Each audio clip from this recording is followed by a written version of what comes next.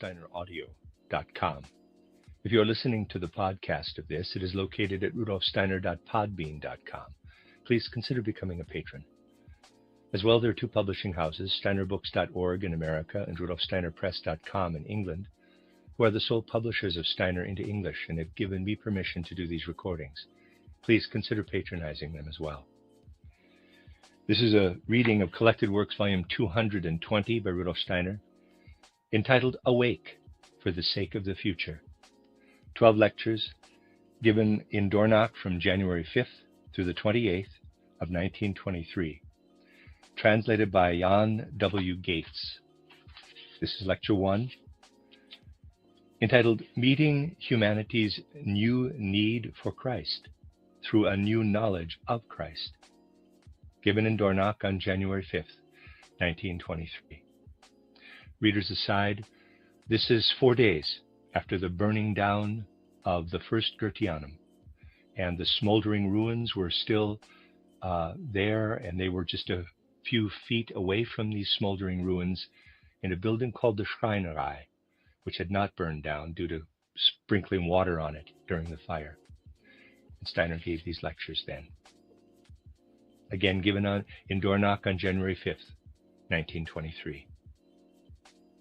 Safe like repair, safe like replace. Sadly, windshield chips can turn into windshield cracks. But at least you can go to safelight.com and schedule a fix in minutes. With flexible payment options, get it fixed now and pay later, only at safelight.com. Looking like study time. Trying to. Oh, your Lenovo Aura Edition can block online distractions. Sorry, is that distracting? Just our roomy routine. Find your focus on a Lenovo laptop with the power of Intel inside at Best Buy. In the days just before the Goetheanum was destroyed by fire, I presented lectures about the relationship of the human being to the course of the year and other matters related to this theme. Today, I would like to go back to an earlier time, one we have often considered and must understand well, if we are going to grasp the course of human development in the right way in our day. Processes that occur in the human being can be observed in the recurring phenomena of the changing seasons as well. Over the course of time, knowledge from the ancient mysteries and schools of initiation was brought to those human beings who could grasp it and wished to spread this knowledge further. With this knowledge, human beings strengthened their capacities for thinking, feeling, and willing, and were able to see themselves in relation to the entire universe. Now we can ask ourselves, how is it that in ancient times human beings had an understanding of the relationship of the human being to the universe? That is, the relationship of the microcosm to the macrocosm, and knew how this was expressed in the unfolding seasons of the year. In the past, humanity had such an understanding, for the inner soul of the human being, at one time, was more closely bound to the formative forces of the etheric body than it is now. During the course I gave last year about philosophy, cosmology, and religion, I spoke about the origin of the etheric element in human beings. After a person has passed through suprasensory life, between death and a new birth, and already has sent the spirit seed of the physical body to the earth, the individual draws together the powers of the cosmic ether from which the individual's etheric body is formed. Only afterward is the individual etheric body joined to the physical body that belongs to the human being during earthly life. The human being descends from the spiritual realms in such a way that the soul spiritual nature becomes enfolded within the etheric body. Then the individual joins together the soul spiritual and etheric elements with the physical inheritance one receives through father and mother. In earlier times of humanity's development, an individual formed a bond with the etheric body before earthly life began. A bond that was more intimate than a person was able to make during later ages, including our present time. This earlier intimate bond with the etheric body allowed the human being to understand knowledge stemming from the ancient mystery traditions. Looking at the physical sun, a human being knew that the sun was the physical expression of something spiritual. Knowing this, people understood what was meant when someone spoke about the sun spirit. Recognizing the sun as the physical expression of spiritual reality was possible because people had experienced the intimate bond between the soul spiritual nature of the human being and the etheric body, or the body's formative forces. It would have seemed ridiculous to them if they had been expected to believe that the sun was a physical globe of gas floating in cosmic space, in the manner portrayed today by the astrophysicist. It was self-evident to human beings in an earlier time that the spiritual was inherent in the physical. And in all of the ancient mysteries, this spiritual aspect was identified and revered as the sun spirit.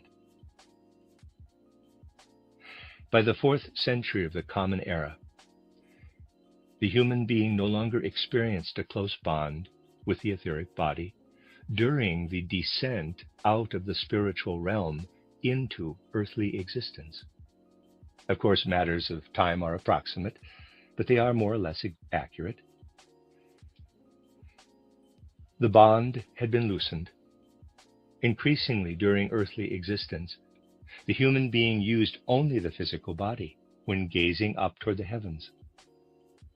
In ancient times, when people looked up to the sky, they saw the sun, but inwardly there arose the impression that beyond its physicality, something soul spiritual was incorporated within it.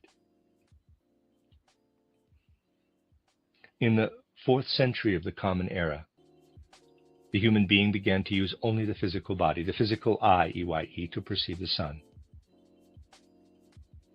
A glance outward into the universe was no longer supported by the power of the etheric body or its formative forces.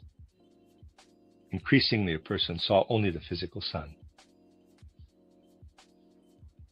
The existence of the sun spirit, however, still could be learned as something that once was known and still could be described as traditional wisdom.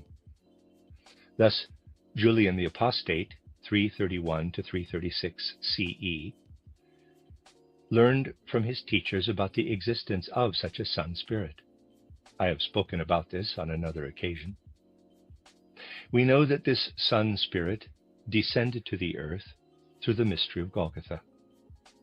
The sun spirit exchanged his life in heaven for an earthly life, so that his influence after the mystery of Golgotha would place humanity's development in harmony with the earth's planetary destiny. You may have challenges that look bigger, stronger. In the natural, you don't have a chance.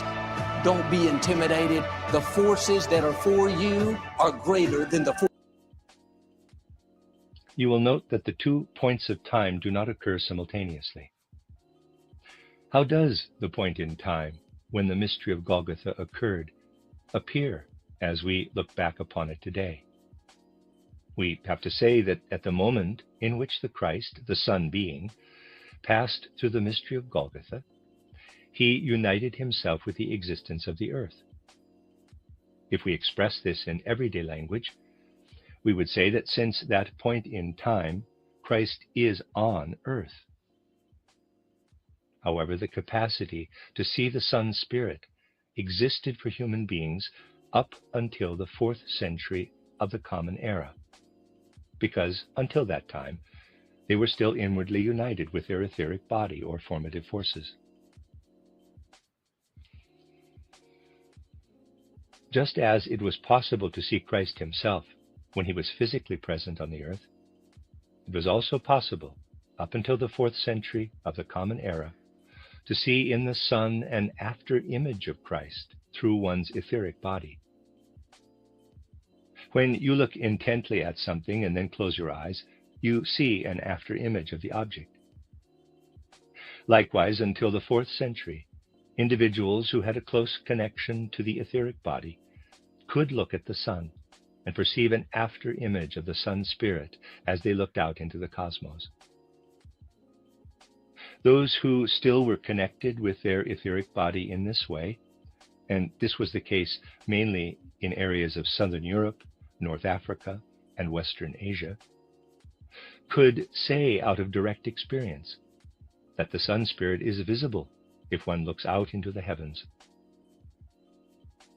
And these individuals did not understand what it meant when the teachers and leaders of other mysteries said, quote, "The Christ is on earth," close quote. This I spoke about in the course entitled Philosophy, Cosmology, and Religion in September 1922. Remember that during the 400 years after the mystery of Golgotha, a great number of people could not grasp what was meant by the statement, quote, "Christ has appeared on earth," close quote. For them, what happened in Palestine was an insignificant event, just as it seemed to be for various Roman writers, who recorded it in an offhand way. For them, the man referred to as Christ was an insignificant personality who encountered death under unusual circumstances. These people would not have understood the profound mystery of Golgotha. We can say that these individuals did not need to think of Christ on earth, for they still thought of him in the old way, as being in heaven. For them, Christ was still the spirit of the cosmic all, who worked through light. For them, he was the all-inclusive light of humanity. For them, there was no need to look within and to search for Christ within the human eye, capital. There was a person who could not grasp why you would need to search for Christ on earth, and who instead understood that Christ is found in heaven, lives in the light, shines daily upon the earth after the sun rises, and no longer shines after the sun sets. Such an individual was Julian the Apostate. For him, what occurred in Palestine was like other historical events. It was an ordinary, even an insignificant historical event, because human beings living at that time did not yet experience a need or yearning for Christ. Today, we wish to find out when and how this yearning to understand Christ in earthly manifestation first arose. If we want to grasp the successive stages in the development of humanity and the earth after the Atlantean catastrophe, we must keep the following in mind. The Atlantean catastrophe, which I have often described, takes us back to the 8th and the 9th millennia before the Common Era. You may read about the first post-Atlantean period, the ancient Indian cultural epoch, in my book titled An Outline of Esoteric Science. In the ancient Indian period, the human being lived primarily in the etheric body or the formative forces. The bond with the etheric body was so intense that you could say that the human being lived within or inside the etheric body or formative forces. It was as if the physical body was merely a garment. It was something external. The human being looked out into the cosmos more fully with the etheric eye, EYE, than with the physical eye, EYE. During the ancient Persian, or the second post-Atlantean era, human beings looked into their surroundings with the help of the sentient body. You can't play me, rein me in, or try and tame me. It's time to put yourself first. Don't stop believing your worth. Let it rain on you. 'Cause you're fabulous. Hello, Moto. There's gotta be another way. You think I want to do this? Yeah, just do it.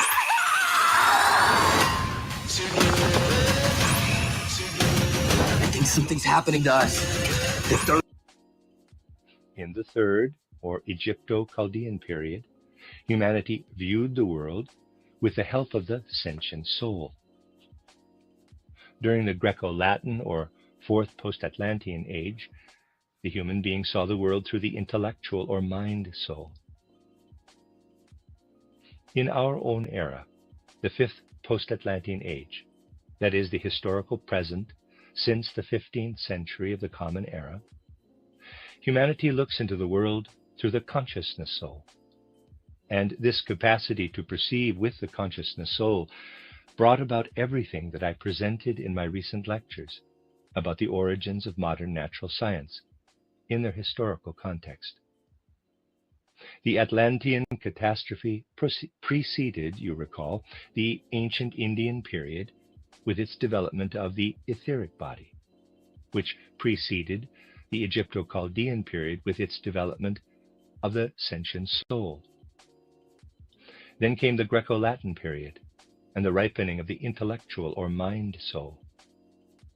Today, our development as human beings is concerned with the consciousness soul. Now, let us clarify what all this actually means. If we wish to represent this reality schematically, we would have to show the physical body next to and separate from the etheric body. The soul first became active while the human being was still living entirely in the etheric body. That occurred in the first post-Atlantean or ancient Indian epoch. When the soul asserted itself in the sentient body, it was still entirely within the etheric body. That took place during the second post-Atlantean or ancient Persian epoch. During the Egypto-Chaldean or third post-Atlantean epoch, the human being initially continued to experience the soul within the etheric body. During this era, the human being began to experience the soul inwardly as well. To the extent that human beings experienced the soul inwardly, they felt as if the soul extended partially or halfway beyond the etheric body.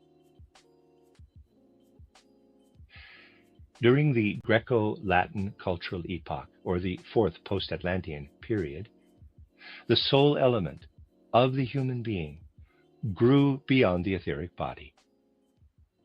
Up until about the year 333 CE, the human being still experienced the soul within the etheric element. By that time, however, a person also had grown beyond an awareness of the etheric body. The soul remained only loosely connected with the etheric body and had lost an inner connection to it. The soul felt abandoned. It was obliged to go out into the world without the support of the etheric body.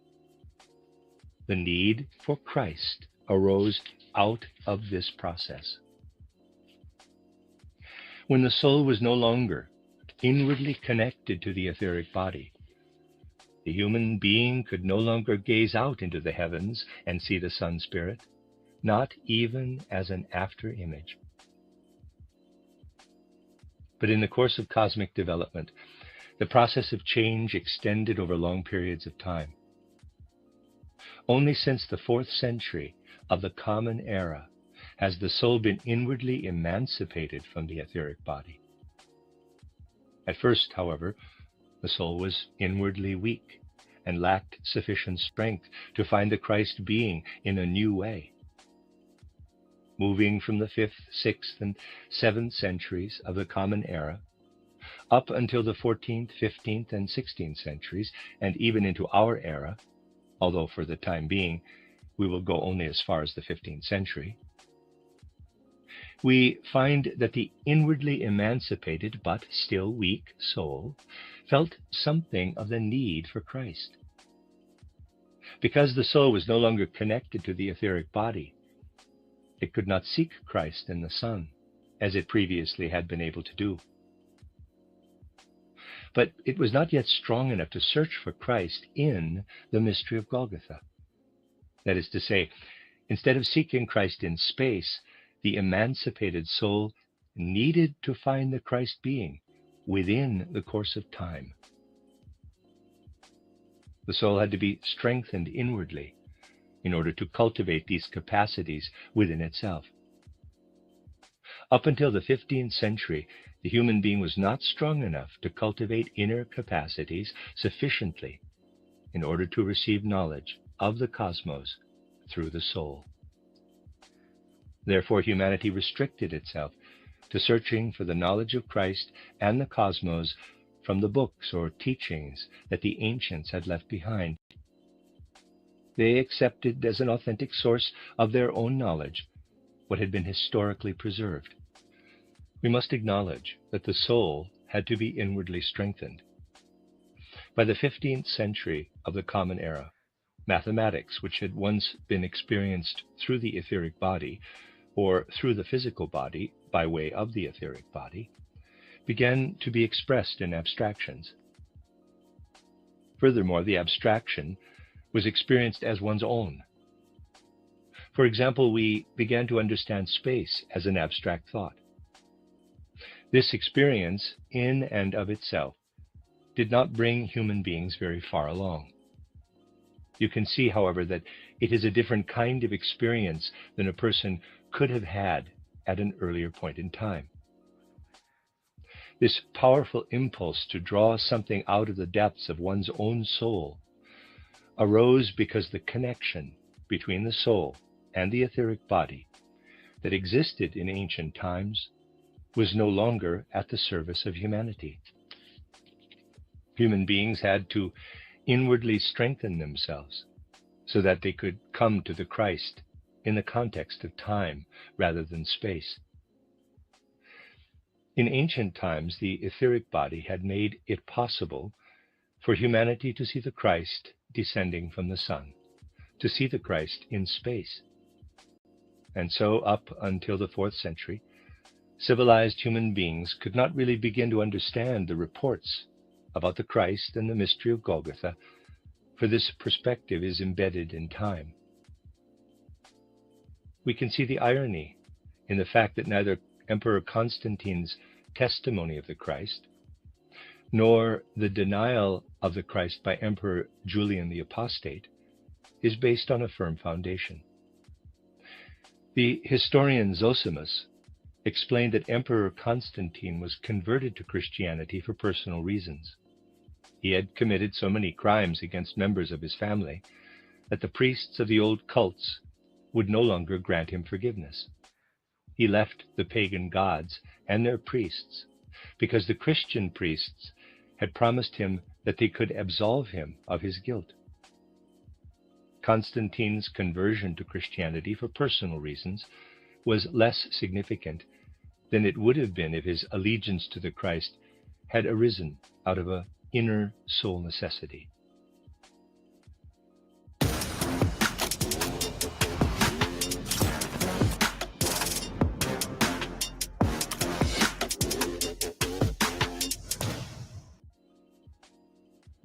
Initiation into the Eleusinian mysteries, even though they had already become very superficial, was all that Emperor Julian needed to become inspired by the Sun Spirit of ancient tradition. For Julian the Apostate, just as it was with Constantine, his allegiance did not rest on a deep foundation, even though he received extraordinarily important knowledge during his initiation in the Eleusinian mysteries.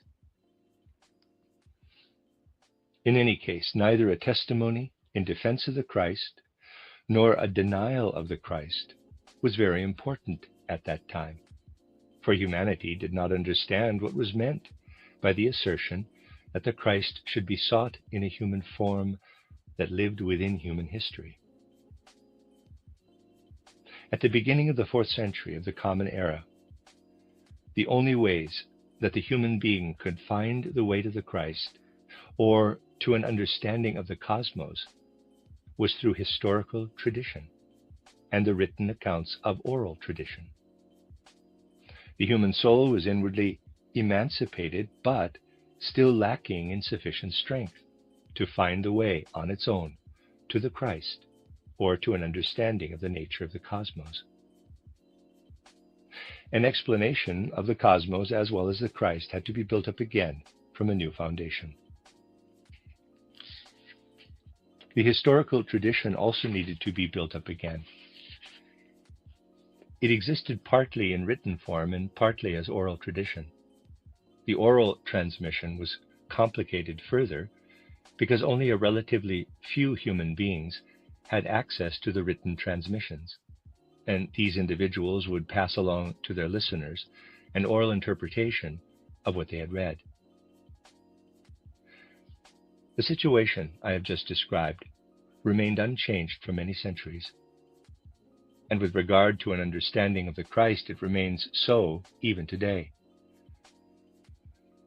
But it was very significant in the 4th century that the soul had become inwardly free.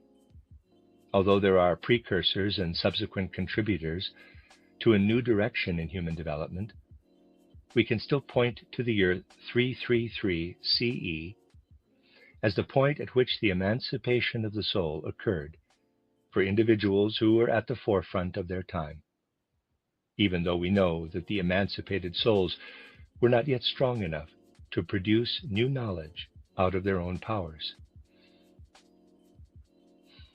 It was already true that a person who was aware of authentic accounts from earlier times and thought deeply about these traditions could say, quote, "Not long ago, there were still human beings who could see something divinely spiritual in the sun. I no longer am able to see in that way.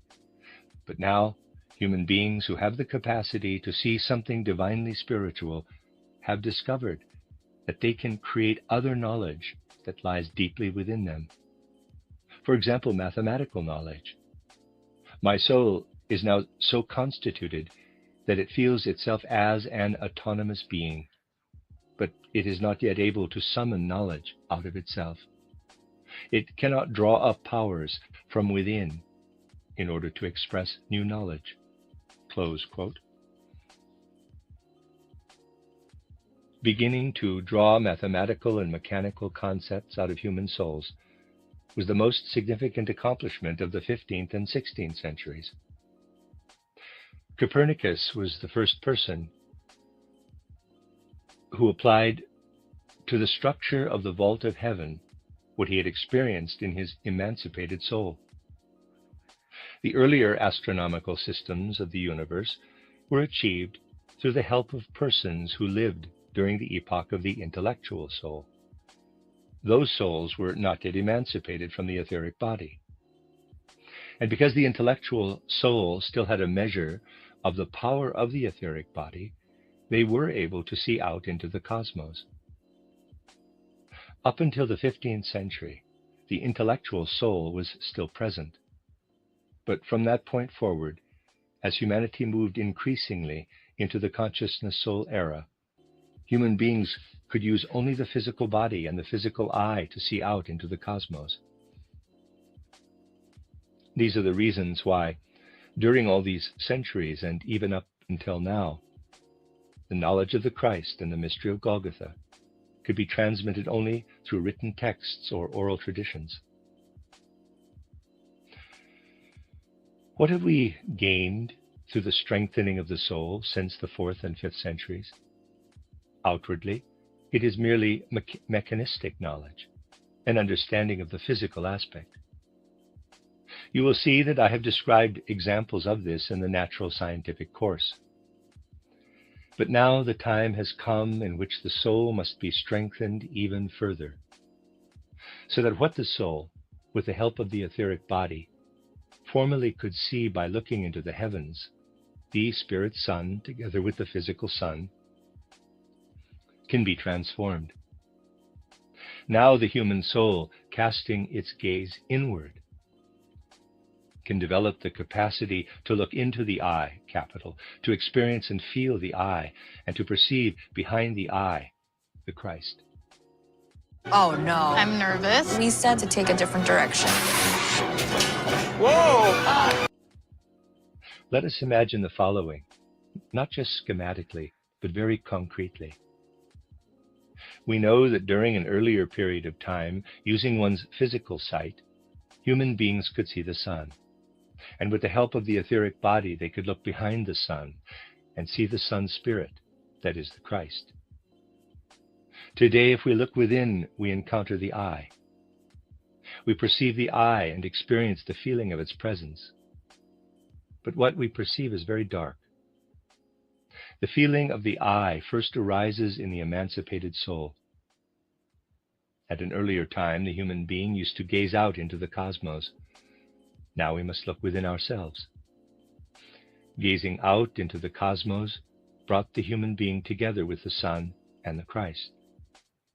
At first, gazing within merely allowed the human being to be brought together with the eye. Now we must develop the capacity to discover behind the eye what we used to experience out of the physical sun. The human being once was able to experience the Christ while watching the sun's light between sunrise and sunset. Now we experience the Christ as the illuminator of the knowledge streaming out of our eye. Thus we now shall find in the Christ the strong support for our own eye.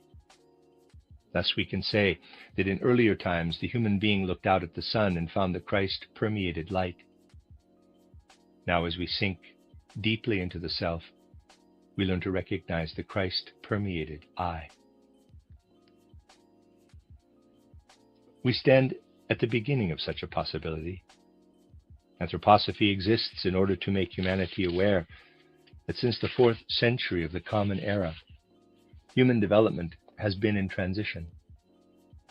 Before the 4th century, humanity could look into the heavens and perceive the Christ as sun spirit in space. Now human beings must deeply experience their inner self and find the inner sun spirit, the Christ within the eye. Just as previously, Christ had appeared within the physical sun. The Christ has become the bearer of the eye, just as previously he had been the sun spirit. In the 4th century of the Common Era, the peoples who were rooted within the Greco-Latin civilizations began to feel drawn to the Christ in a way that could be satisfied through the written and oral traditions. Today, these written and oral traditions have lost their persuasiveness among the most pioneering spirits. Human beings have to learn to find the Christ deep within the inner self, just as humanity in ancient times was able to find the Christ in the sun and in its light. We need to understand the intervening centuries of transition in the right way. The soul had achieved its independence during this time, and yet it also felt as if it were empty.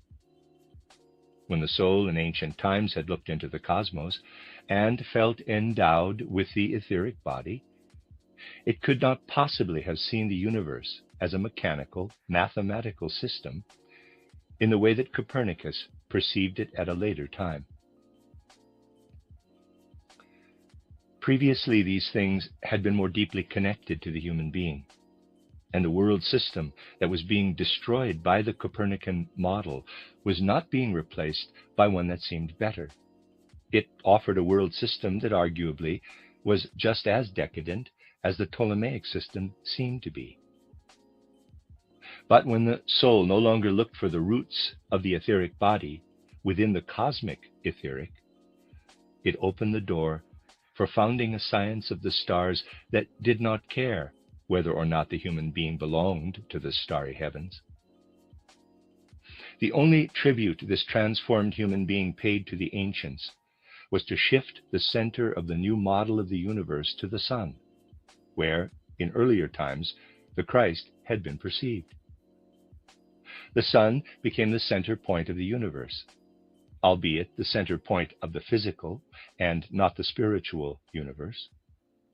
And thus a dim recollection remained that human beings long ago had looked up at the sun, acknowledged the sun as the middle point of the universe, and felt simultaneously the Christ being.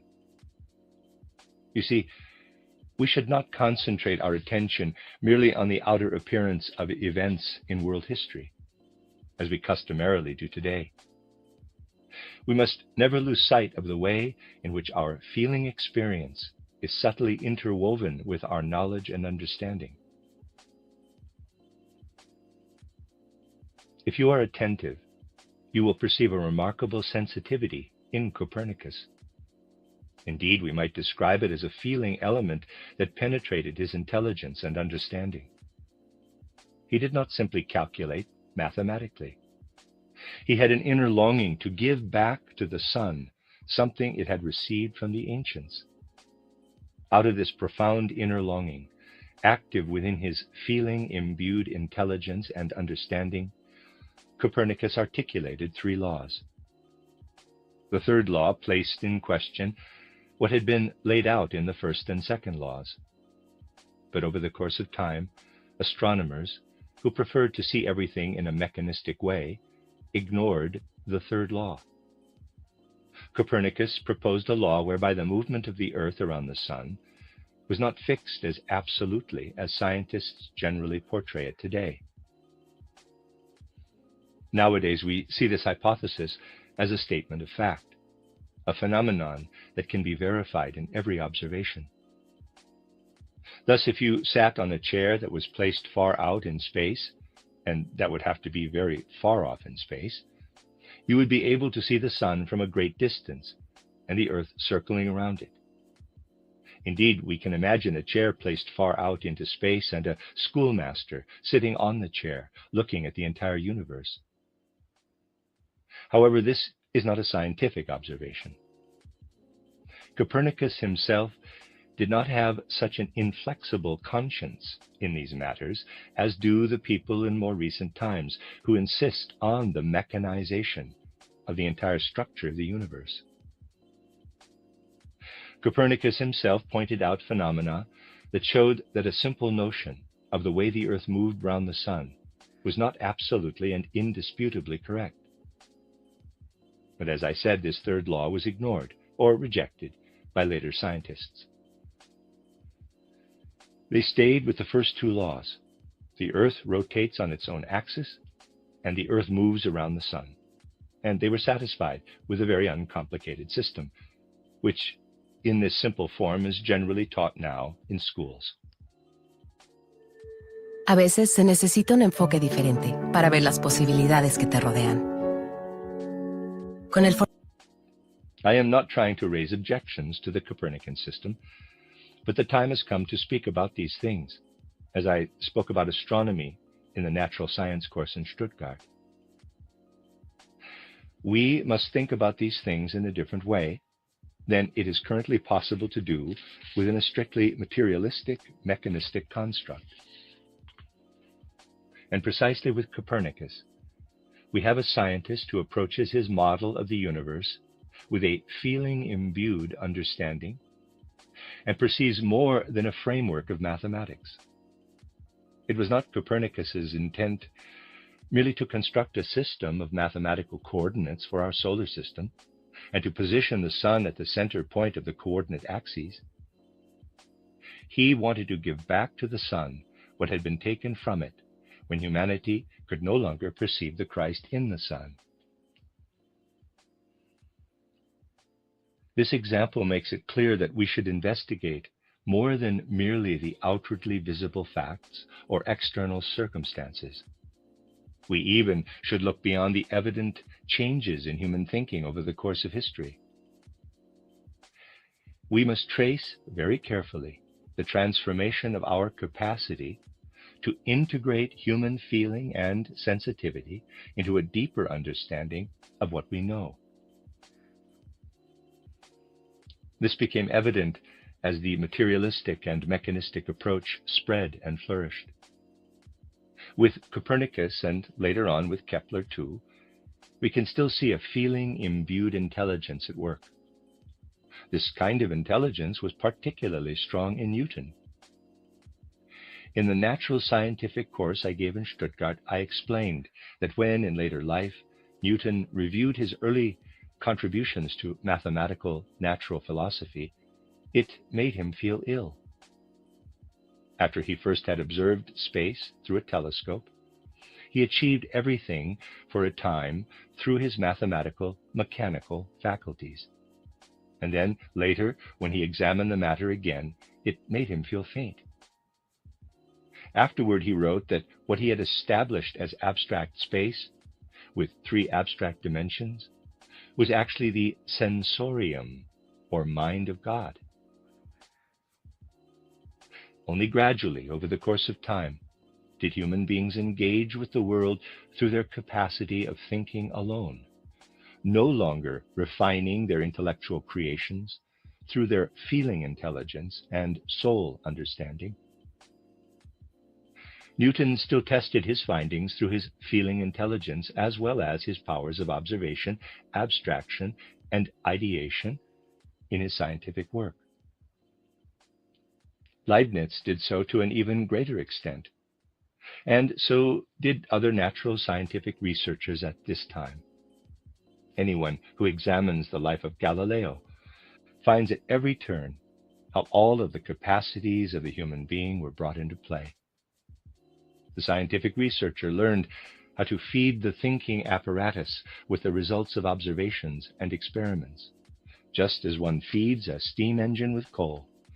And the human being who approached knowledge in this way emerged later as the authoritative leader of scientific research, conducted without any preliminary or prescriptive hypotheses, on the grounds that any predetermined hypothesis fails to lead to real knowledge. Thus we see that in the 4th century of the Common Era, the soul had emerged, strengthened by its autonomy from the etheric body, and yet sensing its own emptiness.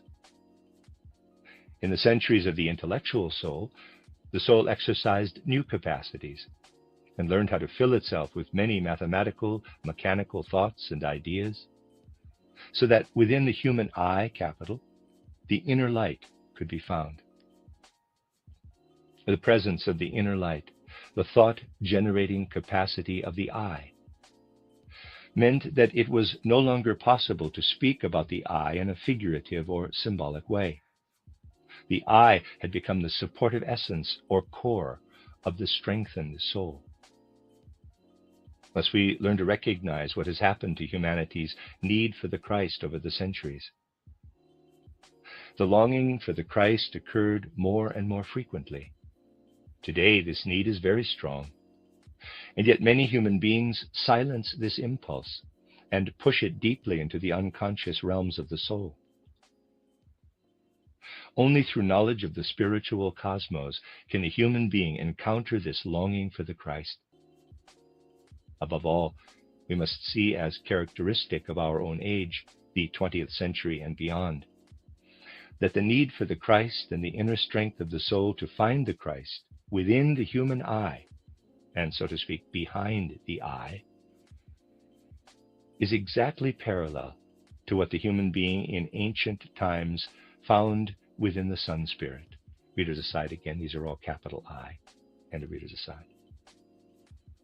If you were in San Diego Juvie, you've probably seen the ads for the lawsuit going around, maybe even clicked on one or two. But did you know that if you The way in which the human being stood in relation to the Sun Spirit during the Greco-Roman era was as if it occurred by the last rays of sunlight. For the Sun Spirit appeared to human beings in its full soul spiritual radiance only during the ancient Indian epoch. Now we are living in a time of the first light of a new day, in which the knowledge of the Christ can be generated by the powers and capacities resident within the human being. The ancient knowledge of the Sun Spirit, which Julian the Apostate wanted to solidify, can no longer satisfy the human being in any way. Indeed, the efforts of Julian were futile in the context of historical development. In the epoch, beginning with the 4th century, human beings simply did not know how to experience the Christ directly. There followed centuries in which the need for the Christ could be met only through the remnants of oral or written traditions. Now, in our time, we can truly understand what is written in the Gospel of John as the words of Christ to his disciples.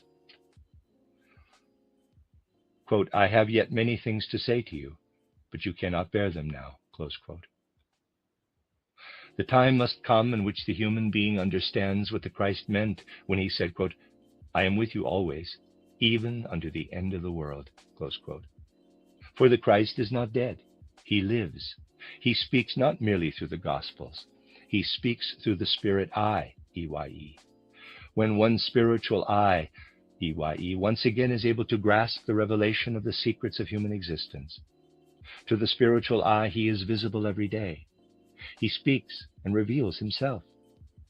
And we are a feeble humanity if we fail to strive in our era so that human beings might receive and grasp what the Christ once wished to say. 2,000 years ago, human beings were not constituted in a way that would have allowed them to understand what the Christ offered to them. Of course, human beings around the Christ could understand something of what he was saying. And the gospel as oral and written tradition has continued to exist over time for all human beings, so that the words quoted above have been spread throughout the earth.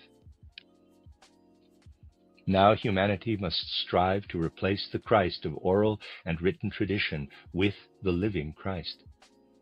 In our day, it is unchristian if you wish only to reaffirm what has been written or passed down for centuries.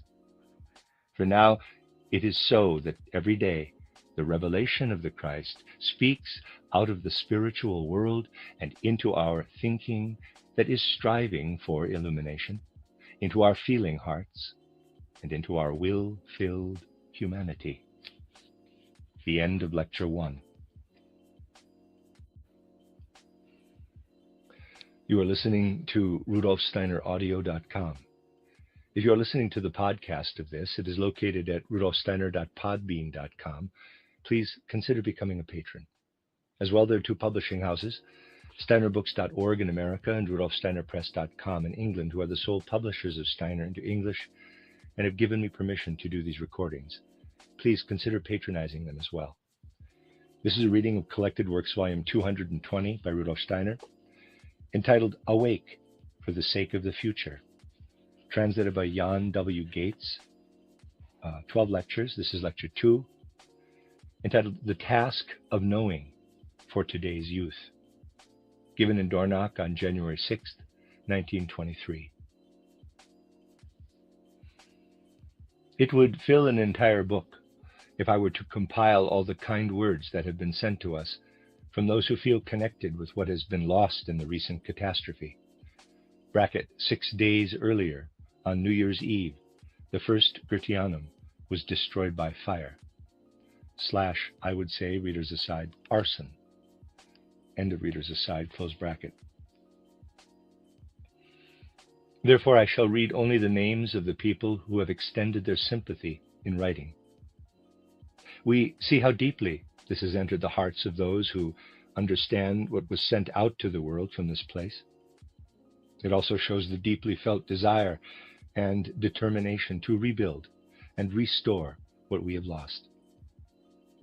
It will be a source of strength for many of you to know how widespread our work has become and how deeply our sense of loss is shared by others. For our goals should not be merely theoretical. They should find expression in work, in love toward one another, and in devoted service to humanity. And so we ought to speak here about the deeds we expect to carry out and the tasks we intend to accomplish. I shall mention only the names of persons who are not present, for what fills the hearts of those who have been here in these days of grief-filled gatherings can hardly be expressed in words, even though it is felt no less deeply or clearly. So allow me to continue without mentioning the names of dear friends who on this occasion are present, even though they too have expressed their condolences in writing. You know who you are. Bracket, the names were read, close bracket. We can assume that what we have begun here is already deeply rooted in many hearts. Let us take note that a recent course attracted a larger number of friends from outside this area who also wish to pursue anthroposophic matters here at the Goetheanum. Today, allow me to turn our attention especially to the young friends who have come to this course to discover for themselves what is meant by anthroposophy, and who recently have found their way in such a fine and heartfelt manner to this movement. We must understand what it means when young souls are earnestly striving to grasp what can be known today about science, art, and so forth today, and also sincerely want to work within the anthroposophic movement. These young friends who are attending this course are among those who came here a short time ago, saw the Goetheanum, and expected to see the Goetheanum again on their return. And indeed, they thought that they would see it in a different form than is now the case. And when I turn my thoughts preferentially to these younger friends, I do so knowing that those who carry the anthroposophic movement in their heart also carry as an immediate soul concern whatever a particular group or single individual may be experiencing. For the most part, the younger friends who want to find their way into anthroposophic work are searching for what is called today the life of the spirit. In particular, I would like to speak to those who are pursuing the study of academic disciplines, feel an impulse to work together with others, and wish to carry out their striving within the anthroposophic movement. Above all, these young people are earnestly striving to imbue the human soul with the life of the spirit. Within anthroposophy, a life of the spirit is spoken about that cannot be achieved in any easy manner, although today precisely an, in quotes, easy approach appeals to most human beings. We do not try to conceal the fact that the paths to anthroposophy are difficult ones. Anyone who consults anthroposophic literature will also be convinced of this. But the paths are difficult because, on the one hand, they are related to the most profound and potent human values, and on the other hand, they require people to see clearly the signs of cultural decline in our time and recognize that the anthroposophic movement is trying to move forward along a different path. We must not lose sight of the fact that anthroposophy can be meaningful in many ways for people living in the present age.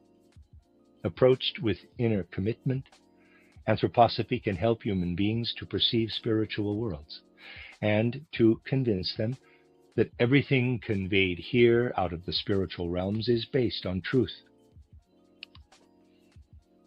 But I must emphasize ever and again that even as important as it is for individuals in the present to take up this earnest, difficult path, nevertheless, those who possess an unprejudiced, healthy human understanding can gain insight into the truth of anthroposophy on the basis of their own inner resources and capacities.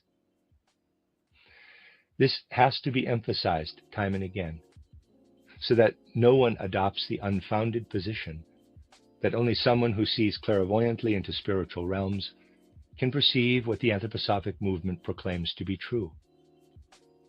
Intellectual life and modern civilization present so many prejudices to human beings today that only with difficulty can we trust healthy human reason. In the light of such prejudices, we are even less likely to be convinced of the truth of anthroposophy without the aid of clairvoyance. The Anthroposophical Society should take the lead in sweeping away the prejudices so common in present-day civilization. Indeed, it should work against prejudices in all of its endeavors. If the Anthroposophical Society were to set such an example, then we might be justifiably confident that a human being's inner powers of knowing can grow without clairvoyance. And those individuals who, for whatever reason, cannot strive for the exact clairvoyance that we also will speak about here, still can achieve a full confirmation of the validity of anthroposophic knowledge. There is yet another very special path, by which academically oriented young people can find their way to anthroposophy. You see, the study of academic subjects could and should provide the starting point from which young people can arrive at their own intuitive perception of the spiritual legacy of anthroposophy. At Cox, we're always a step ahead. Like how the price of your plan won't go up for 3 years. Guaranteed. That's refreshing. Woo! S'mores. Lock the price of your plan for 3 years. Just another way we keep you a step ahead. Gatorlight, a specialized blend of 5 electrolytes for rapid rehydration. Gatorlight, is it in you? Let me emphasize that I refer specifically to the human being's self-generated perception. The possibility does exist for science, knowledge, and the inner life to be integrated within our educational system. But consider how little university students in our present civilization are inwardly connected to the field of knowledge they are striving to master. It cannot be otherwise today, for academic subjects are brought to students as something more or less external to them. They encounter a system that is not at all adapted to express or even to speak of what are often extraordinarily significant aspects of empirical knowledge. Staggering truths, really staggering truths, are inherent today in every field of knowledge, every science or academic subject. And these are truths that, if young people were to encounter or experience them, would give them a kind of microscope or telescope of the soul. If young people were able to approach these truths through their faculties of soul, they would be able to unlock mighty secrets of existence. The investigations that would lead to enormous discoveries, if they were properly cultivated, are precisely the ones that would delight the hearts and souls of young people. It would enrich students enormously if they were to find within their academic studies the acknowledgement of the depths of human nature and the individual personality. We have to point out again and again that students living within a system of indifference recognize that the subjects they study are also presented with indifference. As a result, the relationship of students to the many-faceted examples of unlocking truths or discovering new knowledge in empirical science remains at a superficial level. I would even say that some, or even the majority, of our university students go through their entire course of study without an inner experience of the academic disciplines they study. We allow the subject matter to wash over them, and then, having reviewed sufficiently beforehand, pass the required exams and find a position with which they can make a living. It sounds almost paradoxical to say that the hearts of university students should be addressed in everything that is brought to them. It sounds like a paradox, but it actually could be so. For young people who have a subjective capacity and inclination, they respond to a subject out of the depths of their own heart, even though they may encounter something of the driest book or driest lecture and cannot understand the intent of the author or lecturer. Sometimes in such a young person, the subject may penetrate the soul deeply. We notice in the best of the young friends who have come into the anthroposophic movement that they themselves are not responsible for this, but rather through their destiny within the life of the present-day civilization, they have been offered nothing for the heart out of the current impulse toward knowledge, nor have they received anything for the head. Some of you here will not want to forgive me for saying this, but most of the students who are here will indeed understand it. Today we have reached a time in the development of the natural sciences, I tried to describe this in the natural science course, in which the students typically have to experience in their study of the natural sciences what I would call a feeling of oppressive weight or paralysis within the soul. Indeed, science today is such that whoever studies it with diligence and discipline Experience is something like the anguish that overcomes the soul when you wrestle with the philosophical problem of knowledge. Anyone who looks around at what exists in the sciences today encounters great cosmic questions embedded within the narrow descriptions of phenomena. And these detailed formulations that arise out of the truths of natural science press into the soul the impulse to articulate the riddle that has to be solved. Human beings long to solve these riddles. Otherwise, we feel an inner paralysis and oppressive constraint. If only this anguish, this paralysis, could be transformed into a beneficial fruit of our study of the natural sciences. For out of the anguish that grips the entire human being, there could arise not only the longing for the spiritual world, but also the capacity to see into the spiritual world. And so when the human being has to absorb knowledge in a way that cannot satisfy one's inner being, this experience ignites a powerful impetus within the soul and heart to overcome what is inwardly so unsatisfying. That is what one finds so terrible, so shattering in the pursuit of knowledge today. No effort whatsoever is made to understand that the current situation can work upon the entire human being in such a way that young people are prevented from reaching up to what is worthiest in humanity.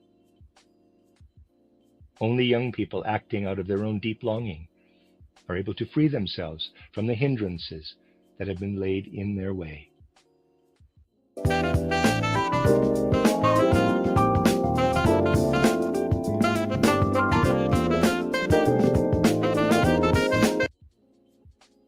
And when we turn from the natural sciences to the humanities, we discover that during this era, when the natural sciences have ascended in their influence, the humanities also have been affected by the methods used in the natural sciences. If students could be guided to the humanities in a way that restores a fully human perspective to the humanities, they would experience something that I would like to call an inward soul shortness of breath. For if all of the abstract ideas, the results of documented research and everything else that can be found typically in the study of humanities today, were brought with human sympathy to young people, it would produce a kind of soul shortness of breath in the individual. This gasping for breath would awaken the impulse, the necessity to reach higher into fresh air, and thus enter the realm of spirit observation that supports an anthroposophic world perspective.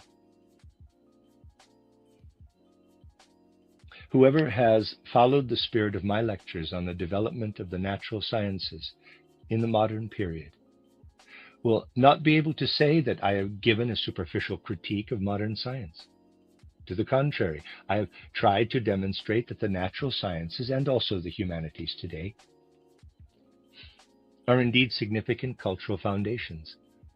They have served and must continue to serve the bases of civilization that must be laid down and acknowledged, so that we can extend these foundations of knowledge further in the future. But the human being cannot be anything other than a human being.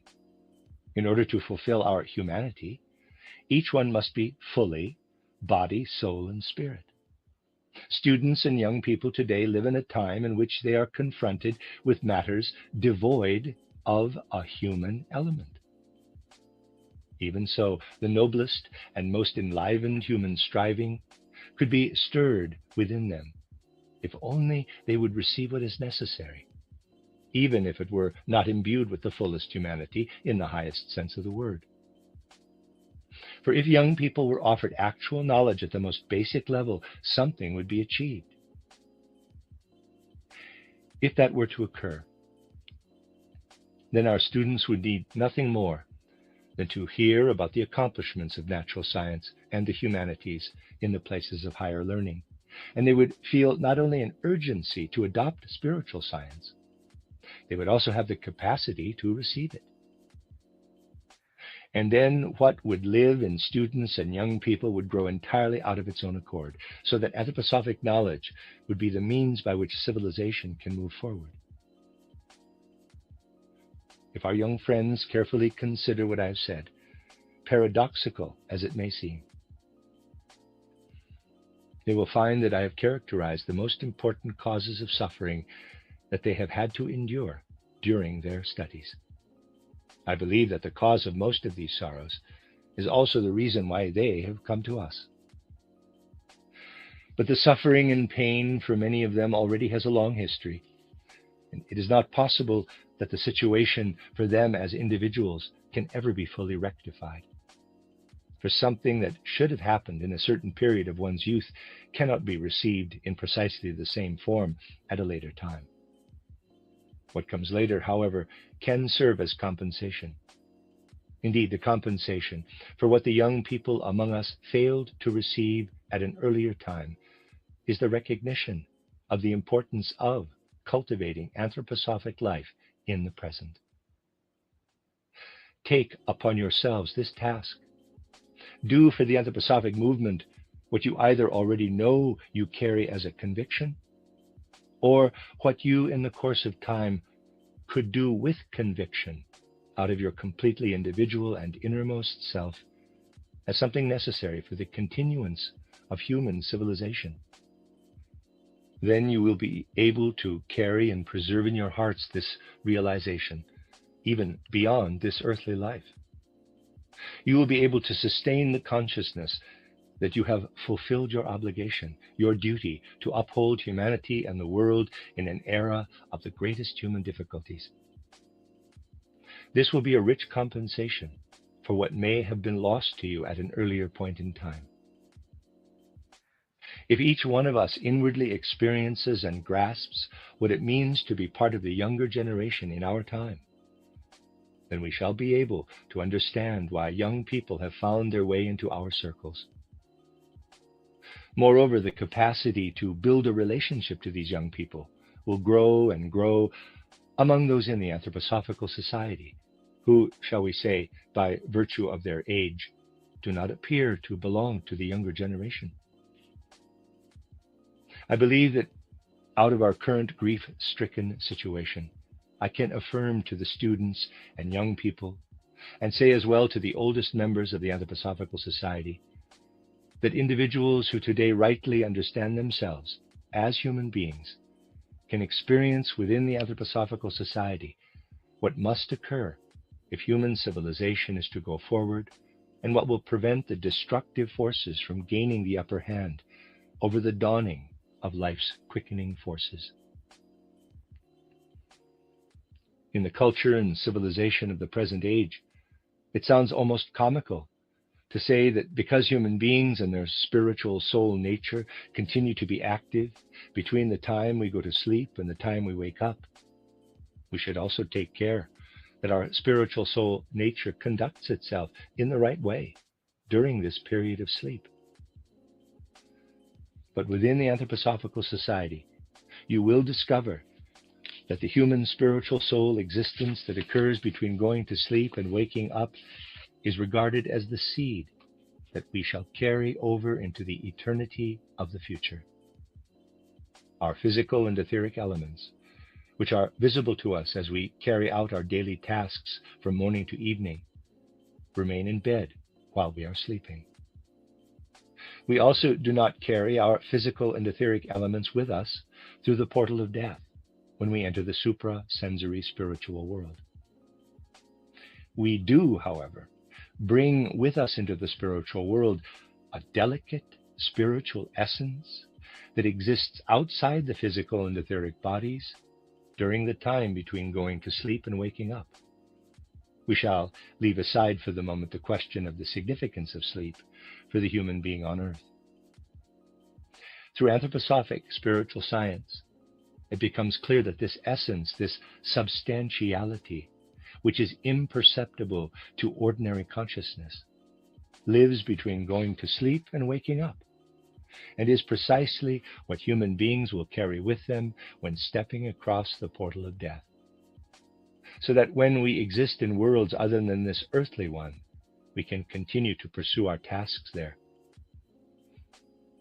The tasks that the human being wishes to accomplish between death and rebirth will be achievable insofar as we have cultivated the spiritual soul element during earthly life.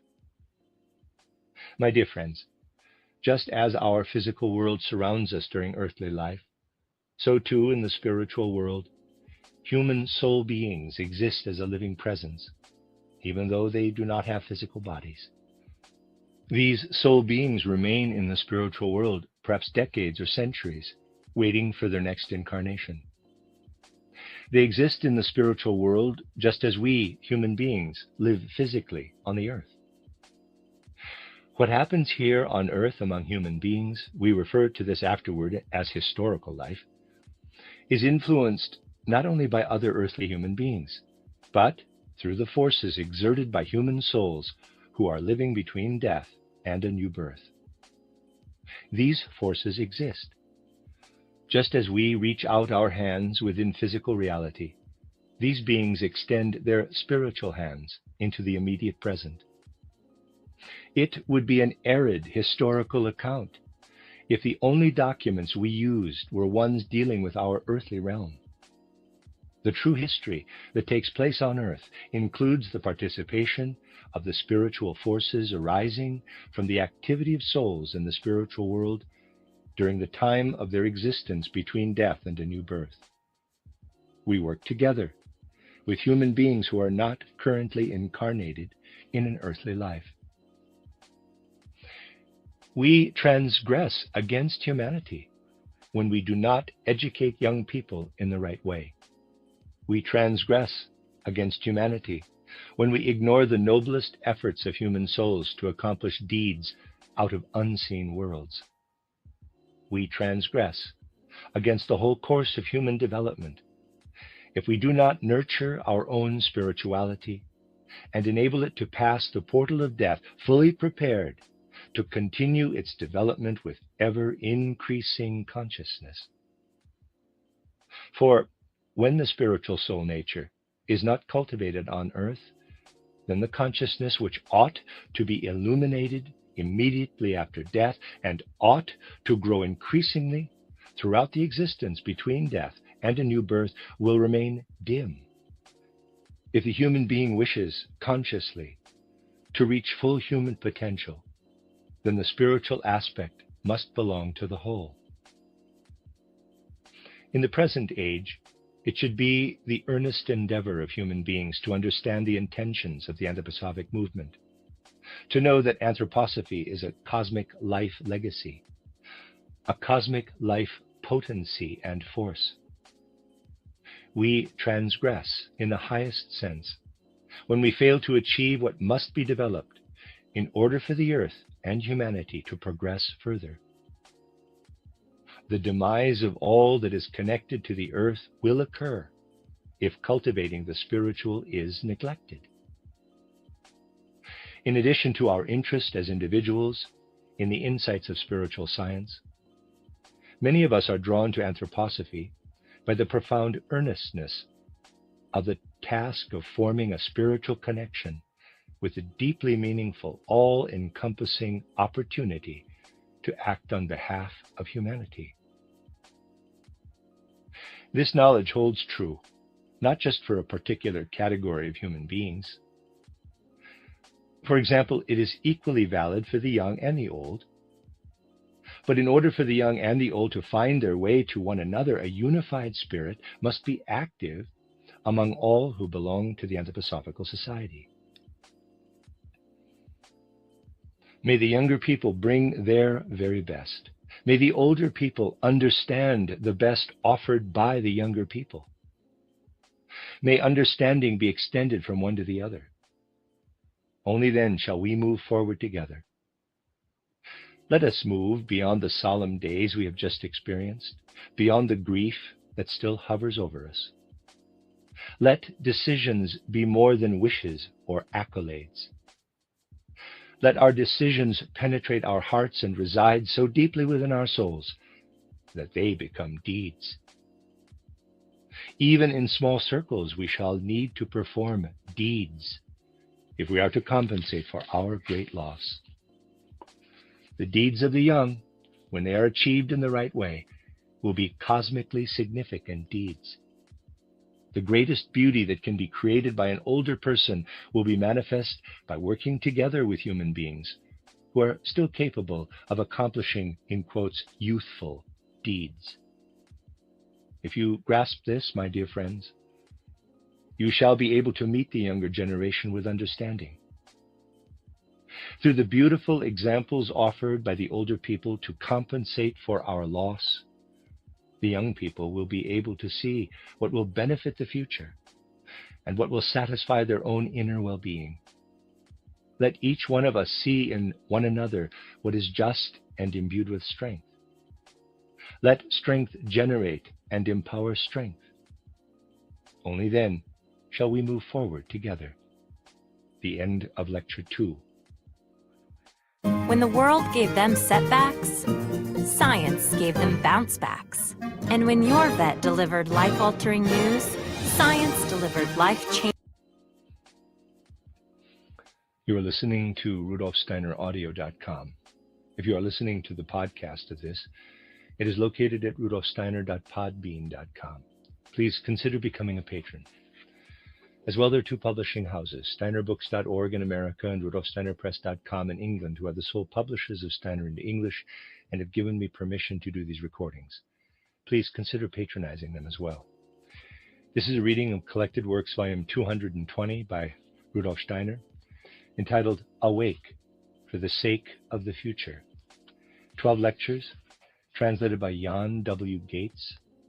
This is Lecture 3, entitled The Earth's Interior and Celestial Constellations in Relation to the Physical Human Being. Given in Dornach on January 7th, 1923. Today, I would like to refer to the preceding lectures and then move forward using the results of spiritual scientific research to show how the human being is placed within the entire cosmos. I shall speak about the human being, first of all, by looking at the physical organization, and then by considering what is called in spiritual research the etheric or life body, the astral body, and the organization of the I capital. But we will not understand the various aspects of the human being by merely enumerating them in sequence, for each of these elements is related to the cosmos in a different way. Only when we understand the ways in which the different elements of the human being are ordered within the cosmos will we be able to grasp the relationship of the human being as a whole to the universe. Observing a human being standing before us, we see that the four members of the human constitution are indistinguishably joined together and united in reciprocal interaction one with another. In order to understand them fully, we first must consider each one separately in its specific relationship to the cosmos. We shall accomplish this not by using an all-encompassing approach, but by observing them one by one from a specific point of view. Let us consider human beings in relation to everything that exists outside the body, all the physical surroundings that extend outward to the periphery of human perception. Here we find the outwardly visible human senses. Yet we know by means of anthroposophic observation that we can reach certain kinds of human sense perception only by going beneath the outer surface of the body and entering the innermost aspect of the human being. Essentially, we have to look for these senses inside the body. These inner senses instruct us about their nature from our innermost aspect, although they do so in an unconscious way from their point of origin within the body. With regard to all that exists outside and surrounds the human being, we can say that the outer world is connected to the senses that are found on the outer surface of the human body. we need to consider only the most visible of the senses, for example, the eye or ear, to discover that we receive impressions from the outside. It is necessary, of course, to confirm this by thorough, detailed observation and research, which, for some of the senses, we have already carried out in this very hall. But as the outer world presents itself to us in everyday life, we can already say that a sense organ, such as the eye or ear, perceives things through outer impressions. Our upright position in relation to the earth allows us to receive impressions of our surroundings along a horizontal plane. Even a more exact observation would show that what I have just said is absolutely correct.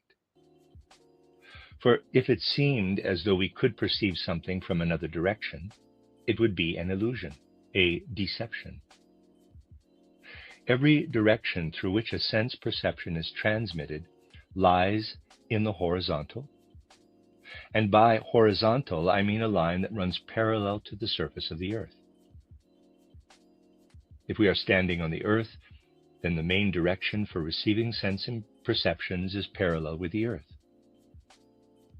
Along the direction of the slightly curving line of the earth's surface flow all our external perceptions.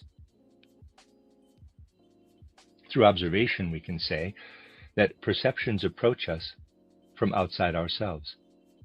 Then they pass from the outer to the inner aspect of the human being. And what do we bring to these perceptions from within ourselves? We bring our thinking and our capacity for imagination to bear on these perceptions. Let this process pass before your eyes. When I perceive something through the eye, an impression comes from the outside, and the power of my thinking and imagination arise from within to meet it. From outside comes an impression when I look at a table. The fact that I can remember the table with the aid of an inner picture is due to my inner capacities of imagination and ideation. When we imagine a human being schematically, we see that the direction of perception moves from the outside to the inside. The direction of the idea or imagination moves from the inner toward the outer. What we envision through the eye relates to human perceptions during our everyday lives, and is the way in which external earthly development reveals itself in our present era. It is what I have already identified as our ordinary consciousness today. However, if you explore anthroposophic literature, you will find that there are other possibilities for human consciousness than those that are readily available to us in everyday life. Now, try to create a picture of what can be perceived by the human being, even if it is only approximate and hazy. You see the colors present on the earth, hear sounds, feel the sensation of warmth, and so forth. You recreate the contours of what you have perceived so that you can fashion for yourself the things you have seen. Through everyday consciousness, we learn to know what is in our surroundings. But there are other possibilities for consciousness that remain more or less unconscious for us today. Other possibilities that are pressed into the depths of the life of the soul. And yet these deeper levels of consciousness are of even greater significance than the states of consciousness that exhaust themselves in the processes I have mentioned thus far. For human beings living on Earth, what lies beneath the surface of the Earth is just as important as what encircles the Earth. We can perceive what exists on the Earth's periphery with our ordinary senses, and grasp what we have perceived through our senses by the power of imagination and conceptualization. This constitutes the consciousness readily available to humanity. But now, let us consider the interior of the Earth. At first glance, it appears that the interior of the earth conceals itself from ordinary human consciousness. Of course, we can dig into the earth to a certain depth, and within a cavity, such as a mine, we can make observations, just as we do about the earth's surface. But that is no different than observing the corpse of a human being. Looking at a corpse, we see something that is no longer a fully human being. It is a residue of the human being. Indeed, if you look at this in the right way, you have to say that the corpse is the opposite of a human being. The true manifestation of earthly humanity is the living, moving human being, which is manifest physically in the bones, the muscles, and so forth, carried within the human being. The reality of a living human being encompasses the bony frame, the muscle structure, the nervous system, heart, lungs, and so forth. A corpse no longer corresponds to the human being. When I have a corpse before me, there is no need to have lungs, heart, or muscle system. Therefore, these elements of the body disintegrate. The various parts of the body maintain the form required of them for a short time after death. But a corpse is actually an untruth. After death, it cannot be maintained. The corpse must disintegrate. It is no longer a reality. Likewise, what I find in the interior of the earth when I dig below the earth's surface is not reality. The interior of the earth affects the human being in a different way than the earthly surroundings that we perceive through the outer senses. From the perspective of the soul, you have to say that the environment of the earth is worked upon and grasped through the ordinary senses of the human being, as well as through the thinking and imaginative capacities of ordinary consciousness. The interior of the earth works upon the human being not along a horizontal direction, but in a vertical movement from below to above. It goes right through the human being. Moreover, what works from below upward from the interior of the earth cannot be perceived in the way in which the outer senses perceive earthly surroundings. If the human being were to perceive the interior of the earth in the same way we perceive our normal earthly environment, then we would need a kind of eye or sense of touch that could penetrate the earth without digging a hole into it, that could pass through the earth as easily as we move a hand through air when we grasp something. When you look through the air, you do not have to carve a hole in it to do so. If you had to make a hole in the air before you could look at an object, it would be the same as insisting that you must dig a mine shaft in order to perceive the interior of the earth. But even if you do not need to dig a hole in the earth to perceive the earth's interior, you still would need to have a sense organ that could, in quotes, see without digging holes in the earth, or an organ that could perceive through feeling. Perceptions of the interior of the earth do not reach into the consciousness of the human being. Nevertheless, the perception of the earth's interior is conveyed through feeling. What is it that we can perceive within the core of the earth? Specifically, we can perceive the various metals of the earth. Recall now just how many metals are contained in the earth.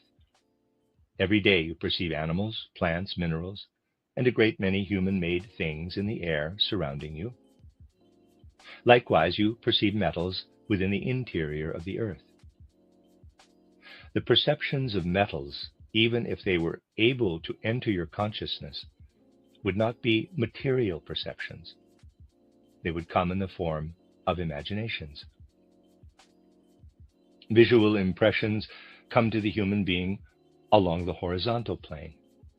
The metals do not send forth visual perceptions. Rather, something from the inner nature of the minerals emanates upward through the human being and calls forth imaginations or pictures. The human being does not perceive these pictures. Instead, the imaginations grow dim.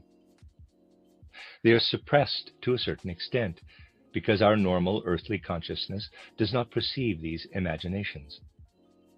Therefore, the imaginations are dimmed until they are reduced to feelings. When, for example, you think about everything that has to do with the gold that exists in the crevices of the earth, your heart perceives a picture that corresponds to gold in the earth. However, this picture is an imagination that is not perceived by ordinary consciousness. It will be experienced only as a blunted yet living inner feeling, a feeling we are not able to articulate. The human being remains silent rather than expressing the perception of this picture corresponding to gold. This is also true for other organs in the body. The liver, for example, receives a certain picture of all that is tin in the interior of the earth, and so forth. All these unconscious impressions are only experienced as an inner feeling. Perceptions from our physical surroundings come to us through the horizontal plane and are met with the power of our thinking and inner imagination. Likewise, when emanations from the metals flow upward from the Earth's interior and pass right through the human being, there arises within us, in response, the dim consciousness of an inwardly living feeling. But at this point in the life of the Earth, these human feelings remain chaotic and indistinct. We experience only an all-encompassing, life-imbued feeling. If we were given a true gift of imagination, we would know that we have a relationship to the metals in the earth. Actually, every human organ functions as a sense organ. Even if we use an organ primarily for another purpose, it still functions as a sense organ. Just as our outer sense organs perceive, the inner organs also have a capacity to perceive. The human being is through and through a sense organ, and just as a complex being is differentiated in its individual sense organs, so individual inner organs also have specific functions. The human being receives the perception of metals from below, and this perception meets a corresponding living feeling within the human being. Our feelings provide a counterforce to the influences metals have upon the human being. It is parallel to the way our thinking and power of imagination counterbalance the effect of everything in our surroundings that is conveyed to us through sense perceptions. And just as we receive the influences of the metals from below, we also receive influences from above, in the movement and form of the celestial bodies in the cosmos. We experience sense perceptions from our surroundings. And we also have a consciousness that receives inspiration from every planetary circuit and every constellation of the fixed stars. As our consciousness streams out in response to the influence of celestial bodies, it has the potential of becoming an inspired consciousness. Just as we allow the power of our thinking to flow outward toward our sense perceptions, we also allow a counterforce to stream outward into the cosmos to meet the inspiration of the moving planets and the impressions of the stars. This counterforce is the power of the will. What arises in our will when we take this inspired consciousness into account, we perceive as inspiration.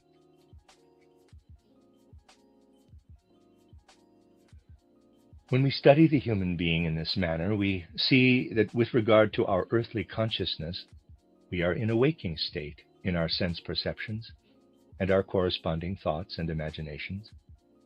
Indeed, we are fully awake only in our life of the senses and in its counter-activity, thinking, when we stand within ordinary earthly consciousness. In contrast to this, our life of feeling is manifest only in a dreamlike state.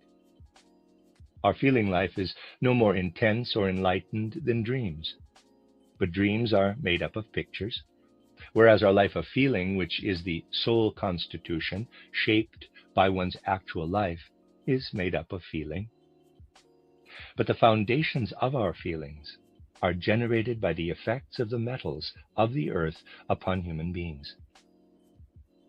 Even deeper, even less clearly articulated, is our consciousness of the will. We simply do not know how the human will works. I have often described this situation. The human being has a thought, extends an arm, and grasps something with a hand. The thought can be grasped with one's waking consciousness. Then we see the act of grasping an object. But what lies between thought and deed? The penetration of the muscles by the will remains concealed from ordinary consciousness, as if this act were experienced in a deep, dreamless sleep. In our feelings we dream. In our will we are asleep. But from the point of view of ordinary consciousness, this will that sleeps is precisely our response to the impressions coming toward us from the stars. Just as our thinking replies to the sense impressions in ordinary consciousness, and what we dream in our feelings is our answer to the influences of the metals within the earth. As earthly humans, when we are awake, we perceive the objects around us. Our capacity to think and imagine gives an answer to these sense impressions. To accomplish this, we use our physical and etheric bodies. Without our physicality or our etheric bodies, we could not develop our capacities for sense perception and for thinking, which work back and forth in a horizontal direction. And so with regard to our waking consciousness, we can say that the physical body and the etheric body are filled with our sense impressions and our thinking activity. During sleep, the astral body and the I, capital, are outside our physical and etheric bodies. The astral body and the I are the elements of the human being that receive impressions from below and from above. The astral body and the I are asleep as they receive what streams upward from the metals in the earth and what streams downward from the movements of the planets and the constellations of the fixed stars. What becomes manifest in earthly surroundings from the horizontal direction has no influence on us during sleep. But the forces working upward from the interior of the earth and downward from the planets and fixed stars are the ones that work on us during the night. If you attempt to move from ordinary consciousness to an imaginative consciousness during this epoch in human development, then all of the human organs will be able to grasp this imaginative consciousness to the same extent. It is not so that just the heart would be affected by this consciousness. All organs would have to be equally stirred by this consciousness. I have already said that the heart perceives the gold that exists in the earth, but the heart in and of itself can never perceive gold. As long as the I and the astral body are connected with the physical and the etheric bodies, as is the case for the human being in a normal state of wakefulness, the perception of gold can never become conscious. It is only when the I and the astral body, as in the instance of true imagination, become to a certain extent independent of the physical and etheric bodies, that the astral body and the I, in proximity to the heart, can perceive what streams forth from the metals within the earth. The center of perception that receives the emanations sent forth from the gold lies within the astral body, located in the region of the heart. The heart is able to perceive because the portion of the astral body that belongs to the heart is the part of the body that perceives the gold. The physical organ itself does not perceive gold. Rather, it is the astral body that perceives it. If we are able to attain imaginative consciousness, then the entire astral body, and the whole organization of the eye will be able to allow the segments of the astral body and the eye to perceive their corresponding physical organs. That is to say, the human being perceives the totality of metals in the earth, albeit with differentiations. We can perceive specific details and differences if we train ourselves and make it a particular goal of esoteric study to know the metals of the earth. This kind of knowledge is not something that should typically be sought by human beings in our era. An individual should not use this knowledge in a self-serving way. It is a universal principle that if a person wanted to use the knowledge of the metals of the earth for personal benefit, the imaginative capacity would be withdrawn. It is possible, if a pathological condition occurs somewhere in the body, or if the connection between the astral body and the physical organs is interrupted, that the person may experience a light sleep during a waking state. Typically, when we sleep, the astral body and the eye draw apart from the physical and the etheric bodies. There is also a very light sleep, which individuals themselves barely notice, that may be present when a person is awake. This is very interesting to an observer because a person who is both asleep and awake at the same time may have a mysterious gaze and look somewhat, in quotes, mystical. This comes about because we may experience the presence of a very light sleep, even though we are wide awake. Indeed, the physical and etheric bodies are always vibrating back and forth in relation to the astral body and the organization of the eye. And people who experience the interaction of sleep and waking states may be able to locate metals within the earth. However, the ability to sense the presence of particular metals in the earth is accompanied by a certain level of illness. When this capacity is placed in the service of technology and the utilization of the earth's resources, it may not seem to matter to the beneficiaries whether or not these people who can detect the presence of metals in the earth are a little ill. We may not bother to look at the human cost of procuring a desired substance. But viewed inwardly and from a cosmic perspective, when we seek knowledge not merely from the horizontal plane of what surrounds us on earth, but also want to receive perceptions directly from the earth's interior, this will always result in illness. Those who work out of direct perception of the interior of the earth cannot report findings in a conventional way. When we pick up a pen and write something down, this comes from our thinking and portrays something that is lifeless. But this ordinary capacity of imagination dampens down or confuses a perception that arises from below. In that case, it is necessary to make or draw signs that are different from ones that we ordinarily write or speak, where we perceive particular metals in the earth in an inwardly ill state. I also would like to point out that water is a metal. People in the pathological state we have been describing can be trained not just unconsciously to perceive the existence of metals within the earth, but also to unconsciously make special signs. When you place a rod in the hand of one of these individuals, they make a sign with it. What does this indicate? It shows that there has been a slight interruption within the person between the eye and the astral body on the one hand, and the physical body and etheric body on the other.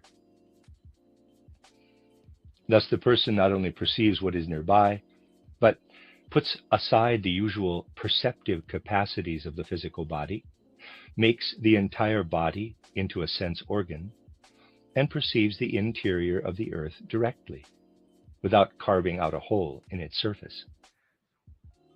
But when this occurs within the province of the feeling life, one cannot express the imagination that corresponds to the perception from the earth's interior. The individual can only indicate perceptions by making signs rather than by expressing it in words. We also perceive what comes from above in a similar way. However, these perceptions have a different inner character. They do not correspond to the way we perceive metals in the earth through human feeling. Rather, our perception comes in the form of inspiration, which is reflected from the movements of the planets or the constellations of stars. We perceive what streams down from above just as we can perceive the interior of the earth. An abnormal condition occurs in this instance too, for the eye is loosened from the astral body. We perceive from above what the flow of time and what the differentiation between segments of time give to the cosmos. We see more deeply into world events, not only in the past, but also certain occurrences that flowed out of necessity from the world order, rather than from the actions of free human will. In that situation, we can see prophetically into the future, into the ordering of time itself. With these examples, I wanted to indicate that a person may be able to heighten perception through certain pathological conditions. The healthy way to develop such capacities is through imagination and inspiration. We can differentiate healthy from unhealthy in this matter by looking at the following example.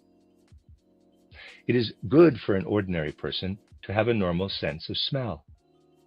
A normal sense of smell allows us to perceive objects in our surroundings. But if someone has an abnormal sensitivity to a certain odor, that person can become ill in the presence of whatever emits the odor. There are people, for example, who become ill if they enter a room in which there is one single strawberry. They do not even have to eat the strawberry to feel sick. That is not an enviable situation. There could be situations in which a person with a heightened sensitivity to the smell of strawberries could identify the whereabouts of stolen strawberries or other stolen things that have a characteristic odor. They could be asked, for example, to use this unusual faculty in order to find stolen objects. If the human beings could sharpen a sense of smell as can be done with dogs, then the police would not need their police dogs.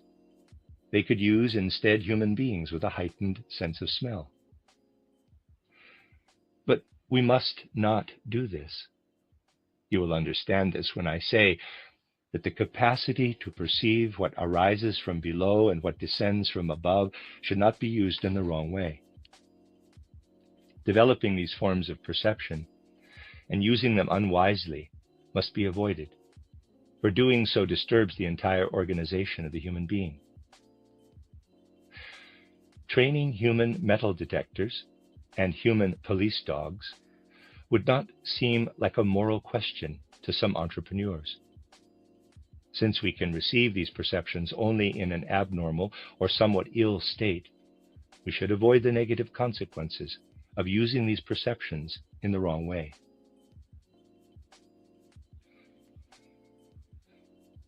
You will be able to understand all of these things that at first seemed to come to you in a confused and clouded way, or even in an overly theoretical manner.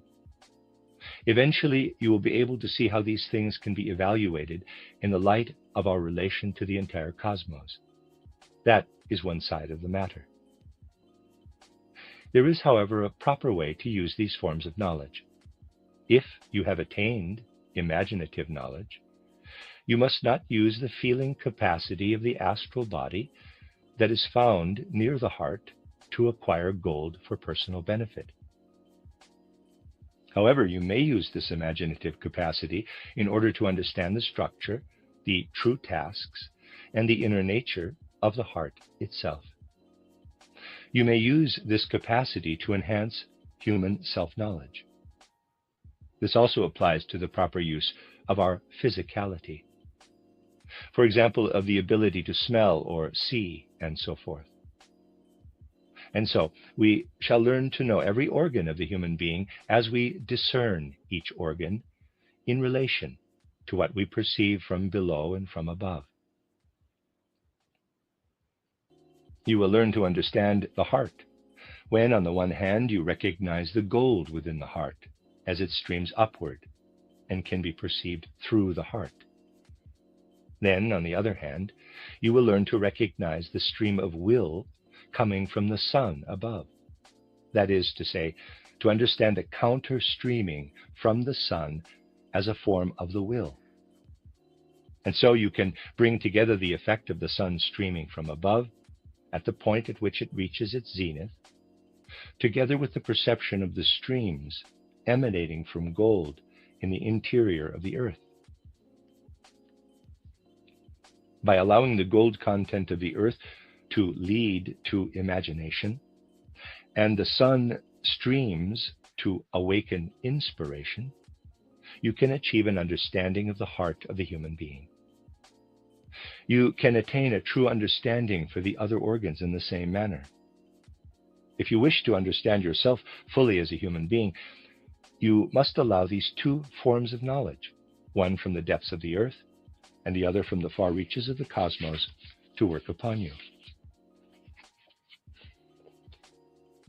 Today we have touched upon our relationship to the cosmos in a more concrete way than I have ever done before. If you take the lectures that I recently gave about the understanding of nature during the course of modern history, and recall my comments in yesterday's lecture, you will discover that what the human being receives from the current level of knowledge in the natural sciences is basically dead knowledge. You cannot even recognize yourself as you are in reality.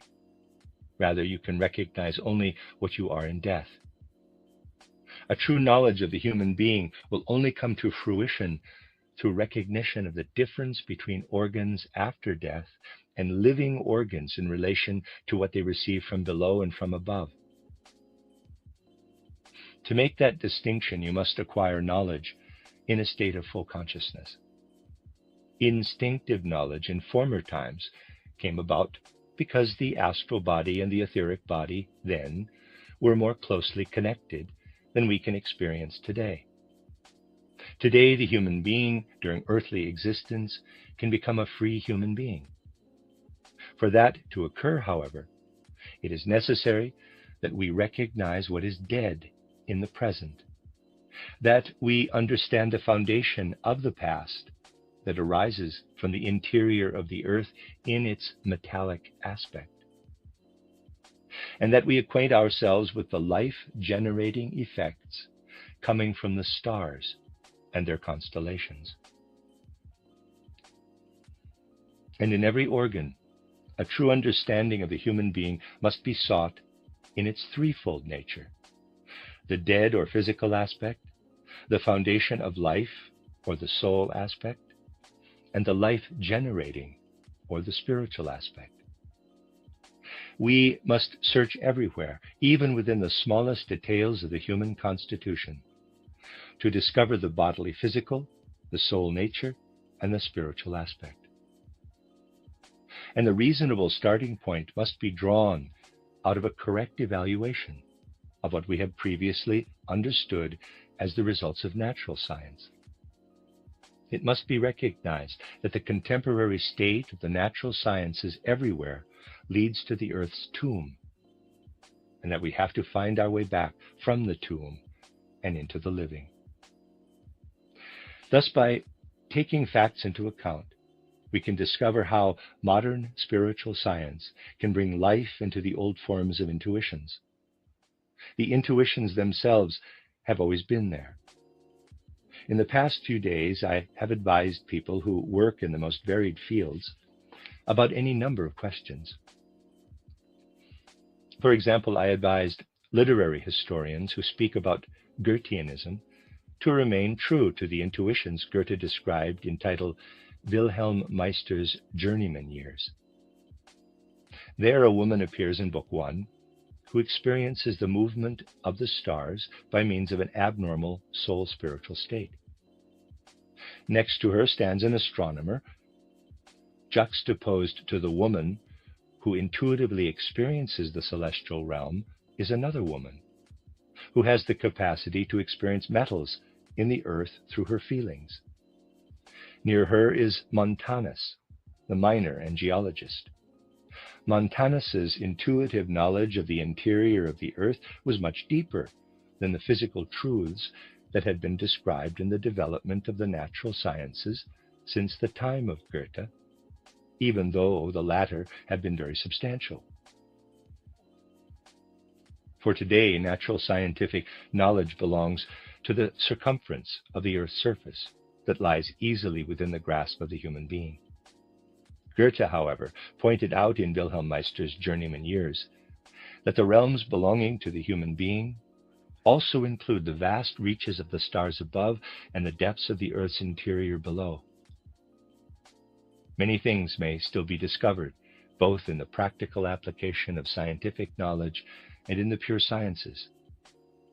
But these discoveries will be elevated to treasures of knowledge only when one takes what is offered through Goetheanism just as seriously.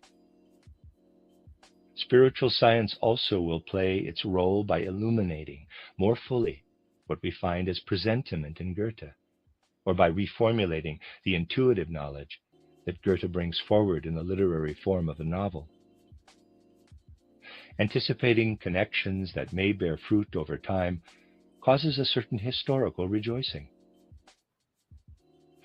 I want to emphasize, however, that when we speak about the cultivation of scientific striving in the anthroposophical movement, and indeed it should be cultivated with great seriousness, anthroposophy should not succumb to the danger of being led astray by the contemporary disciplines of chemistry, physics, or physiology.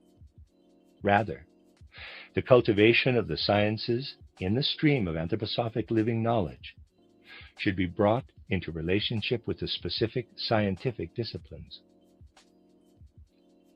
Some would like to hear the chemist, physicist, physiologist, or physician speaking like an anthroposophist. That will not lead us forward. Nor will it be helpful if the individual specialists try to make anthroposophy speak in the languages of chemistry, physics, or physiology. That will only result in awakening opposition to anthroposophy. Whereas, we can move forward only when anthroposophy renders service to these specialists as anthroposophy, and not just as something that assumes anthroposophic terminology, or where scientific terminology is superimposed on what one already has in spiritual scientific knowledge. It does not matter whether anthroposophic language or another terminology is used for hydrogen or oxygen, or if we continue to use the old terms. The question is whether one adopts anthroposophy with one's entire being. Then one will become, in the right way, an anthroposophist, as well as a chemist, physiologist, or physician. In this course, I wished to present the history of natural scientific thinking, so that the knowledge of historical observations may bear fruit. For the anthroposophic movement urgently needs to be fruitfully engaged among the widest range of today's fields of knowledge. The end of Lecture 3. Looking like study time. Trying to. Oh, your Lenovo Aura edition can block online distractions. Sorry, is that distracting? Just our roomy routine. Find your focus on a Lenovo laptop with the power of Intel inside at Best Buy. Elegance meets ease in this iconic mixed berries Romanoff recipe.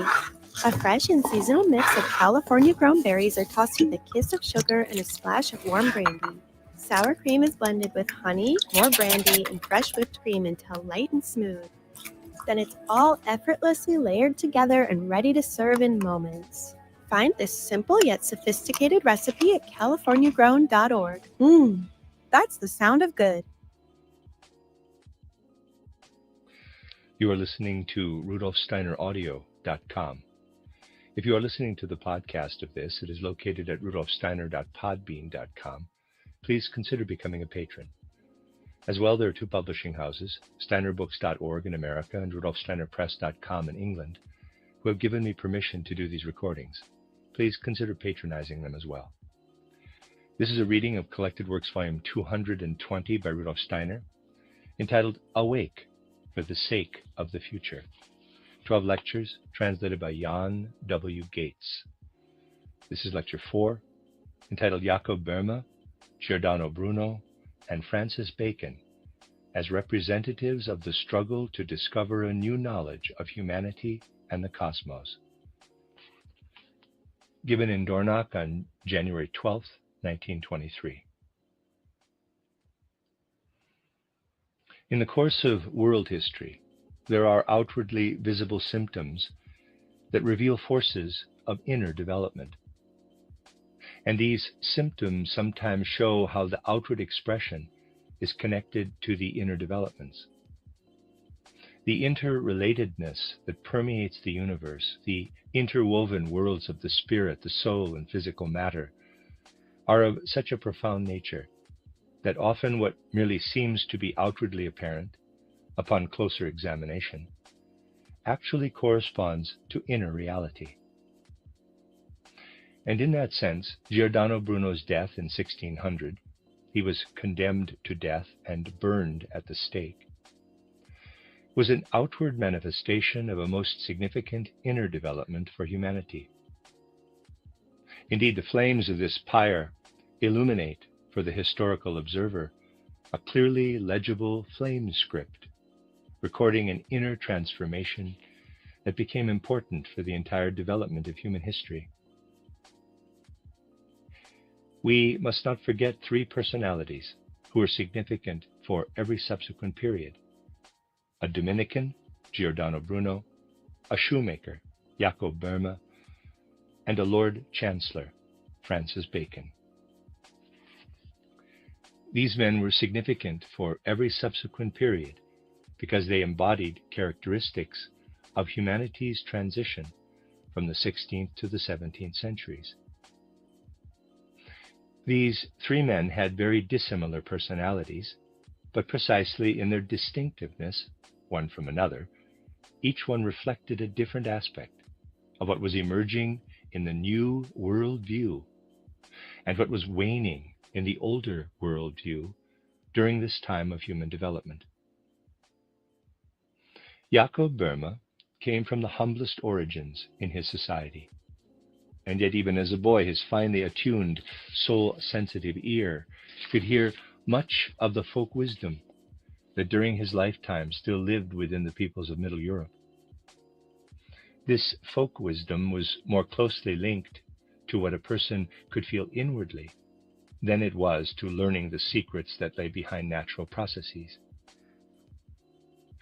The folk wisdom at that time, which was still audible to Jacob Boehme's soul-sensitive ear, had already reached a state in which its profound wisdom could no longer be clothed in language or expressed adequately in words.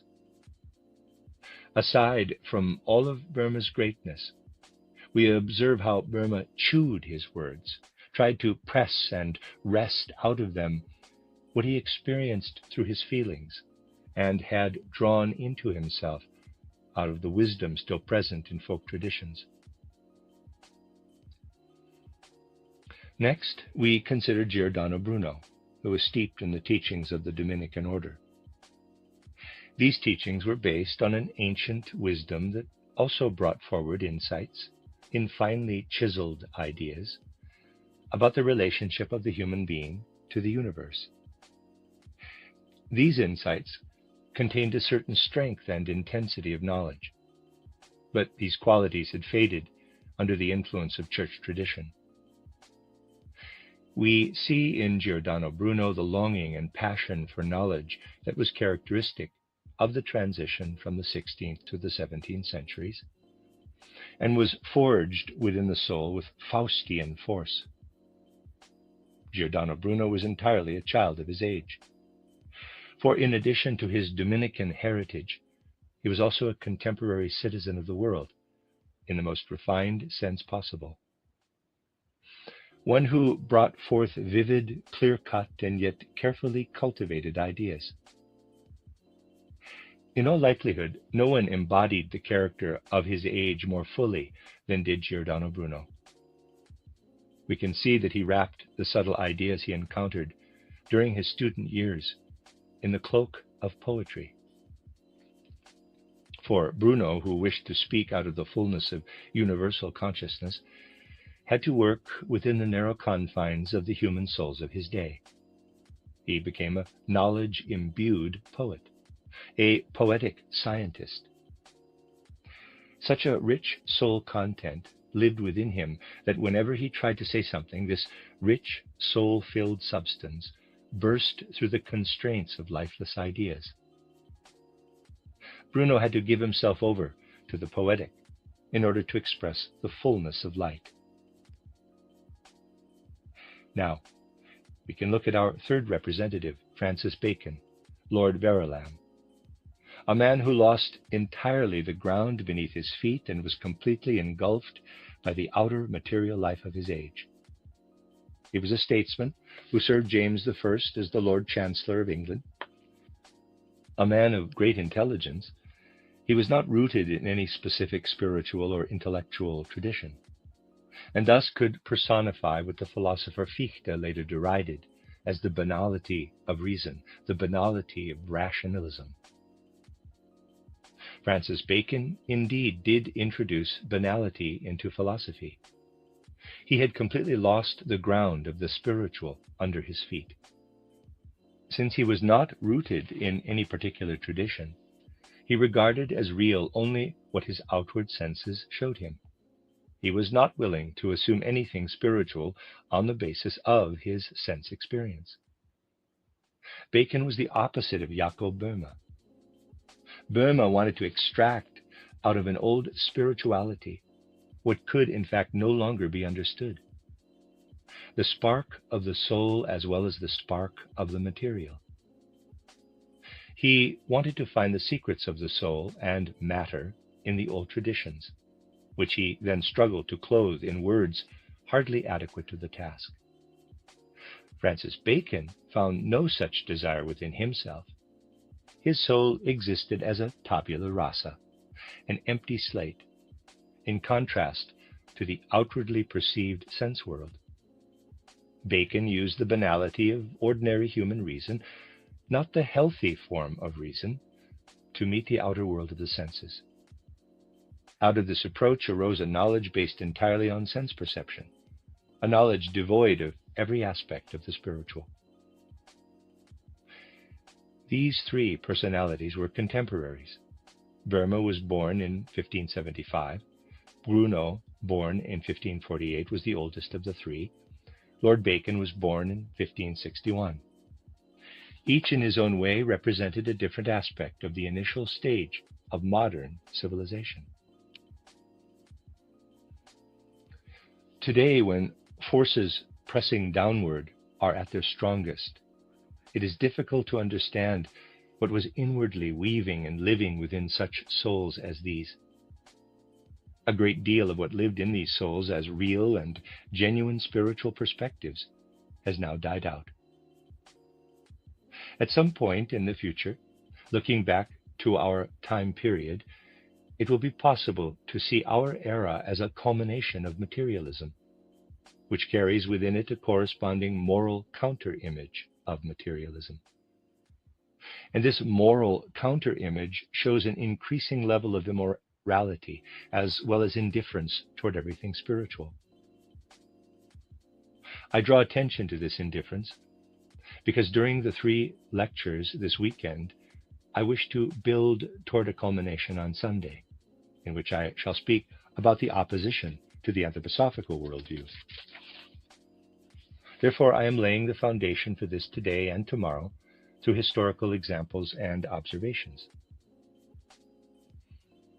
The indifference toward everything spiritual raises the question of why people in our era still find something remarkable in Goethe's title, Faust. It would be easier to understand if human beings in our time said that Faust belongs to an epoch that has already been superseded. Indeed, they could say that Goethe's Faust reveals little more than superstition. It often deals with magic, and even features a pact with the devil. It is easy enough to say in our day that all of this is simply poetic embellishment. And yet many willingly acknowledge that Goethe, in the character of Faust, wanted to portray a representative of humanity. We have to admit that it may be easier to adopt the position taken by the prominent scholar Dubois-Reymond, who regarded Faust as nothing more than nonsense.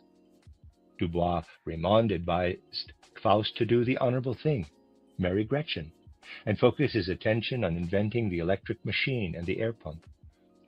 That is an honest expression of what most people today think about Faust, but few say. Many praise Faust only because it is popular to say that Goethe's Faust is a great work that should not be dismissed. But this only reflects indifference. They do not bother to take a stand about something that does not matter to them. One should be clear about the attitudes that might be expressed today if they were not influenced by judgments from the past. If Shakespeare had not written his Hamlet, and the play had appeared as one written only recently by an obscure poet, then we would see what people would honestly say about this play now. We really have to think seriously about these things in order to understand our own day and time. Indifference lets you make an observation about Mephistopheles in Goethe's Faust because you may feel too timid to do otherwise, or because it allows you to say all manner of insignificant things about magic in the play. But to penetrate what was really present as a soul-spiritual atmosphere in a time when a matter decisive for the spiritual life of modern civilization was at stake is almost impossible in the present time. And yet that was precisely the case in the era in which Giordano Bruno, Jacob Böhme, and Francis Bacon lived. Above all, if we want to look into this matter objectively, we must acknowledge the tremendous ideas that arose in earlier epochs, and they are remarkable, especially in comparison with ideas today. Ideas that once were held in enormous regard are treated with indifference today. At best, they only shed light on a literary or historical context. We look back to the medieval era and see a figure such as Merlin. Karl Leberecht Immermann tried to bring this figure back to life for his own era. Yet what had once been larger than life images lost all of their grandeur in Immermann's prosaic verse. Let us take the straightforward story of the Merlin legend. What was Merlin supposed to become? He was supposed to be the antithesis of the Christ. According to the medieval legend, Merlin was to be the exact opposite of the Christ. The scriptural tradition tells us that the Christ came into the world without physical procreation. Merlin was also supposed to incarnate in the same manner. But Christ entered the world through the overshadowing of Mary by the Holy Spirit. Merlin was supposed to enter the world because the devil overshadowed a virtuous nun as she slept. The devil wished to create an antipode to the Christ in Merlin. He overshadowed a pious nun as she was sleeping. But Merlin did not become the Antichrist because the nun was too virtuous. The devil's intent was frustrated by the purity of the nun's morality. What do the lines of thinking in a medieval saga imply? They project an inner dauntlessness in the medieval worldview, an inner energy within human thought processes. If we compare this with what is said in our time about the origin of evil in the world, with the exception of what may be said in anthroposophic circles, about the origin of corruption in the human being, we must admit that what has taken hold in recent times is trivial and narrow-minded. Finally, apart from inner philosophical rigor, with which the origin of evil is sometimes spoken about today, some of the things said about evil are trivial in comparison with the impact of the creation of Merlin, who is a misbegotten son of the devil and therefore can never become evil enough. Remember that Merlin is one of the leaders of the Arthurian circle. The legend used the figure of Merlin to illuminate a characteristic of an era. But the bards could not find anything on earth from this period of time that would capture adequately what they wished to portray. Therefore, the legend went beyond the earthly realm, soared above it into the suprasensory and the evil, and used a misbegotten son of the devil to explain something of an earthly nature. I am not saying that we have a need for a similar mythic element for our own era. I am not saying that in order to capture something of this magnitude, we would have to speak in a similar way. Nor do we need to attribute the origin and source of Philistinism in the modern period to something earthly. For Philistinism has the peculiar characteristic that it fails to grasp its perniciousness, even as it lacks an understanding of its usefulness. We find, for example, that controversy over the Lord's Supper or communion was already widespread during the High Middle Ages. Bracket 9th through the 13th centuries CE, close bracket. I have already pointed out that people began to debate questions about the Lord's Supper only when they no longer knew what was contained within the sacrament. One begins to debate a matter only when one knows nothing about it. As long as we know something about a matter, we do not need to discuss it. For those who can look with even a little insight into a world secret, discussion is always a sign of knowing nothing. Thus, when people sit down and begin to discuss and argue about something, it is an indication, to a person who has insight, that no one knows anything. As long as reality exists, and it is possible to know something only about what is real, no one needs to have a discussion about it. I have never heard that when a rabbit is placed on the table at mealtime, there is a discussion as to whether or not it is a real rabbit, or where the rabbit may have originated, or whether the rabbit exists in time or eternity. Instead, people sitting around the table eat the rabbit. There may be debates over its ownership, but not over existential questions. But behind the historical controversies over the Last Supper or communion, there lies something very different that allows us to experience the enormity of ideas for human beings in an earlier era. These ideas provide a great contrast to the Philistine ideas of today, which are sometimes no less devilish, but in any case still are Philistine ideas. Individuals such as Trithemius von Sponheim, Agrippa von Nettesheim, Georgius Sabellicus, and Paracelsus were not slandered in an ordinary manner. They were accused of forming covenants with the devil and of practicing the art of magic, which people so feared. We also recognize a fear of the magical behind the controversy over the Lord's Supper or communion. The fear of magic accompanied the emergence of a new period in history, whose signature may also be found in individuals such as Francis Bacon, Giordano Bruno, and Jacob Böhme. What did it mean if someone was called a magician? A magician was someone who could draw a kind of knowledge out of his inner being that supported the capacity to control nature and even other human beings. But the spirit of modern civilization moved toward the suppression of the inner knowledge that had formerly existed and had carried a remnant of ancient esoteric knowledge into the early modern period. Instead, the spirit of modern civilization allowed only the knowledge drawn from external nature to flourish, and put aside knowledge arising from the human being's innermost being. In an earlier time, human beings stood in abject fear of anyone who handled things in a way they could not understand. That is, putting together machines and so forth. In the modern era, we know that if you can watch someone do something, you have an idea of how the knowledge entered another person's mind and can grasp it yourself. Today, that process is a given, and no one is afraid of magic anymore. The fear no longer exists because the inner sources of knowledge have been pushed deeply into the human being.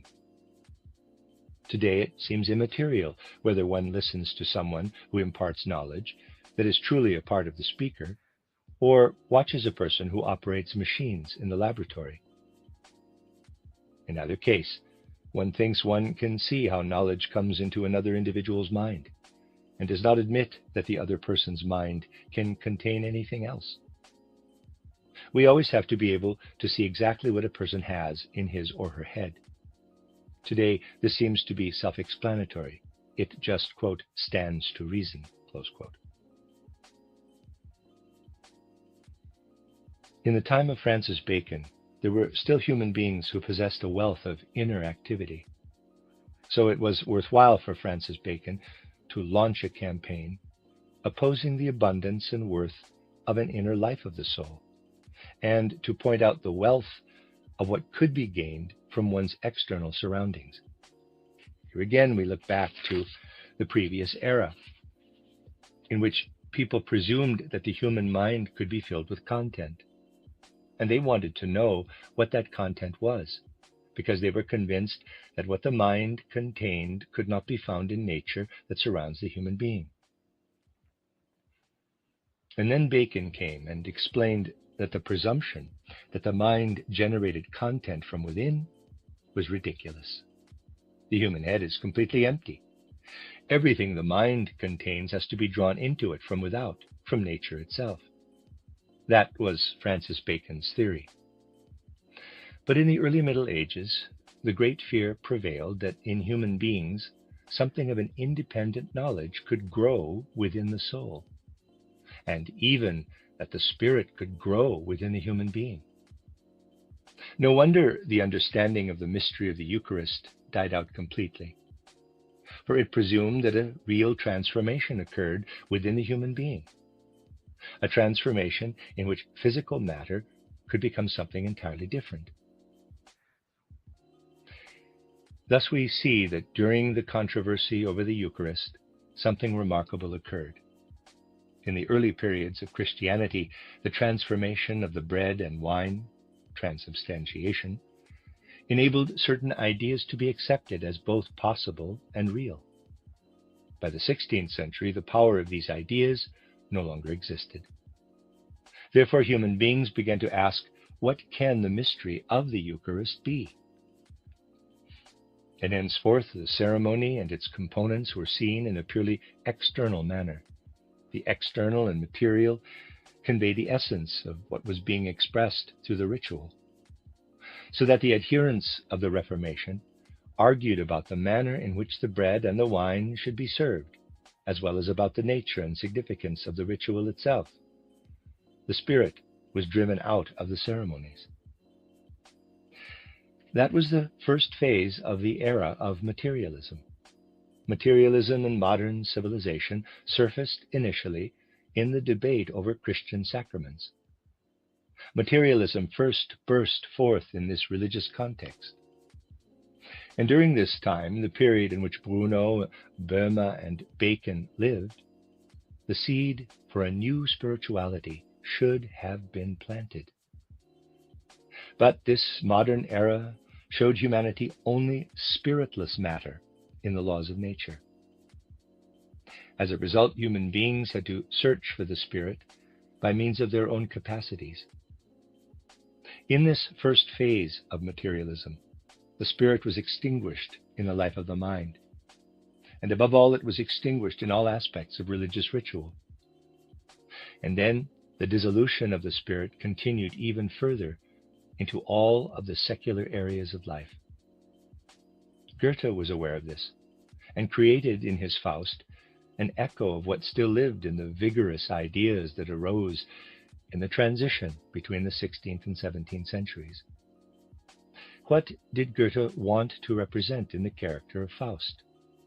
The form is poetic, but above all, he wanted to bring to light the universally human.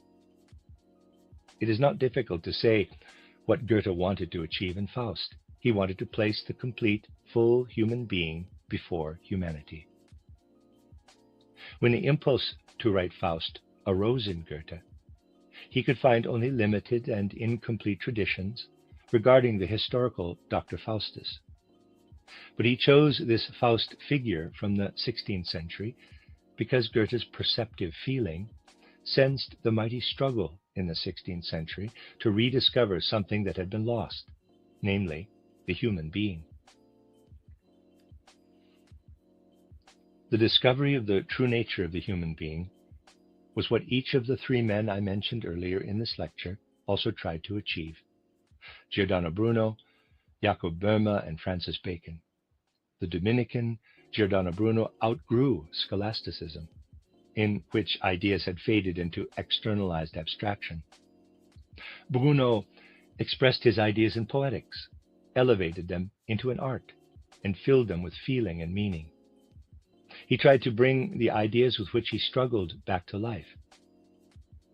How is the universe found within the human being? How is the human being found within the cosmos? This is how it was with Giordano Bruno. This was also the goal of the shoemaker Jacob Boehme. He too sought for the human being. But he did so among the humble people with whom he had grown up, whose qualities seemed more human than people among society's elite. He did not find the essential human being he sought. So he immersed himself as deeply as possible in folk wisdom. What he also sought was the universe revealed in the human being, and the human being revealed in the universe. Among the three, Francis Bacon was the only one who did not consciously search for the essential human being, although he looked for the human being in a certain way. He wished to understand the human being in the way leading investigators of nature have always looked for this knowledge. Bacon wanted to characterize the human being as a kind of mechanism. Condillac and La Mettrie, natural philosophers of the 19th and 20th centuries, constructed the human being out of atoms and various natural processes, just like a mechanism. These thinkers produced nothing more than a ghost of the human being, a ghost that was not alive. Rather, it was just a sack filled with abstractions. Bacon, too, spoke about the human being as if he were carrying around a sack stuffed full of abstractions. Even so, it still represented something. Bacon did search for the human being, even though he was unconscious of it. He did not realize it, but he also sought to understand the universe in the human being and the human being in the universe. Now, what do we mean when we say that each one of these individuals, Jacob Boehme, Giordano Bruno, and Francis Bacon, in his own way, was searching for the human being within the universe and the universe within the human being? If we look at Jacob Boehme, we see that he tried to speak about a human being that simply does not exist. Through his faltering concepts, we find a profile of a human being that is nowhere to be found on Earth. Nevertheless, this apparently non-existent human being had an inner capacity, an inner power of existence. When we try to take Jacob Boehme's human being into account, we have to say to ourselves that Jacob Boehme speaks about the three elements of life within the human being: salt, sulfur, and mercury. And yet, this is not the human being we see before us in the modern era. But what Jacob Boehme forms and shapes is a being. You cannot say he puts it together piece by piece, but rather that he forms and shapes this being. And in a spiritually scientific manner, you ask what relationship the human being has with respect to the being portrayed by Jacob Boehme. And then we realize that this being is the human being in its pre-earthly existence. When we consider it from a spiritual scientific point of view, we discover remarkable correspondences between the pre-earthly existence of the human being and the being Jacob Boehme tried so haltingly to describe. On the earth, a human being in its pre-earthly form, as it was described by Jacob Boehme, cannot exist. But in its pre-earthly state of being, this being did have a plausible existence. Nevertheless, Burma's description does not entirely agree with the actual pre-earthly human being. When we enter fully into Burma's description of the human being, then on the basis of anthroposophic knowledge, we sense that Jakob Burma is portraying the pre-earthly existence of the human being. That is indeed so. But Burma described the pre-earthly existence in such a way that it remains a theory, not externally, but inwardly a theory. It is the pre-earthly human being that cannot become fully human and perishes spiritually before the pre-earthly human being can be born on earth. This form of the human being cannot come into earth existence. What Jakob Burma portrayed of the pre-earthly human being shows that he wanted to reach a memory of what a person once could have experienced. But no matter how hard he tried, he failed to draw the memory into conscious awareness. For Jakob Burma, the capacity to conjure up again the pre-earthly human being had been lost. In earlier ages, the human being could know pre-earthly existence. Burma had found this kind of wisdom in folk traditions, but he was unable to produce anything more than a stillborn soul image of the pre-earthly human being. He no longer had the capacity to portray the human being as a living reality in pre-earthly existence. Let us now turn our attention to Giordano Bruno, who was not only a child of his time, but a person for whom only the present mattered. You have the feeling with Giordano Bruno that the present was everything, the grand present, the present that encompasses the cosmic all in space.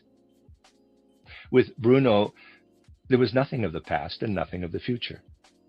He experienced the cosmos entirely in the present. He represented the cosmic all as something present, and wanted to portray the human being as well within the context of the present through his halting poetic words. Bruno could not accomplish this any more than Jakob Burma could attain his goal of characterizing the pre-earthly human being. But the seeds are present in Bruno to place the human being of the present, that is, the human being between birth and death, in an accurate way, so that the human being can be correctly understood. Thus we see the limitations of human capacities and persistence in mastering a true knowledge of the whole human being.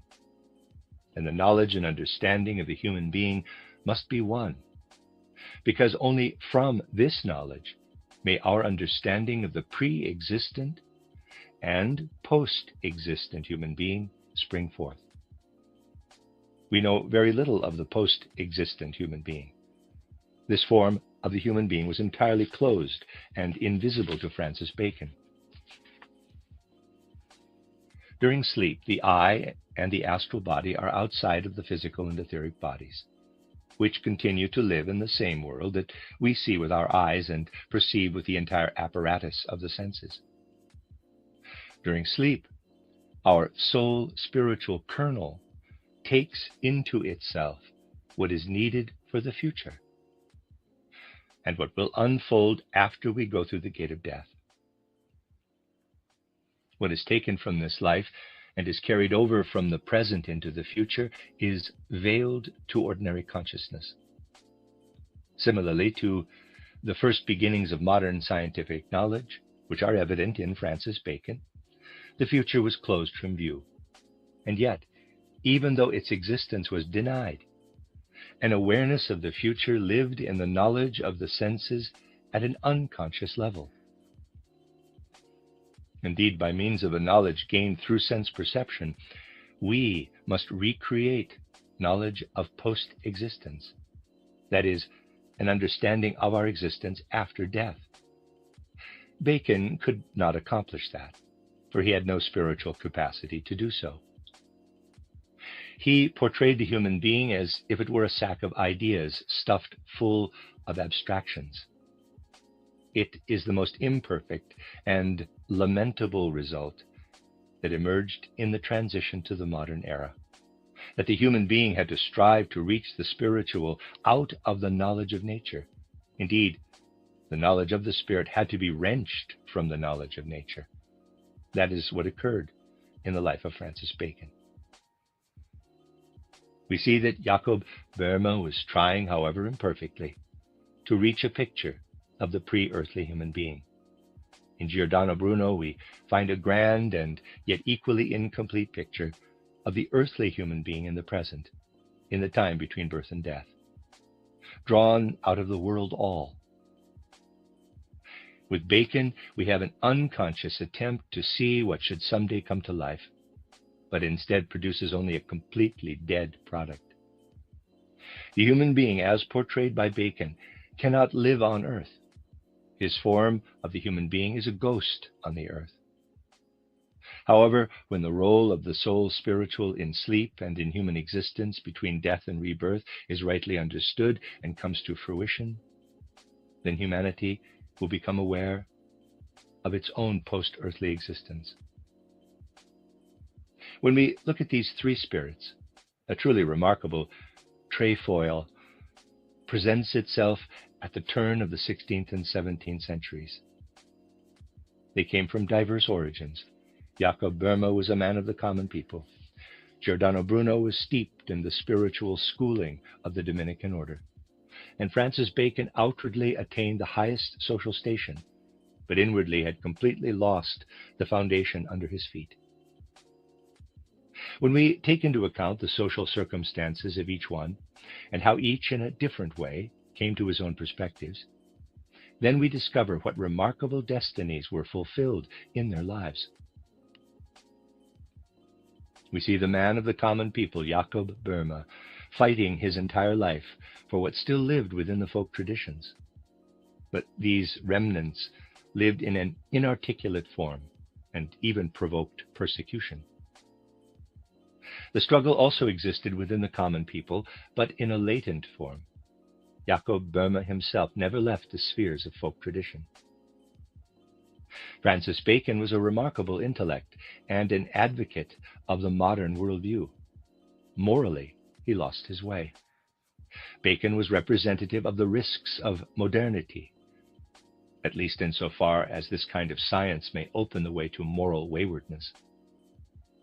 And between the two is Giordano Bruno, who pointed not to something from the past, nor to something out of the future, but wanted to seize within the immediate present the kernel that would grow into the spiritual perspective of the future. In Bruno, this still appeared in embryonic form. But those who were tied to the old traditions were determined to suppress this seed in its moment of birth. And so we see how the flaming pyre in Rome was a remarkable historical monument. Bruno himself declared that his execution would be significant in the future. Quote, "You may kill me, but my ideas over centuries cannot be extinguished. Ideas will live on." Close quote. So here, the outer symptoms of historical development actually reveal the inner development of humanity in a profound way. And if we really understand the context of the old, then we also understand that the flames consuming Giordano Bruno bore witness to the new impulse, which of necessity had to arise out of the old. I wanted to describe for you what actually inwardly took place in this event, what those flames were meant to destroy. Now, in our day, a physical memorial in honor of Giordano Bruno has been erected where the pyre was lit. We want to be sure that we understand what was extinguished in that event, and what should and must continue to live and continue to develop in a living way, albeit not in precisely the same form in which it once transpired. The end of Lecture 4. At Cox, we're always a step ahead. There you go. I'll show you. Like, before your basement became Movie Central, we made sure you'd have strong Wi-Fi, even down here. Then you can rest easy knowing the price of your plan won't go up for 3 years. Guaranteed. See? He's looking out for you. And so are we, with advanced security that blocks threats on your network. Good boy. Whatever the future brings, Cox will keep you a step ahead. Oh, You are listening to RudolfSteinerAudio.com. If you are listening to the podcast of this, it is located at RudolfSteiner.podbean.com. Please consider becoming a patron.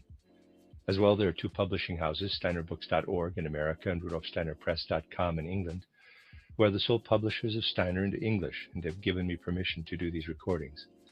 Please consider patronizing them as well.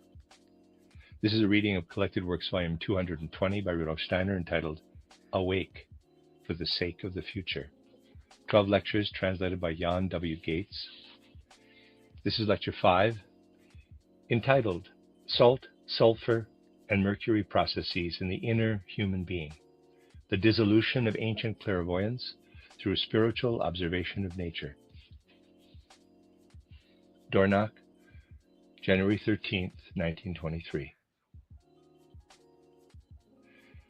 I would like you to recall the three individuals I characterized yesterday, Giordano Bruno, Francis Bacon, and Jacob Boehme, because their significance for the transition from the 16th to the 17th centuries carries over into our own time.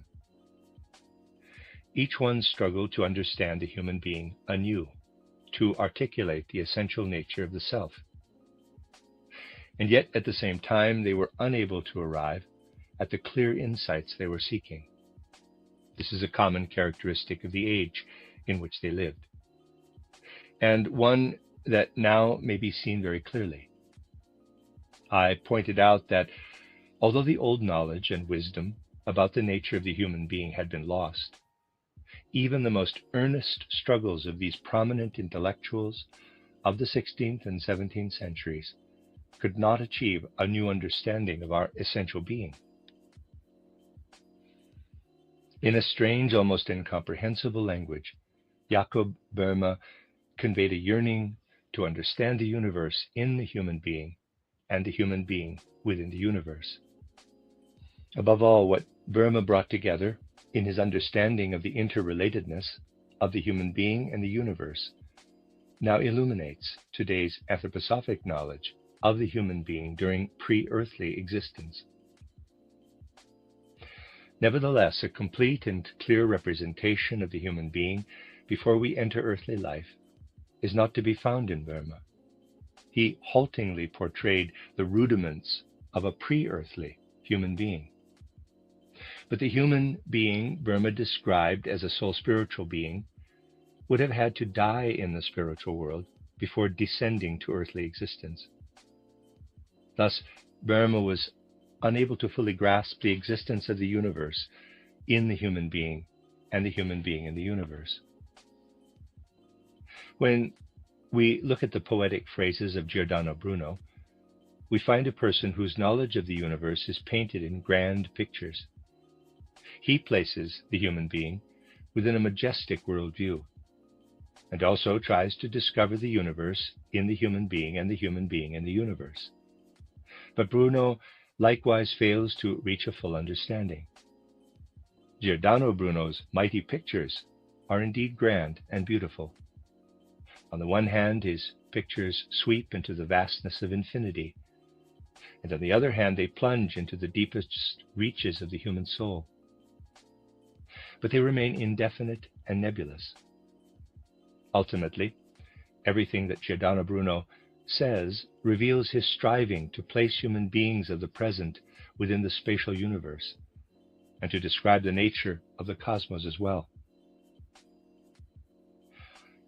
Even as Jacob Boehme gave an inadequate description of the pre-earthly existence of the human being, so too Giordano Bruno offered an incomplete picture of the human being living in the present, on Earth, in relationship to space and even to the cosmos. A truly thoroughgoing view of the relationship of the human being to the cosmos in the present era would give us a picture of both the pre-earthly and the post-earthly existence of the human being. just as I presented here a short time ago in the course on philosophy, cosmology, and religion. Looking once again at Francis Bacon, we see that he no longer has anything like a traditional idea of the human being. Bacon gives no evidence of older notions about human nature from ancient esoteric traditions or the old mystery wisdom. Bacon turned his glance out into the world where the senses can directly perceive, and he gave human reason the task of combining observations of phenomena and sense-perceptible objects to discover the laws of nature. He placed the human soul in the soul state that exists between the moment of falling asleep and its subsequent awakening. But he assigned to this state only pictures of a non-human nature. These pictures, when you take them in the logical and abstract way used by Bacon, reflect only what is external to the human being. If, however, these pictures are experienced in a living way, then they could be transformed into something that reveals the nature of human existence after death. For, out of a modern knowledge of nature, it is also possible to achieve exactly what esoteric perception can establish about the nature of the human being after death. Thus, Bacon is among those who struggled to reach a new knowledge of the human being in the universe and the universe in the human being at the turn of the 16th and 17th centuries. But his efforts were insufficient for the task he wished to accomplish. For Bacon, only the images or pictures remained of what had in former times been a living reality, experienced deeply in the life of the soul. Bacon, lacking the vitality of soul experience that existed in ancient and medieval times, could no longer intensify the pictures and suffuse them with living experience. Bacon stood at the threshold of recognizing the nature of life after death, but he was unable to reach beyond the threshold and grasp this knowledge. Thus we can say that, drawing upon traces of old traditions, Jacob Boehme still had some knowledge about the pre-earthly existence of the human being, but it was incomplete. Giordano Bruno stood at the brink of describing the universe in a way recognizable to human beings today. He saw humanity with its life of soul on one side, and humanity standing before the expanse of the entire cosmos on the other side. But Giordano Bruno defended an inadequate view of the cosmos and an equally insufficient description of the life of the soul, which for him had shrunk into a living monad. Lord Bacon shows us how the natural sciences would have to develop. Indeed, natural science, based entirely on the material aspect, could draw out the spark of the spiritual in matter through an unfettered approach to human knowledge. He pointed humanity in the direction of this freely won human knowledge, but assigned to it no specific content. If Bacon had sought for relevant meaning, he would have illuminated the post-earthly nature of the human being. That he was unable to do. His capacity to reach true knowledge also remained incomplete. Everything that in earlier epochs had enabled human beings to draw living knowledge from within was extinguished by the early modern period. The human being became inclined to remain empty when looking within and wanting to draw knowledge about the world out of the inner life of knowing.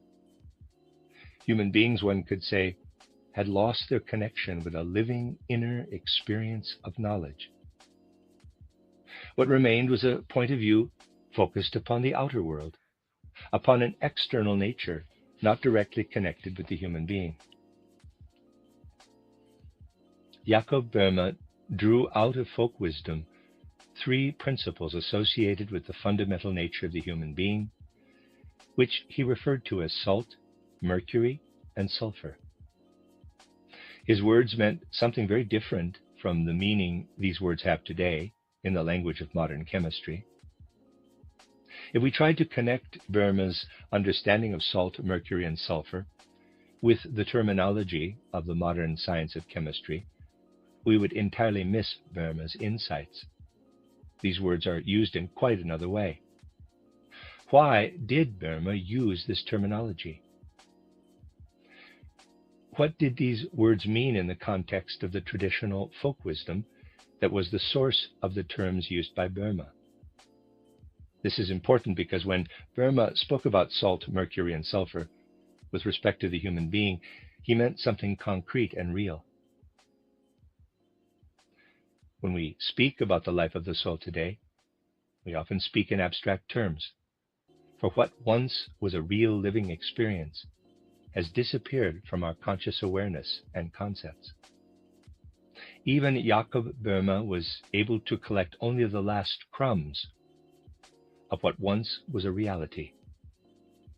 External nature, perceivable through the senses and accessible to human powers of reasoning, was spread out before the human being in the 17th century.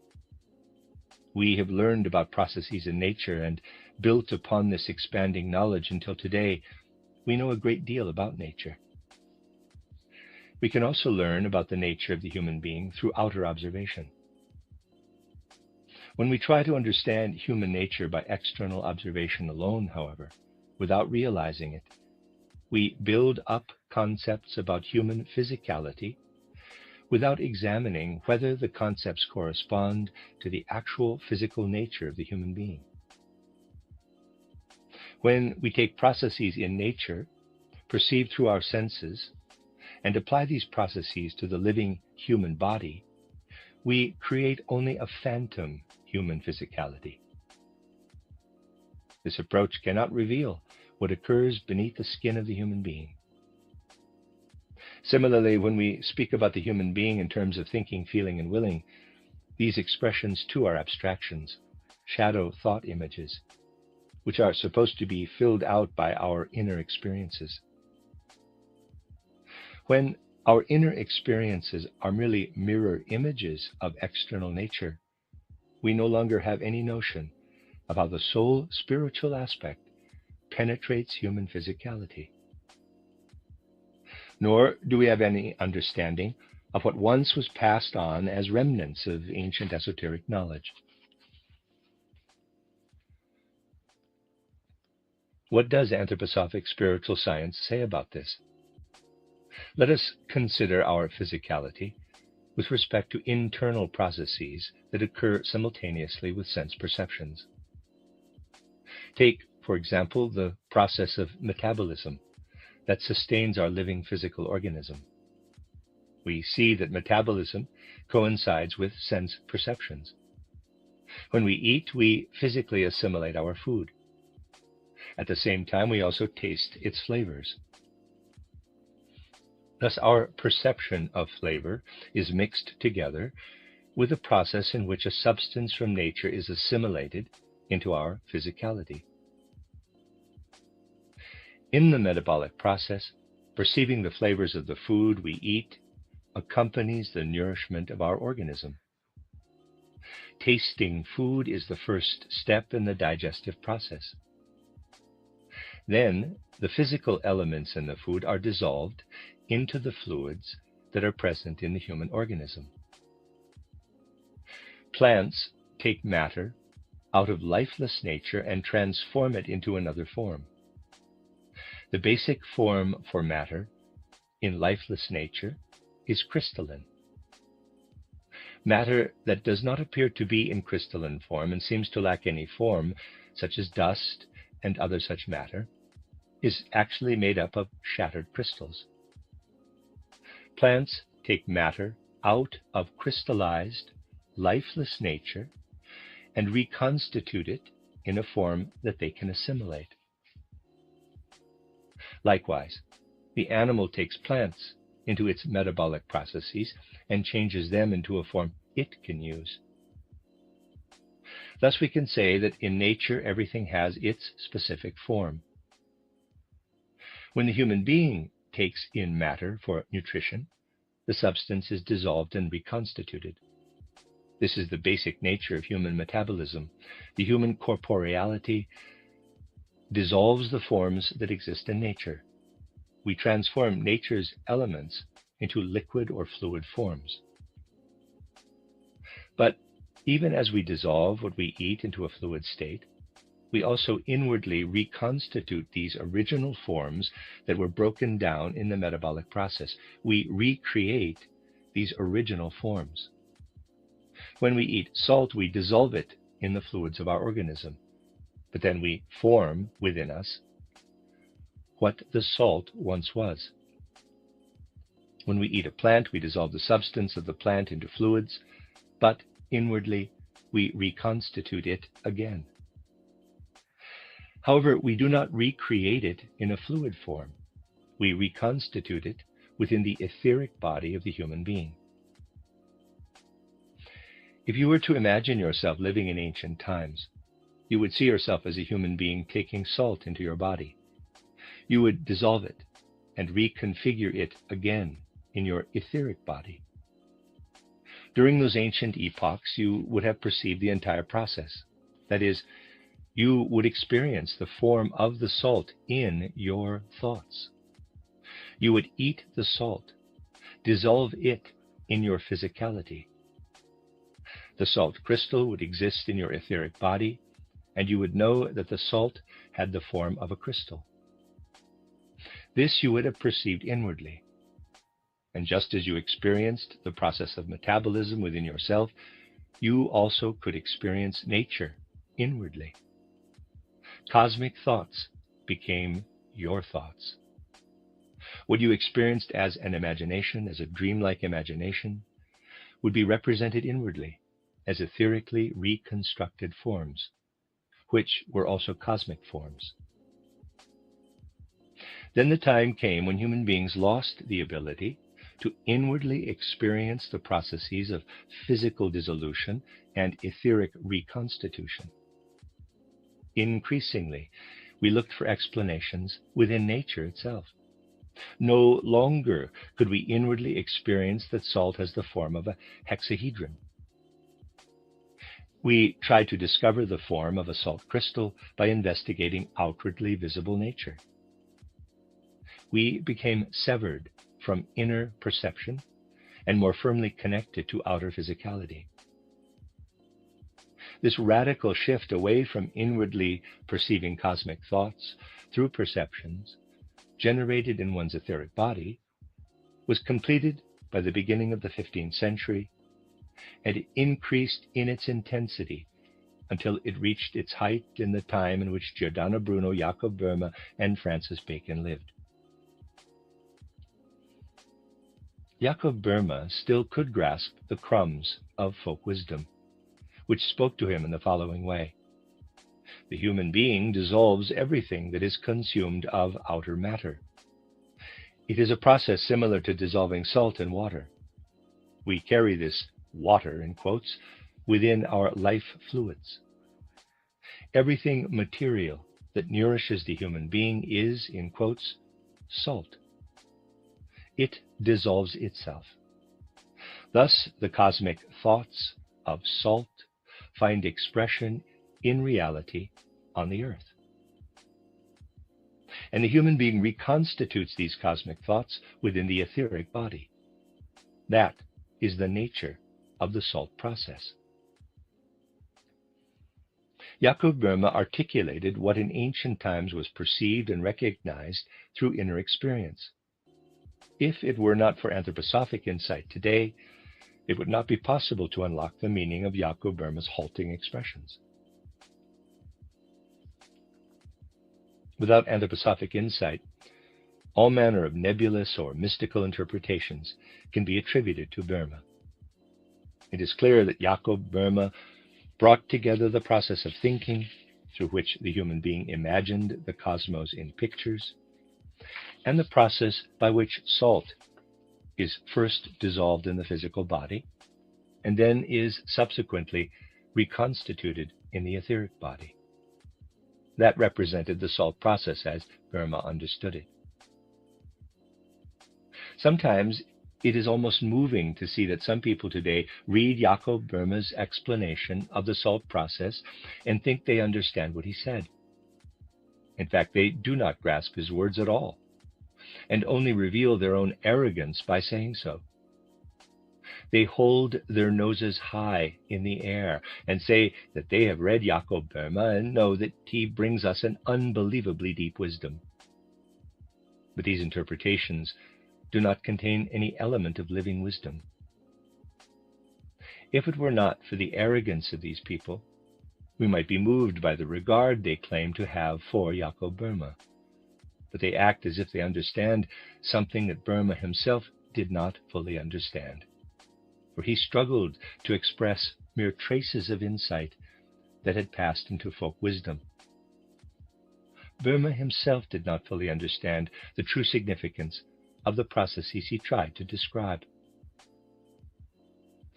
Böhme pointed us in the direction of an entirely different science and wisdom that existed in ancient times. Wisdom that was experienced by the human being as self-perception of processes in one's own etheric body, which inwardly reconstituted cosmic thoughts. Ancient people recognized that the cosmos embodied the process of crystallization on Earth, and understood that this process echoed cosmic thoughts. They recreated the process of crystallization within the etheric body, and accompanied the process knowingly. This was inherent in ancient knowledge. But in the course of human history, it eventually disappeared.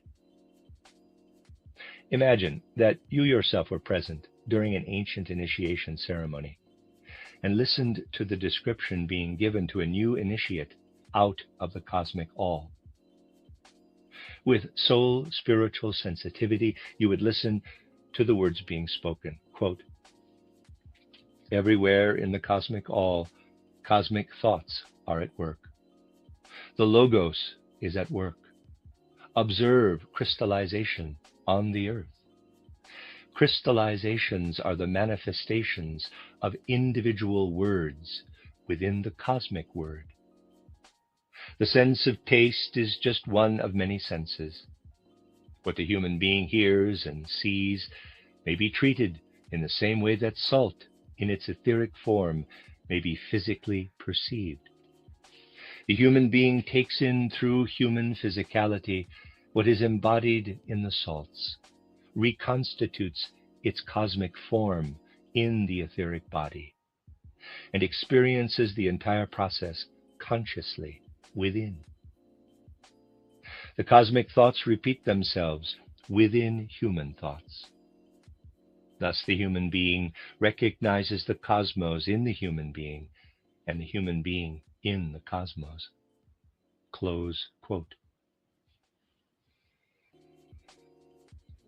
With extraordinary intuitive perception, the ancient initiate could experience with concrete intensity this dreamlike and visionary understanding of both the cosmos and the human being. During the High Middle Ages, this ancient knowledge disappeared behind a logical wisdom that was very significant, but had, nevertheless, withered within the framework of scholasticism. The ancient knowledge trickled down and became folk wisdom. What formerly had been an elevated, cosmic, and humanistic wisdom was reduced to folk sayings, repeated by the common people, who understood very little of its substance, but still felt that at one time it must have contained something of enormous value. Jakob Böhme lived among the common people, absorbed this folk wisdom, and through his own strenuous effort brought it alive within himself. He was able to say more about the remnants of the ancient wisdom than the common people, and yet he too could express it only in a faltering way. In Giordano Bruno, there lived nothing more than a general feeling that humanity had to recognize both the cosmos and the human being. But he lacked the capacity to say, quote, "Cosmic thoughts exist, and the cosmic word incorporates itself in crystals. Human beings assimilate cosmic thoughts in that they perceive the salt that dissolves in the human physicality, and then reconstitute the form of the salt within the etheric body. Thus the human being experiences the concrete aspects of the many-faceted cosmos, and creates concrete thoughts within the human being, from which sprouts an etheric inner world as rich as the one the cosmos emits in the cosmic all. Close quote. Cosmic thought and human thought melted together for Giordano Bruno and became a general description of the cosmos, sweeping outward into infinity, but in a way that was entirely abstract. And what lived within the human being as the recreation of the cosmos melted together with a description of a living, indivisible entity, a monad, which amounted to nothing more than an elaborated point. What I have described to you was knowledge for the sages of the ancient mysteries. It was their science. But in addition to the fact that these sages of old could extract such a science out of their dreamlike methods, they also had the capacity to form real connections with the spiritual beings of the cosmos. Just as we today enter consciously into a relationship with another person, so it was that formerly these sages established connections with the spiritual beings of the cosmos. From these spiritual beings, they learned about another singular capacity of the human being. They learned from these spiritual beings that only the human being is capable of creating something in the etheric body, whereby the human being, inwardly, is a replica of the cosmos, a smaller cosmos, a microcosm, indeed an etheric rebirth of the macrocosm. And just as these sages had inwardly replicated the cosmos in the etheric body, it was also possible for them to gradually extinguish the microcosm as the element of air was drawn into the physical body and expelled again during breathing. Thus the human being could learn how the universe was reborn inwardly in various forms, and could also experience inwardly these different forms of the universe. In ancient times, out of one's inner living fluidity, the etheric of the entire cosmos was evident. That was an aspect of the ancient occult vision. But it remains an actual process as well.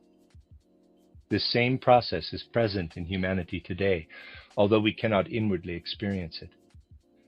The spiritual beings who entrusted ancient sages with this knowledge pointed out to them that in addition to perceiving their inner life fluidity, water, out of which the microcosm was born, they also perceived the life air, which we take in as breath and then spread throughout our entire organism. What thus has been spread throughout the entire organism is poured over the entire microcosm, causing the originally clear etheric forms to become indistinct. The wonderfully formed etheric microcosm begins to become less distinct, because the flow of the breath begins to interfere with or obscure the etheric forms. What had been many forms became a single one. The human astral aspect lives within the air, just as the human etheric aspect lives in the watery element. The astral human being lives in the airy element, and by breaking up the etheric thoughts and transforming the etheric thoughts into human capacity and strength, the human will is born out of the astral aspect inherent in the life air. The powers of growth accompany the birth of the will, for they are closely related to the will. What I have just described is not equivalent to our modern use of the word will as an abstraction. Here we have a concrete process. The astral seizes the air-forming process and spreads it out over the etheric fluidity. This process presents itself outwardly in nature when something is burned. In earlier epochs, burning was associated with the sulfur process. What was experienced in the soul as the human will was regarded as a manifestation of the sulfur process. In previous eras, human beings did not use the abstract word thinking for something that arose in the mind in pictorial form. Rather, when people who were truly knowledgeable spoke of thinking, they referred to the salt process. Nor did they speak in an abstract way about the will. Rather, they referred to the astral forces penetrating the airy element in the human being, and to the sulfur process in which the observable will has its origin. They pointed out that the balance between the two processes, parenthesis, for the two are opposite processes, close parenthesis, was achieved through the mercury process, which is both fluid and formed. The mercury process moves back and forth between the etheric and the astral, between the formative capacities of water and air. Abstract ideas, which the scholastics taught and modern science has assimilated, did not exist for the ancient thinkers. If thinkers in ancient times had been confronted with our concepts of thinking, feeling, and willing, they would have felt like a frog that found itself in a jar pumped empty of air. That is how it would have seemed if an ancient thinker had come across our abstract ideas. They would have thought, this manner of thinking does not allow for a soul-filled life. In such an atmosphere, one cannot breathe soul-permeated air. For them, it would have seemed like an empty void. They did not speak of an abstract thinking process or an abstract will process. Instead, they spoke of a salt process and a sulfur process, and meant by this something that was soul spiritual on the one hand, and something material etheric on the other.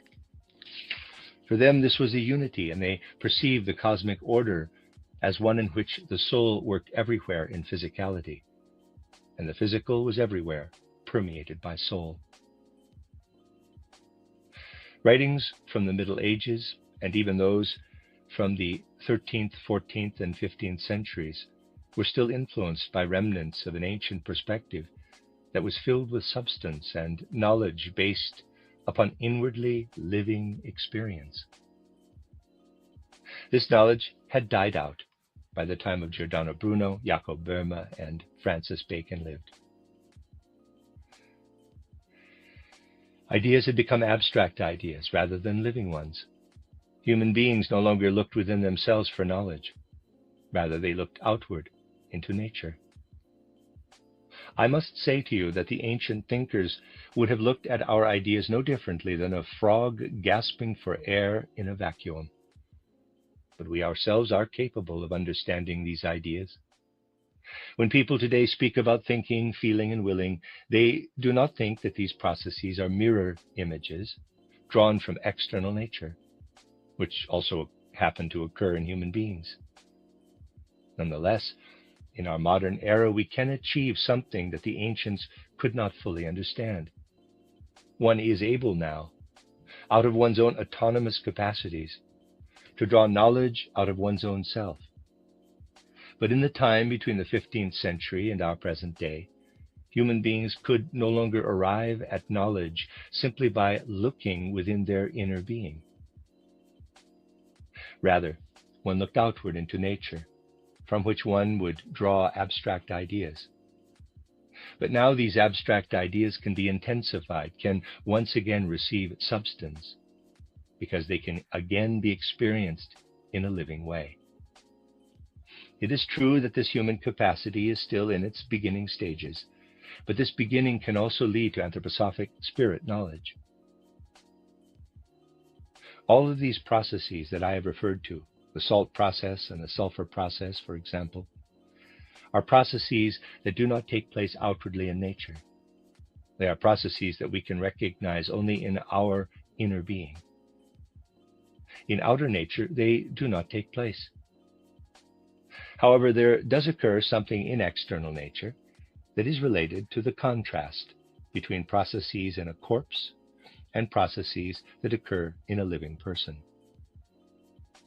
If the chemistry we are familiar with today were to speak of the sulfur and salt processes that Jakob Böhme could still acquire out of folk wisdom, it would characterize what occurs in a corpse rather than what occurs within a living human being.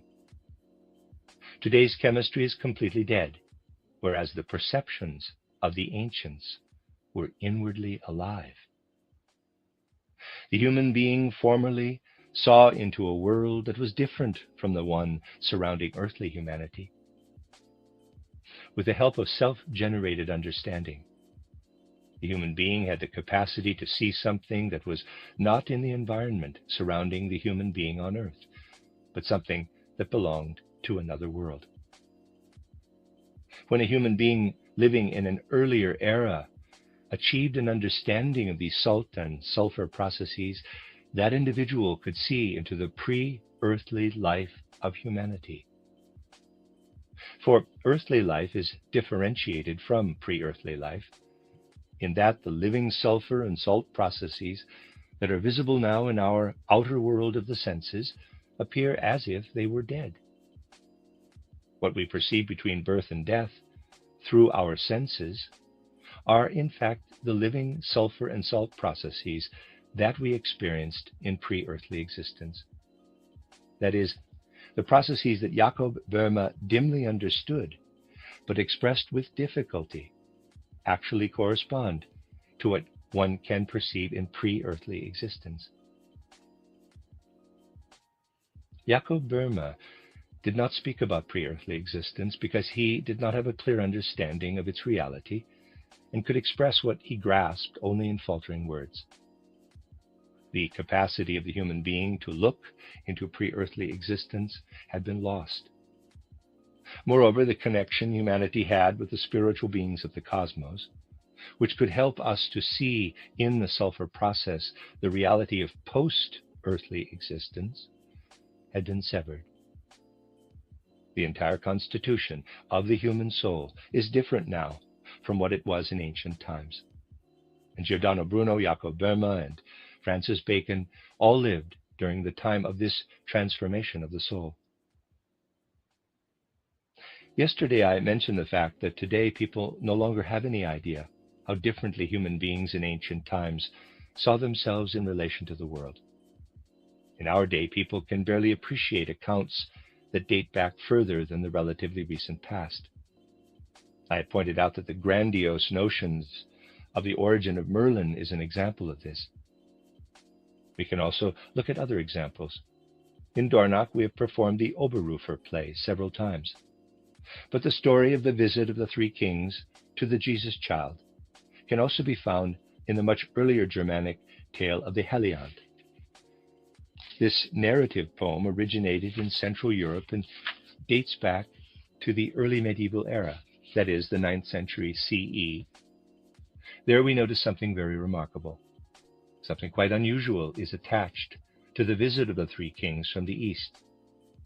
The three kings in the title Helliant account came from a place and a people that were entirely different from the people living at the time that the story was being told. That is, the kings had come from the era at the very beginning of our time reckoning, and they were the descendants of people who were immensely wiser than the people to whom they appeared in the story. The three kings said that they had descended from an ancestor who had lived in the distant past, when a few people still had the power to speak with the gods. When their forefather approached death, he assembled all of the members of his vast family and told them what his God had revealed to him. There would come a time when a world king would appear, and this event would be accompanied by the appearance of a star. If we look for other sources for this tradition, we find mention of Balaam, the son of Beor, in the book of Numbers in the Old Testament.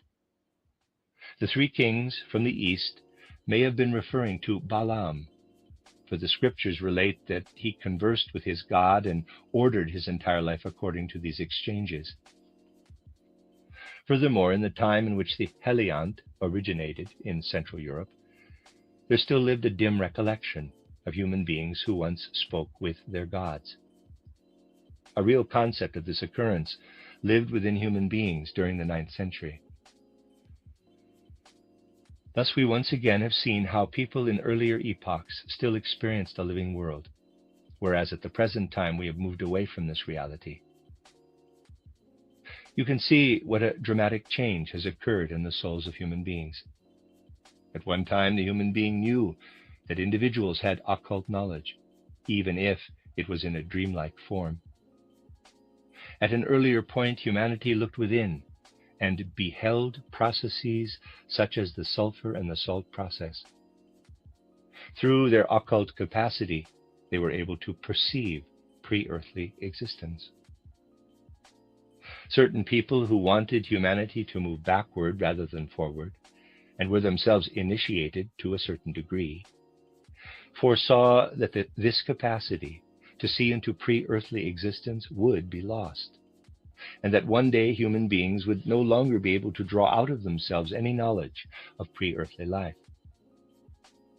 Thus it was introduced into the canon of church doctrine that there is no pre-earthly existence whatsoever, that the human soul is created at the time of physical conception. The fact of pre-earthly existence was dogmatically veiled in darkness. That was the first step, the first stage, by which humanity on earth was led into ignorance of a fundamental aspect of the human being. A piece of one's essential humanity was taken away, the knowledge of the human being's pre-earthly existence. Jacob Boehme, Giordano Bruno, and Francis Bacon lived during the time in which the knowledge of pre-earthly life was still concealed. They lived when it was not yet possible to grasp what they should have been able to discover through the spiritual observation of the outer world. The human being soon would be able to find in the outer world what could no longer be found in one's inner being. Again, there were initiates who wanted to lead humanity backward rather than forward. Initiates who did not want to allow this new form of insight, which is the opposite of the ancient esoteric knowledge, to flourish. They tried through a dogmatic approach to substitute a belief in the afterlife for the new knowledge. And thus, in the time in which Giordano Bruno was active, an intervention came to suppress the knowledge of pre-earthly human existence and to suffocate as well the knowledge of human existence beyond earthly existence. Giordano Bruno struggled with great determination to gain knowledge, and he surpassed the efforts of both Jacob Boehme and Francis Bacon. Bruno stood as if he were a man of the present, but he just could not reformulate what was given him out of the Dominican wisdom he had received, to create instead a real cosmic perspective. He could only express poetically what had come to him in an uncertain way of a true worldview. And yet the knowledge Giordano Bruno portrayed in a nebulous form did give birth to a new understanding of the cosmos, revealed in the human being, and the human being revealed in the cosmos. This did not come out of a renewal of an older esotericism. Rather, it arose out of the freely generated spiritual activity that can be acquired by all human beings. Thus I have characterized for you what had to come about in the course of human development. And today the human being stands before the fact that the will to allow this new knowledge to arise is despised and deeply hated by a great many human beings who are enemies of this possibility. This can also be grasped from an historical perspective. It helps us to understand how the fierce opposition to an anthroposophic worldview has come out of the very depths of its active opponents. The end of Lecture 5.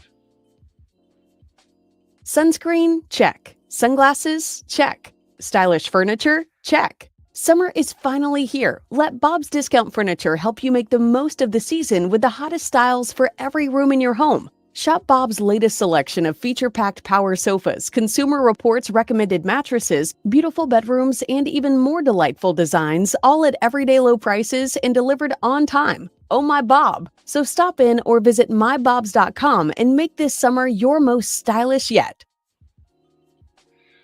You are listening to rudolfsteineraudio.com.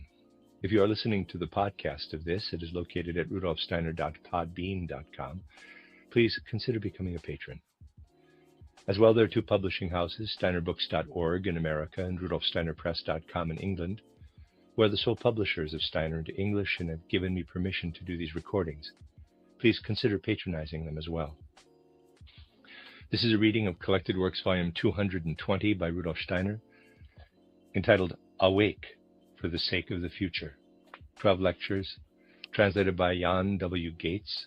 This is Lecture 6, entitled The Sleep of Civilization in the Present Era, given in Dornach on January 14, 1923.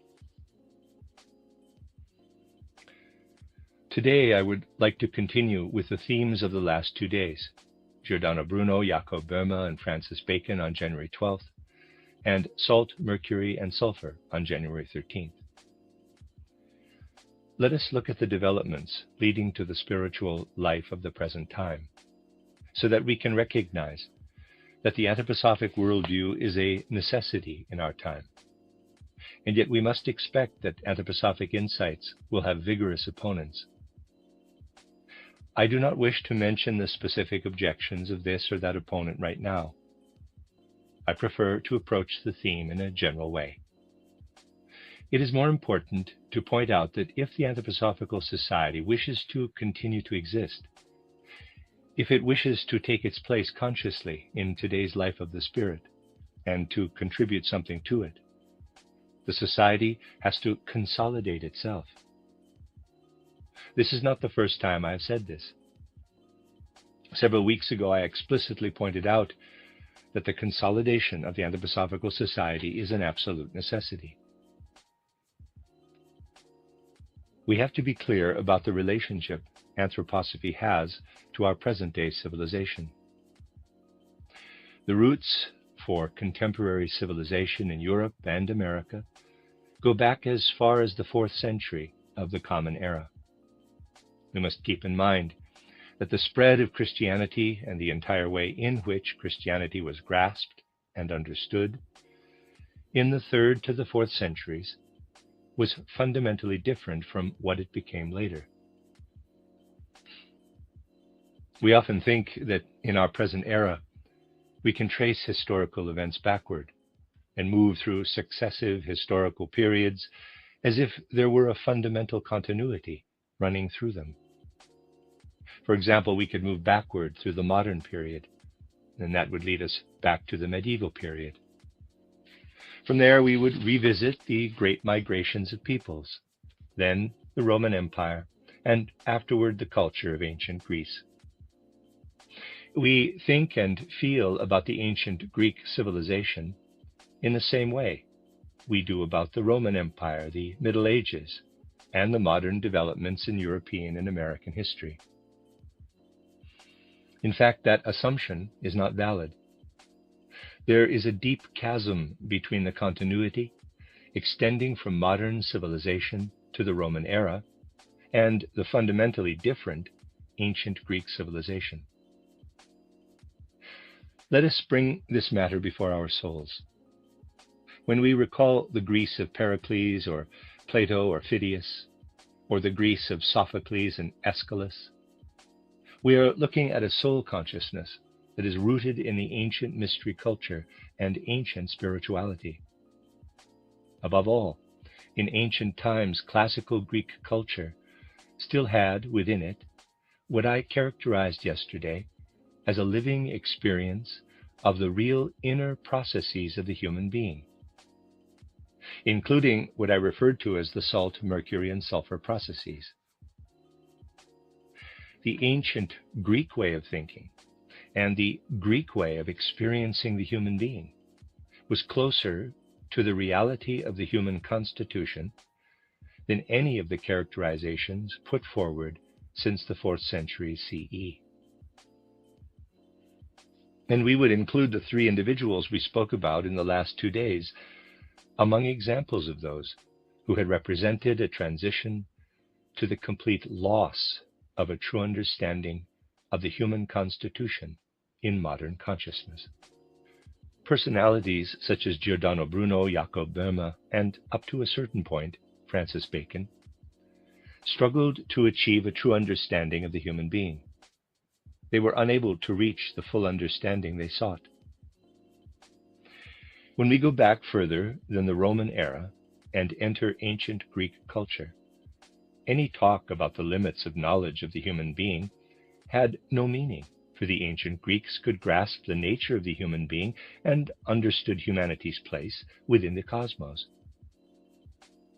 On the other hand, the Greeks did not have the mechanistic view of nature that now holds sway in scientific circles today. We could say of the ancient Greeks that they saw clouds and rain streaming down. They watched the mist ascending upward. These processes were expressions of the Earth's fluidity. When they turned with acute awareness to the movement of the human blood circulation, they saw it imbued with an essentially living quality.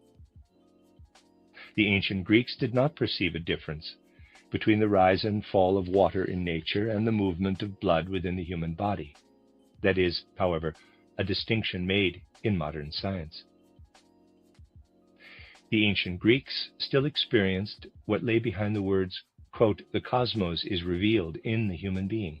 The human being is revealed in the cosmos," close quote. These are things we must take very seriously, because they lead us to a soul consciousness that now appears only in a fragmented form, at least in terms of the outwardly visible sources of historical documentation. We have to remember that in the 4th century CE, efforts were set in motion to utterly destroy all remnants of esoteric culture. Certainly we know something of this occurrence on the basis of archaeological excavations. But we have to realize that what later gave impulse to Western civilization arose out of the ruins of Hellenism, a Hellenism that spread not just across southern Europe, but all the way to Asia as well.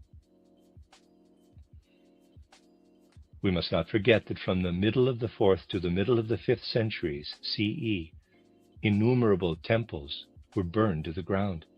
Temples that were filled with the most important, the most priceless treasures of everything that Hellenism had nurtured and conveyed. Humanity today, which typically is interested only in written documents, can no longer see any of these treasures of Hellenism.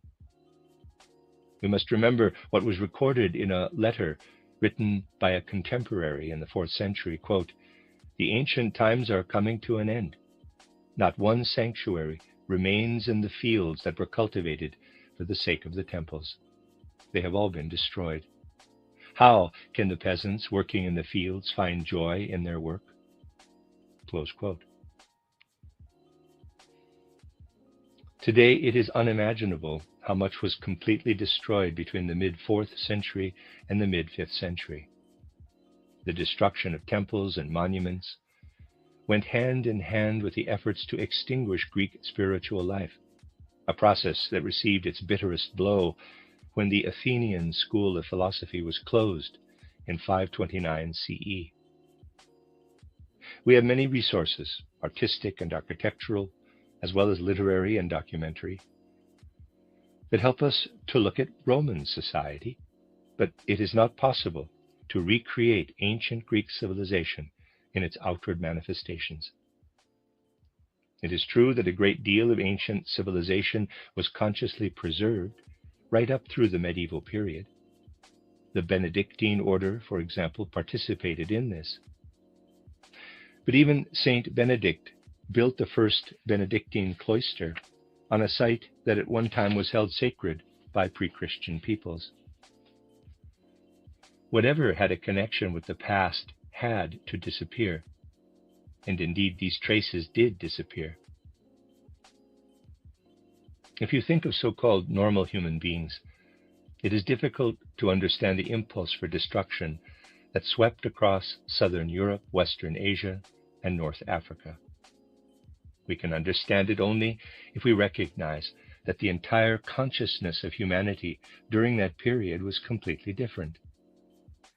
I have often pointed out that it is simply incorrect to say that, quote, nature or world history can never make a developmental leap, close quote. In human history, such a leap can take place. The sole constitution of civilized humanity in the 2nd and 3rd centuries CE was, without a doubt, very different from what came later. Now, I would like to show you how this kind of change functions. When we speak about the transition between waking and sleeping, we say that the physical body and the etheric body remain in bed during sleep, and the I, capital, and astral body leave the physical body. To put it another way, the soul spiritual aspects of the human being leave the physical and etheric body. Such a description would not have been used in ancient India. Human beings then would have said exactly the opposite. In sleep, they would have said the soul spiritual aspects of the human being enter the physical body more deeply.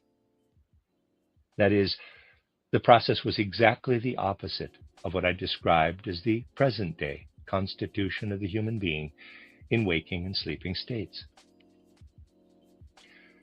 This difference is seldom noticed today. For example, when the Theosophical Society was founded, some of the founding members heard about spiritual truths from the Indians they met, and the early Theosophists adopted what they heard as their own. They heard something about the astral body and the I leaving the physical body. Certainly an Indian in the 19th century would have said such a thing, for in India one can often observe what is real. But afterward, when people from the Theosophical Society repeated this, they claimed that the departure of the astral and the I during sleep was part of ancient Indian wisdom. This is not so. For the ancient Indian actually said just the opposite. The soul spiritual goes more deeply into the physical body during sleep. That was an accurate description of the human being during ancient times. To a certain degree, this knowledge was present to the consciousness of the ancient Greeks, who experienced that during sleep, the soul spiritual entered the physical body more deeply than it did when the human being was awake. In this, the Greeks manifested a certain stage in the development of humanity. Today, when we describe the consciousness of human beings of another time, we must characterize it from our own immediate spiritual perception. And so we rightly say that the sages of ancient times and also the ancient Greeks possessed an instinctive, dreamlike clairvoyance.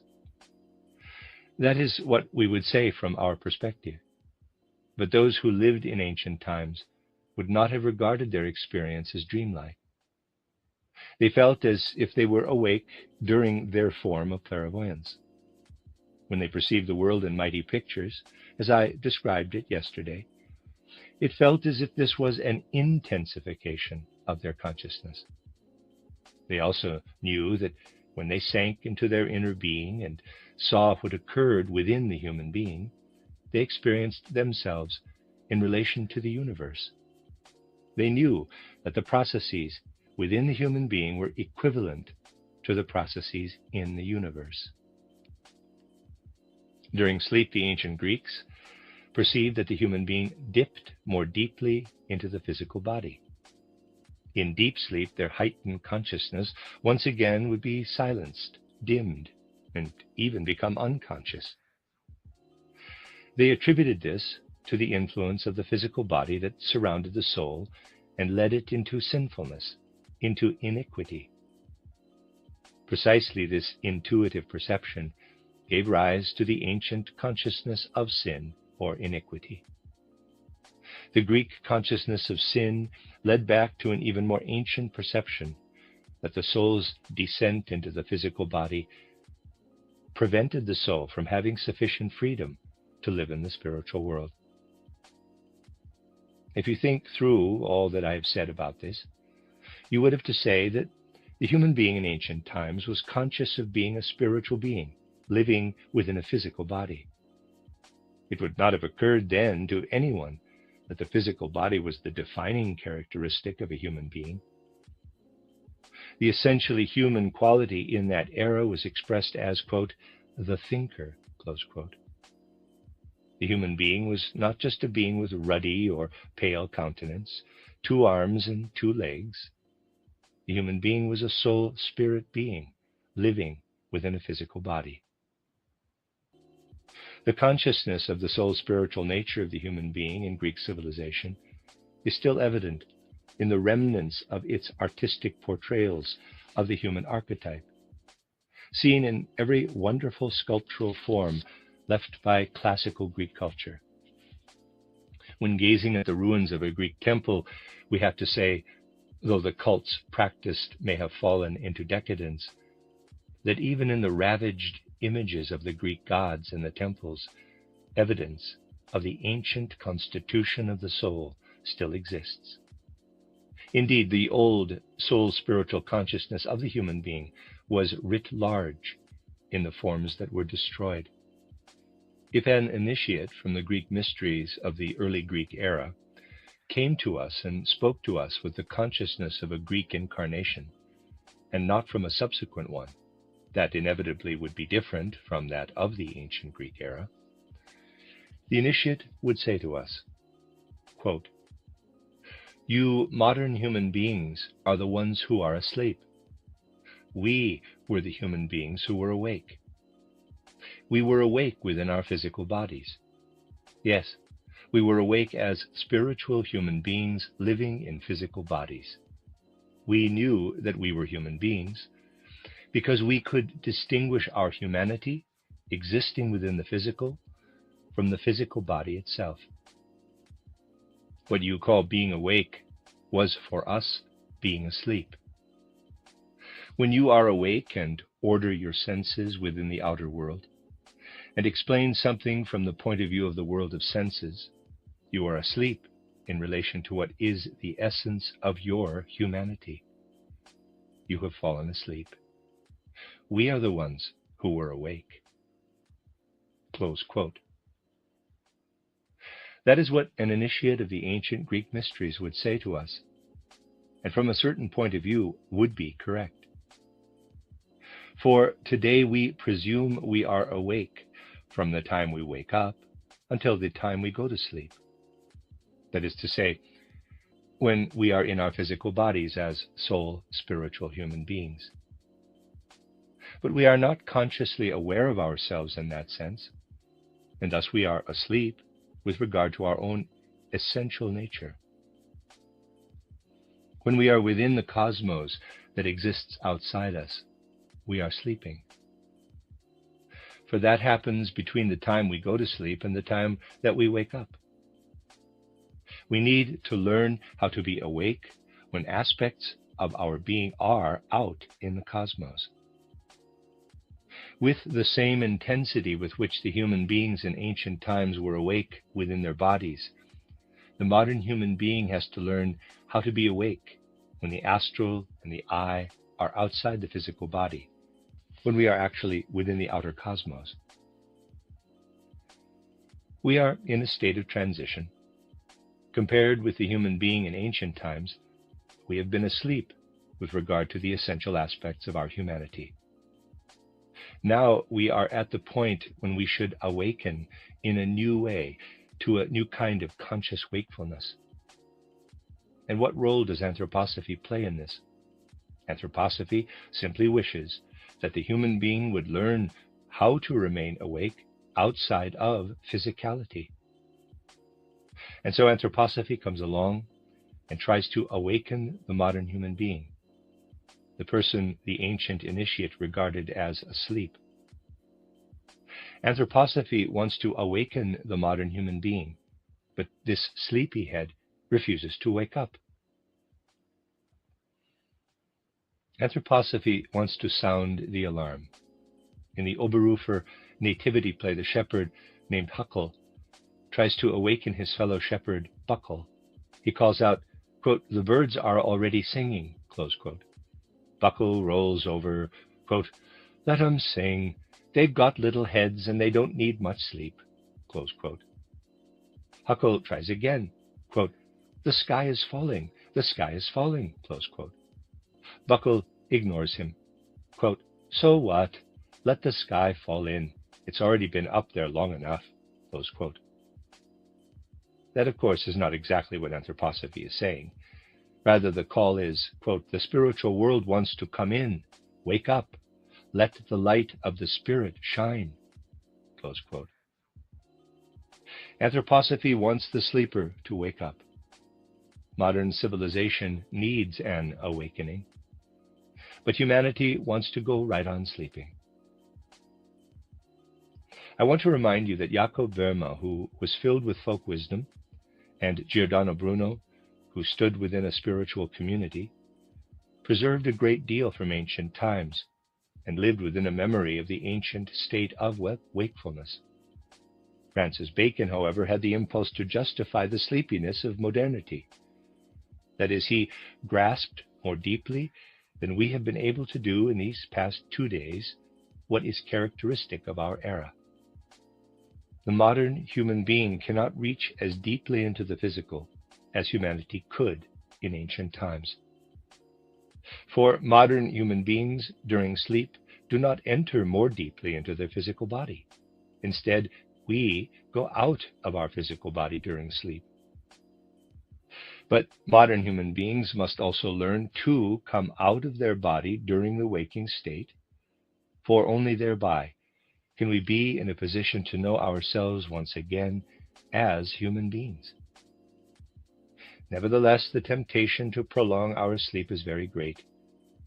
Quote, "Buckle, the riders are already galloping along the roads," close quote. Quote, "Let him gallop. They still have a long way to go," close quote.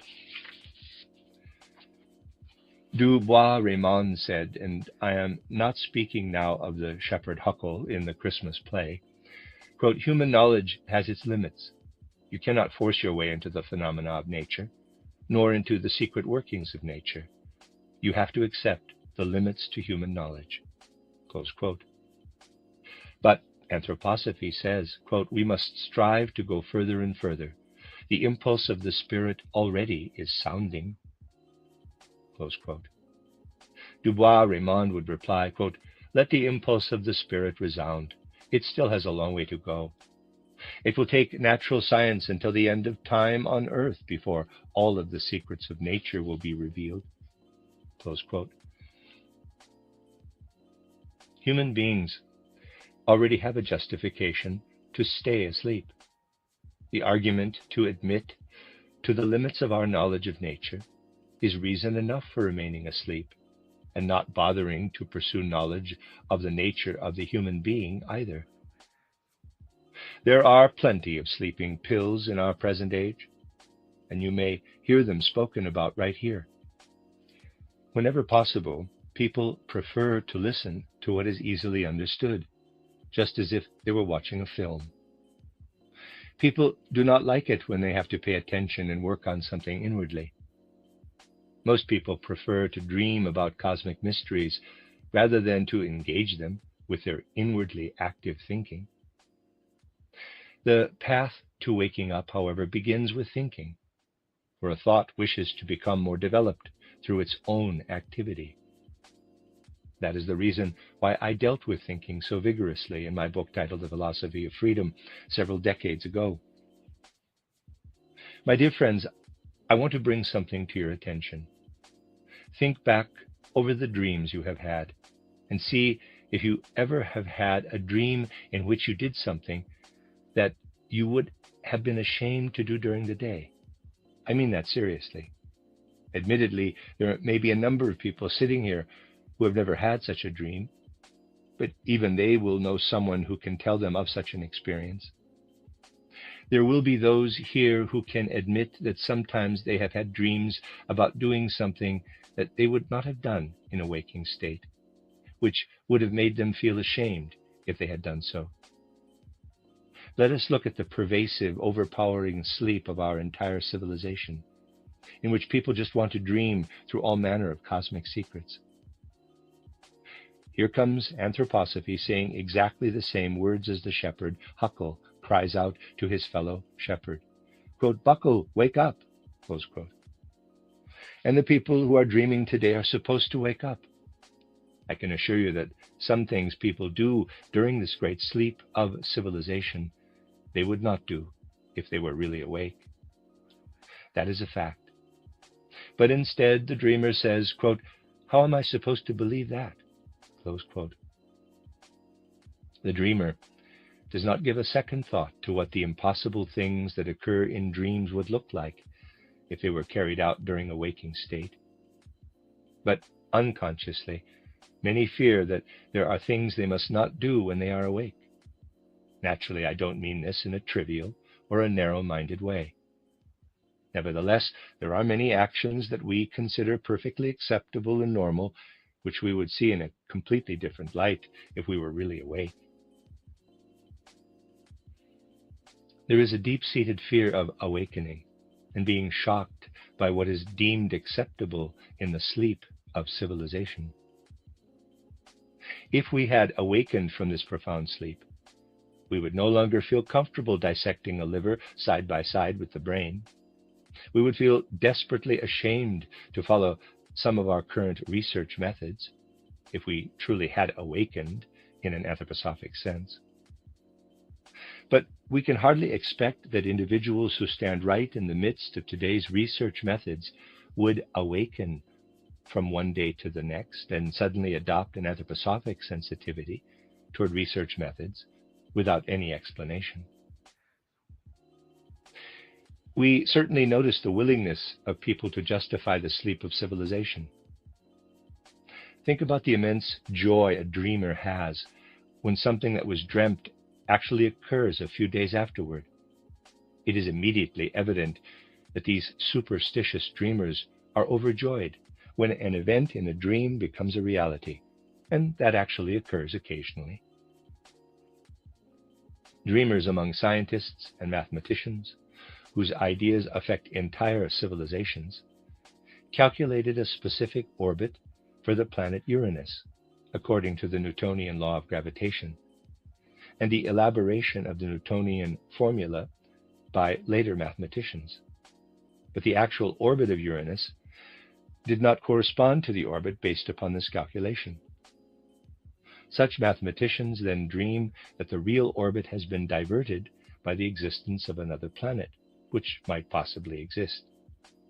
The entire process has been dreamt, for it has really been calculated without the impulse or necessity of inner assurance and authenticity. When in fact Dr. Gala discovered the planet of Neptune, it seemed as if the dream had become a reality. Afterward, the sequence of a projected existence of a planet and its subsequent discovery is called a scientific method applied to the world of nature. In fact, the existence of Neptune was projected in a dream, and then thereafter it appeared. That is really how it is with the dreamers, when something presents itself after it first has been dreamt. Or recall how Mendeleev calculated the existence of a new element in the periodic table of elements. That kind of dream is actually not so difficult to propose, because when there is an empty place in the periodic table, it is quite easy to fill in the space with a new element and attribute a few characteristics to this invention. Nevertheless, it is a dream. If the new element does exist, then the method of its discovery is no different than the example of the dreamer who dreams of something that happens to the dreamer a few days later in a waking state. The event in waking life is claimed to be a verification of the dream. The ordinary dreamer does not describe the event in real life as a verification of the dream, but scientists do say that they have been able to verify what previously had been imagined. We must first of all fundamentally understand how our modern civilization has become a civilization asleep, and how an awakening is absolutely necessary for humanity. Above all, everyone who feels drawn to spiritual science must see right through the tendency toward sleep that permeates our present time. At any moment, you as a dreamer may realize that you are asleep. It may suddenly come to you, I am dreaming. Humanity must be able to experience deeply what the philosopher Johann Gottlieb Fichte expressed so energetically. Quote, the world that is spread out in front of the human being is a dream, and everything the human being thinks about the world is a dream of a dream. Close quote. But we must not fall into the error that we find in the philosophy of Schopenhauer. There is little to be gained if we simply turn to a theory of knowledge and declare that everything is a dream. It is not our task to point out that the human being dreams, and that the human being can never do more than dream. For if we came to the boundary of these dreams, then on the other side is the thing in itself, which by definition can never be reached through the senses. It is interesting to consider what Edward von Hartmann, who otherwise was an outstanding thinker, had to say about dreams in contrast to reality. He said that the human being dreams everything that is present in consciousness, and that behind the dream lies a, in quotes, thing in itself, about which the human being knows nothing. Hartmann pushes the thing in itself to the limit. The table in itself is contrasted to the table we see before us. The table that we see in front of us is a dream, and behind it is the table in itself. Hartmann actually differentiated between the table as appearance and the table in itself, between the chair as appearance and the chair in itself. But he is unconscious of the fact that the chair on which he himself is sitting has anything to do with the chair in itself, for it is difficult to actually sit on a chair that is only an appearance of a chair, one that is no more than a dream. Likewise, the dreamer has to lie down on a real bed. However, this whole play of words that proposes that the world is no more than a dream can be very useful as a preparation for something else. What would that be? It prepares us for an awakening, my dear friends. The point we are making is not to persuade you that the world is a dream. The discussion of the idea becomes the spur to awaken within ourselves. And awakening begins with an energetic grasp of our thinking, an active seizing hold of our thinking. An awakened thinking is precisely what leads you into everything else. The impulse to self-awakening is imperative today. Certainly, anthroposophy can be placed before the world. But if the Anthroposophical Society wants to be a community, then this community must be real. If you, as an individual, wish to live in the Anthroposophical Society, you also must experience the Anthroposophical Society as a reality. You must be permeated by the will to awaken, and not take it as an insult when someone says to you, "Wake up." Your wakefulness is imperative. Allow me to say this again in just a few words. The misfortune that has just befallen us, the burning of the Goetheanum, must be a summons to each individual to wake up, a summons to the Anthroposophical Society to take action, a summons to make our society a reality. The real being of the society is precisely the being we have experienced, which I characterized at the end of the Christmas course of lectures. The living streaming from person to person within the Anthroposophical Society must be real. A lack of love between one another rather than mutual trust has become widespread in the newest phase in the life of the Anthroposophical Society. And if this lack of love gains the upper hand, the Anthroposophical Society will collapse. Building the Goetheanum has brought many beautiful qualities living within anthroposophists to the surface. But parallel to this, the society itself should have been strengthened. It is true that many fine qualities were reaffirmed at the end of the recent course of lectures, similar to the qualities that were evident during the construction of the Goetheanum. And these qualities surfaced again during the night of the fire. But these qualities must be cultivated. Above all, if you have a task to do within the Anthroposophical Society, a task that goes above and beyond being a member, you really must carry this task out with real personal interest and real commitment. A deep sense of personal interest and real commitment toward the work of the Society are unfortunately exactly what is missing. We need people who are ready to carry out a specific task or take on a particular responsibility for the Society. No service for the Society may be viewed as a small matter, including what one person can do for another. The smallest deed becomes worthy because it is also service to the greater whole. That fact is something that is too often forgotten. The Society should be deeply grateful when a great misfortune inspires us to act out of our finest qualities of character. But we must not forget how quickly many lose their interest and commitment to a task in the face of the need to continue their efforts on a daily basis. Some take on a task one day and then quickly forget about it.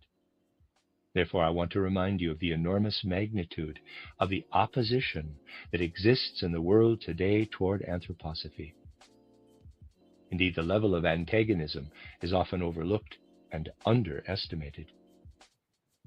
We must realize that antagonism exists, that opposition exists. We can see this within the course of world events.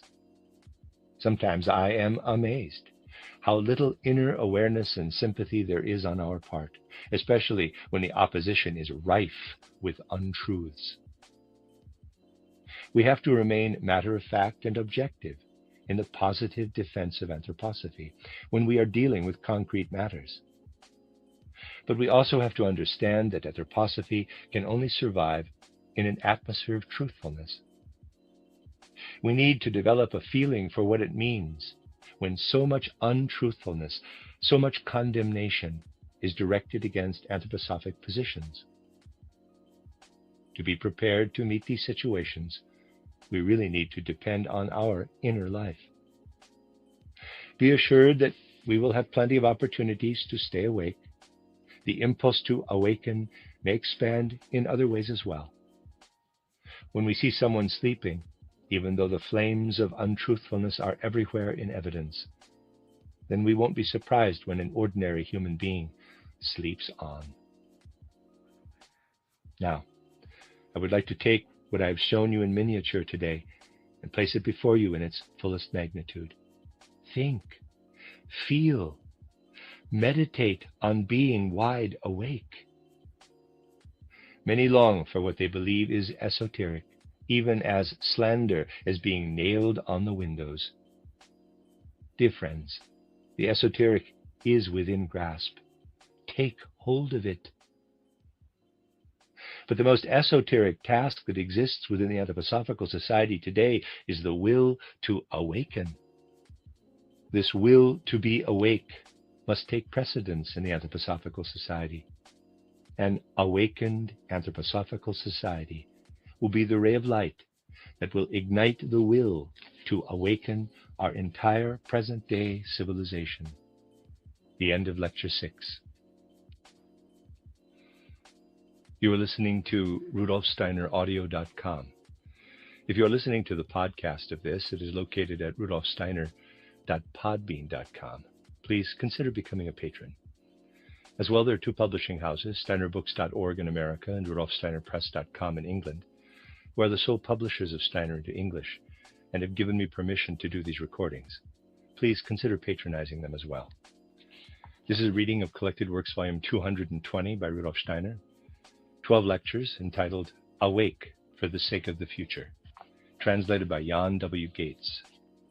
This is Lecture 7, entitled Truth, Beauty, and Goodness, given in Dornach on January 19, 1923. Truth, beauty, and goodness, the three universal ideals of humanity, have existed throughout all eras of conscious human development.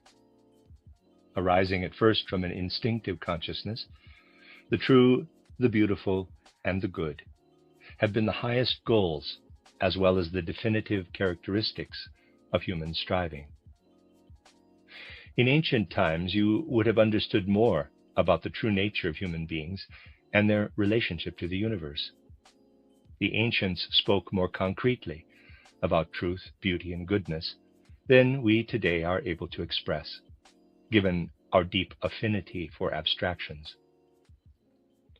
Anthroposophic spiritual science, however, once again speaks concretely of these ideals.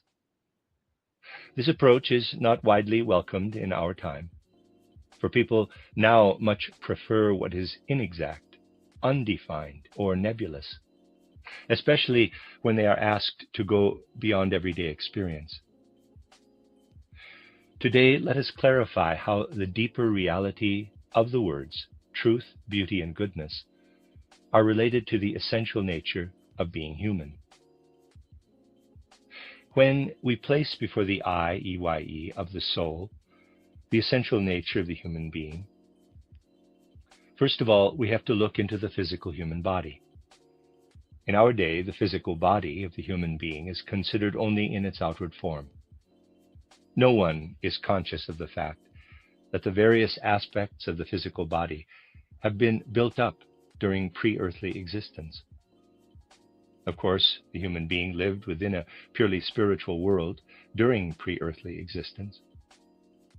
In the spiritual world, the human being worked out the spiritual prototype, the spiritual form of the physical body, in union with higher spiritual beings. What we carry with us on earth as a physical body is a reflection, a physical expression of a kind of spirit kernel that we ourselves crafted during our pre-earthly existence. Here, during earth existence, we experience our own physical body. Even with all that accompanies our sensations and the direct experience of our physicality, we are not fully conscious of our physical body. We speak about truth, but we do not understand how our sensitivity for the truth, our feeling for the truth, is directly related to the experience we have of our physical body. When you are confronted with a simple fact, you either form an idea of the fact that exactly corresponds to it and is therefore true, or you adopt a false idea that has nothing to do with the fact and reveals nothing about it. The false idea may come about because of ineptitude, inner laziness, or even as a result of direct and intentional opposition to the truth. When you contemplate the truth about a specific matter, you find yourself in harmony with the feeling that your physical body experiences in relation to its pre-earthly existence. We only need to formulate an idea out of laziness or willful lying, or put forward an idea that does not correspond to a fact, and it is as if we had carved out a hole in what connects us to our pre-earthly existence. When we surrender to an untruth, we sever threads in the fabric connecting us with our pre-earthly existence. This connection is a delicate spiritual fabric, if I may say it in that way. A fabric that we have woven during our pre-earthly existence. A fabric that shapes the form and contours of our physical body. I would like to put it this way. It is as if our physical body was connected by many threads to its pre-earthly existence. And when we surrender to untruthfulness, it severs these threads. The purely intellectual consciousness that has become prevalent since the beginning of the era of the consciousness soul is so appealing to human beings that we are not even aware of being torn away from our pre-earthly existence. This is one of the reasons why human beings today have so much difficulty understanding how the human being stands in relation to cosmic existence. We are most likely to be aware of our physicality when something disrupts the health of our bodies. But in fact, when we surrender to untruth, we sever threads that connect us to our pre-earthly existence. This affects the physical body, especially the constitution of the nervous system. It is through the feeling we receive from the physical body that we also receive our feeling for our spiritual being within the cosmos. In order to experience ourselves as spiritual beings in the cosmos, it is necessary that the threads connecting the physical body to its pre-earthly existence have not been severed. If the connection has been broken, then for our very sense of being and existence, we have to create a substitute for a healthy feeling of our spiritual being. This we do unconsciously, but humanity has reached an inner uncertainty with regard to this feeling for one's own being, which has penetrated right into the physical body. This pure sense for our spiritual being, which is an essential characteristic of being human, formerly was more and more evident the further back we go in human history. And we ask ourselves today if it is still strongly present in us. Think, for example, about the many things people take into account when planning for the future, except for their original spiritual inner life. Too often, a person chooses a profession in order to be known as a secretary or a notary, and thinks that if other people identify him or her as having a particular profession, they are able to describe who the person really is. Actually, the only thing that matters is whether we understand our true being through an inner feeling life quite apart from outer appearances. What assurance do human beings have of the reality of the self, the feeling for our own existence? During earthly existence, we live in a world that is only a reflection of true reality. We shall understand this physical world only if we recognize that it is a reflection of true reality. However, we must experience true reality within ourselves. We must inwardly experience our relationship to the spiritual world. That is possible only when we sustain our relationship to our pre-earthly existence. We can keep our connection to pre-earthly existence intact through our love for pure truth and unwavering truthfulness. Nothing strengthens the genuine feeling of our humanity more fully than the cultivation of the truth and truthfulness. To feel responsible to test everything you say, to feel responsible to know the extent to which you can stand behind something you say. These are measures that support the inner consolidation of the worthiness of your inner being, of your very existence. And the integrity of your inner being is connected with your capacity to experience the spiritual within your physical body. Thus, we shall see that a close relationship to the physical body also helps us to recognize, to experience the ideal of truth. In recent lectures, I have described how we acquire the etheric or life body, that is, the formative forces of our body, a short time before we descend from our pre-earthly into our earthly existence. We gather together forces shaped in the cosmic etheric substance in order to form our own etheric body. In earlier epochs of human development, humanity had a better understanding of the etheric body than people have today. Today we have a poor understanding of this etheric body. In fact, many people ridicule any mention of the reality of the etheric body. Nevertheless, it is through our capacity to perceive and feel this etheric body that we shall strengthen our experience of beauty. When we strive for a real experience of truth and truthfulness, we discover this within the physical body. When we wish to develop our feeling for beauty, our experience of beauty in the right way, we discover this in our body of formative forces, that is, the etheric body. Beauty is connected with the etheric body, just as truth is connected with the physical body. You can understand the relationship of beauty to the etheric body of the human being by thinking of the significance of beauty revealed in the artistic creations of humanity. And what I wish to draw to your attention here holds true for all the arts. When we see a living human being, we know that this person is just one individual among countless other human beings. One person has no meaning without the many others who surround the person. The one belongs to the many, and the many belong to the one. Just imagine how weakly rooted in existence we would be without our fellow human beings. When we apply this example to an artistic portrayal of a human being, it does not matter if the work of art is a sculpture, painting, or drama. We see that the artist tries to create something that is sufficient within itself, something that encompasses in and of itself an entire world.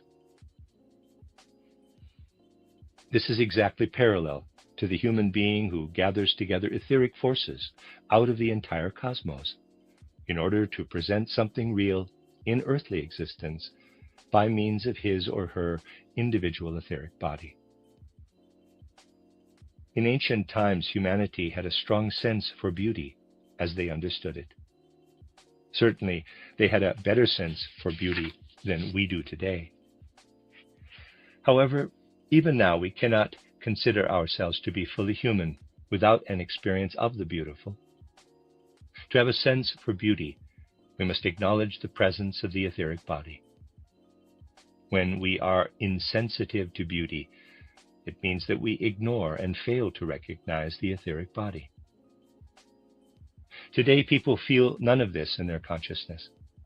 Ancient Greeks who approached the temple and stood before a statue of a god or goddess became inwardly warm and felt as if they were experiencing an inner sunlight. Indeed, the ancient Greeks inwardly felt forces streaming into each internal organ. Standing before a statue of one of the gods in a temple, the ancient Greeks uttered from the depths of their heart, quote, "Whenever I stand before this statue, I feel my fingertips in the outermost periphery of my body more clearly, more distinctly than I have ever experienced them before. I have never been so inwardly aware of the arch of my forehead before I entered the temple and stood in front of a statue of one of the gods." Close quote. In the presence of beauty, the ancient Greek felt permeated with warmth, inwardly illuminated, and divinely endowed. This was nothing other than experiencing the love of beauty. The ancient Greek also had a completely different feeling for ugliness than a modern human being experiences. The feeling for ugliness in modern times occurs in a very abstract form, as if it was concentrated and localized in a countenance or face. Ugliness was experienced as coldness by an ancient Greek. And in the presence of extreme ugliness, the ancient Greek had goosebumps. This experience was actually felt within the etheric body. It was something that in ancient times the human being felt in a pronounced way. In the course of human development, we have lost a part of our capacity to experience ugliness so powerfully.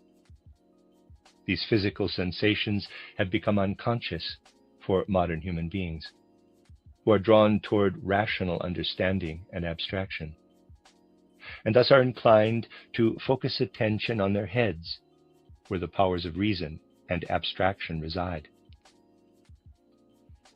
What was previously experienced in a living way in the etheric body now remains unconscious to modern human beings.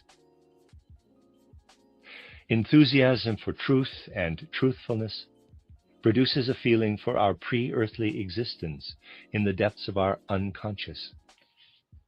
An era in which human beings have no feeling for their pre-earthly existence will also lack the right sense for truth and truthfulness.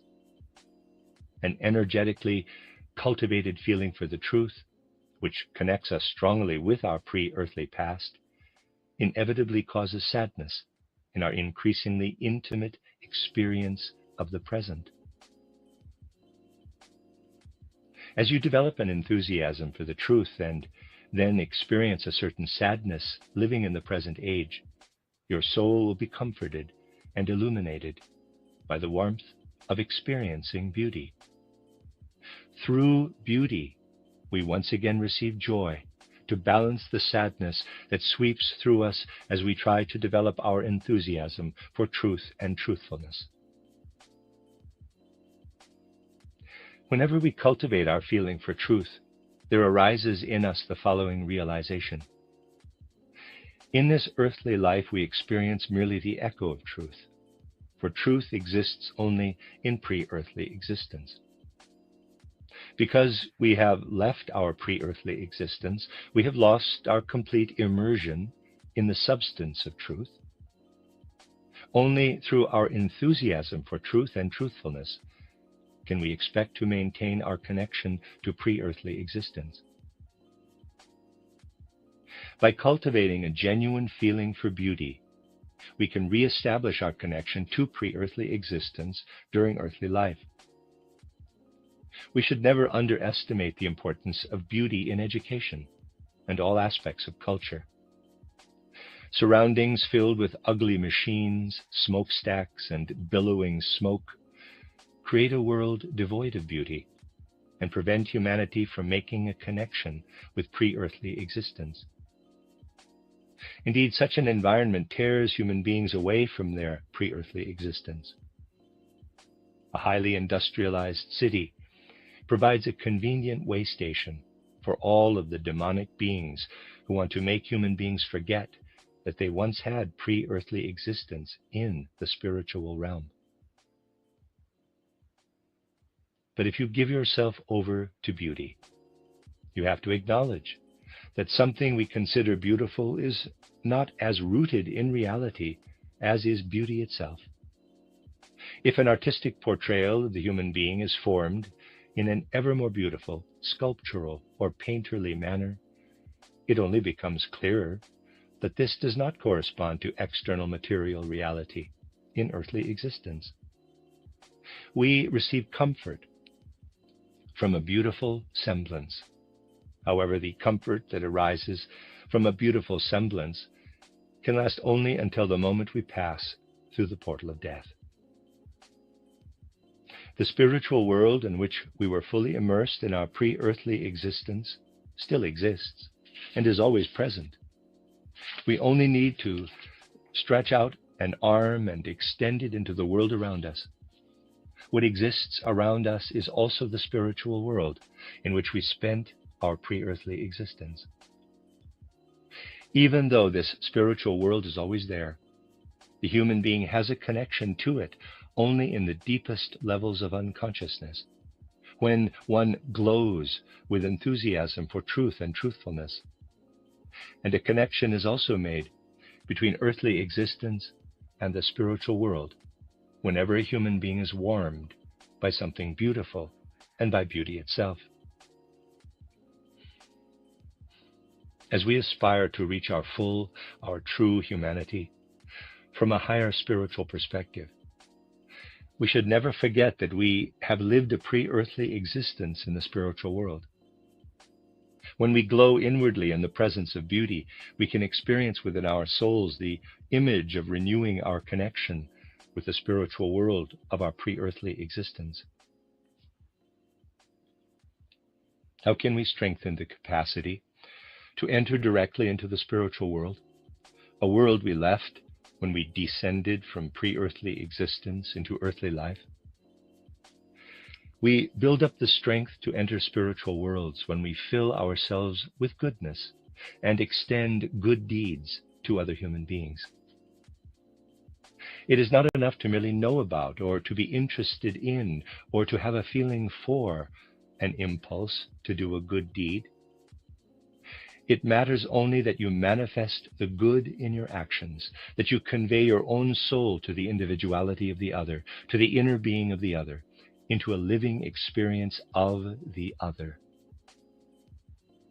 Goodness encompasses all the capacities and will forces within the soul. And these capacities and will forces come out of the art of permeating the human being on earth with the full expression of a person's humanity acquired during pre-earthly existence. You connect yourself through the image of beauty in earthly life to the spiritual, which you left behind when you entered your earthly existence. So too, you will be able to connect your earthly life with post-earthly existence by being a good person.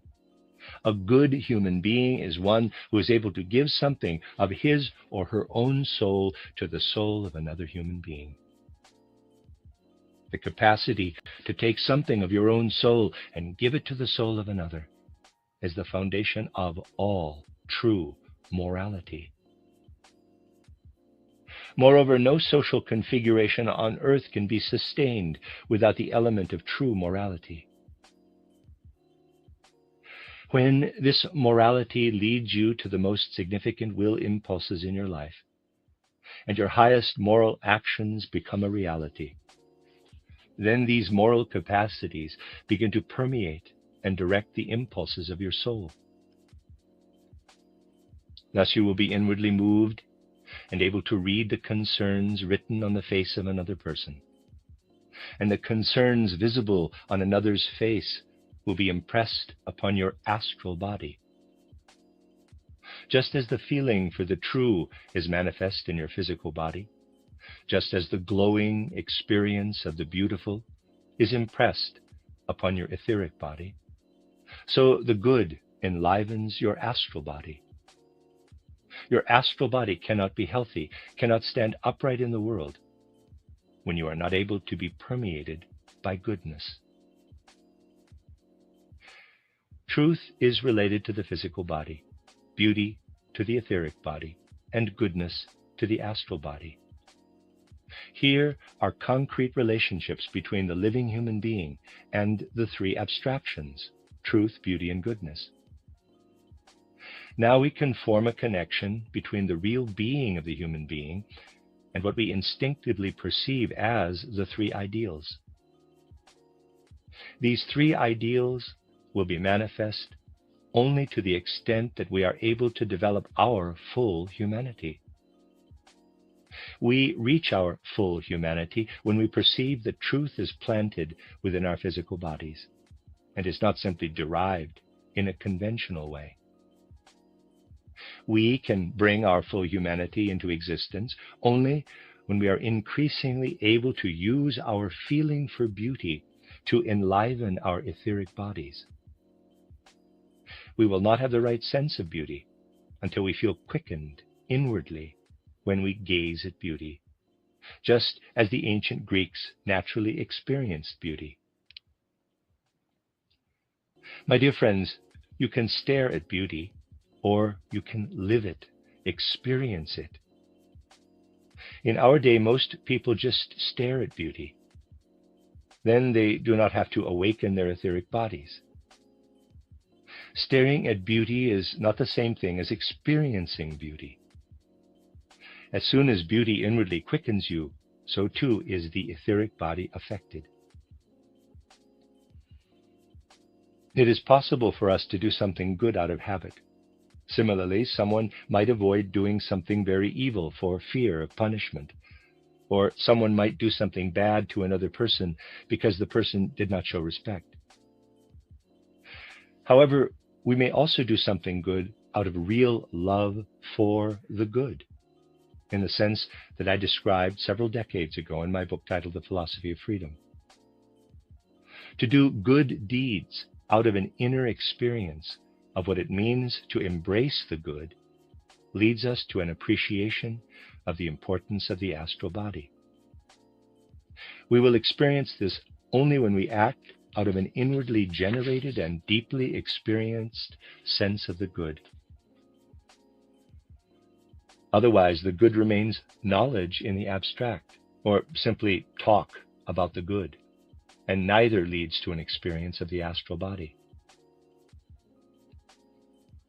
The living experience of the good is not the same as the experience of beauty, which creates a connection with pre-earthly existence through images that will no longer exist after the human being passes through the portal of death. Truly experiencing the good provides a real link between the human being and the spiritual world that is always present and into which we can stretch out an arm. We are separate from it during material existence. However, the experience of the good is a real link directly to the spiritual world we enter when we cross the threshold of death. What an individual during earthly life practices while trying to live in the good makes it possible for a person to create forces that remain on earth even after crossing the portal of death. Basically, the sense for truth and truthfulness, when it becomes truly rooted in us, is a legacy of our pre-earthly existence. Our sense for beauty, when it is embedded in our innermost being, gives us an image of the pre-earthly connection with the spiritual world, which we wish to renew and sustain. Truth implants in us the necessity not to sever ourselves from the spiritual, but rather to embrace a real connection to the spirit, to express it through doing what is good, and to develop a will force that is truly human. To be united with the true means that we must remain connected to our spiritual past. For beauty to have meaning, we must not deny that the spiritual and the physical worlds are interwoven. To be guided by the good means that we shall plant a seed on behalf of the spiritual world for the future. The three concepts, past, present, and future, when placed in the context of human life, expressed in its fullest humanity and grasped as concrete reality, receive even greater significance through their connections to the ideals of truth, beauty, and goodness.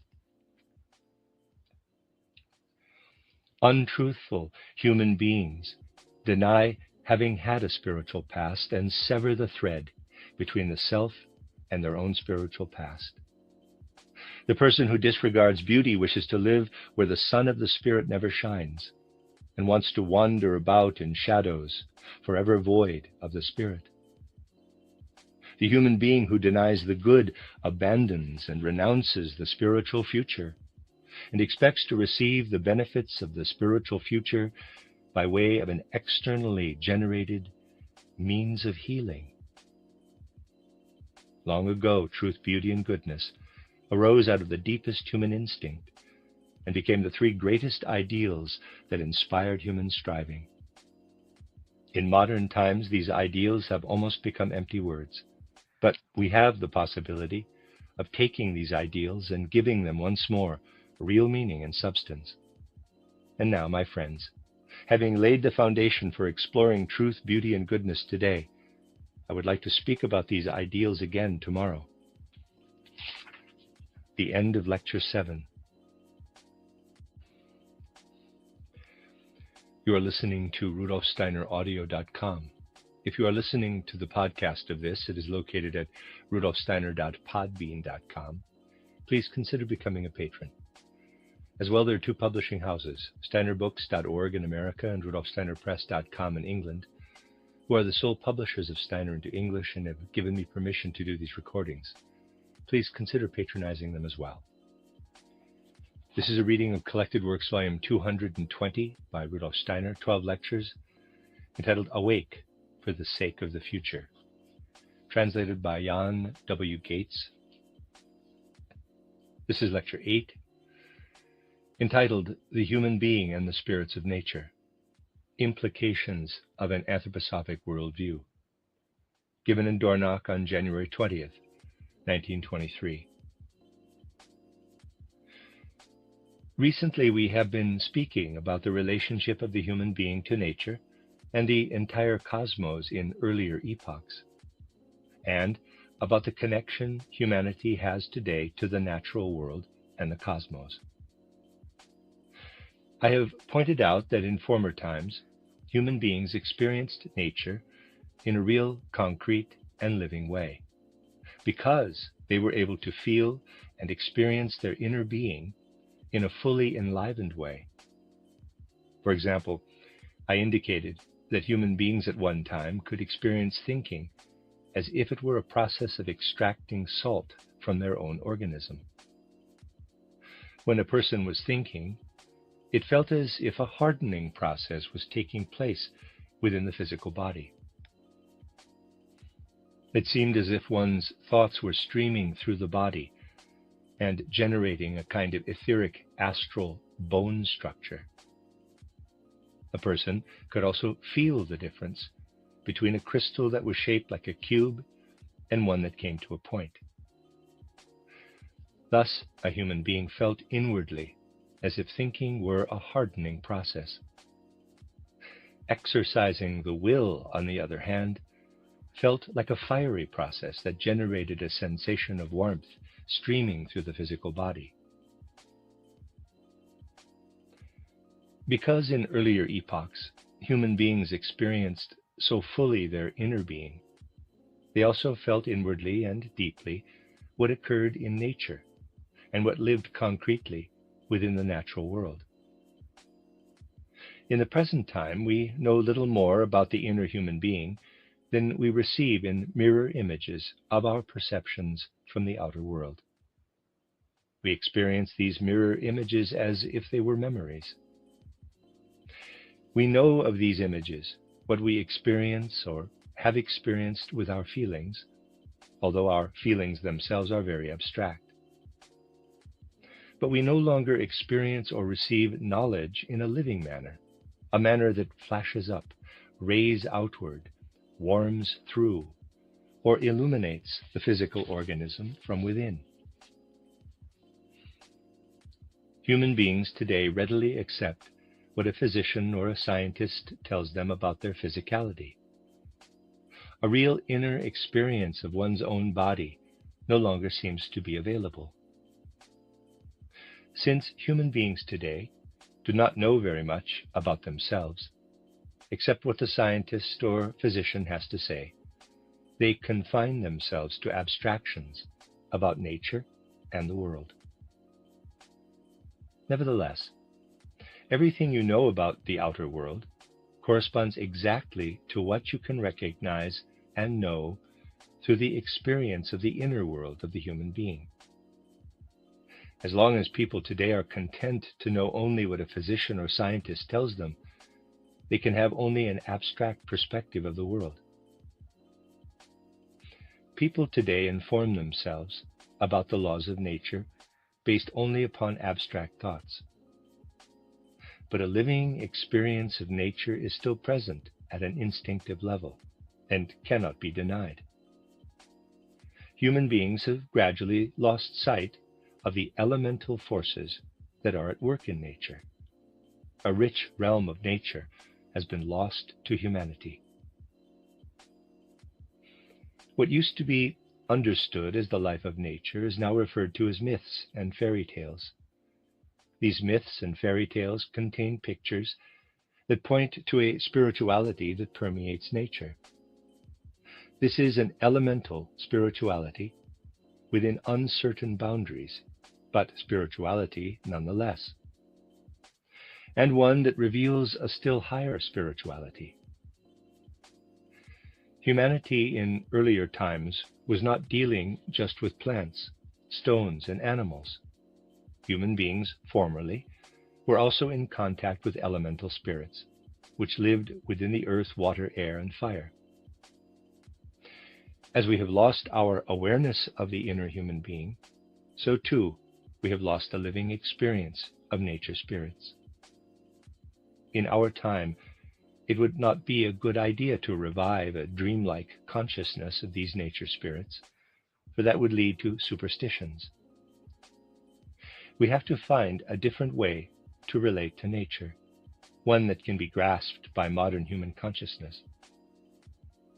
We have to be able to say to ourselves that there was a time when human beings could look deeply within themselves, and they had a lively capacity to experience what occurred within the depths of their own being. Through this capacity, they also became acquainted with elemental spirits. This older way of gaining knowledge out of inner experience spoke to these human beings in pictures, which today still affect us with their elemental poetic power. For when these people looked within themselves, spirit beings began to whisper and to speak to these human souls. These elemental beings made their homes, so to speak, within human organs. One of them would dwell in the human brain, another in the lungs, and yet another in the human heart. In earlier times, you would not have perceived your inner physicality in the way that an anatomist describes it today. Then you would have experienced your physical being as a living elemental spirit being, and the elemental beings who lived in the various human organs could speak thus to the human being. Today, if you were to search a path to these elemental beings by means of initiation science, you would have a certain feeling for these beings, a very particular understanding of them.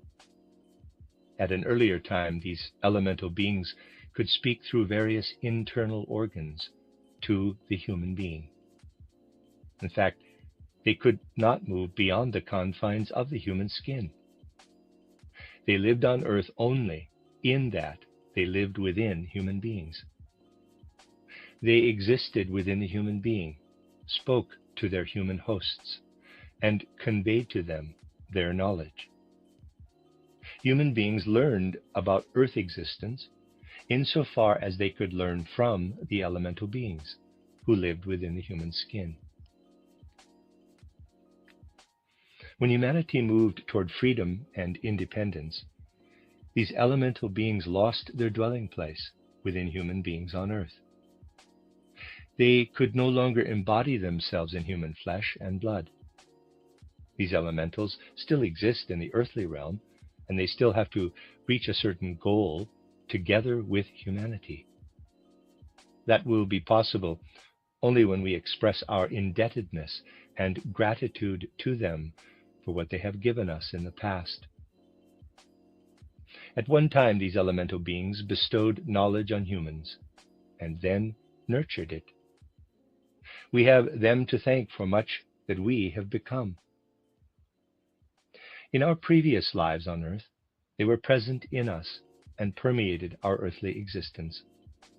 Through them, we have become what we are now.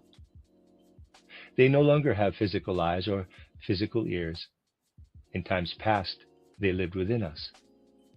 That is no longer the case, and yet they are still present in the earthly realm.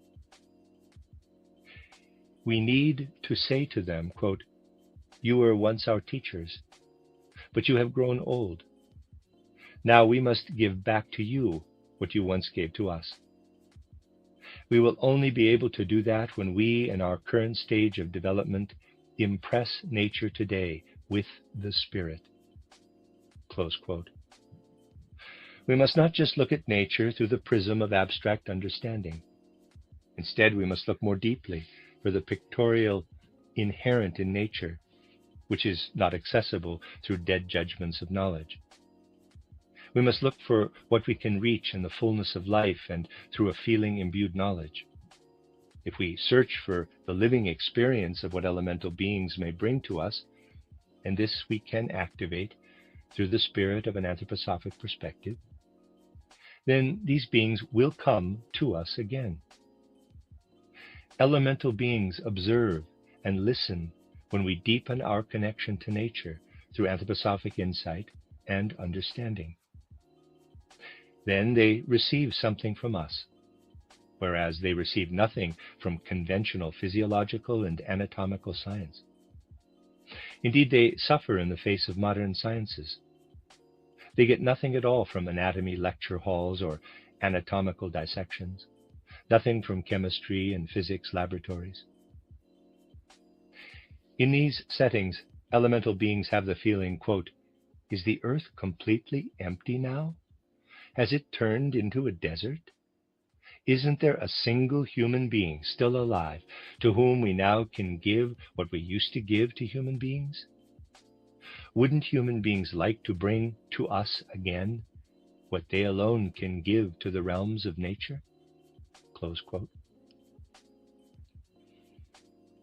There are elemental beings that are waiting for us to unite ourselves with them, just as we unite ourselves with other human beings and share with them a genuine feeling for the experience of knowledge. Similarly, these elemental beings could participate in our learning about how to deal wisely with nature. When we study physics or chemistry in a conventional way, we cannot receive from the elemental beings what they once generously gave us out of their knowledge of nature, and thus helped to make us who we are. To them we appear ungrateful. Faced with what is currently unfolding in human consciousness, these elemental beings are freezing in the earthly environment.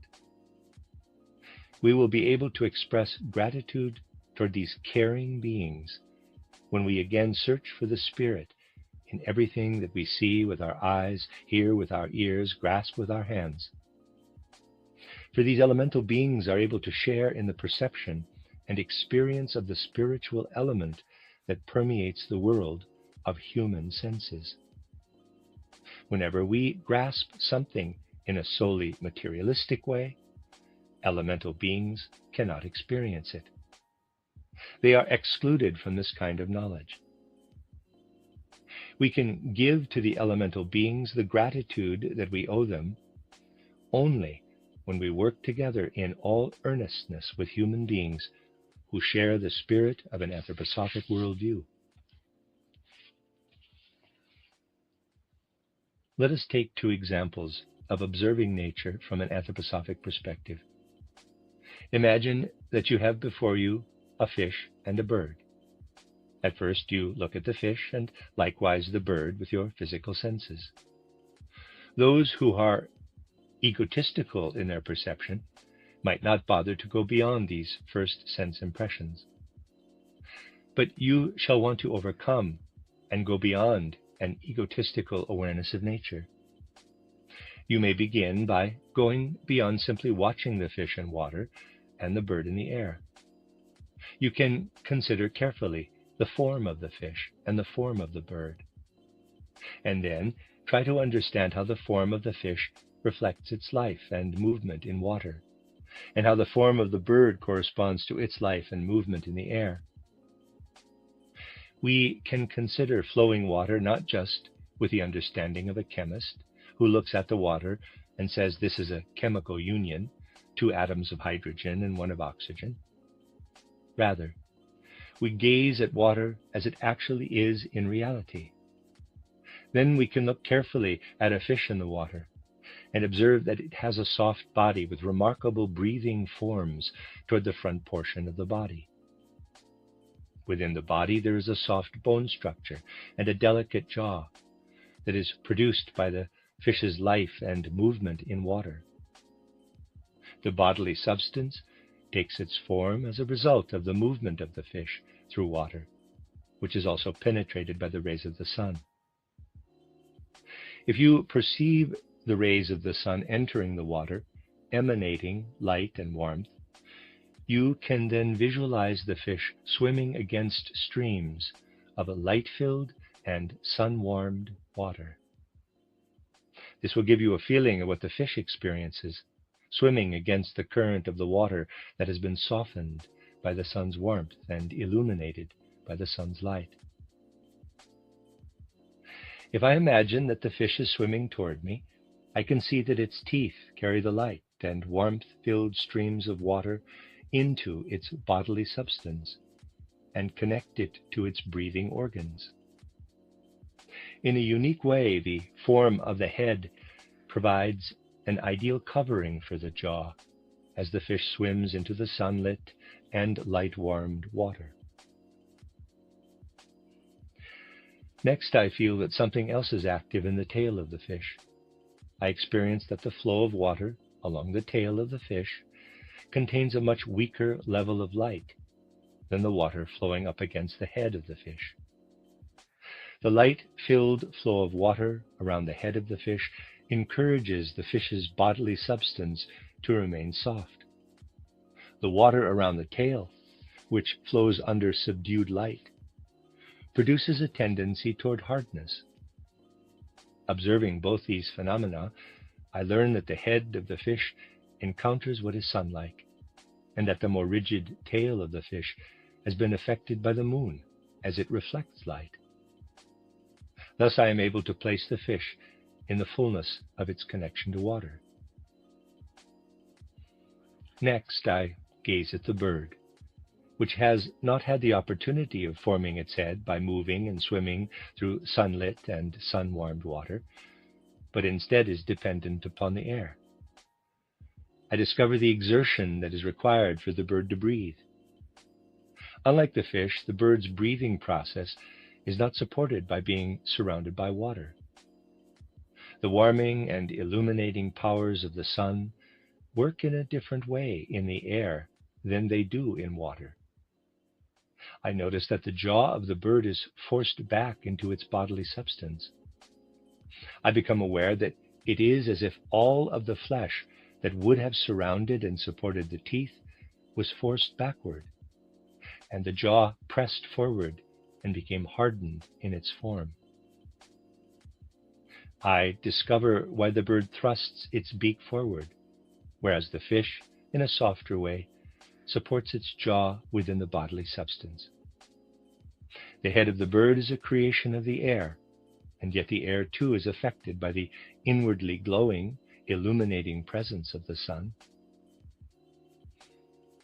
I recognize what a great difference there is between the sunlit and sun-warmed water that creates the form of the fish, and the sunlit and sun-warmed air that shapes the form of the bird. I begin to understand that because of the specific configuration of the elements in which the bird lives, it receives its unique form. Just as the fins of the fish receive their ray-like form through the element of water, so too the bird's feathers look a certain way, depending on how they are ruffled by the air and are affected by the light and warmth of the sun. In this way, I can go beyond a simple, naive act of looking at something, and instead I can strive for a living comprehension of a creature within nature. I can exert myself rather than being lazy. If I see a fish lying on a table, I can, at the same time, picture it moving within water. If I see a bird in its cage, I can immediately visualize the air surrounding it in flight. I do not have to watch a bird flying in the air in order to feel and perceive the powerful, formative force of the air upon the very form of the bird itself. In this way, what lives in the form of the bird is enlivened and spiritualized within me. That is, I can experience and perceive the forms of the fish and the bird inwardly. They become enlivened and spiritualized within me.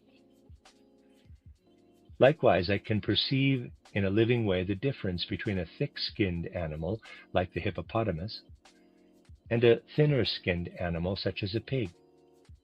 I can see that the thick-skinned hippopotamus is attracted to direct contact with sunlight, whereas the thin-skinned pig prefers to withdraw from sunlight.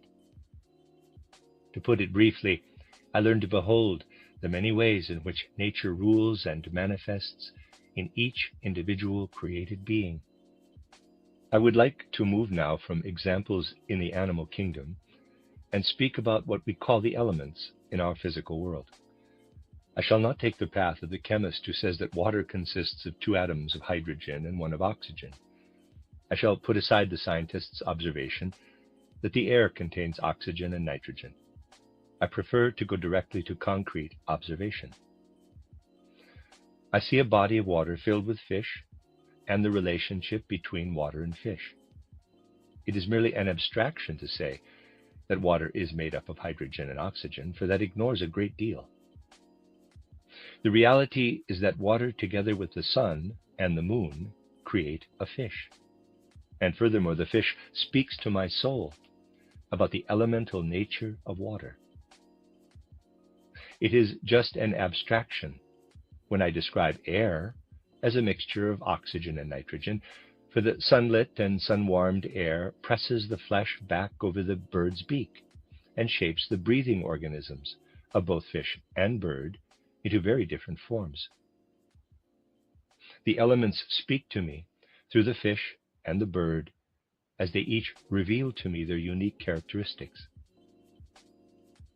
Think about how natural phenomena become inwardly richer with this approach, and how everything is inwardly impoverished when we speak about nature from only a materialistic point of view. I would like you to take note that what arises out of anthroposophic spiritual science will provide many opportunities to change attitudes toward conventional modes of thinking, as the examples I have just described indicate. For what we will bring forward through anthroposophic spiritual science will not be the same as the products of our present civilization. Rather, what we have to offer will be a stimulus to develop a fuller understanding of the world.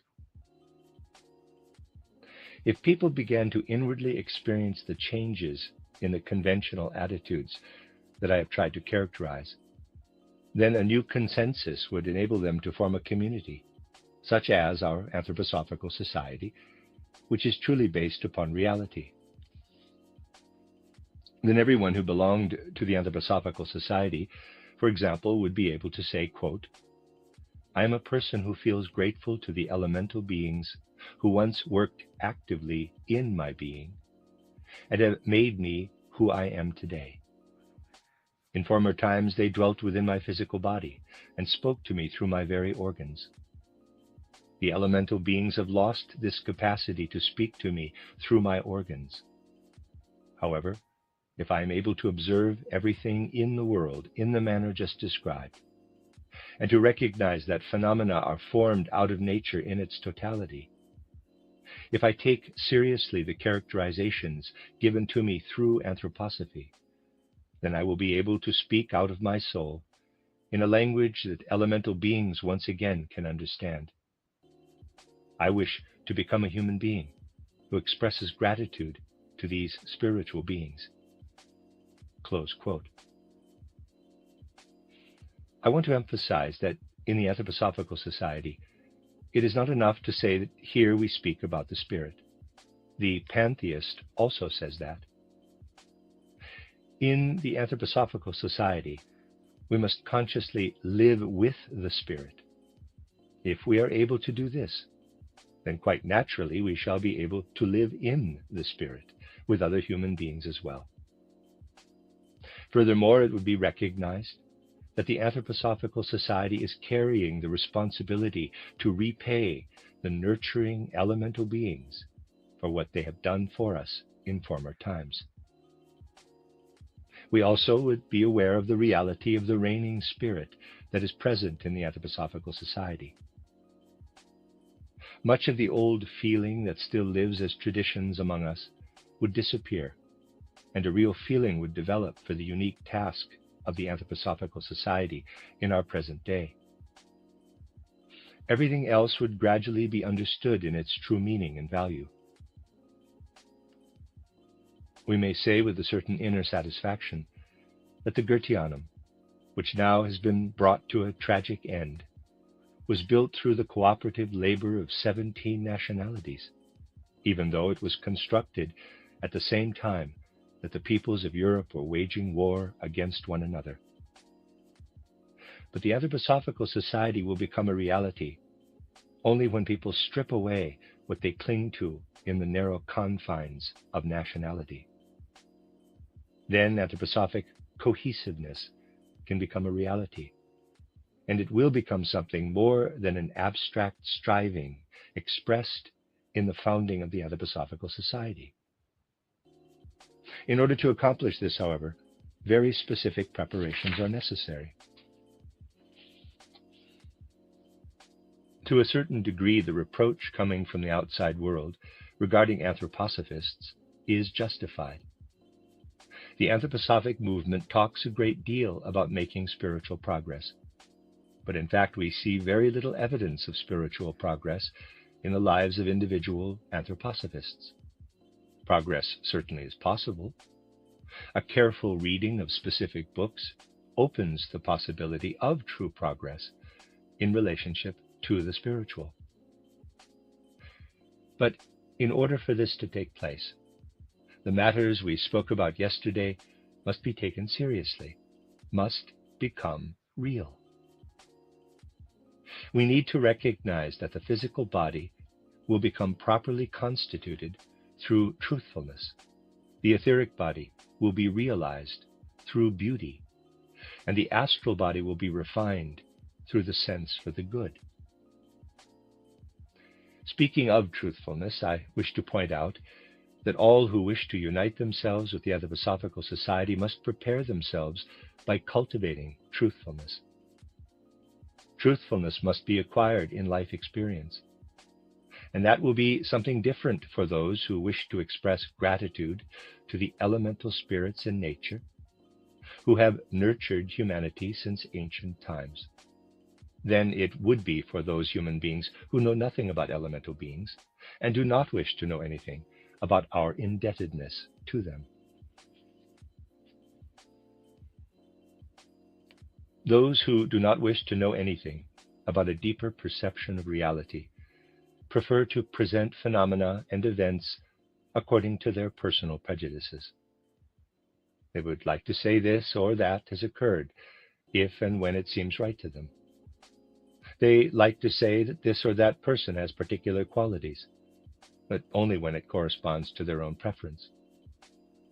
But if you wish to discipline your inner truthfulness, you must not go beyond what speaks to you out of the reality and actuality of the outer world. You must be strict with yourself. Remain watchful of your thought processes. Be precise in the formulation of your words, so that with regard to the outer world you articulate nothing other than a verifiable fact or state of being. Just think how common or fashionable it is in today's world for people to assert that what appeals to them, or whatever has been suggested to them, is precisely true. Anthroposophists must not become accustomed to this approach. Rather, they must strictly exclude their own prejudices from the actual facts of a matter and describe only the pure phenomenon or event.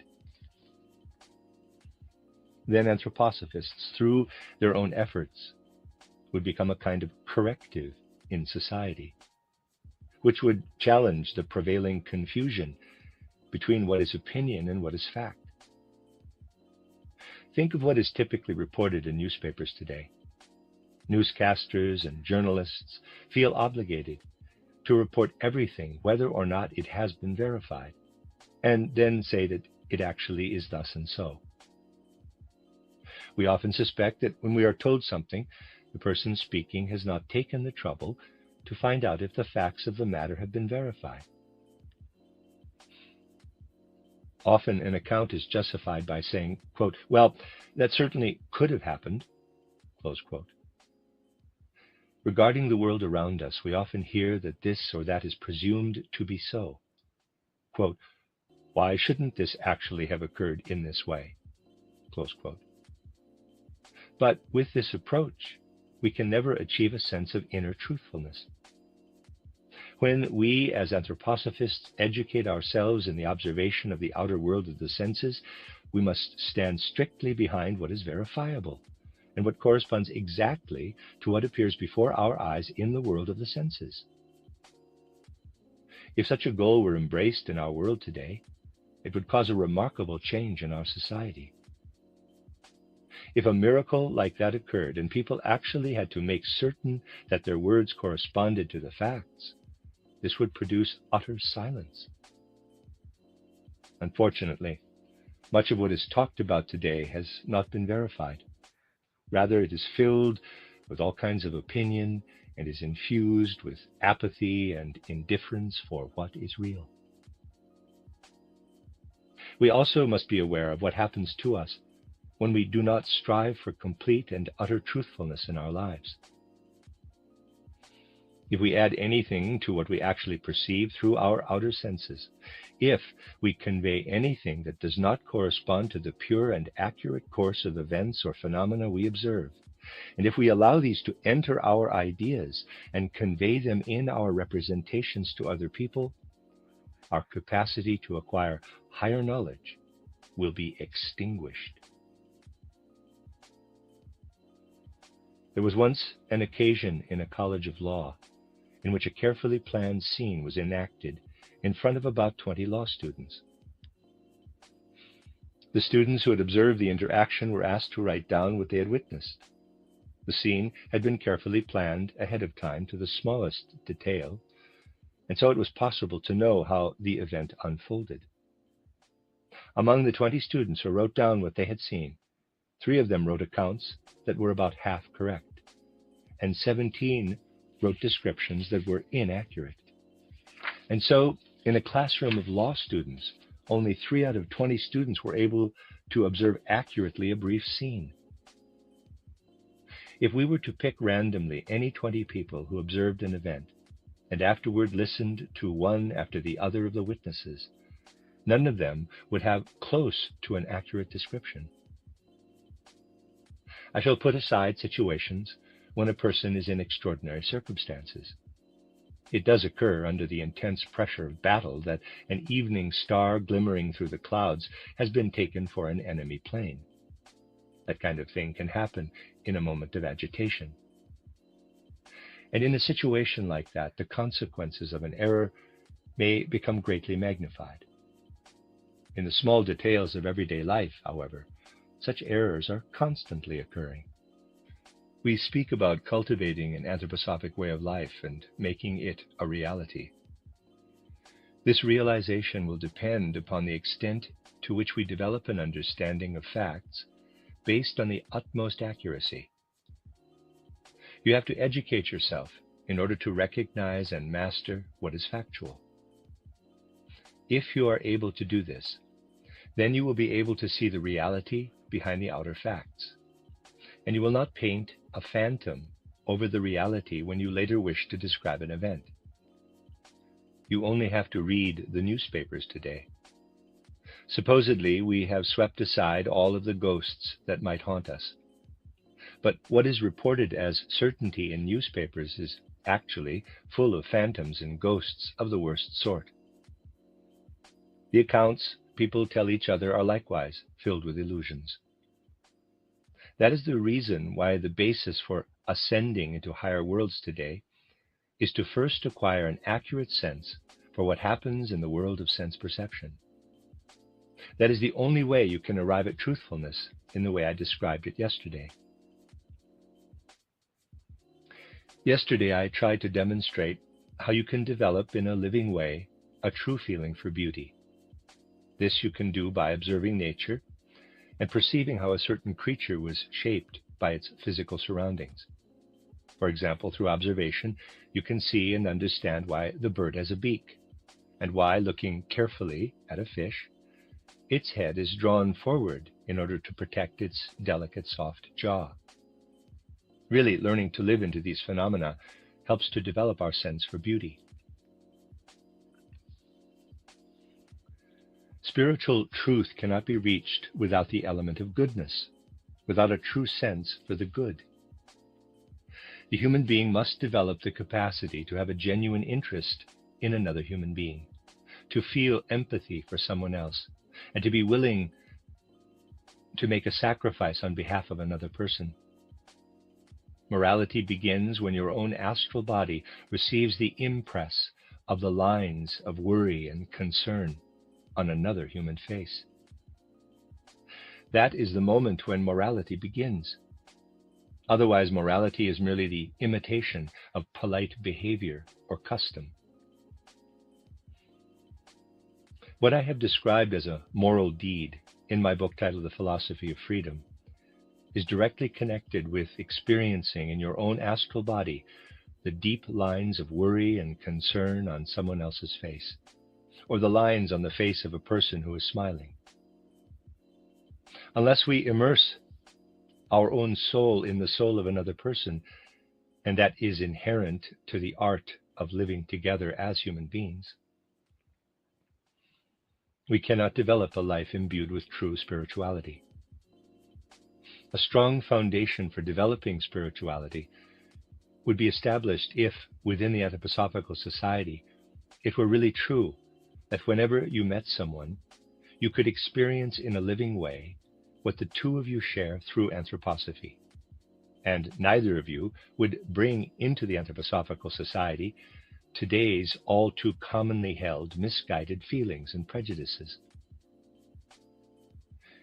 If the Anthroposophical Society really were to become a new creation, then, above all else, each one would affirm every other person as one's equal and as a fellow anthroposophist. Then indeed our society would exist as a reality. We would not find cliques being formed within the society. Attempts to encourage antipathy toward someone in particular or toward a group of people would cease, even though situations like this have become all too common outside of our society.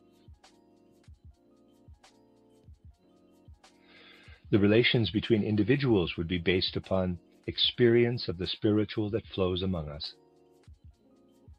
But in order to begin our self-education, to recognize what is true when we stand before facts and events, we must observe with exactitude, and then take full responsibility for giving an accurate account every time we report a fact or describe an event or relate what another person has said. Cultivating truth is our first task.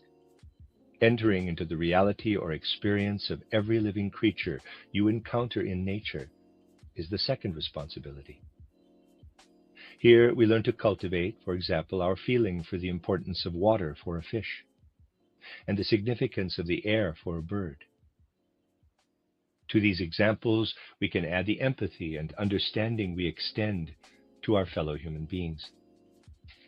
Third, cultivating and heightening our sensitivity to the good by experiencing everything that interests another human being and all that is living in the soul of another person. If we were to develop all these capacities as individuals, then the Anthroposophical Society would become a place where people strive to educate the physical body, etheric body, and astral body, according to the appropriate goals and nature of each one of these human elements. Then it would be possible to initiate what I have ever and again characterized as necessary when I say that the Anthroposophical Society should not be a society that merely issues a membership card showing a person's name, affirming membership in a society, and indicating the person's number on the membership list. Rather, the Anthroposophical Society should be permeated by a common spirituality that can grow stronger and stronger, and ultimately will demonstrate that it is more important for a person to feel the anthroposophic spirituality of another human being than it is to know if another person has a Russian, English, or German spirituality. Only then will a sense of community and common purpose truly be present in our Anthroposophical Society. We do not always grasp the significance of the present moment in history, but in this modern era, we understand that we live within the course and the context of history. We know that now we must take seriously the Christian principle of universal humanity, the principle of a shared community across humanity. For without this, the earth will not fulfill its purpose and meaning. We can assume that at one time, elemental spiritual beings existed who cherished and fostered humanity, and whose existence we should recall with gratitude.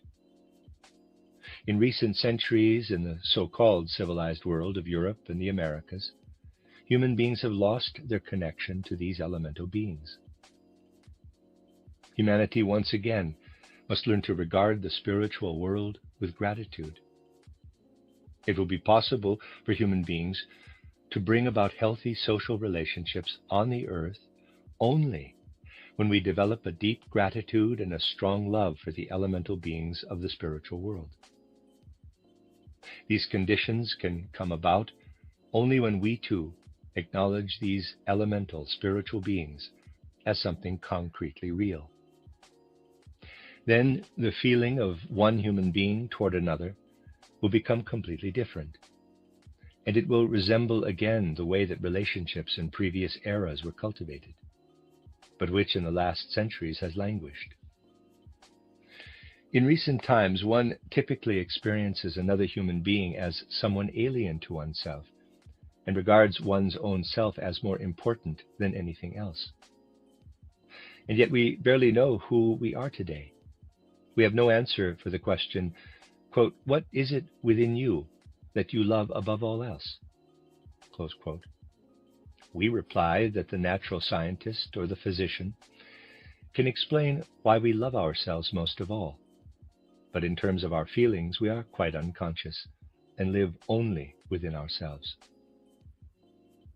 But if we continue to live merely within ourselves, we shall manifest exactly the opposite of what a living anthroposophic community is capable of generating on behalf of humanity. We absolutely have to recognize that the human being must come out of the self. We must become as interested in the characteristics and capacities of every other person to the same degree that we are interested in ourselves. If we are unable to do that, an anthroposophical society shall never come into being. The society, as an organization, can accept members and exist for a while because the rules for membership have been laid out. But that is not equivalent to a reality. The society will not become a reality because it accepts members, and the members are given membership cards that say that they are anthroposophists. Realities do not exist because something has been written down or published. Realities come into being only when they are alive. What we write down or publish has to be an expression of life. When our words arise out of living experience, then a reality is present. If what has been recorded or published remains no more than what appears on paper and is simply conventional in its meaning, then it too will be apparent that what has been written down is only a corpse. As soon as I write something down, it is as if I, in quotes, molt my thoughts. When a bird molts, that is, sheds its feathers, the cast-off feathers are dead. The bird has to grow new feathers.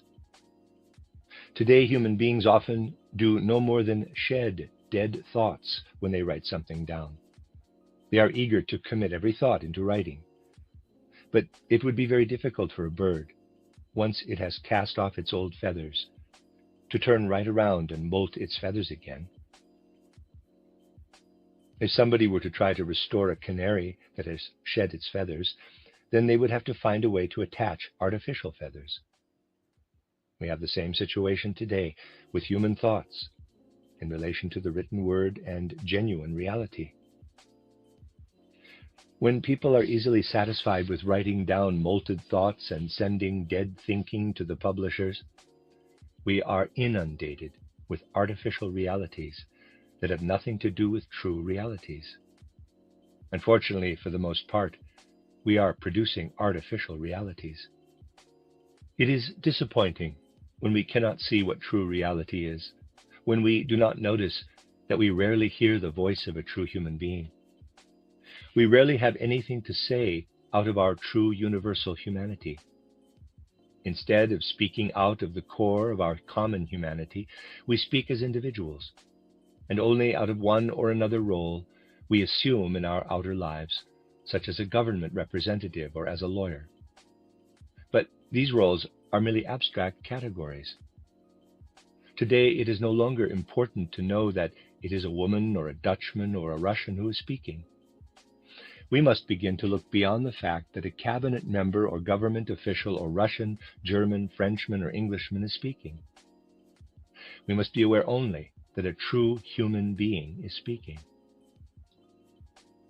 In order to do that, we ourselves as human beings must be fully self-aware and completely present. We shall never fulfill our true humanity, however, if we are concerned only with self-knowledge. For in our era, the individual self must be linked to a common universal humanity. This is the only relevant reality for human beings. Look at the truth of our reality. We know that we cannot live by breathing in air that we have already taken into our own bodies. Likewise, we cannot live as human beings solely by what exists within our own selves, by feeling just what arises in our own souls. Try to breathe in the air that you breathe out. You cannot do it. Similarly, you cannot live as a real human being by living entirely out of your own inner self. We can live as human beings only by living in our social life, by living in association with others. We must experience who other human beings really are, and what they, too, experience with their fellow human beings. We can live within the experience of another human being only when we ourselves can sense what fills the other human being, when we ourselves can feel what another person is feeling within. That is true human community. That is being truly human in your own life and within the life of humanity. Wanting to live only within what one creates in one's own self would mean that one would prefer not to breathe in the air around, but would rather breathe into a container of one's own breath. Then you would soon die, because the physical reality is less merciful than the spiritual. But if you continuously were to breathe only the air around yourself, if you wished to live only within your own experience, then you would die. It is just that we do not realize that we have died within our souls, or at least spiritually. Above all, we must realize that the real founding of the Anthroposophical Society and the Anthroposophic movement will be accomplished only when we take to heart the words we hear when the shepherd Huckle, in the Christmas play, admonishes his sleepy companion, quote, "Buckle, wake up," close quote. I have pointed out that adopting the anthroposophic life should awaken you. This life should be an awakening. At the same time, it also must be an ongoing avoidance of the death of one's soul, and a continuing call to liveliness in the life of the soul. In this way, the Anthroposophical Society will, in and of itself, generate the inner strength necessary to make it a reality. The end of Lecture 8. You are listening to RudolfSteinerAudio.com. If you are listening to the podcast of this, it is located at RudolfSteiner.podbean.com. Please consider becoming a patron.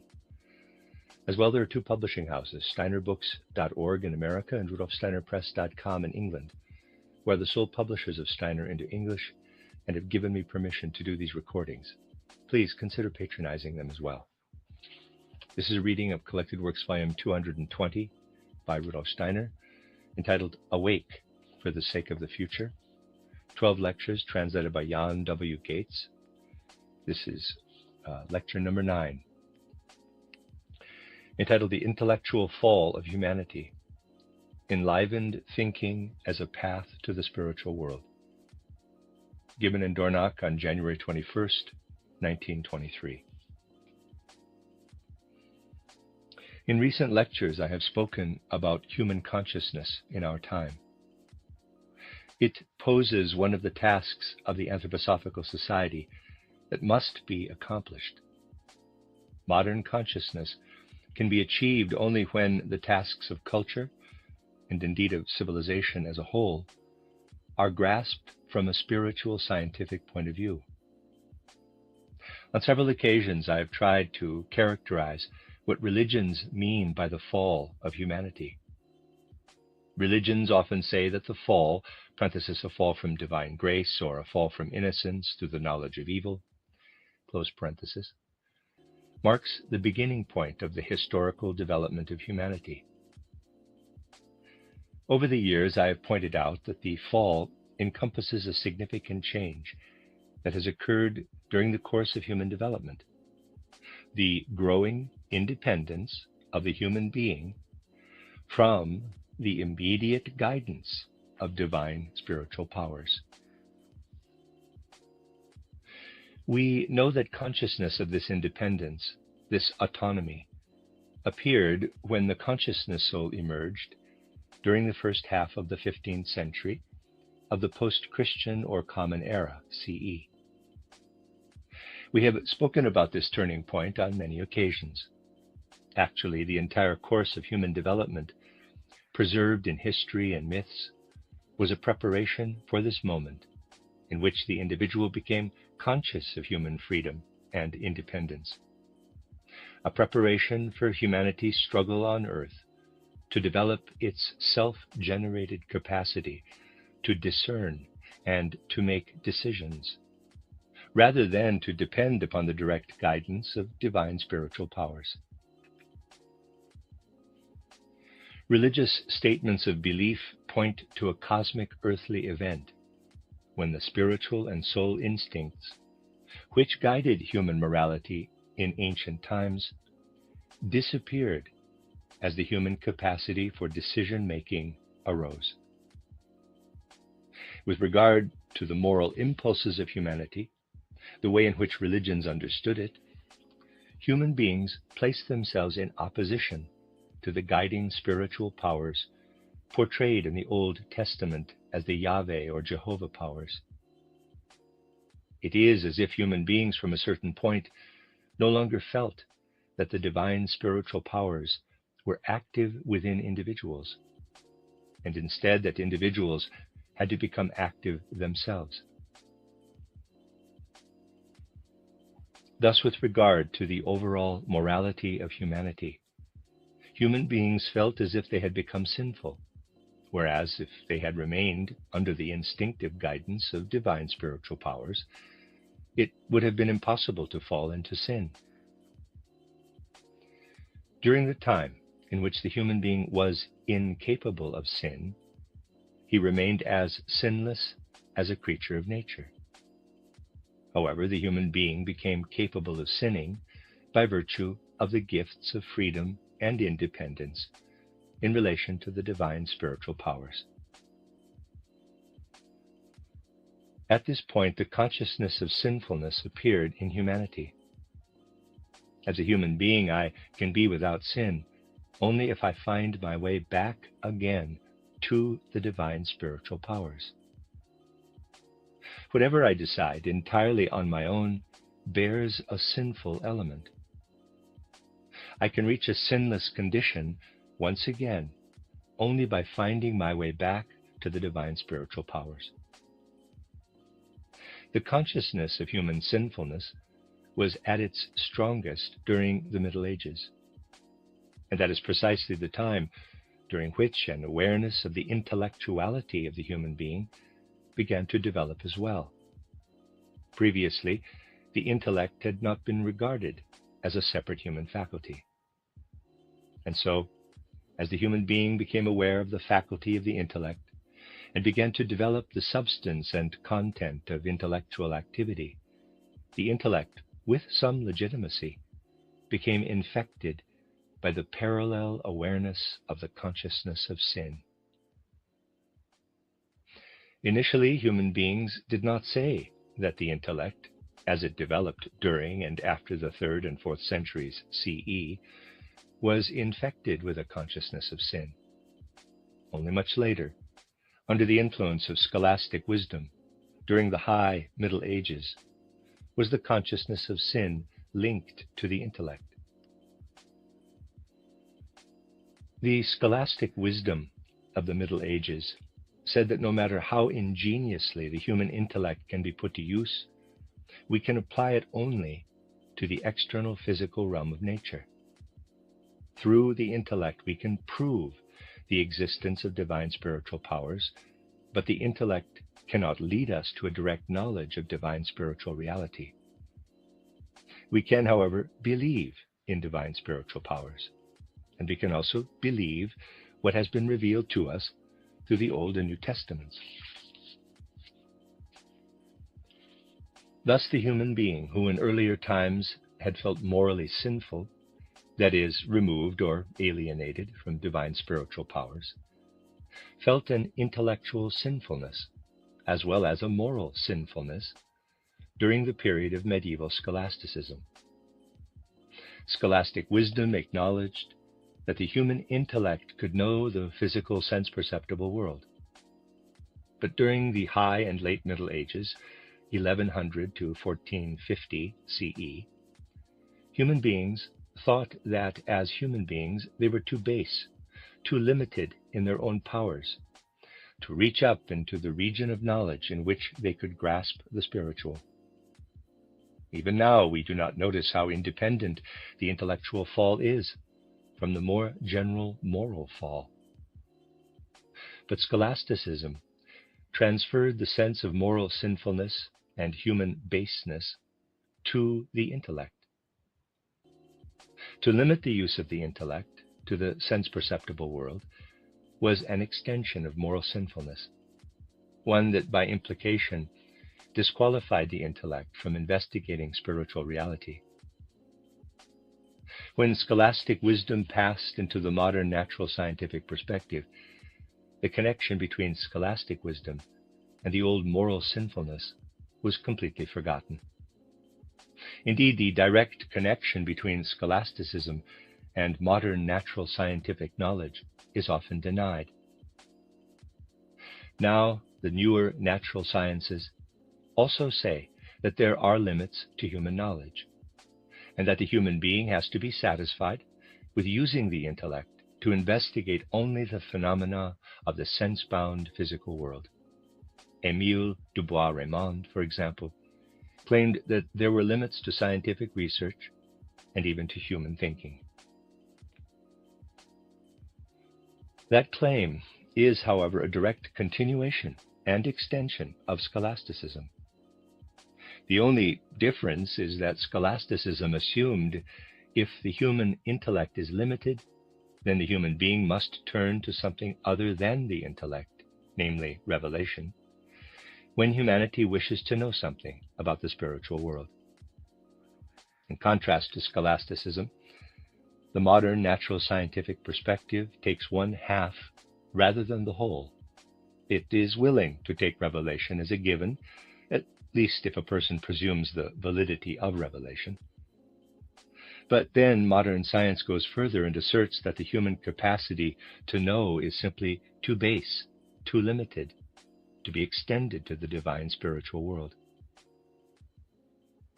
When scholasticism was in full bloom during the High and Late Middle Ages, the constitution of the soul was not as it is today. At that time, it was assumed that with your intellect you could obtain knowledge from the world of the senses. But you also felt that you could still experience the flowing together of the human being and the sense world by using the intellect. Scholasticism also thought that the human being could rise to revelation when seeking to know something about the spiritual realm that by definition could not be grasped intellectually. But it was not taken into account consciously by the scholastics that into the ideas they put forward about the sense world, there also flowed living spirituality. And that is what we must recognize fully today. The concepts of the scholastics were not without spirit, whereas today concepts about the sense world exclude the spiritual. The concepts that the scholastics brought forward about the world of nature did not exclude the participation of the human being.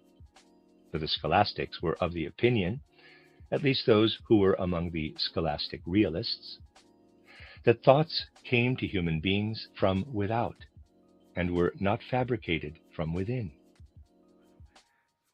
Today, it is often presumed that thoughts do not originate outside the human being. Rather, they are fabricated entirely within the human being and arise out of one's innermost being.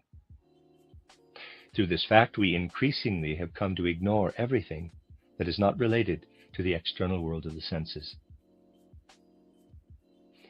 Charles Darwin's theory of evolution showed the extent to which scientists in the 19th century had dropped everything that was not related to the sense-perceptible world.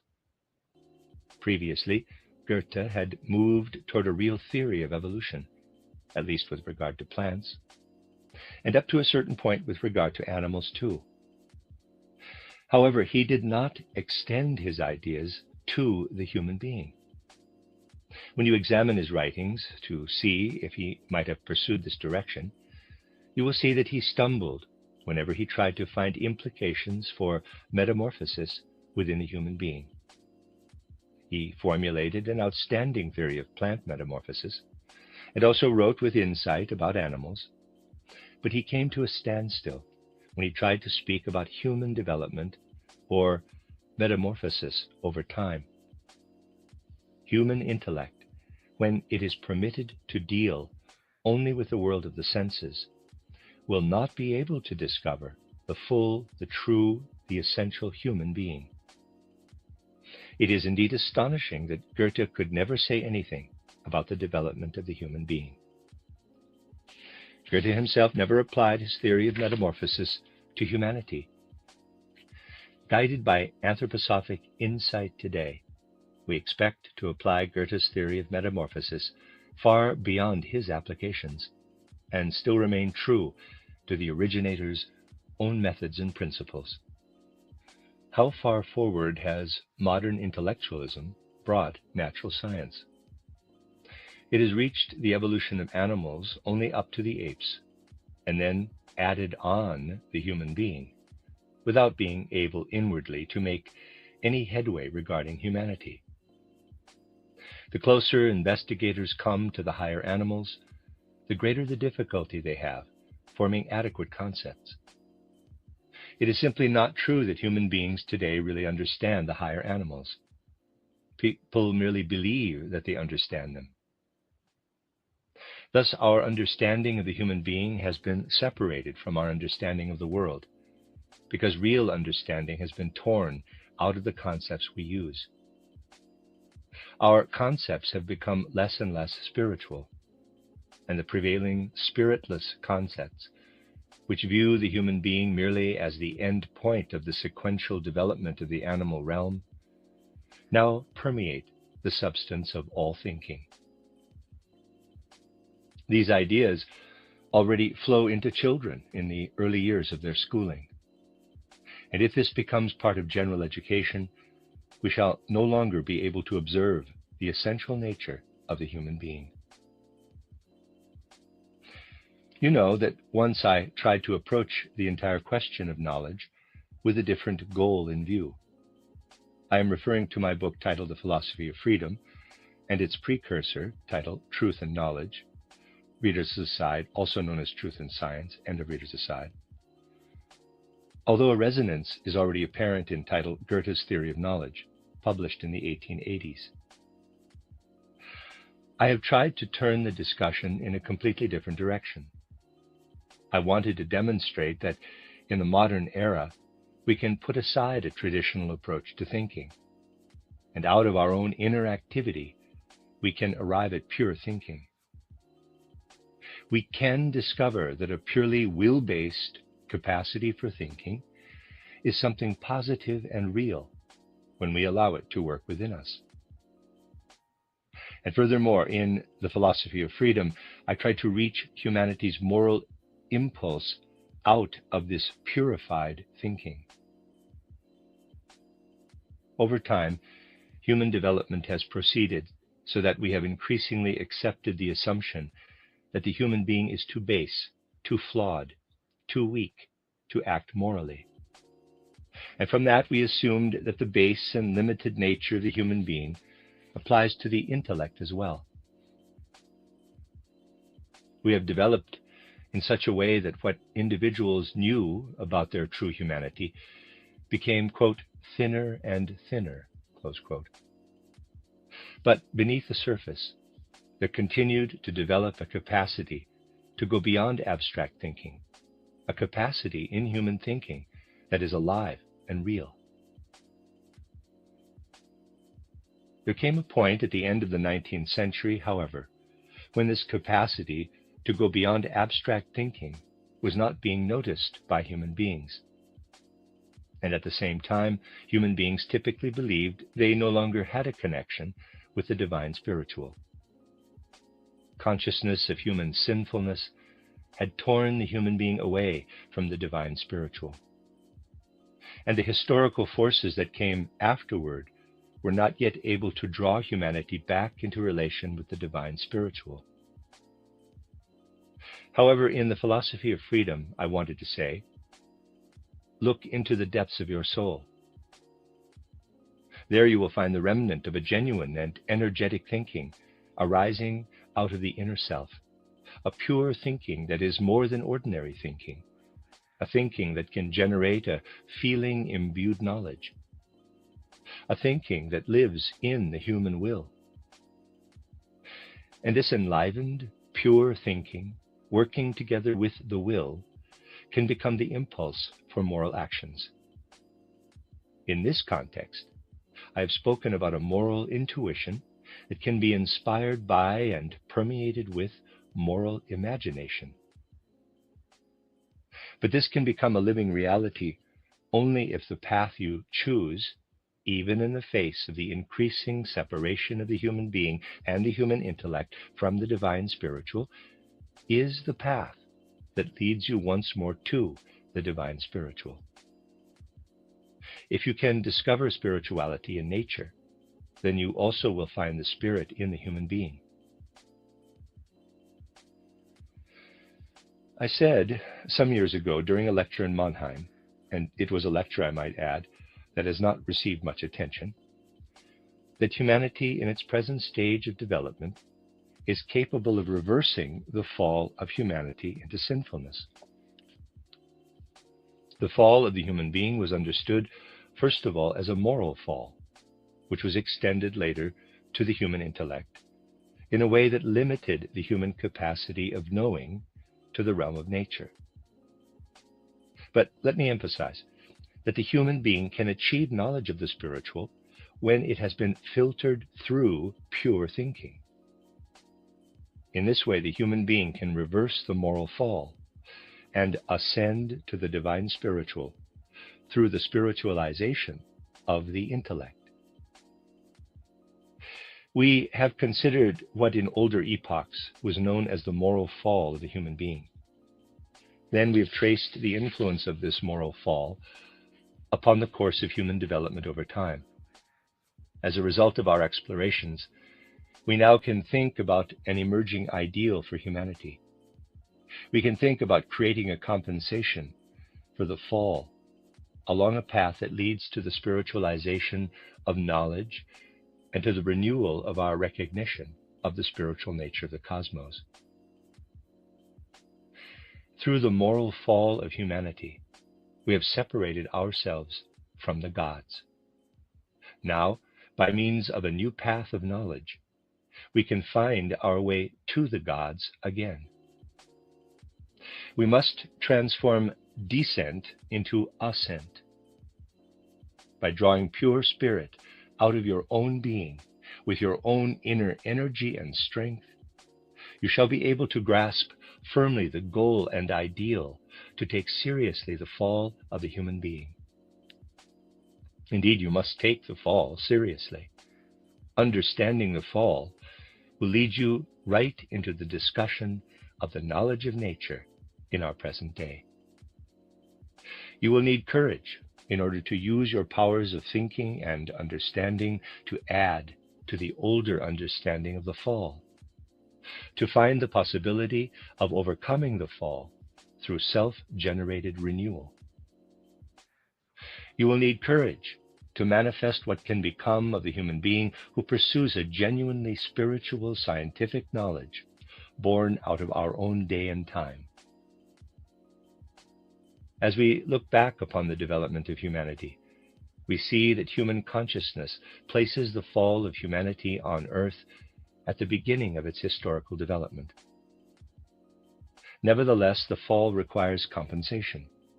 A balance has to be found by lifting humanity out of sinfulness. And this renewal, this redemption, can occur only during the age of the consciousness soul. Only in our modern era has the historical moment arrived in which the highest ideal of humanity can be achieved through spiritual renewal. Without this development, humanity cannot proceed further. This is what I explained in the lecture I mentioned earlier. In the modern period, the concept of the moral fall of the human being was carried over from the medieval era. And as the natural scientific perspective arose, the intellectual fall of the human being was added to the moral fall.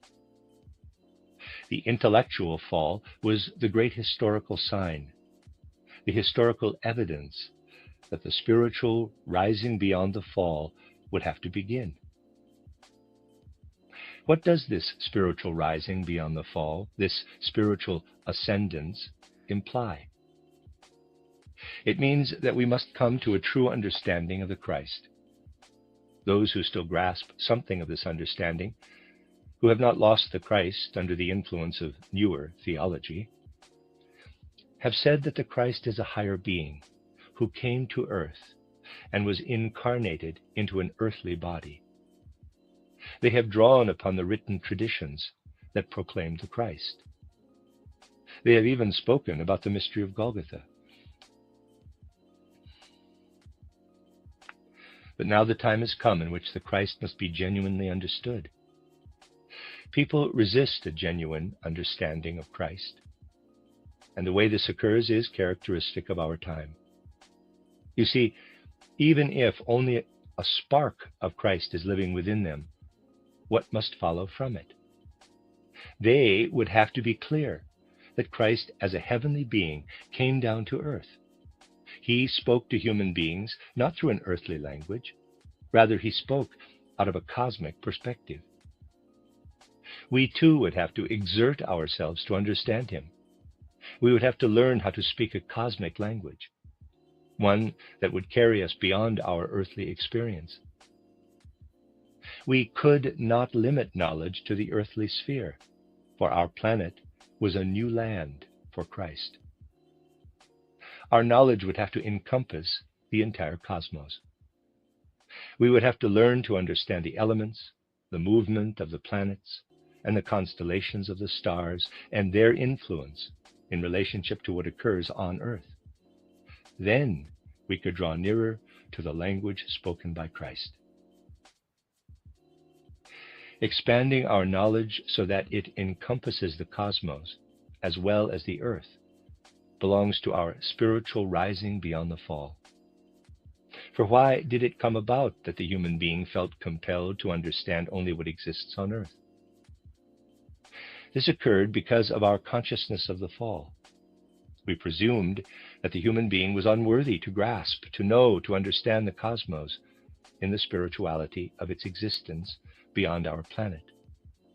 That is the reason why it is said so often that the human being only has the capacity to know what is directly related to the earth. I gave you several examples of this yesterday. It is presumed that the human being can understand the fish only as it lies on the table, or the bird in its cage. The consciousness that the human being can rise above a purely earthbound knowledge does not exist in our so-called civilized natural science. Science typically makes fun of anything that is not earthbound. If you begin to talk about the stars, even that draws ridicule from people with a natural scientific point of view. If we want to hear what is really important about the relationship of human beings to animals, we have to look beyond the earthly sphere. The earthly plane can help us to understand plants, but it is not sufficient to understand the animals on Earth. I have already said that we do not fully understand apes. Neither are animals in general comprehensible to us. If you really wish to understand animals, you already have to look beyond the narrow confines of the material Earth, for animals live under the influence of cosmic forces. I showed you the example of the fish yesterday. I pointed out that the forces of the sun and the moon on water affect the fish. Indeed, the water creates or determines the form of the fish. The same is true for the bird in relation to the air. As soon as you enter the elements, you come into contact with forces that are active within the cosmos. The whole world of animals may be understood by taking into account what lies within the earthly sphere as well as what exists far beyond it. With regard to the human being, this is even more so. But as soon as you begin to speak about what lies beyond the earthly realm, you are met with ridicule. In order to have the courage to speak about what lies beyond the earth, you will have to develop a truly spiritual scientific perspective. As a spiritual scientific researcher, today, the strength of your courage will be more important than your intellectuality. Spiritual scientific research is fundamentally a moral task because it is a moral fall that has to be overcome and set aside. First of all, we must learn the language of Christ, the ton uranon, that is, the speech of heaven, in the sense of classical Greek culture. We have to learn this language again in order to understand what the Christ wanted to do on earth. What until now has been referred to as Christendom, and what has been described historically as Christianity, have played roles different from the task we have today. We must learn to understand the Christ as a being whose origins lie beyond the earthly realm. This task is identical with the ideal of raising the human being beyond the grasp of the moral fall of humanity. However, there is a problematic element about formulating this new ideal.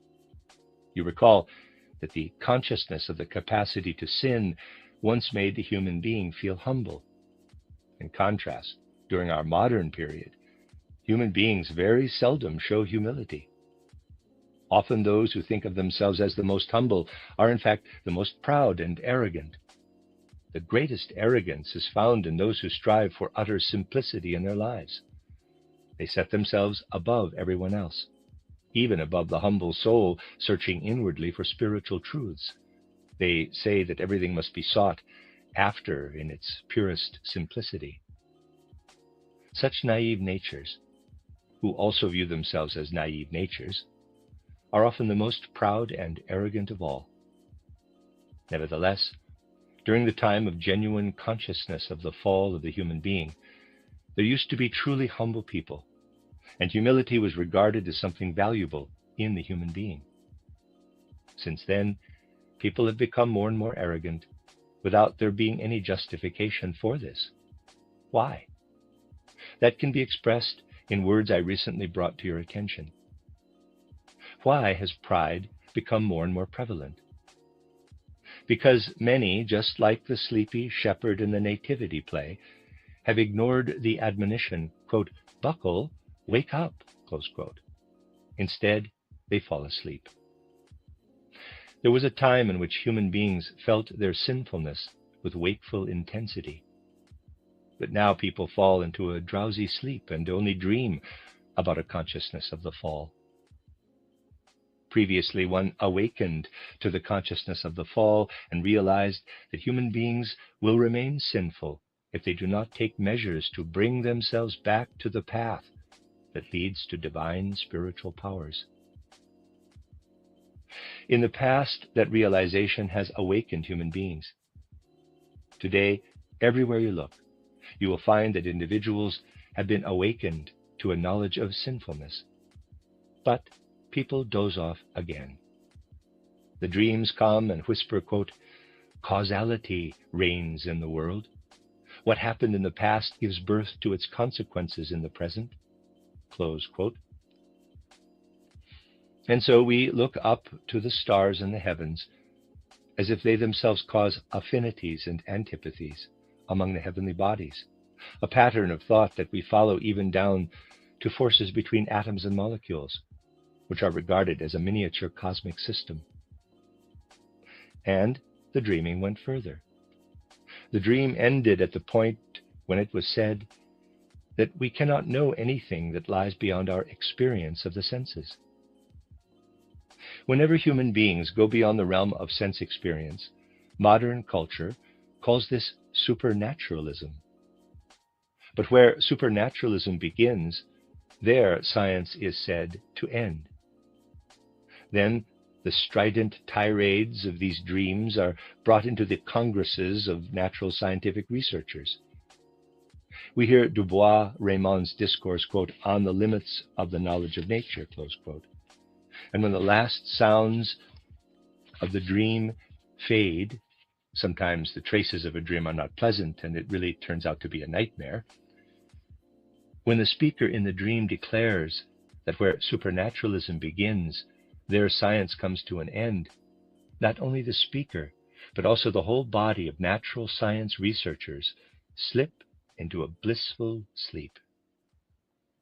Listeners no longer need to activate an inner process of knowing. Everybody can comfort themselves with the certainty that human knowledge is limited to the natural world. And furthermore, there is no possibility whatsoever that the human being can ever reach beyond the limit. The time has come when one can really hear the cry, quote, buckle, wake up, the sky is falling, close quote. But modern civilization just yawns, quote, let it fall, it is old enough to let go, close quote. That is the state of society today. We have allowed our grasp of knowledge to fall fast asleep. Today's spiritual, scientific, anthroposophic understanding of knowledge can penetrate this sleepiness and resound in a new way. It is possible for the human being to rise beyond the moral fall through self-generated effort. This has to be drawn out of genuine knowledge. And the awakening of human beings today may very well be linked with the growth of pride and arrogance that was formerly only present in a dreamlike manner. Although some anthroposophic circles are not yet ripe enough to rise beyond the moral fall, there is still a lamentably high level of arrogance and false pride. It is part of human nature that the shadow of pride is more likely to prosper than the light-filled potential of human beings. And so, alongside the realization of the need to raise ourselves beyond the moral fall, we also must undertake our own education in the spirit of humility. We must take in everything in a state of full consciousness, and it is possible to do so. But if pride seems to arise out of knowing, that is a sign that something has gone awry. For when understanding and knowledge are truly present, humility follows quite naturally.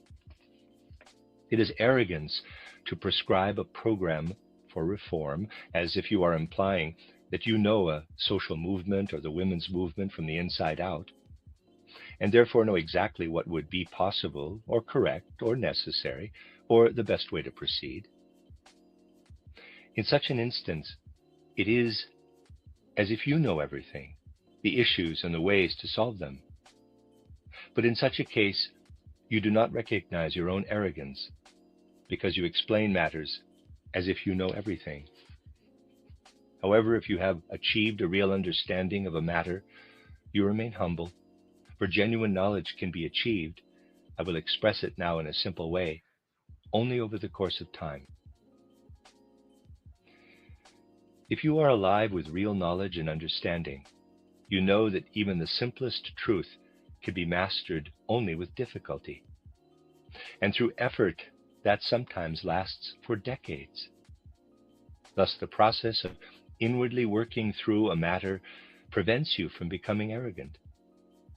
But we must pay attention within the Anthroposophical Society of being fully conscious of the greatest ideal for humanity today, rising above the moral fall.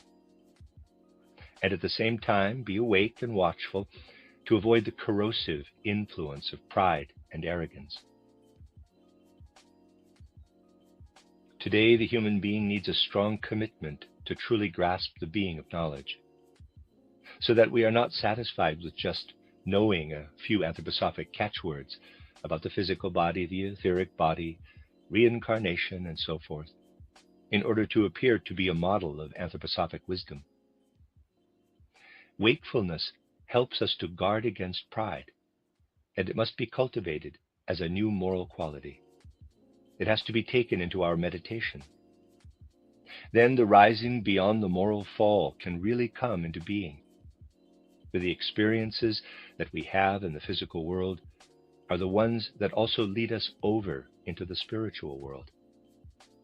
These experiences must guide us toward devotion to the innermost capacities and strengths of the soul, rather than to promulgating the truths of a particular program. Above all, we must have a sense of responsibility toward every single word that we express about the spiritual world. We have to strive to carry the truth that we have first encountered in the sense-perceptible world into the realm of spiritual knowledge. If we are not accustomed to working strictly with the facts that can be learned in the physical sense world, and to supporting what we say with observable facts, then we will not be ready to speak with truthfulness when we talk about the spirit. We cannot expect to grow accustomed to truthfulness only after we enter the spiritual world. Truthfulness is something that we have to bring with us. On the one hand, within the consciousness of civilization today, facts are seldom taken into account. And on the other hand, science rejects the facts that could lead research in the right direction. I want to point out just a few instances from among many examples of this phenomenon. There are insects that are vegetarian when they are fully grown. They never eat flesh, not even other insects. But when the female of this certain kind of insect looks for a place to lay her fertilized eggs, she places them inside another insect. The host insect is filled with the eggs of the insect mother. After a time of incubation, the eggs release the larva within the body of the host insect. The larvae, which will gradually change into adult insects, are not vegetarian. They cannot be vegetarian, for they must feed upon the flesh of the host insect. Only after they have completed their metamorphosis into mature insects are they able to go without eating the flesh of the host insect. The insect mother is herself a vegetarian and knows nothing of eating flesh. But she lays her eggs for the next generation within the body of another insect. Moreover, if these larvae would eat, for example, the stomach of the host insect in which they were embedded, then the larva would soon have nothing more to eat.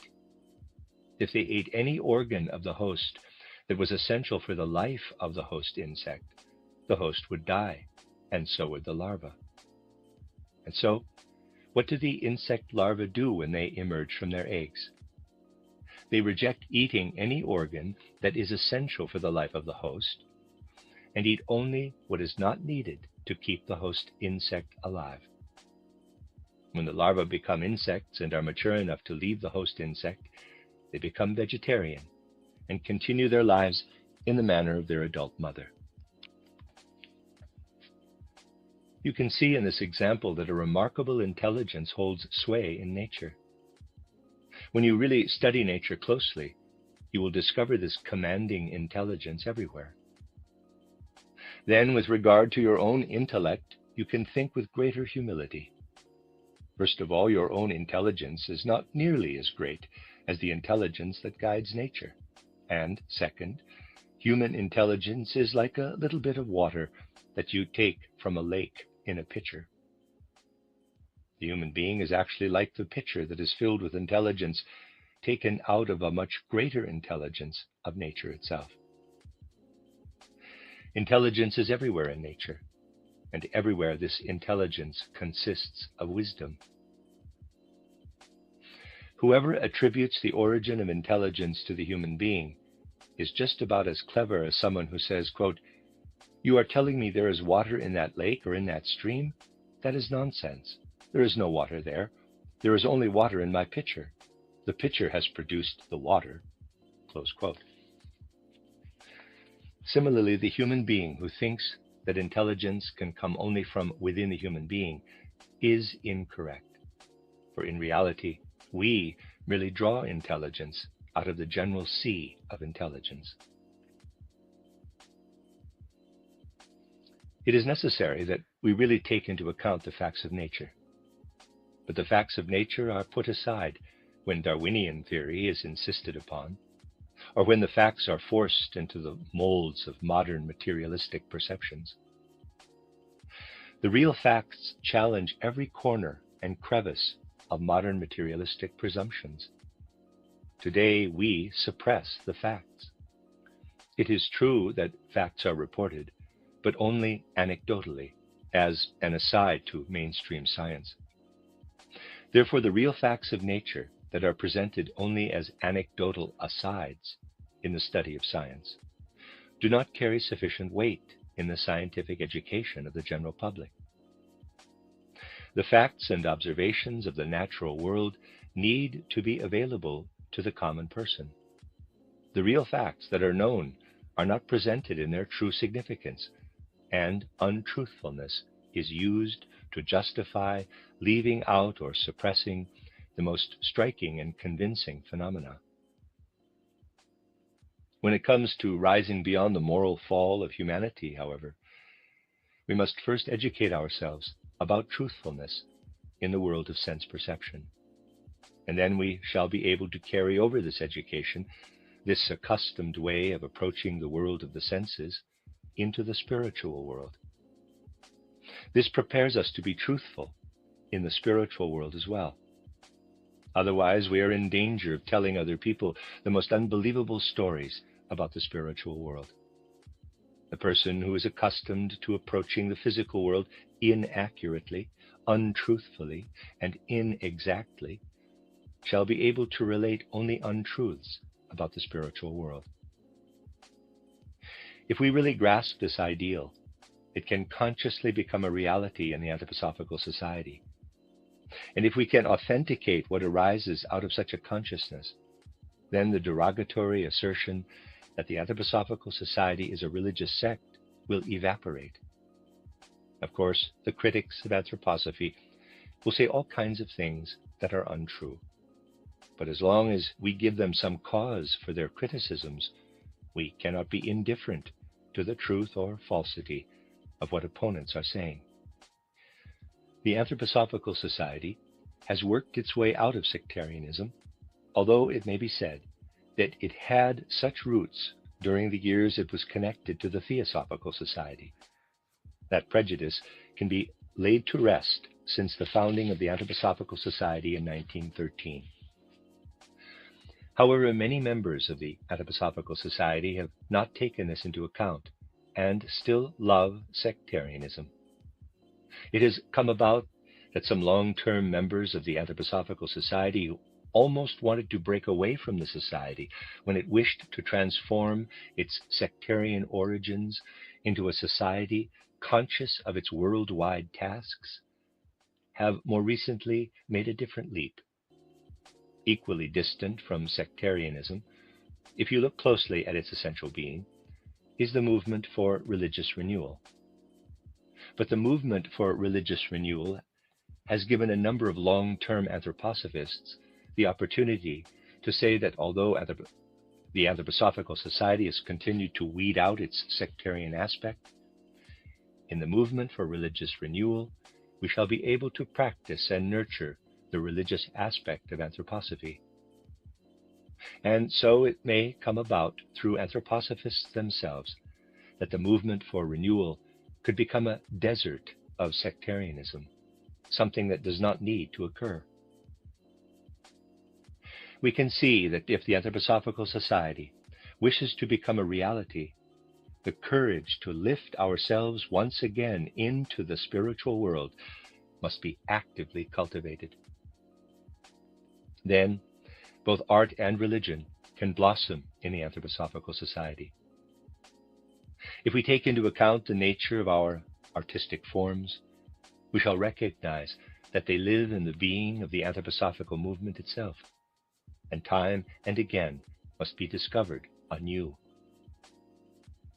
Likewise, the true deepening of religion lives within those who find their way back to the spiritual world, and who take seriously the rising beyond the fall through their own efforts. But we must also eliminate in ourselves any dependence on sectarianism, for the inclination to sectarianism is always egotistical. That will help us to avoid the problem of pressing forward into spiritual reality just to satisfy a mystical appetite, which basically amounts to egotistical excess. All the talk about the Anthroposophical Society becoming too intellectual is put forward by those who want to avoid an experience of spiritual substance and would much rather enjoy the pleasure of nurturing their soul appetite within a mystical haze of nebulousness. Selflessness is a requisite for true anthroposophy. It amounts to a kind of soul egoism when anthroposophic members themselves resist true anthroposophy and enter only into a sectarian existence, which satisfies a feeling of delight in the soul that is completely egotistical. These are the things that we must take into account if we are to accomplish our tasks. We shall not lose our warmth toward anthroposophic striving, our sense for the artistic, or our religious sensitivity. We shall avoid what must be avoided, an inclination toward sectarianism. This attraction to sectarianism has introduced a quality of disintegration within the society, for it often draws us into forming cliques. Cliques within the anthroposophic movement seem to be an expression of relationship, but they actually lead to a negative kind of relationship, that of sectarianism. We must come back to the cultivation of a world consciousness, so that our opponents, who with full intent want to say what is untrue, are the only ones to say that the Anthroposophical Society is a sect. We must strongly resist the characterization of the anthroposophic movement as a sect. We should also object to describing the movement for religious renewal as sectarian, for the movement itself is not conceived of in this way. These are the matters that we must clarify in our thinking. We have to understand the innermost being of anthroposophy and recognize that anthroposophy can give human beings a cosmic consciousness. Most certainly, this is not a sectarian perspective. For these reasons, it has been necessary for me to speak about avoiding a narrow definition of the tasks of the Anthroposophical Society. The end of Lecture 9. You are listening to RudolfSteinerAudio.com. If you are listening to the podcast of this, it is located at RudolfSteiner.podbean.com. Please consider becoming a patron. As well, there are two publishing houses, SteinerBooks.org in America and RudolfSteinerPress.com in England, who are the sole publishers of Steiner into English and have given me permission to do these recordings. Please consider patronizing them as well. This is a reading of Collected Works Volume 220 by Rudolf Steiner, 12 lectures entitled Awake for the Sake of the Future, translated by Jan W. Gates. This is Lecture 10, entitled Rising Beyond the Intellectual Fall of Humanity Through Inner Discipline. Materialistic Science Aligned with Medieval Thinking.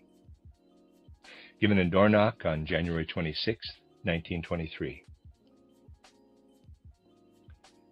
In recent lectures, I have spoken about the fall of the human being and the emerging human capacity to rise spiritually beyond the grasp of the fall. Within the general consciousness of humanity in the present era, this spiritual rising beyond the fall needs to be recognized as an ideal for human striving and willing.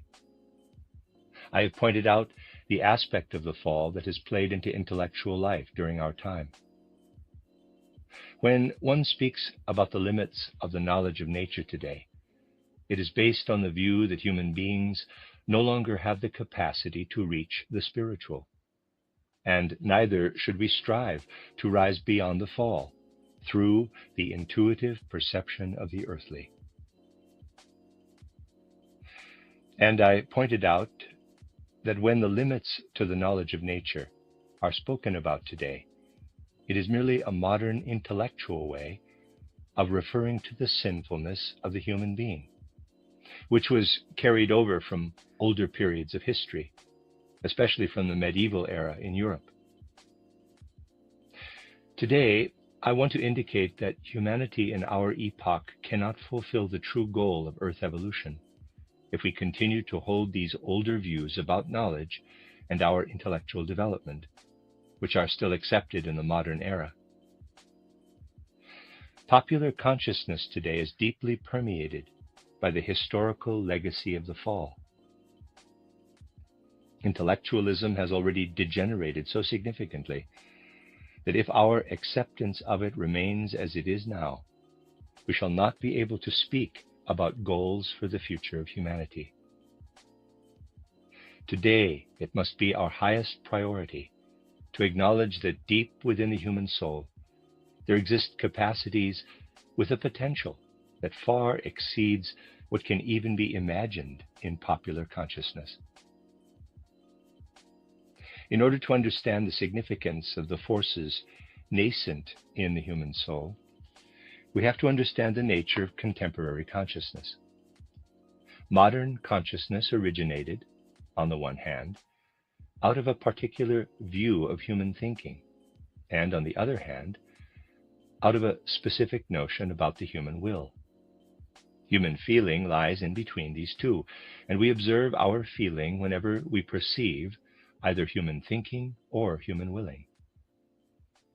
Human beings today use thinking to understand the full scope of the world of nature, and the world of humanity, too, at least as far as one uses the art of thinking in the way it is applied to the natural realm.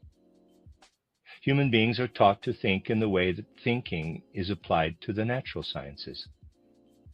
We also examine social life with the kind of thinking we use today in the natural sciences. Many people believe that the thinking used in the study of nature is impartial and unprejudiced. We often hear about the absence of preconceptions in scientific investigations. But I have often emphasized that the presumed objectivity of science is not very advanced. The kind of thinking currently used by the scientist during scientific investigations, which is also the kind of thinking used by ordinary human beings to conduct their lives, is an outgrowth of a much earlier kind of thinking. Specifically, modern thinking has developed out of medieval European thinking. Moreover, what is said today by the critics of medieval thinking is itself a product of the method of thinking that emerged during the medieval era.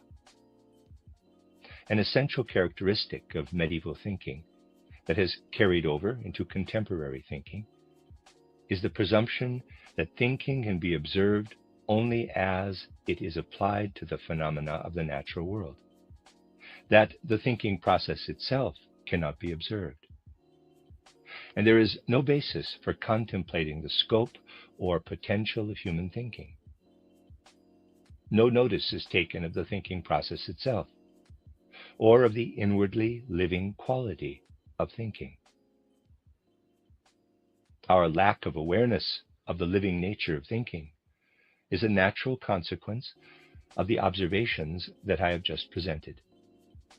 The thoughts that modern human beings have about nature are actually corpses of thoughts.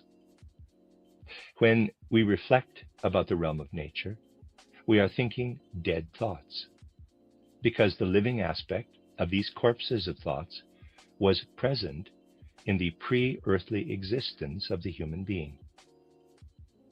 The thoughts that we now develop about the natural world and also about human life are dead thoughts. However, these thoughts were once living thoughts in our pre-earthly existence. In our pre-earthly existence, before we descended into our physical earthly incarnation, the abstract dead thoughts which we develop on earth, according to the custom of our time, were living elemental beings. In pre-earthly existence, we experienced these thoughts as living beings, just as we here on earth experience life within our own blood. Here during earth existence, these thoughts die and become abstract. As long as we continue as we are today and use our thinking only to observe external nature, our thinking will focus on dead thoughts. As soon as we look within ourselves and allow what is living to reveal itself to us, then it also works further within us, albeit unconsciously in comparison to our ordinary consciousness. But the living aspect of thinking that was part of our pre-earthly existence reaches into us and continues to work within us. The forces of these living thoughts are those that we possess by virtue of the forming of our physical organism for our earthly incarnation. The forces of the living thoughts residing in our pre-earthly existence cause us to grow and form our internal organs. When, for example, theoreticians speak about thinking, they are speaking about dead thoughts. If they wish to speak about the true nature of thinking and not about dead thinking, they would have to acknowledge that they must look within themselves, and in their innermost being, take note that thinking is not something that begins at the birth or the conception of the human being. They would have to recognize that the inner activity of thinking is a continuation of a living pre-earthly thinking. When we observe the very young child living in a dreamlike, sleepy state, parenthesis, for the time being, I do not wish to speak about the child's life within the mother's womb, close parenthesis. And if we are able to understand what is really happening within the child, then we recognize that the living powers of pre-earthly existence are still active within. Then we can see that the very young child remains in a dreamy, sleepy existence for a time, and only later begins to have specific thoughts. That is actually so. For in the first period of life, in which the young child dozes dreamily, the entire organism is seized by thoughts. As the organism becomes more fully grounded in itself, thoughts no longer are held within the solid and watery aspects of the organism. Rather, thoughts find expression in the formative qualities of air and warmth. So we can say that in the very young child, all four elements, earth, water, air, and fire, are imbued with thoughts. During later development, thoughts are grasped by the formative elements of air and fire. As we mature, the power of thinking is brought into the fully developed breath and warmth-generating processes that permeate our body. Thus, the power of thinking moves from the more solid aspects of the physical organism into the fleeting, lighter, airier parts of the body. That is how thinking obtained its independent element, which accompanies us during our life between birth and death. When we are asleep, that is, when the power of thinking that is achieved on earth weakens and is less likely to be directed into the warmth and air of the physical organism, the pre-earthly power of thinking reasserts itself. Only after you go further and achieve a true contemplation of the inner self will it become clear to you what the true nature of thinking is. Theories of knowledge are nothing more than abstractions. When you really look closely at this process, you will have to acknowledge that if you examine closely the conceptual and thinking processes, pre-earthly existence will reveal itself everywhere you look.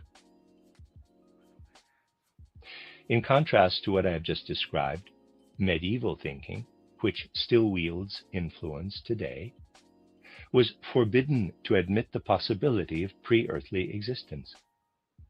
The pre-existence of the human being was declared to be heresy. After centuries of being required to deny pre-existence, humanity developed a habit of avoiding it. Think back to 1413 CE, when the modern human being was beginning to emerge. Humanity, in Western societies, had become accustomed to avoiding the possibility of pre-earthly existence. Indeed, they were basically disinclined to orient themselves to pre-earthly existence. If humanity had not been forbidden to think about a pre-earthly existence up until 1413, a very different development would have taken place. For example, then it would not have been just a possibility, but almost a certainty, that the Darwinism that appeared in 1858, which outwardly was based on the observation of development in the natural world, would have had a very different form if nature had been investigated through the prism of pre-earthly existence. If that had been the case, Darwin could have founded a natural science in the light of the pre-existence of the human being. Instead, humanity was disinclined to think about the possibility of pre-earthly existence, and there emerged a natural science in which the human being was regarded as the culmination of the animal kingdom. And so the view of the human being in a pre-earthly, individual life could not come forth, because the animal does not have a pre-earthly existence. Thus, out of the old perspective of the fall was born the prohibition against speaking of the pre-existence of the human being. And that was reinforced just as modern intellectualism was beginning to emerge. This is how it came about that natural science was the child of a misunderstood notion of the fall. We have a natural scientific tradition that is connected to the fall of humanity. That is, a natural science that emerged directly out of a misunderstanding of the fall. If this perception of natural science were to continue, then the earth itself would not be able to fulfill its true purpose. Humanity would develop a consciousness that is not connected to its divine spiritual origin. Instead, human consciousness would be separated from its divine spiritual origin. We have spoken concretely, rather than theoretically today, about the limits of knowledge of nature. We have indicated why, under the influence of modern intellectualism, humanity has sunk below the level that is within its capacity to reach. If we were to speak in the language used during the medieval period, we would have to say that natural science has, quote, gone to the devil, close quote. History speaks to us very clearly. Just as natural science came forward with its brilliant results, which even today should not be disputed by me, people today who still have some understanding of the true nature of the human being see that natural science is also capable of leading human beings astray. What once caused fear and trembling, it glimmered faintly in Faust as he bid farewell to the Bible and turned to nature, is now the fear that human beings still approach the knowledge of nature under the sign of the fall, rather than from the prospect that they can rise beyond the fall through their own enlivened capacity for thinking. This matter goes much deeper than is usually presumed. When the medieval period was just beginning, traditional approaches to knowledge were already haunted by the fear that Faust's, quote, devilish poodle, close quote, was nipping at the heels of the investigator of nature. And yet now in the modern period, humanity simply dozes off and does not even bother to think about those things anymore. Contemporary indifference is not a trivial matter. It is not theoretical small talk to recognize the influence of the fall upon today's discussion of the limits of the knowledge of natural science. The unperceived residue in human thinking that denies the presence of the fall in modern ideas about intellectual and empirical areas of knowledge really exists. If this corrosive influence were not present, then we would not be taught the theory of animal and human development that is currently prevalent. That is, a horizontal sequence of development from fish to lower mammals to higher mammals and then to the human being. This is what is typically proposed as the line of development in animal and human evolution. And yet, this does not accord with the facts of the matter. If you look closely at the developmental sequence, you will discover that it is not supported by actual observation. The research carried out in the natural sciences today is remarkable, but what the scientists say about the research is not correct. If scientists would grasp the meaning of what they observe, they would reverse the direction of the line of animal and human development to first human being, then higher mammals, then lower mammals, then fish. Parenthesis, with this, I am obviously leaving out some details, close parenthesis.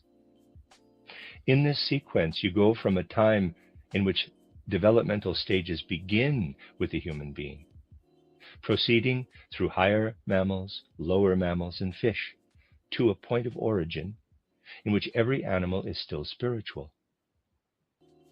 Here, you see that the human being is a direct descendant of higher spiritual beings and will continue to take on greater and greater similarities to higher spiritual beings. Likewise, the lower animal beings also have their origins from higher spirituality, but as lower beings, they have not assumed higher spiritual natures. We would have received accurate interpretations of these facts if the recognition of human pre-existence, that is, the acknowledgement of pre-earthly life, had not been suppressed. Thus, other human modes of thinking could have been used, and a mind like Darwin's, who could have arrived at an accurate understanding of the evolutionary sequence, had to fall short of a correct interpretation because of a misguided habit of thinking rather than because of the results of his investigations. It also would have been possible to reach an accurate interpretation if Goethe's theory of metamorphosis had been extended correctly. I have always pointed out that Goethe got, in quotes, stuck in the development of his theory of metamorphosis. We just have to observe objectively how Goethe viewed the matter. With regard to plants, Goethe observed their development very carefully and arrived at his archetypal plant form, Urpflanze. But when it came to the human being, and he tried to articulate the metamorphosis of human bones, he felt stymied and simply could go no further. Take, for example, Goethe's brief notation about the morphology of the human skeleton. By examining a broken sheep's skull in Venice, it occurred to him that the skull was a transformed vertebra, but he never went any further than this. Elsewhere, I drew attention to a note I found in Goethe's papers when I was working in the Goethe archive in Weimar.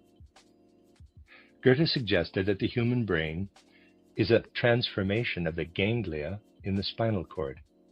Again, he took the matter no further. This sentence was written in pencil in one of his notebooks.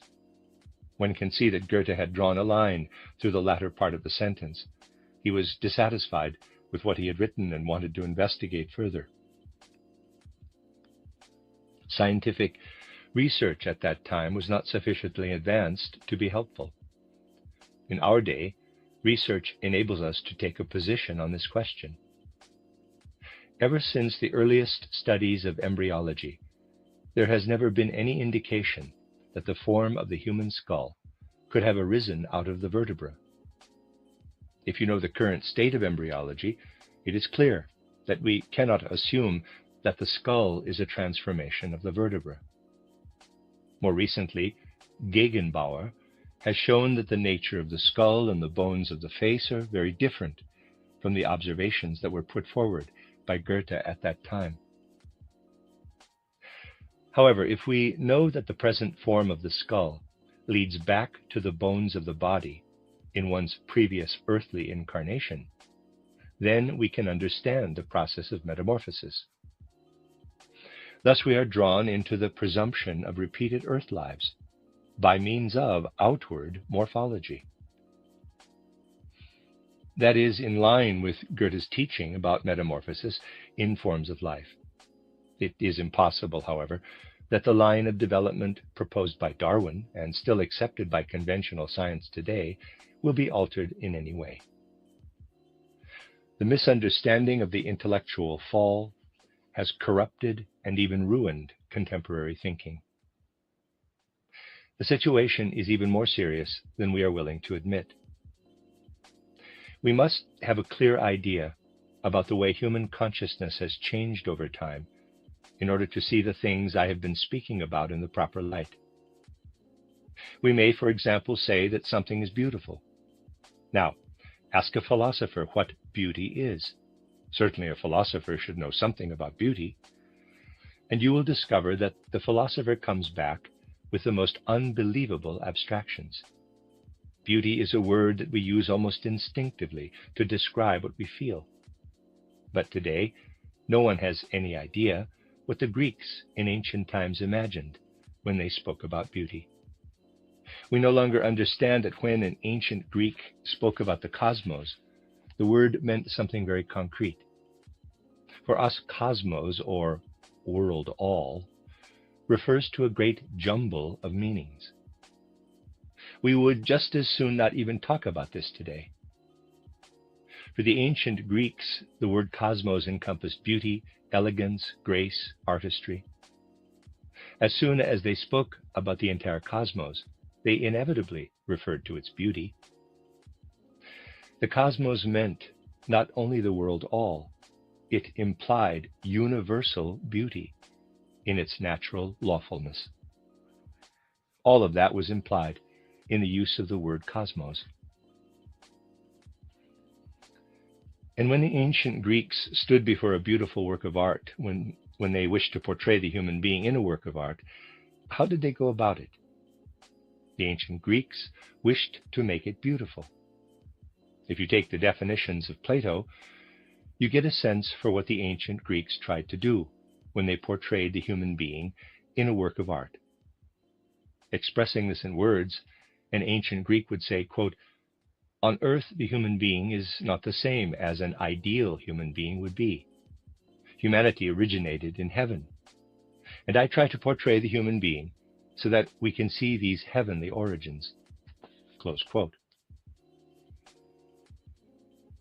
The ancient Greek characterized the human being in a beautiful form, as if coming directly from heavenly origins, whereas the actual outer form of a human being would naturally appear quite differently. Human beings do not actually appear as if they had just fallen from heaven. Their forms carry everywhere the sign of Cain's fall from grace. That is the ancient Greek image. We are not able to follow this example in our time, for we have forgotten the connection between the human being and pre-earthly existence, that is, heavenly existence. We can say, however, that what the ancient Greeks called beauty was the revelation of the human being's significance in the heavenly realm. Thus, the idea of beauty became concrete. With us, however, beauty is only an abstraction. There has been an interesting debate between two modern philosophers of aesthetics, Friedrich Theodor Fischer, a very intelligent man who wrote a very important book on aesthetics in the context of our time, and the formalist, Robert Zimmermann, who wrote another work on aesthetics. Fisher defined beauty as the revelation of the idea, or ideal, in material form. Zimmermann defined beauty as the consistency, or the harmony of the parts in relation to the whole form. Thus, for Fisher, the substance was the most important aspect, and for Zimmermann, the form took precedence over substance. When someone says that beauty is an idea that manifests itself in a material form, what does that tell you about an idea? First of all, you have to know what an idea is. Using the corpses of thoughts that people think are ideas today, this definition leads nowhere. But it meant something when an ancient Greek defined a beautiful human being by saying that a beautiful human being is one whose human form embodies the idealized form of one of the gods. A definition like this gives you something concrete that you can try to understand. It is important that we become aware that human consciousness and the constitution of the soul have changed over the course of time. In the modern era, people believe that the ancient Greeks thought in the same way that we do now. Histories of Greek philosophy written in the 19th and 20th centuries make this very clear. For example, the History of Greek Philosophy, written by Edward Seller, is considered to be an outstanding scholarly work of the mid-19th century, and it is also highly respected in the 20th century. Seller's History of Greek Philosophy gives us the impression that Plato never taught at the Platonic Academy. Rather, he had a chair in the Berlin University in the 19th century, just as Seller himself did. As soon as we grasp thoughts concretely, we see how impossible it would have been for Plato to teach in a 19th century university such as the one in Berlin.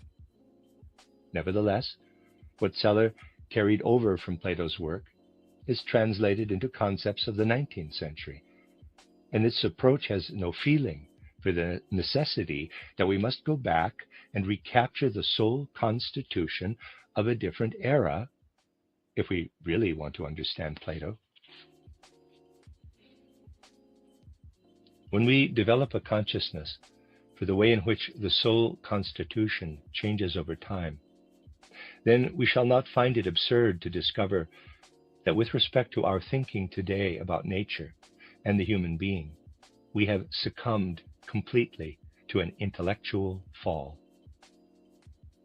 And we must remember something that humanity rarely takes into consideration today, or indeed something people may think is a distorted idea. In today's theoretically oriented knowledge, a way of thinking that is accepted even in the remotest villages, something lives that can be redeemed only through Christ. We have to understand Christianity if we are to begin to grasp this. Now, if we expect that a modern scientist should understand that his thinking must be redeemed by Christ, then the scientist would shake his head and say, quote, "The deed of Christ may be responsible for many things that have occurred in the world, but to expect me to say that Christ can redeem natural science from an intellectual fall is not something that I can allow." Close quote. But even when theologians write natural scientific books, as has often occurred in the 19th and 20th centuries, one has written about ants, another about the brain, and so forth, these books also need to be written out of an understanding of a true Christology. The scientific books by theologians, incidentally, are often excellent, even better than those written by natural scientists, because the theologians are able to write in a more accessible way. Nevertheless, today we need, especially in intellectual disciplines, a rising beyond, an overcoming of the prevailing widespread intellectual fall. Thus, we see that intellectualism has been contaminated through a misunderstood consciousness of an intellectual fall. But not because a fall has actually occurred. Rather, out of a misunderstood consciousness of an intellectual fall. For a misunderstood consciousness of the fall necessitates placing Christ as a higher being in the middle point of the earth's development, and from there finding our way beyond the influence of the intellectual fall. We also must discover a deeper understanding of human development in spiritual realms. When we look at medieval scholasticism in the way it is usually done today, even going back as far as Augustine, we cannot expect to gain much from this. It is likely to be unproductive, because we do not see anything beyond the observation that modern natural scientific consciousness has developed further over time. But that view ignores a higher overarching reality and perspective. I once gave a presentation in this hall about medieval scholasticism, so that you could see all of the connections. In 1920, I gave a short cycle of lectures about Thomas Aquinas and spoke about the broader connections to his life. But it is painful to note that within our anthroposophic movement, the implications of the lectures are not understood. The natural sciences today, brilliant as they are not receiving what they need to carry on further. And if forming the connection to scholasticism is not being pursued, then our anthroposophic research institutes, which have come into being through great sacrifices, will remain ineffective. The institutes themselves will have to utilize these insights in order to move forward and not fall prey to fruitless polemics about atomism.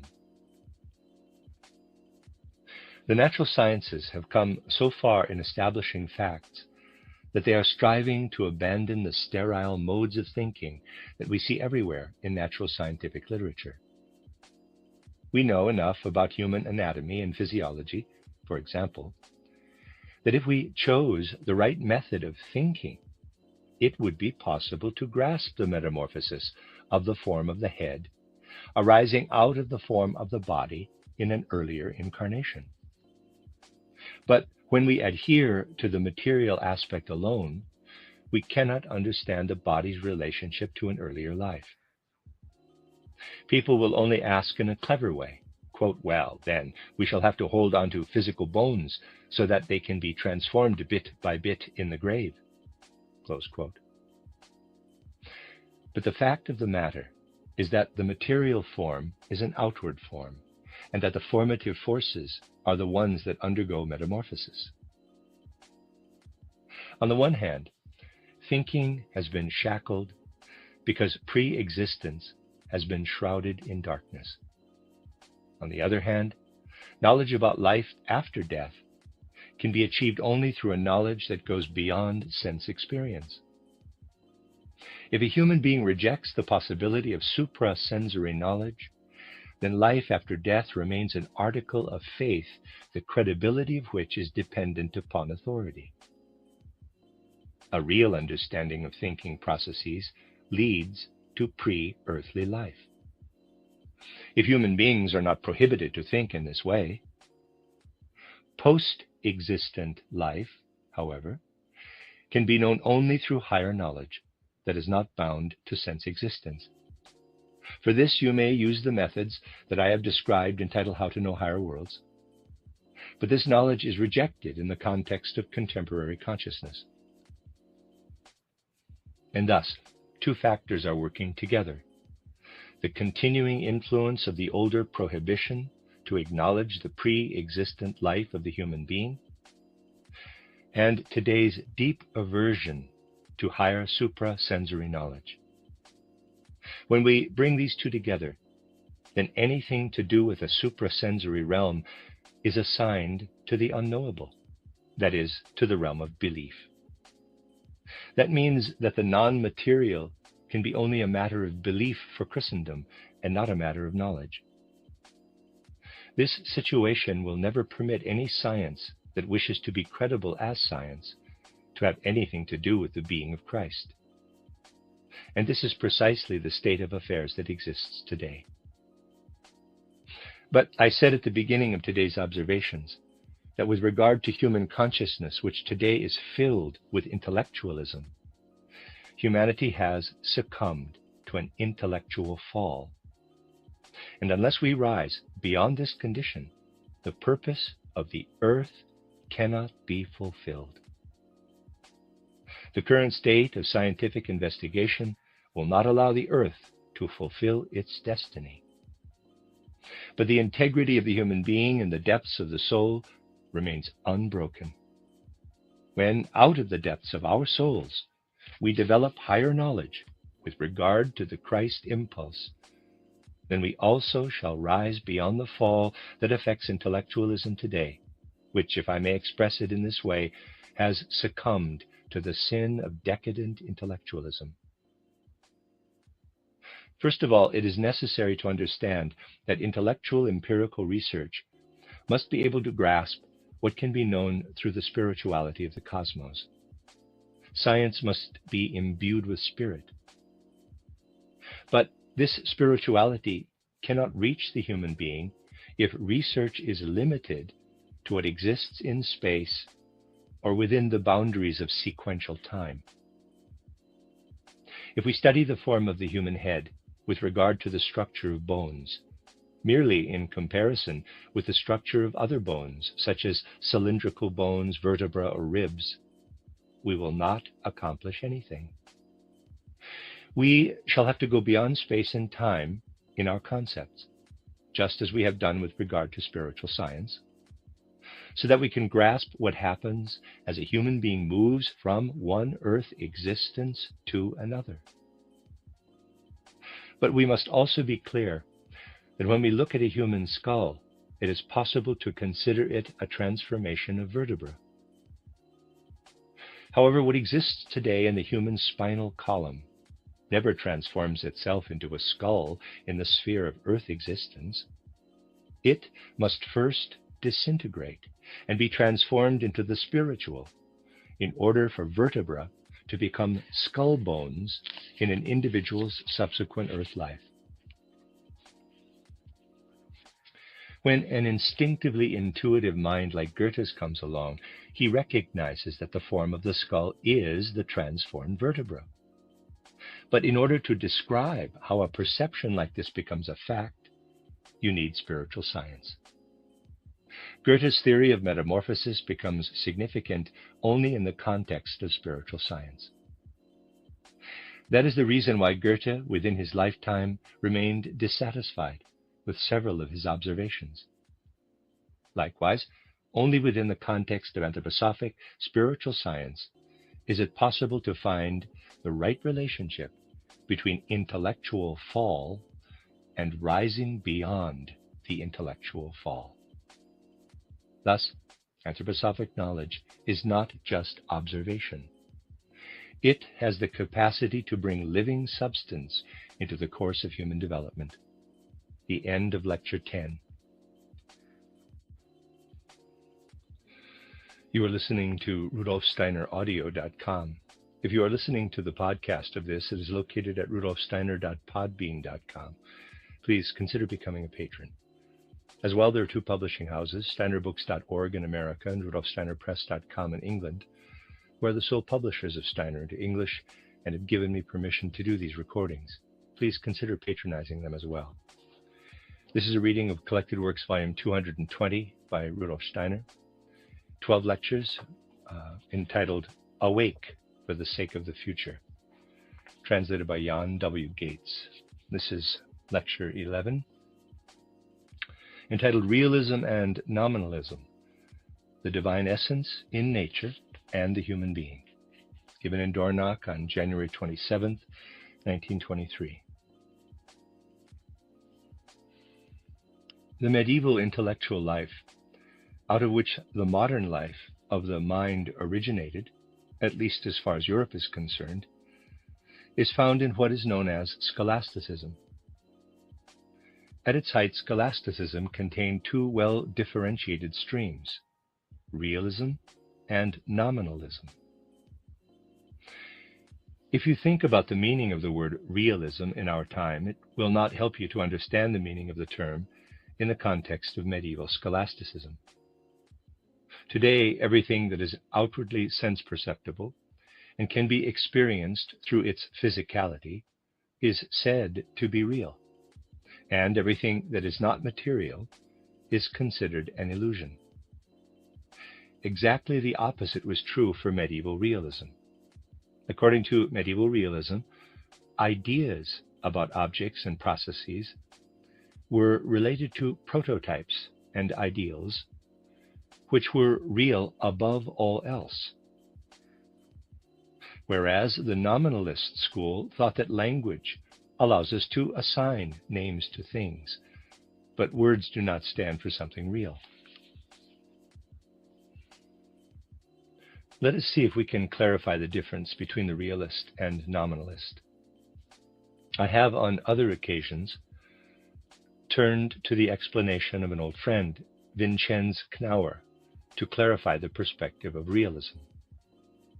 Whoever accepts only the reality of what comes through our outer senses, that is, what may be found in matter, will not understand what happens if a wolf is held captive over a long period of time and eats only the flesh of a lamb.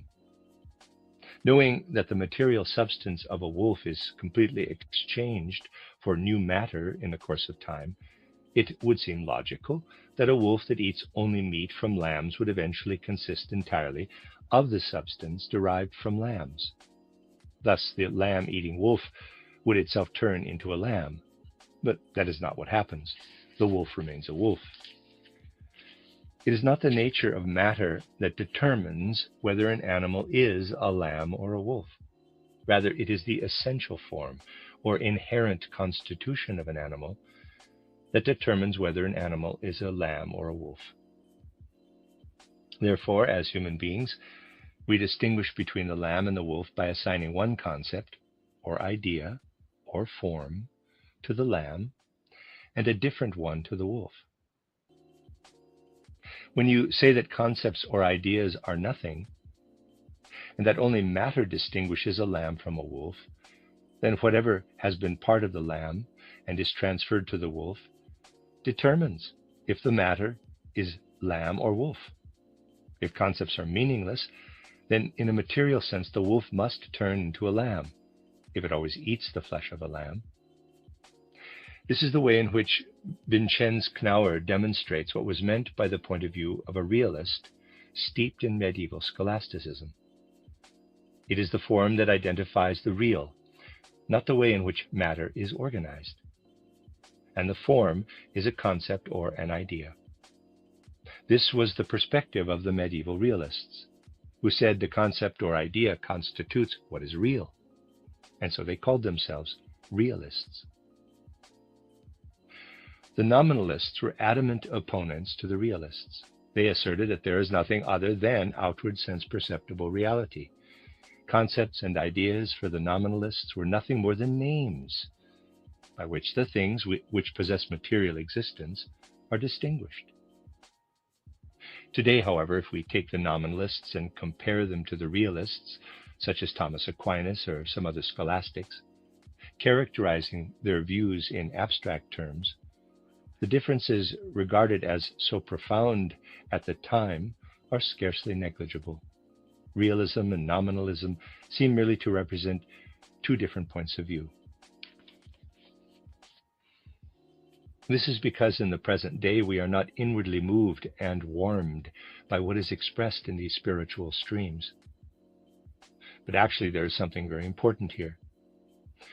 Take the realists who say that universals expressed in ideas, concepts, or forms are realities within which the sense perceptible is ordered.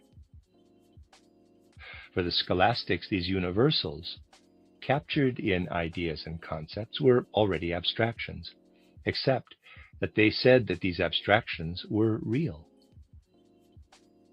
However, their abstractions were remnants of an earlier, more concrete and substantial experience of knowing. In earlier eras, human beings did not merely associate the concept of wolf with a material wolf. They actually experienced the presence of the group soul of the wolf in the spiritual world. The group soul was a real being. This actual being was experienced and perceived in a much earlier time, but what once had been experienced in the soul had evaporated into an abstract concept by the time of scholasticism. Nevertheless, the realists among the scholastics still retained something of the earlier living perception and knew that a concept was not just a nothing. The concept still retained an element of the real. This reality was a remnant, a residue of real beings. In the late medieval period, one still had an inkling of these real beings, just as the ideas of Plato in ancient times were full of life. And indeed, they were much livelier than the medieval experience of ideas of the scholastics. Ancient Persian archangels, known as the Amshaspans, were also remnants of an earlier era when they too were living beings, active throughout the universe. Plato's ideas and Persian archangels were real beings.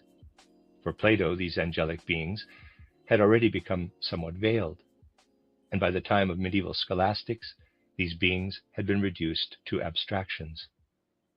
That was the last stage of the spiritual clairvoyance that had been carried over from ancient times.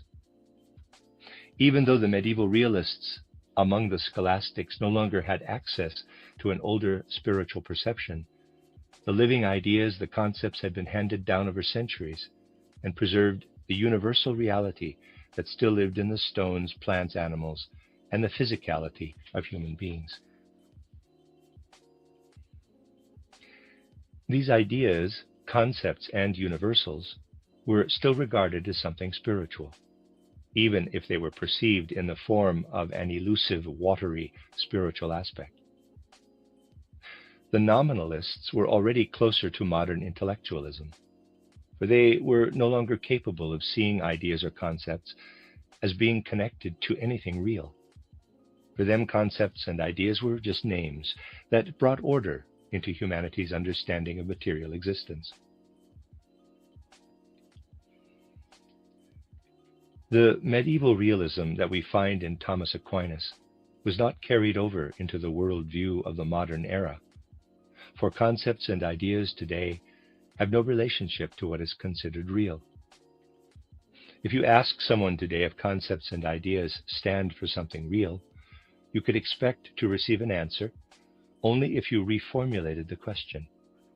For example, you could ask a human being who had been educated in a modern way, quote, "Would you be satisfied if you existed only as a concept or an idea after you died?" Close quote. This would make a person feel very unreal after death. In our day, this question would seem to imply something completely unreal about the human being after death. That was not so for the realists among the medieval scholastics. Concepts and ideas were so real for them that they could still believe in the existence of the world all. They could have imagined that after having died, they would still continue to exist in the form of a concept or an idea. Medieval realism, as we have already noted, did not continue into modern times. The modern worldview is thoroughly nominalist. And people today who no longer trouble themselves about the inner meaning of concepts and ideas are the ones who are most steeped in nominalism. This too has a profound significance.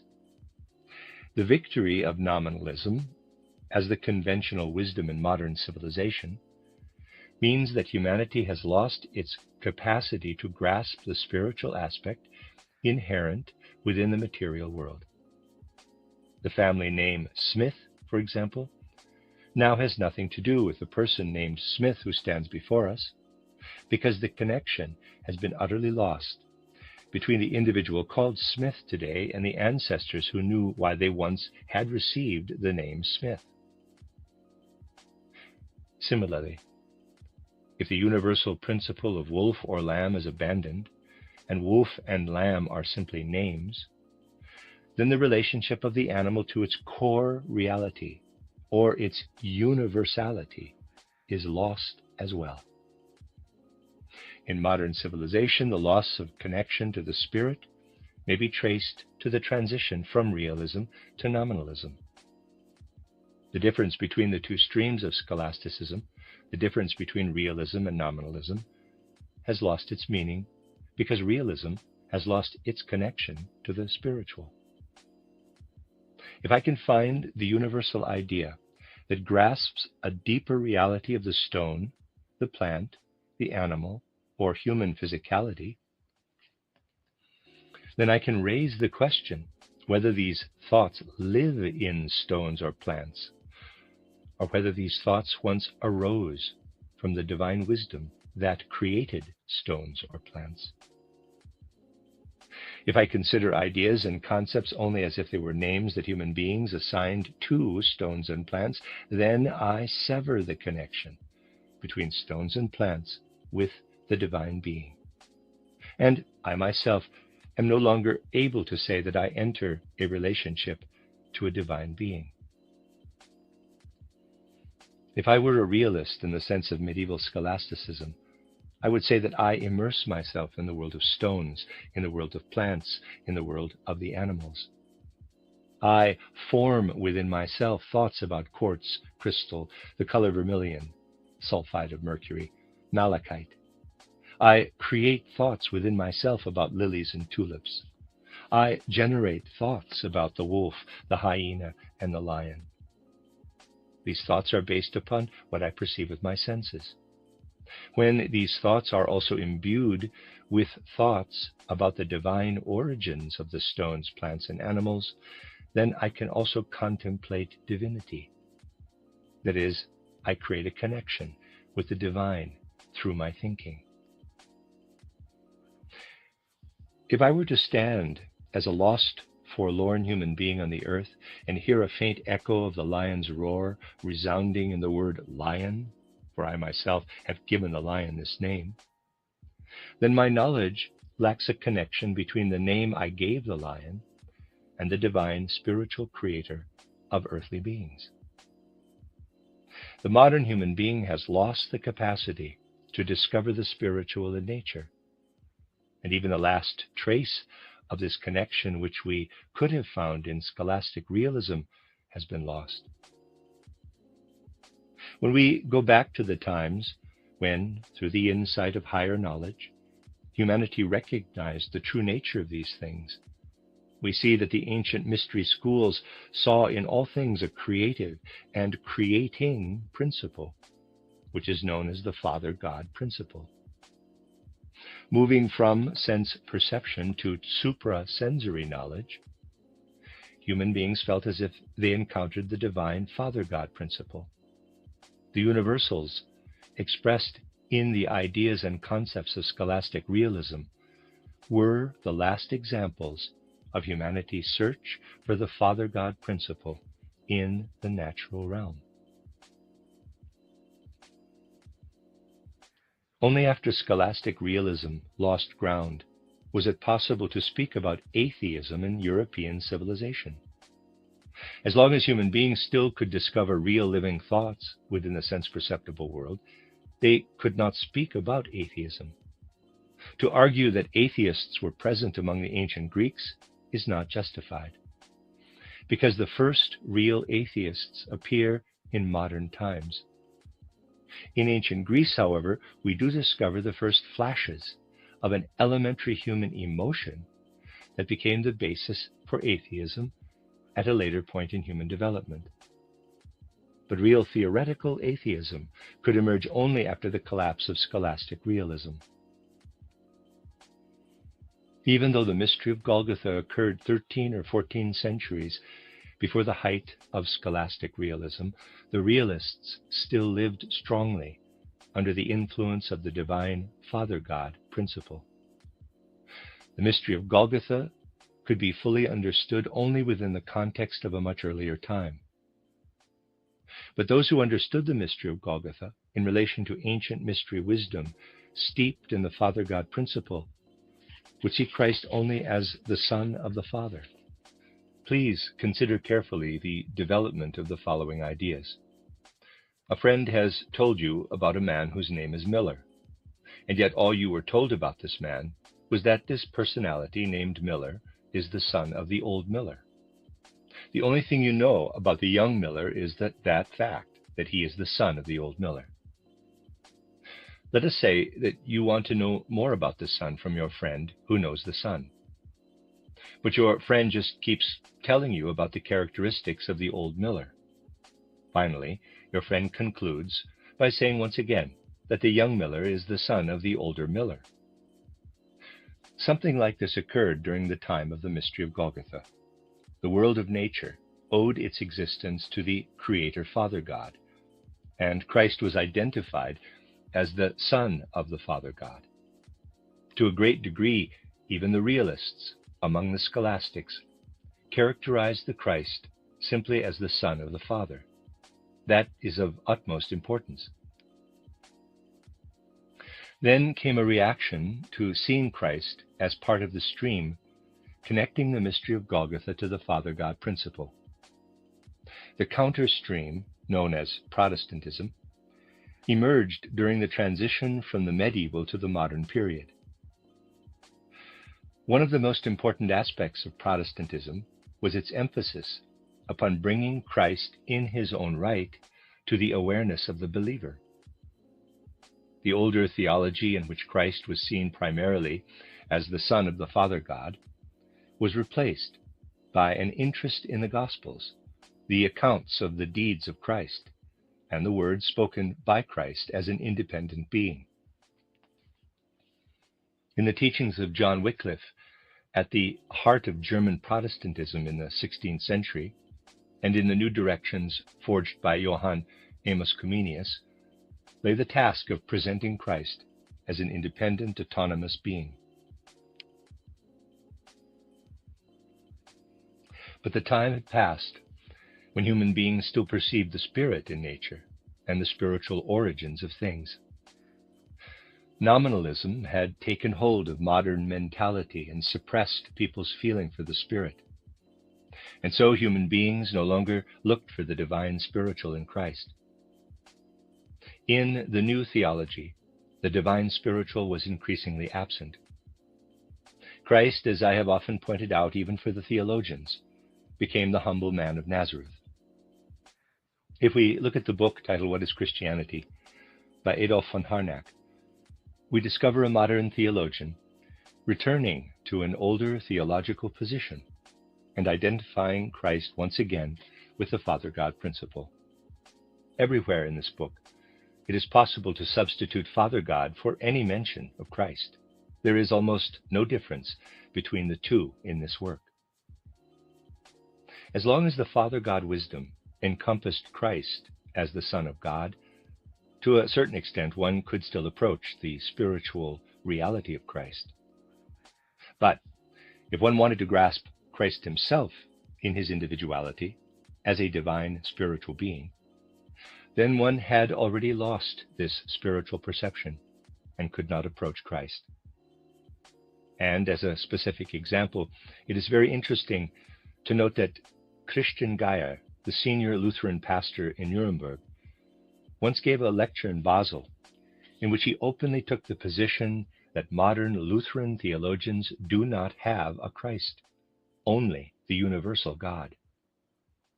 Geyer said this because he understood that wherever there was talk about Christ, it was in fact only an expression of the Father God principle. This is related to the fact that the human being who could still perceive the spirit in nature could actually discover only the Father God principle in nature. Since the collapse of scholastic realism, even seeing the Father God in nature was no longer possible. As soon as one can no longer find the spiritual in the Father God principle, atheistic perspectives appear. But if we wish to go beyond seeing Christ merely as the Son of God, If we wish to grasp this Son in his own being, then we must see him not only as a human being who was born like all other human beings. We must ourselves experience him in an inner way, even when initially this inward deepening appears as a dimly perceived awakening. It will be necessary to proceed through the following stages of consciousness.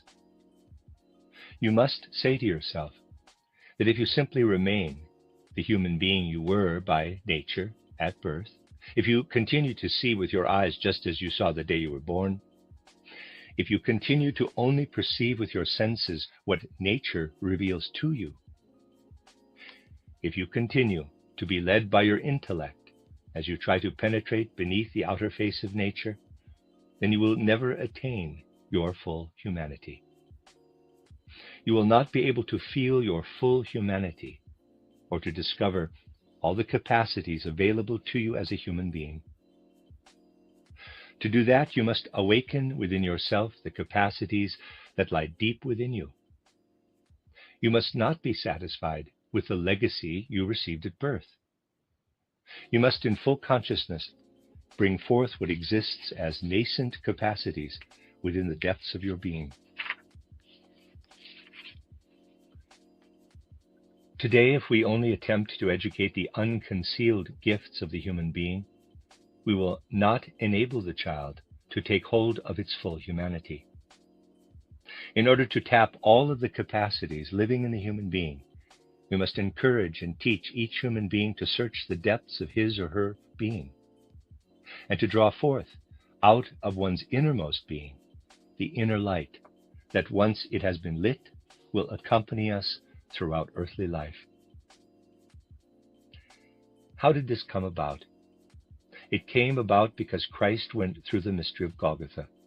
He is united with the life of the earth, and also lives within the depths of the human being. When, individually, each one of us takes on the task of inner self-awakening, we also can experience the living Christ. Christ is not found through the ordinary consciousness with which we were born, or which we have developed in the course of our lives. Christ has to be brought up from the depths of the human soul. The consciousness of Christ first occurs as an event in the life of soul. Thus you really can say, as I have often expressed it, that the human being who does not find the Father God was in some way born into deficient circumstances and is not entirely healthy.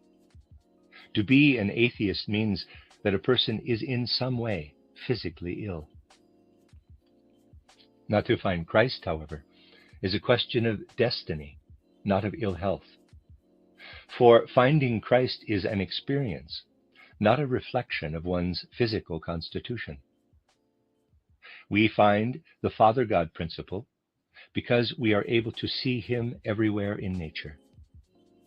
An individual finds Christ through an experience of inner resurrection, an experience of rebirth.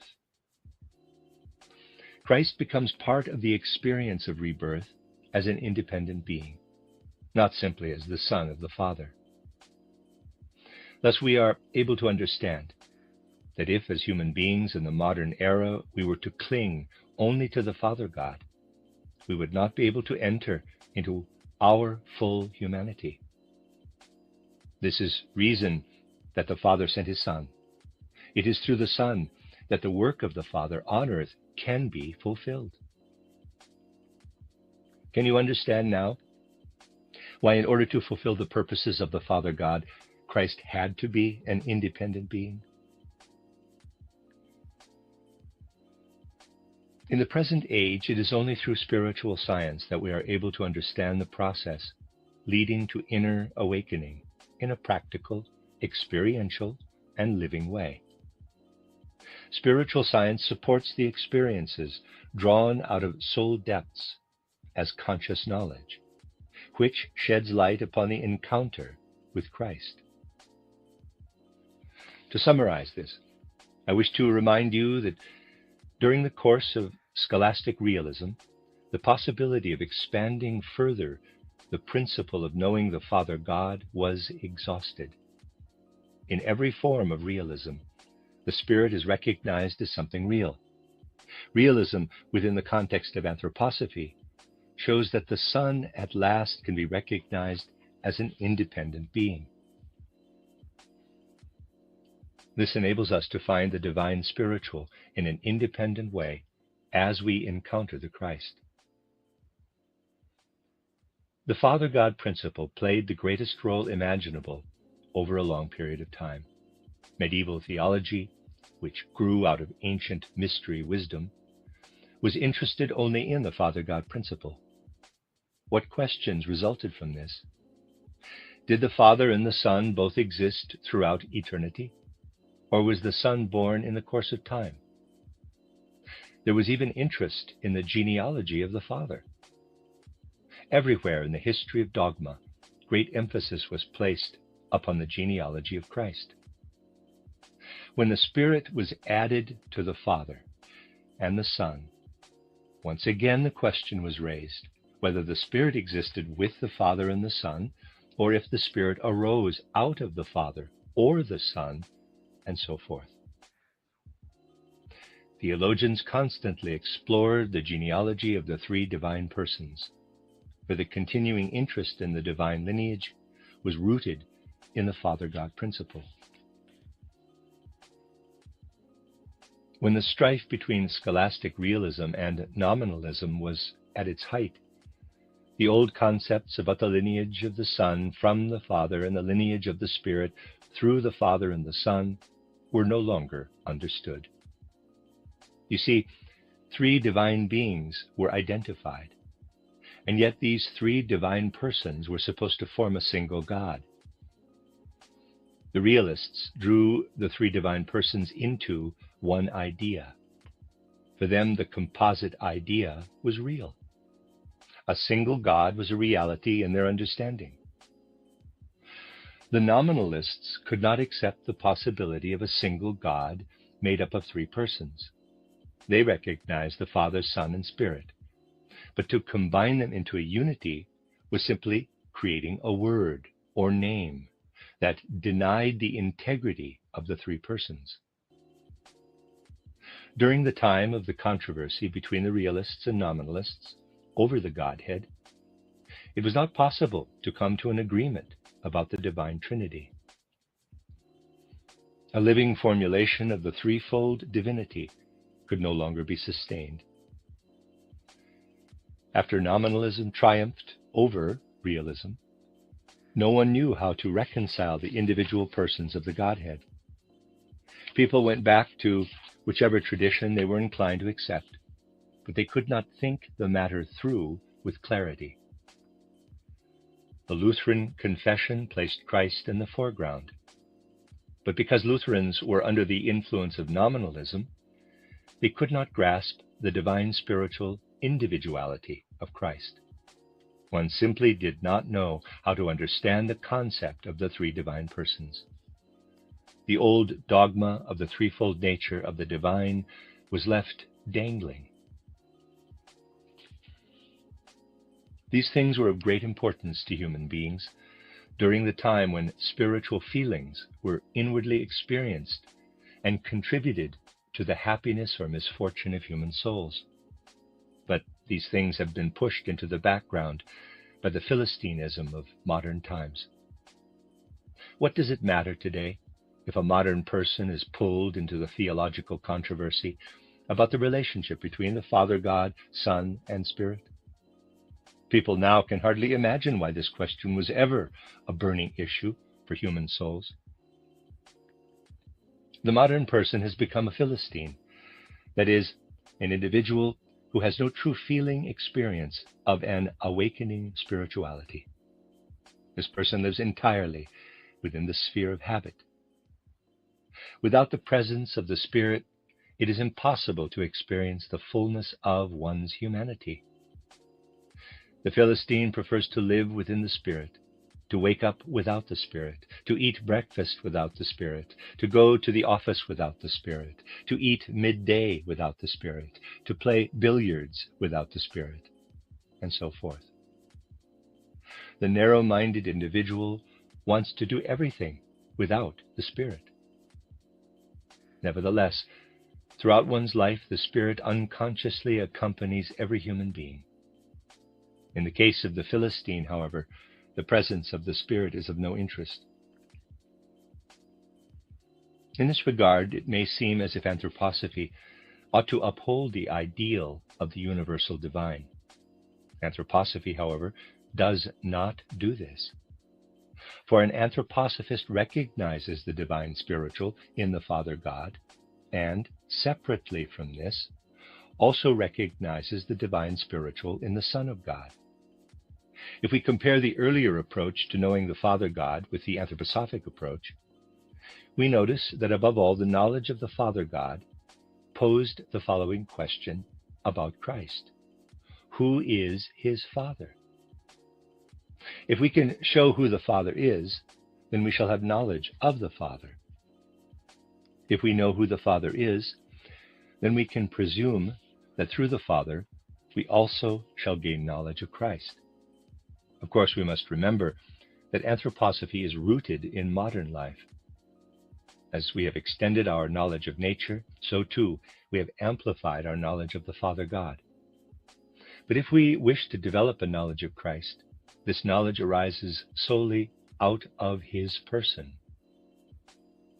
To accomplish this, we must study history, trace the descent in the unfolding of history, discover the mystery of Golgotha at its deepest point, and then follow the subsequent ascent in human development.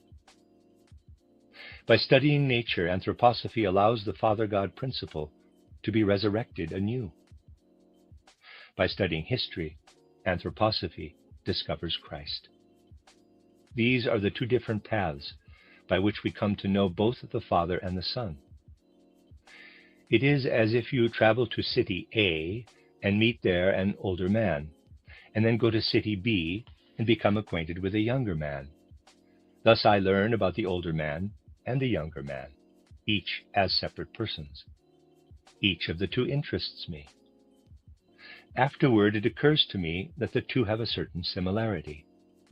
As I consider their similarity, I soon realize that the younger one is the son of the older man.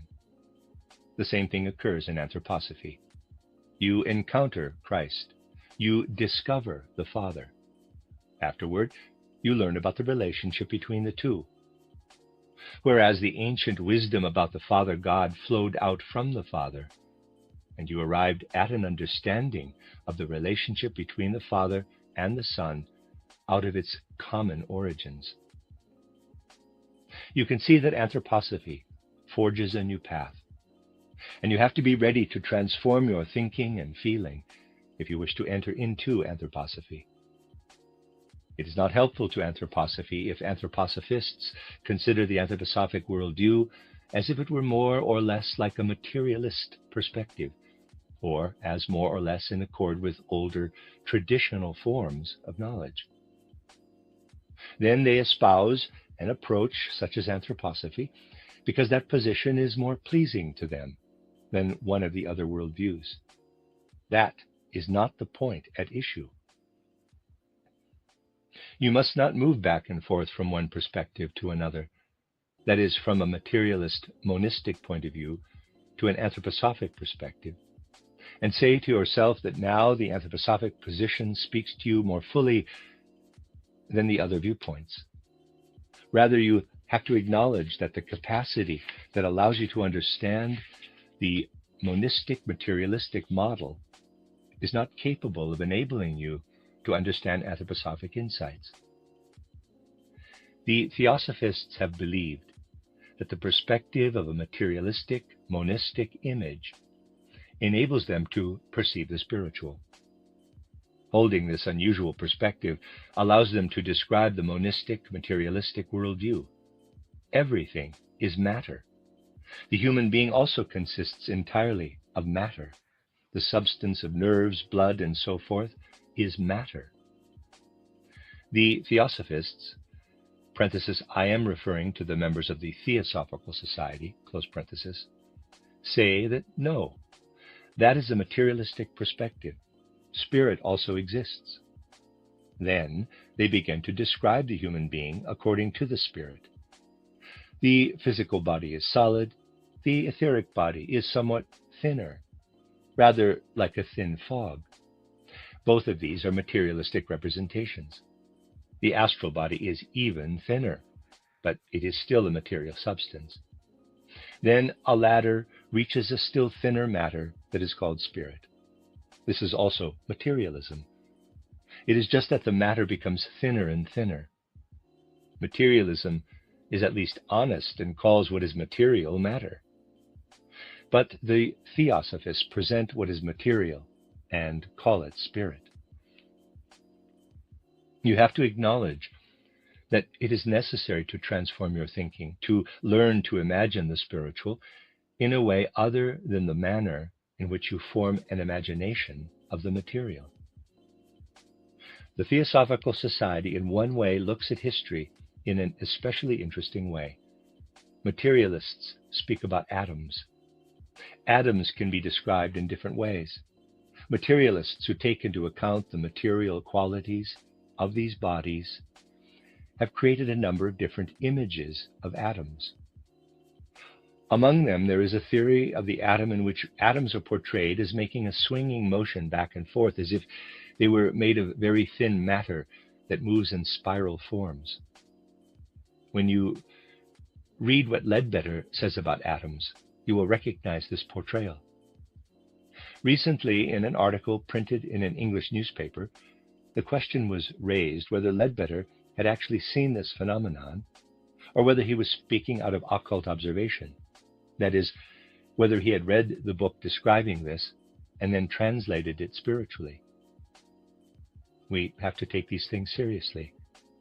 We ourselves have to examine whether we still cling to materialism and merely assign spiritual names to matter. A transformation of thinking and feeling is required if we wish to achieve a spiritual worldview. When we attain that, we can gain a perspective derived from a practice through which we may strive, through our own efforts, to rise beyond the intellectual fall instead of succumbing to it ourselves. That is the end of Lecture 11.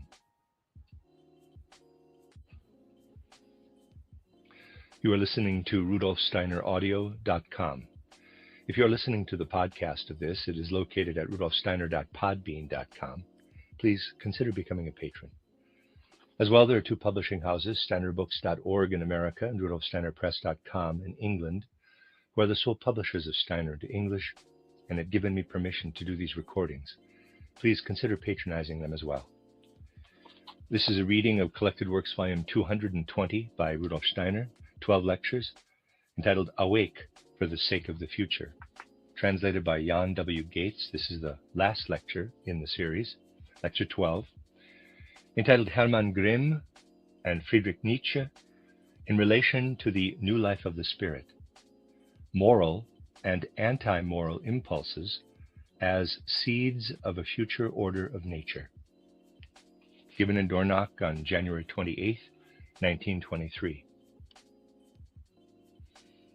Among the personalities who have experienced the new life of the spirit and have developed in our era a feeling for the way we can draw these impulses, these insights, right into the fabric of our lives, two individuals come to mind, Hermann Grimm and Friedrich Nietzsche. Both Grimm and Nietzsche lived strongly within the spiritual and intellectual life of the present time. They both tried to discover how human beings can experience within their souls what happens today in the spirit. We can see that Hermann Grimm tried to describe human beings, or a specific personality, out of a clear understanding and sensitivity to our modern era.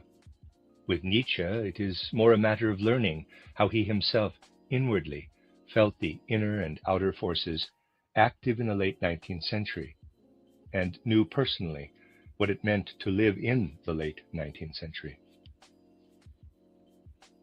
As we watch Hermann Grimm portraying humanity in general, or an individual in particular, It is clear that he always had a picture in his imagination. His words had a pictorial quality. His descriptions evoked vivid images. And yet Grimm's profiles often made it seem as if those he was writing about carried a great weight on their back. Even in Grimm's book about Michelangelo and his work, you have the impression that Michelangelo labored under a great burden. The artistic giant literally had to carry an enormous weight on his back everywhere he went. Grimm himself experienced and spoke about the nature of this burden. Quote, "We modern human beings," he said, "labor constantly under the weight of history." Close quote. Indeed, we modern men and women do stagger under the weight of history. Even if we sat at our desks at school and were too lazy to care about studying history, we would still have felt burdened by the study of history. From the time we entered elementary school as 6-year-old children, we already felt the weight of what we were expected to learn about history. We still are not free, for we carry history with us today as if it were a heavy sack thrown over one shoulder. Turning to Friedrich Nietzsche, we come to a personality who shook almost hysterically because of what he perceived as the constraints of modern intellectual life. If you looked at him closely in his daily life, it wouldn't matter if he were on one of his travels in Italy or taking a summer stroll around the Swiss village of Sils Maria, he would shudder. He habitually shuddered and shook himself until his upper body bent forward. And if we looked carefully, we would see that he wanted to shake off history, to get rid of a kind of historical knapsack that in fact we all carry on our shoulders. Nietzsche clearly felt the weight of history, for at a comparatively early age, he wrote an essay entitled "On the Use and Abuse of History for Life." He pleaded with his contemporaries to push history out of the forefront. "You will lose your lives if you drag history with you wherever you go. You do not know how to live in the present. You ask at every opportunity what people in olden times would have done in this or that circumstance. But you do not bring anything creative to the fore out of your own thinking, feeling, and willing in order to live as men and women of the present day." I have brought these two individuals to your attention to show you how modernity affects the human being now. Hermann Grimm always described human beings as if they were laboring under a great weight, and Nietzsche himself lived as if he were constantly trying to shake off a burden that he had to carry on his back.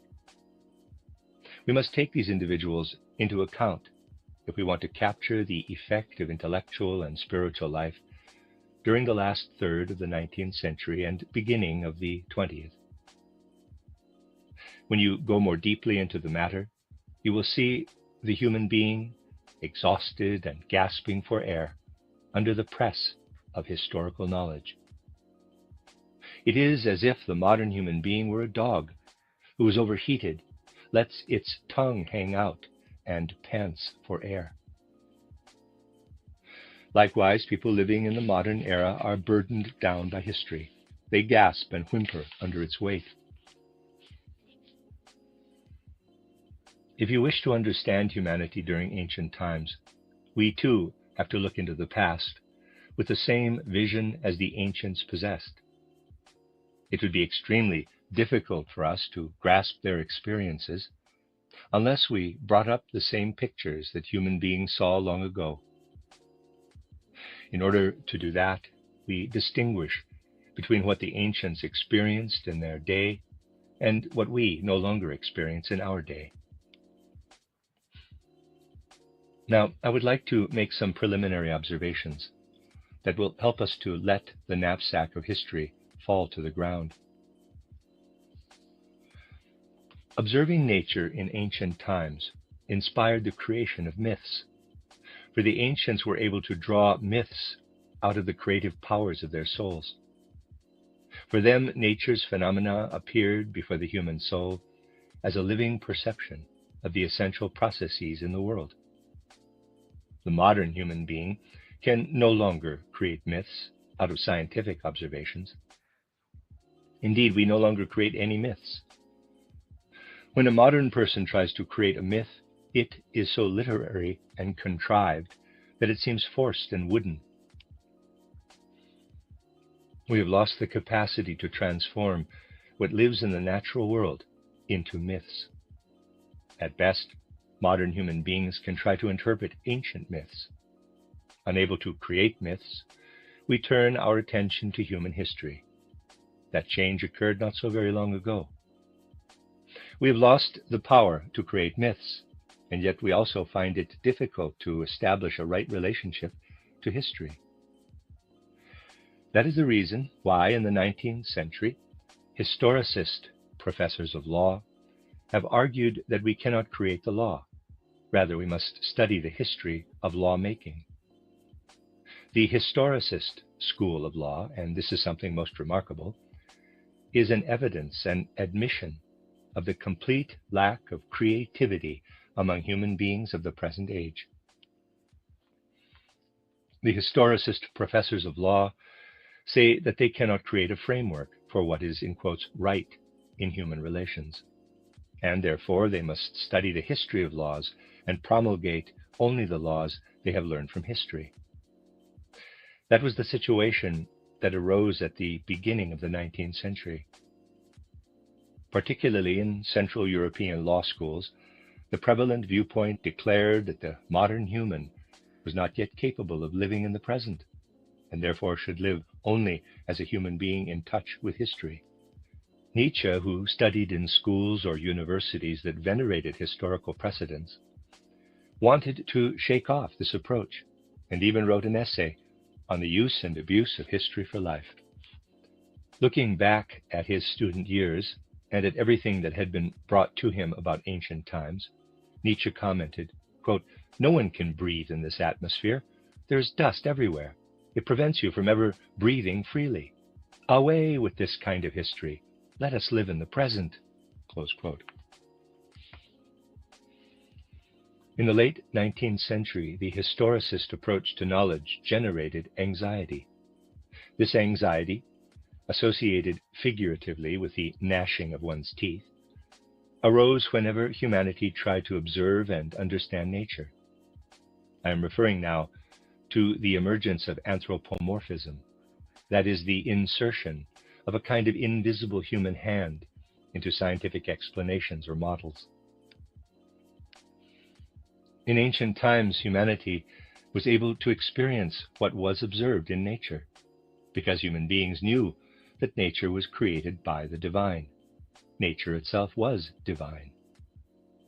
Likewise, human beings took their inner substance that was connected to the divine and brought it together with the substance connected with nature. They came face to face with truth. Modern people, however, shudder whenever they suspect that anthropomorphism has crept into the study of nature or of humanity. It sends shivers up and down the spine. Modernity brings with it a fear of anthropomorphism. We still experience anxiety in the face of anthropomorphism, and yet we do not even notice that we ourselves tolerate anthropomorphisms. In physics, we talk about the elasticity of two spheres and refer to an external impulse, parenthesis, it could even be a nudge set in motion with your own hand, close parenthesis, that is transferred to the elasticity in the sphere. We do not even notice the human intervention in this example. We only take note when the human impulse seems to have a global effect. The fear of anthropomorphism developed in response to the excessive historicism in modern civilization, and we still live under the influence of this anxiety today. Our anxiety about historicism and anthropomorphism breaks every connection between humanity and the outside world. Above all, the connection between the human being and the living experience of the Christ being has been severed. The experience of Christ has to be a living one, not simply a knowledge rooted in the historical record. This is not just a matter of avoiding the seemingly historical or undermining the myth-generating capacity of historical interpretation. Rather, it is a matter of actually reaching behind what is hidden and grasping its essential reality. When, today, we want to speak about human striving, we typically do not speak out of our own immediate experience. We interpret title Parzival or some other early work or tradition. We interpret, clarify, or explain, but our explanations do not illuminate. We obscure rather than enlighten through our so-called clarifications. This unfortunate situation comes about because we lack the courage to truly grasp the world with our souls. On the one hand, we have established a way of observing nature that extends from the hazy origins of the universe through increasingly complex stages, leading to the death of what lives in our world. Morality has no living place in our world. It is only an abstraction. I have often mentioned this state of affairs. On the other hand, we have no capacity to see that the foundation we lay today through our moral impulses becomes the basis for moral consequences in the future. The consequences of moral actions today become reality in the future. As I mentioned yesterday, this capacity has been undermined by the collapse of scholastic realism. Thus, our moral impulses have become merely thoughts about intentions, and we, as part of a higher order within the structure of nature, do not know what to do about this. At the very most, we look at the condition toward which the earth ought to be transformed. To be honest, we have to say that morality is nothing more than a cemetery where moral ideals that we have thought about are buried. We have no real idea of how a new planet can grow out of our decadent, decaying Earth. Nor do we understand that the new Earth will develop out of the impulses humanity is developing today. Today, we lack the courage to think, to envision that moral impulses are the seeds for the world of the future. But the courage to connect a new world order with a reality that allows us to prepare for a new physical planet that will replace our dying Earth is sorely needed. Now we shall look at the other side of the natural order. Across from the moral order stands the natural order, which has brought about our awe-inspiring modern natural science. The thrust of the natural sciences now affects every aspect of human culture. Farmers today know more about modern science than they know about a spiritual worldview. Under what circumstances have the newer natural sciences developed? We can make this clear by using the example of electricity, a discovery that was quickly followed by its practical application. At the turn of the 18th to the 19th centuries, a physicist was dissecting the leg of a frog. The frog's leg came in contact with the metal window frame, and the leg twitched. That is how the physicist discovered electricity. That happened less than 150 years ago. And now electricity is a central ingredient of modern civilization. But it is not just a matter of producing changes in daily life. The very substance of scientific explanations also changed very rapidly.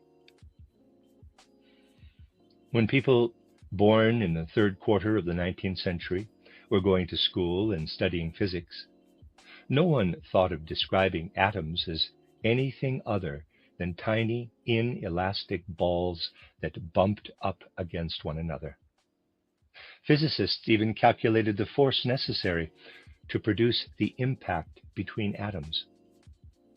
It had not yet occurred to anyone that an atom would be described as an electron, as if it were an entity that consists entirely of electricity.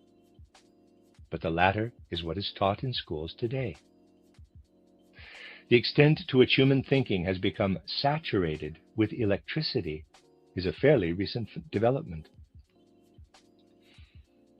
Now we speak about atoms as if they were tiny suns surrounded by orbiting electrons. When we look around us at the forces within the universe, we presume that electricity is everywhere. This permeates our entire culture, including our manner of thinking. If we did not ride trains so frequently, we might not have associated atoms so quickly with electricity. If we were to look at the ideas that humanity had before the age of electricity, we could see that at one time, an observer of nature still had the freedom to recognize the spiritual aspect of nature, at least to the point of thinking about it abstractly. A tiny remnant of scholastic realism still remained to facilitate this perspective. But electricity is so pervasive in the lives of modern human beings that it gets on our nerves. Our sensitivity to electricity made it impossible to maintain a connection to the spiritual. The effects of this go even further. The true light that floods the space of our universe is increasingly compromised in its purity, and even suffers the degradation of being seen as something similar to artificially generated light. When we begin to speak openly about these things, anyone who is completely committed to the value of the electrical culture thinks that we are out of our senses. But that is so, because a person who thinks a criticism of electricity is nonsense is someone weighed down by excessive historicism and who cannot find a connection to the immediate present. With electricity, we enter a sphere that presents something different to the imaginative observation than what we receive from other aspects of nature. As long as you deal only with light and sound, that is, optics and acoustics, then you do not need to make a moral judgment about what is manifest in a stone, plant, animal, light in its form as color, or the world of sound as tone. For you still may perceive a slight echo of the reality behind these ideas and concepts. Electricity, however, drives away this echo. If, on the one hand, we cannot discover the reality of moral impulses, then, on the other hand, we also shall fail to observe and perceive the moral essence within nature itself. If you ascribe a real power and effect to a moral impulse, so that these impulses inherently have both potential and power, just as the seed already contains the germ of a fully grown plant, you may be called a half of a fool. If you were to go still further and attribute moral impulses to natural processes, then you will be called a complete fool. If you have felt an electrical current in its spiritual nature surging through your nervous system, you would know that electricity is not just a force of nature. Electricity is also something moral. Whenever we enter the realm of electricity, we are giving ourselves over to something moral. If you put your finger into a closed circuit of electricity, you immediately feel that you have expanded the realm of the inner core of the human being, out of which there arises what is moral. The electricity that resides within the human being is also the area out of which your moral impulses originate. Whoever experiences the totality of electricity at the same time experiences the moral within nature. Without meaning to do so, modern physicists have created a certain kind of hocus pocus. They have theorized that the atom has an electrical nature and have forgotten, because of the general consciousness of our time, that when they present the atom as electrical in nature, They have ascribed a moral impulse and therewith a moral nature to it. But now I have just said something that is not so. By making the atom into an electron, you are not attributing to it a moral aspect, but rather an immoral essence. Within electricity, all kinds of moral impulses of nature are swimming, but actually they are immoral, instinctively evil impulses that must be overcome with the help of the higher worlds. The greatest contrast to electricity is natural light. Looking at electrically generated light, we see a mixture of good and evil. We have lost a real perception of evil in the natural order. We do not notice that by electrifying the ideation of atoms, they then become conveyors of evil. I described in my recent natural scientific course that by attributing electricity to the constitution of the atom, it causes atoms to become purveyors of death. Physicists continue to put forward an atomic theory and assign it everywhere to matter.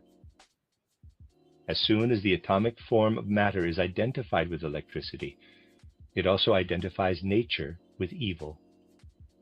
In that case, atoms composed of electrons are tiny, evil demons.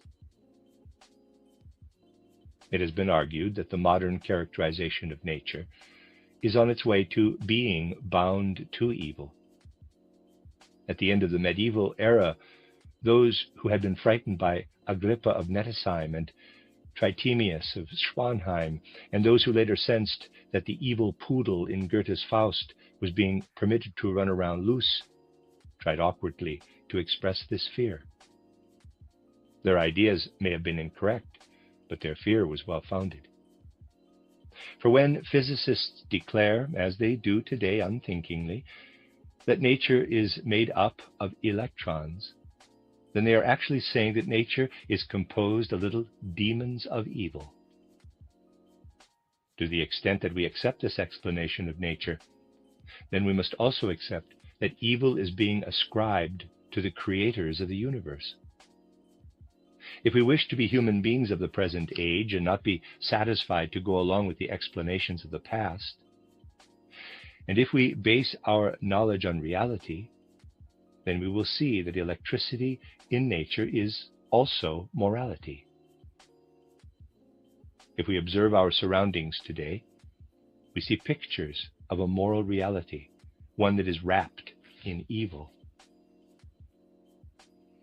If anthroposophy were either fanatical or ascetic, a great storm would be brought to bear against the culture of electricity.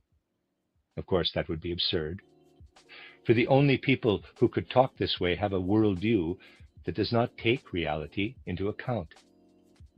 They might say, quote, "Oh, that is the work of Ahriman, away with it," close quote. But you can only do that in the abstract. Those who would organize a sectarian gathering and thunder about protecting themselves from Ahriman are the same ones who leave the meeting and step right into an electric tram. So the entire storm about Ahriman, which sounds like such a virtuous position to take, is nonsense. You cannot avoid the fact that you have to learn to live with Ahriman.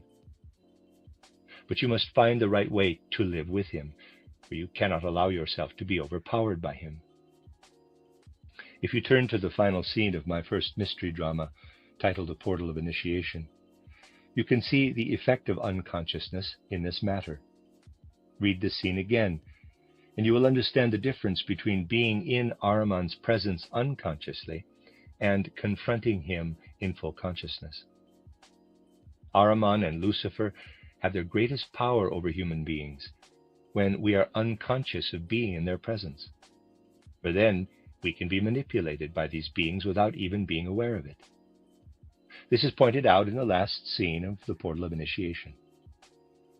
Thus, the power of the Ahrimanic aspect of electricity over human beings in our culture can hold sway only so long as we are unconscious and unaware of the significance of the electrification of the atom, and blindly assume the electricity is harmless. Thus we would remain unprotected from the fact that nature, bound up with electricity, produces a nature made up of tiny demons connected to evil. It is frightening to witness the extent to which today's scientific research is demon idolatry, a worship or veneration of demons. We must become aware of this, for by awakening our inner consciousness, we also become aware that we are living in the time of the consciousness soul. Why do we not recognize that we live in the age of the consciousness soul? On the one hand, we are weighed down by an inner paralysis and a preference for the explanations and ideas generated in the past. And on the other hand, we are unwilling to work with new ideas and to immerse ourselves in understandings that open the way to a healthy future. And if we were to feel as Nietzsche did, we would be flooded with criticism. And yet, like Nietzsche, we still would be stuck in old forms. Nor would we be able to show the new way that would bring us forward. Nietzsche himself was not able to point out the direction in which future development ought to go. Just look at the brilliant essay that Nietzsche wrote in his early maturity, titled On the Use and Abuse of History for Life. In flaming rhetoric, he urged his readers to throw off the weight of history and to become human beings living fully with the present. For humanity needs to replace the primacy of the past with the living present. Then what did Nietzsche do? Nietzsche took Darwinism and amplified it. Out of animal species arose the human being, and so the human being would continue to evolve over time into a superhuman being. But this Superman remained an abstraction, a scarecrow without any substance. You could say almost anything about the physicality of the Superman, but it is impossible to form a real imagination of him. Certainly, we can refer to scientists today as math whizzes, as Nietzsche might well have done. For scientists rarely do more than substantiate their research through mathematical calculations. And scientists such as Goethe, who do not use calculations, are thrown out of the temple of natural science by the scientists themselves. The critical issue, however, is found elsewhere. Courage is the key. To recognize the reality that stands behind moral deeds. To see the moral idealism in nature in its proper perspective. To understand that moral impulses are the seeds for a natural order that may be attained in the future. To acknowledge that nature's order today, with its electricity, is a moral order as well as an anti-moral order connected to evil. We must have courage to see moral qualities in nature in the right way. In addition to courage, a true understanding of the human being is absolutely necessary.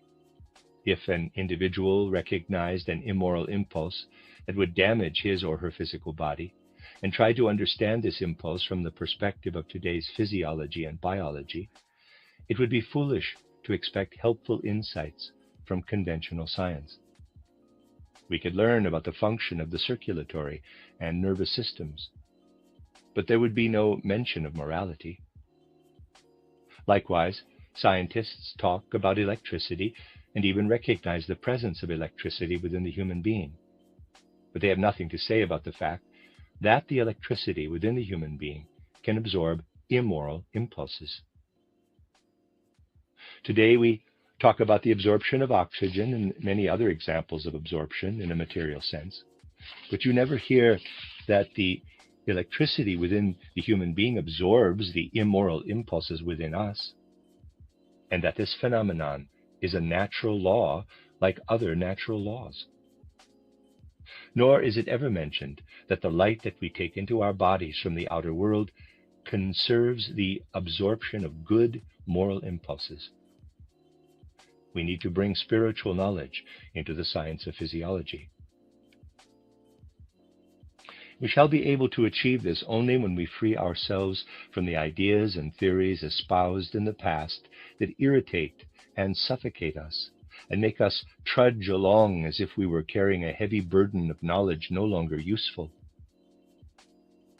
We have to remember that with the collapse of scholastic realism, our ideas and concepts are just words that no longer guide us to an experience of the reality behind the ideas. We do not live into our words anymore. Otherwise, by following the sound of words, they would convey to us something living. Recall how often I have said that the spirit that holds sway in speech is a wise spirit, much wiser than a single human being can ever be. You can discover this at every turn if you develop a feeling for the wonder that inspires and lives within the formulation of words. Think about the example I mentioned a short time ago. It is one that holds true in other languages too. Take one of the verbs for remembering or recalling. The infinitive form, to recall or to remember, is besinnen. The reflexive form, I myself recall, is ich besinne mich. The present perfect, I have recalled, is ich habe mich besonnen. Footnote, translator's note, the German word for the infinitive besinnen and present tense, ich besinne mich, contains the word Sinne, S-I-N-N-E, which refers to human senses and sense perception. The past participle besonnen encompasses the word for the sun, Sonne. Thus, when a person recalls something, he or she is drawing something up from memory and placing it once again in its sense reality. That is, quite literally, one is remembering, bringing elements from memory back into the world of the senses and material reality. End of translator's footnote. Steiner again. Typically, a teacher drags the weight of the historical ideation of grammar into the classroom, not bothering to toss it away and begin afresh. Rather, the teacher lamely points out to the students the simplest grammatical terminology. Quote, when you say, I myself remember, it describes an action in the present. I have recalled is called the perfect tense of the verb and refers to something that happened in the past. But when I use the perfect participle besonnen, I should feel the root word sun and think, I have placed myself in the light of the sun. When I use the present tense of the German reflexive verb ich besinne mich, I put myself in the service of the sunlight within me. The O contracts and becomes an I capital. That is to say, that when the sun lives within me, it becomes material. When I give myself over to the sun, I discover that I no longer have contact with the senses, for they are already within the sun. By means of my senses, I move out into the world. I become a part of the cosmos to the extent that I receive the past within myself. We need to directly experience speech and language. We must feel what it means when an I, small I letter, becomes an O. It is significant when, as human beings, we recreate this change in the world as we speak, when we allow an I to be transformed into an O. These things indicate how important it is for us to return to the fundamental bases of our humanity, in order to understand the profound longings that became manifest in the lives of distinguished human beings like Hermann Grimm and Nietzsche in the 19th century. When we understand the longings of human beings in our day and recognize that the art of eurythmy also arose out of human longings, then we shall be able to create an art of movement that arises out of fundamental bases of our time. That is why it is so important that anthroposophists accurately grasp the fundamental bases of the human being, so that they can also create an art like eurythmy in our age. This depends upon our capacity as anthroposophists to feel what truly constitutes a renewal of civilization today. It is no longer important whether we carry history around with us, but it is of utmost importance that we are human beings deeply rooted in the present. That is the consciousness that must arise in the souls of anthroposophists. Otherwise, what it means to be an anthroposophist will again and again be misunderstood. Time and again efforts are made that show a false idea of what could be done in the world today. Quote, couldn't we bring just a little bit of eurythmy into this or that venue so that people will get an idea of what eurythmy is? Close quote. But to introduce a taste of eurythmy or anthroposophy here or there can never be our goal. In all honesty, we must place in the world exactly what anthroposophy really wishes to be. Otherwise, we shall not move forward. If we are constantly taking into account what seemed valuable in former epochs, we shall never accomplish the things that I have spoken about. Nor shall we discover how these things must be achieved if humanity itself is to avoid death. Yesterday I asked you to imagine a complete transformation of thinking, Umdenken, and a complete transformation of empathic understanding, Empfinden. That is, I encouraged you to turn your thinking and knowing inside out, and to fundamentally renew the way you think and understand with the forces of your heart. We have to do more than observe from the outside in order to come to a different way of imagining or picturing the cosmos. We have to muster our courage so that when we speak about electricity, we can use moral and anti-moral concepts in our discussions. Human beings in the modern era shudder at thoughts like these. We find it unpleasant to realize that when we enter an electric tram, we have to sit in Ahriman's seat. Many of us would rather ignore this and prefer to organize sectarian gatherings where people can talk about how to protect themselves from Ahriman's influence. But in fact, the most important task we have is to know that from now on, the development of Earth existence calls for the integration of natural forces into cultural life.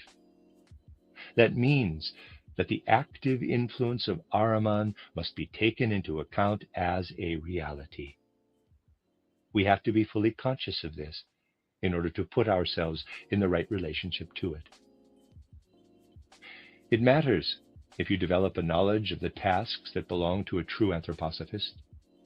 Anthroposophy is not a kind of replacement for the confessions of faith in the past. There are many well-educated individuals who have concluded that anthroposophy has become boring. But anthroposophy is neither boring nor attached to one or another religious confession or worldview from the past.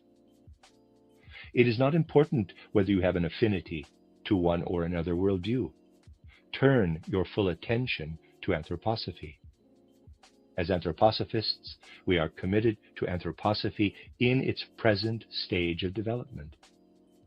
As anthroposophists, who understand the consciousness of our time, we must feel an objective devotion within our hearts to the divine heart of the universe. Clearly, that may be attained by pursuing the paths I have described in these lectures. The end of Lecture 12 and the end of the book, Awake for the Sake of the Future, Collected Works, Volume 220, translated by Jan W. Gates, 12 lectures given in Dornach from the January 5th through the 28th of 1923. Been given to mankind for a definite purpose, for our enjoyment, and also to trigger the chemistry within the body that can motivate us in any chosen direction. The negative emotions should be avoided as much as possible, and the positive emotions should be implemented and exercised every day. Following are some pointers which you should follow for daily emotional control. 1.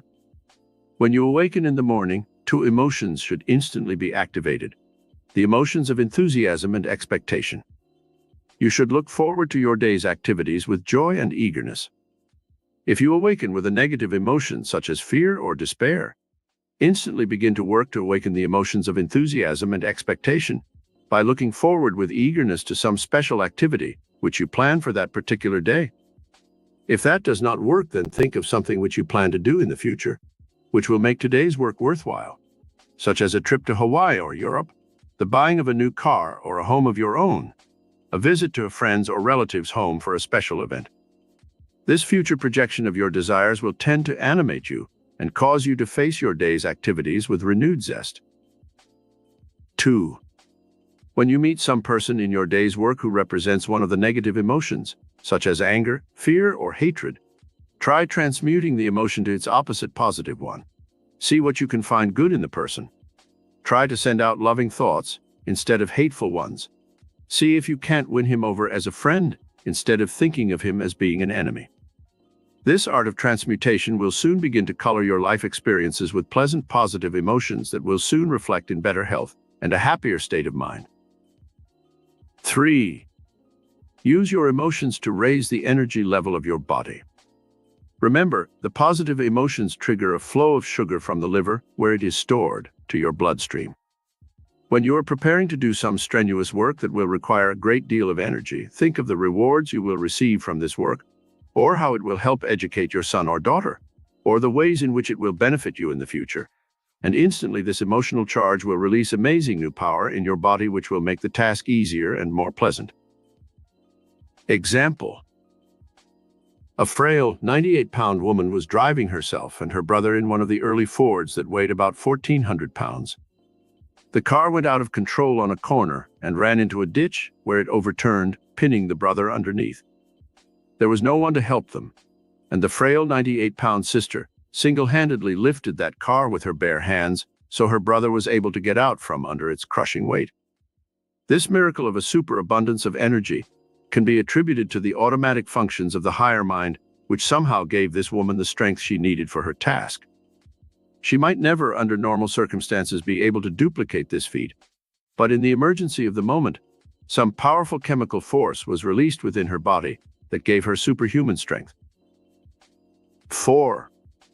Carry cards in your pocketbook which you can use for emotional charges each day when you especially need them.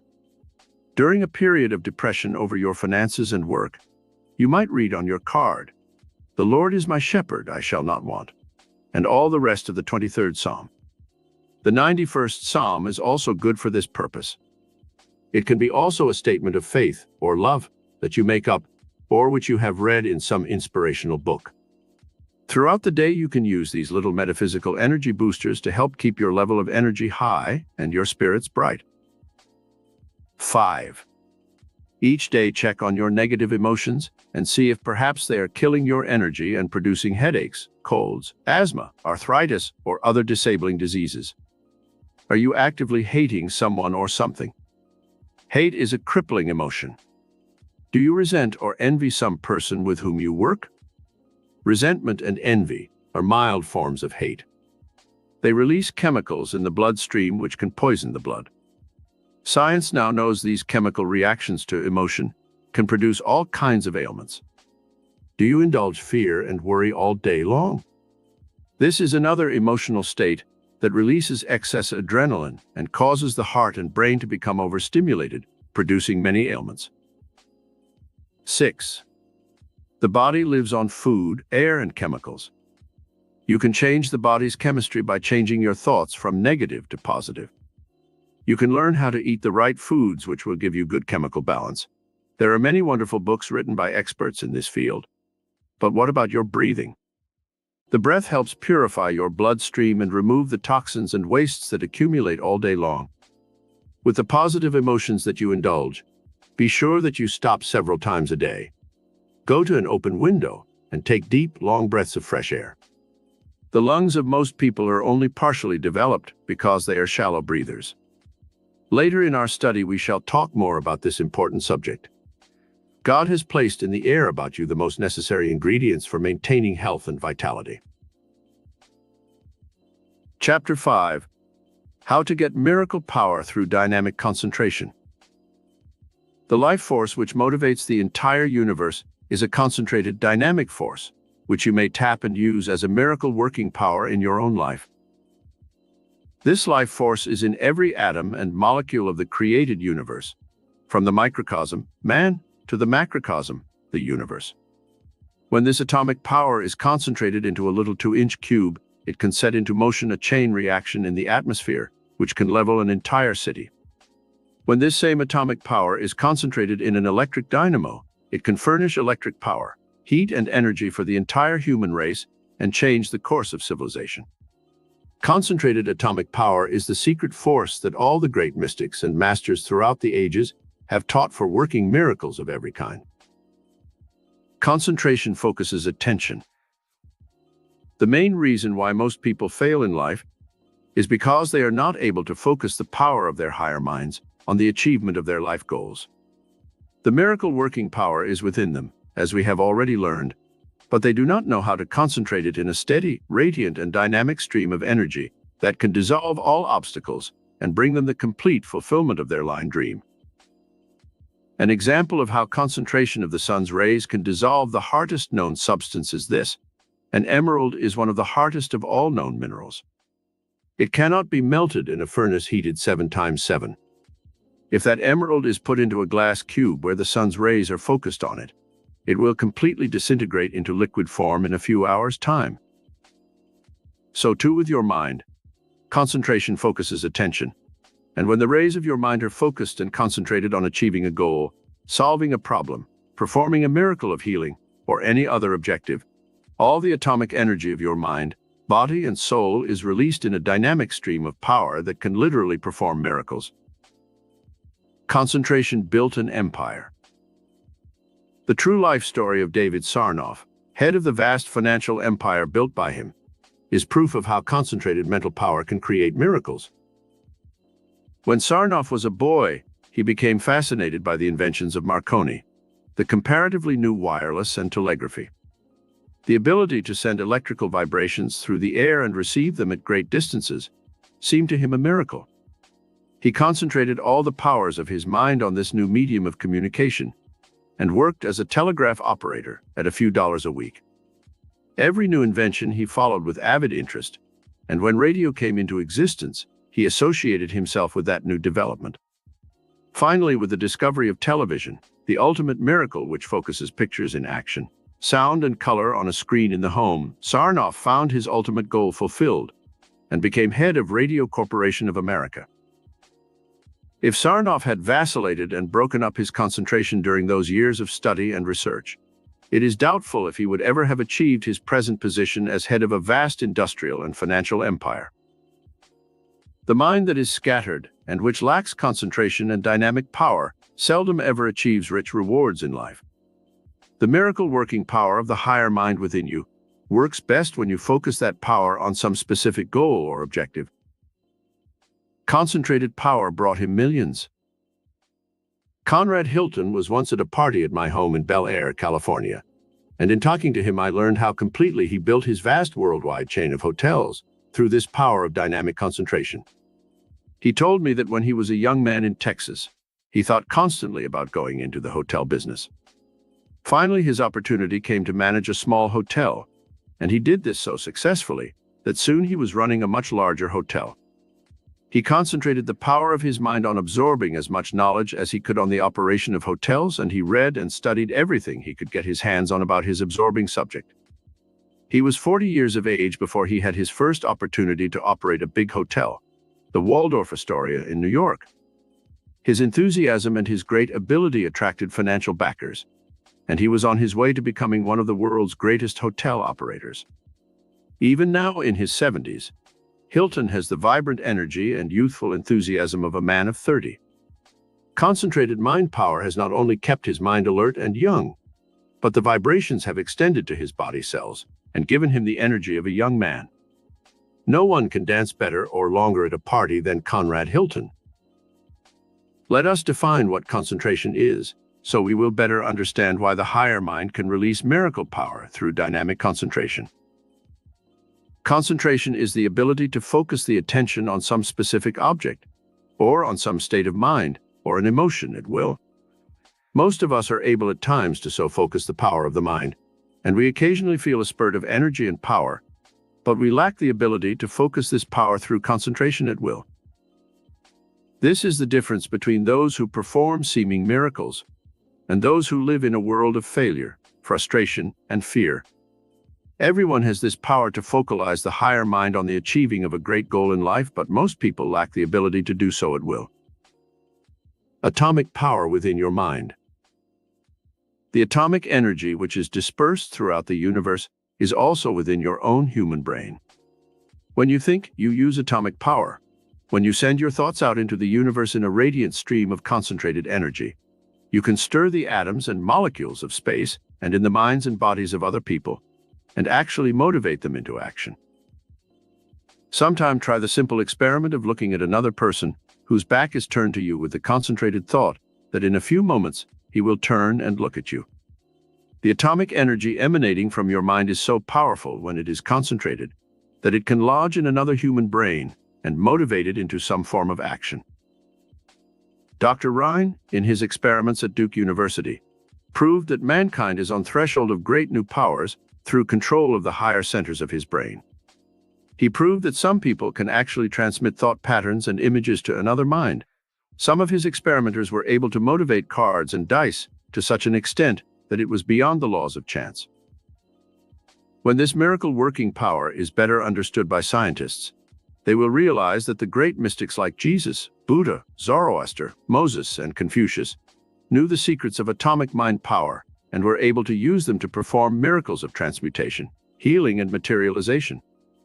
In this, the atomic age, man will soon perform greater miracles than any he has known up to the present time. In an article in the New York Times, one scientist predicted that in a few short years' time, man will be able to harness the magnetic rays of space and create space vehicles that will travel at the speed of 200,000 miles per hour. It sounds incredible, I know. But what of our present space vehicles which rotate around the Earth at 17,000 miles an hour on the invisible rays exerted on them by gravity? This is one of the miracles of our age. And when man begins to explore the dimensions of mind and spirit further, we shall discover whole new worlds of wonder and excitement. Projecting thought forms. In the dimension of the mind, there are vast forces latent. When once stirred into dynamic action through intense concentration, the mind is capable of projecting thought forms which can lodge in space and which other people are able to pick up and discern. This power of projecting thought forms is very much the same as the principle which causes sounds and pictures to be transmitted by electrical pulsations and projected into the atmosphere, and then to be received by the television tube. Electrical pulsations, which are invisible but potent, radiate throughout time and space. We may tap these radio waves with our electrical machines and use them for telephone, radio, and television. They operate our machines in stock exchanges and cause messages to be sent out for thousands of miles in our telegraph and communication. Media. Think how much more powerful your brain is than these machines. Your brain created these machines, therefore it has more power than the things it creates. Your brain also works on electrical vibrations or pulsations. It can receive the mental thought forms which other minds send out. It can also project these thought forms to other people. How many times do people have both written a story, or invented some machine, or discovered some scientific secret at the same time, without being aware that any other person had done so? These are cases of mental projection of thought form, cases in which other minds were able to focus on the screens of their minds and then project in a creative pattern. A simple illustration of how this mental projection works is found in the experience of a student in one of my classes in Carnegie Hall. This young lady was a secretary for a big business executive. She had been with the firm 3 years and thought she deserved a raise in salary, but her boss was extremely taciturn and reluctant to give her a raise. After studying our lesson on how to project thought forms of the things she wanted, she began her practice of this art on her boss. Each day at lunchtime, she sat for a full 5 minutes and did nothing but concentrate her mind on her boss. She talked to him mentally, just as if she were talking to him in person. Her mental thought forms went something like this: I deserve a raise in salary. Mr. X, you will give me my raise. You will give me $10 more a week. I now project this thought form to you. You will receive it, and you will act upon it. She then visualized herself standing before her boss, being told of the raise. She saw herself thanking him, and then she mentally pictured what she could do with that extra 500 or more a year that she would receive. Every day while at work, and for 5 minutes every night before going to sleep, this girl concentrated the power of her mind on projecting these mental thought forms. 2 weeks went by and nothing happened. She was beginning to get a little discouraged, but she continued her mental projection. One afternoon, her boss called her into his office. She went in with her dictation pad, thinking he wanted to dictate some letters. But when she stood before him, there was a strange expression on his face, and he said, "I don't know why I'm doing this, but I feel you deserve a $10 raise in salary. From now on, you will receive $10 more each week." The girl was so startled, she could hardly blurt out her thank you before leaving the office. It was a small miracle, but it worked, and it gave her confidence in the power of her mind to project thought forms of the things she wanted to happen to her, and she was soon on the way to achieving every goal that she desired. Concentrated power brought him millions. The only man who was able to convince George Bernard Shaw that his plays should be brought to the screen was Gabriel Pascal. One evening, when I was a guest at his home with Greer Garson and many other Hollywood celebrities, Pascal told me how he performed this seemingly impossible feat. Pascal had concentrated on Shaw's plays for months. He mentally projected them into motion picture form. He visualized himself becoming a famous producer and bringing the beauty and drama of Shaw's plays to an audience of millions throughout the world. To all other offers to make movies of his plays, Shaw had said no. Pascal hitchhiked his way to the country home of the famous playwright. He didn't have money enough to take a bus or taxi. He gained admission to Shaw's home, and when confronted by the angry and unfriendly playwright, he told him of his intense desire to bring his plays to the screen. So powerful was Pascal's mental concentration and projection that he was able to convince the playwright that he would do full justice to his plays in the new medium.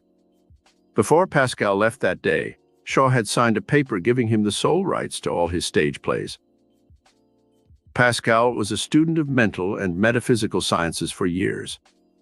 He knew how to project his mental powers and convince Shaw that he should trust all his great works to the care of this man of vision. It turned out that Pascal was able to make millions of dollars for himself through this act, and also to further enrich and beautify the world with Shaw's great art. Regime for concentrating mental power. The late Thomas Watson Sr., who headed one of the world's biggest organizations, the International Business Machines, known as IBM, had one motto, which was printed on a large card that all his employees could see every day. That word was think. The concentrated power of many minds, infused with this idea, built a great organization. The miracle power PF, your higher mind begins to be released to their outer world when you begin to think. But how shall you think? There are many different ways, but the great men of history all used the same mental principle and technique. They concentrated all the power of the mind on one single thought or objective at a time. This ability to concentrate your mental power in a dynamic pattern of thought can be deliberately cultivated. Most people think in a vague and confused pattern of thought. This scatters the mental and physical energies of the mind and body and achieves nothing except restless action.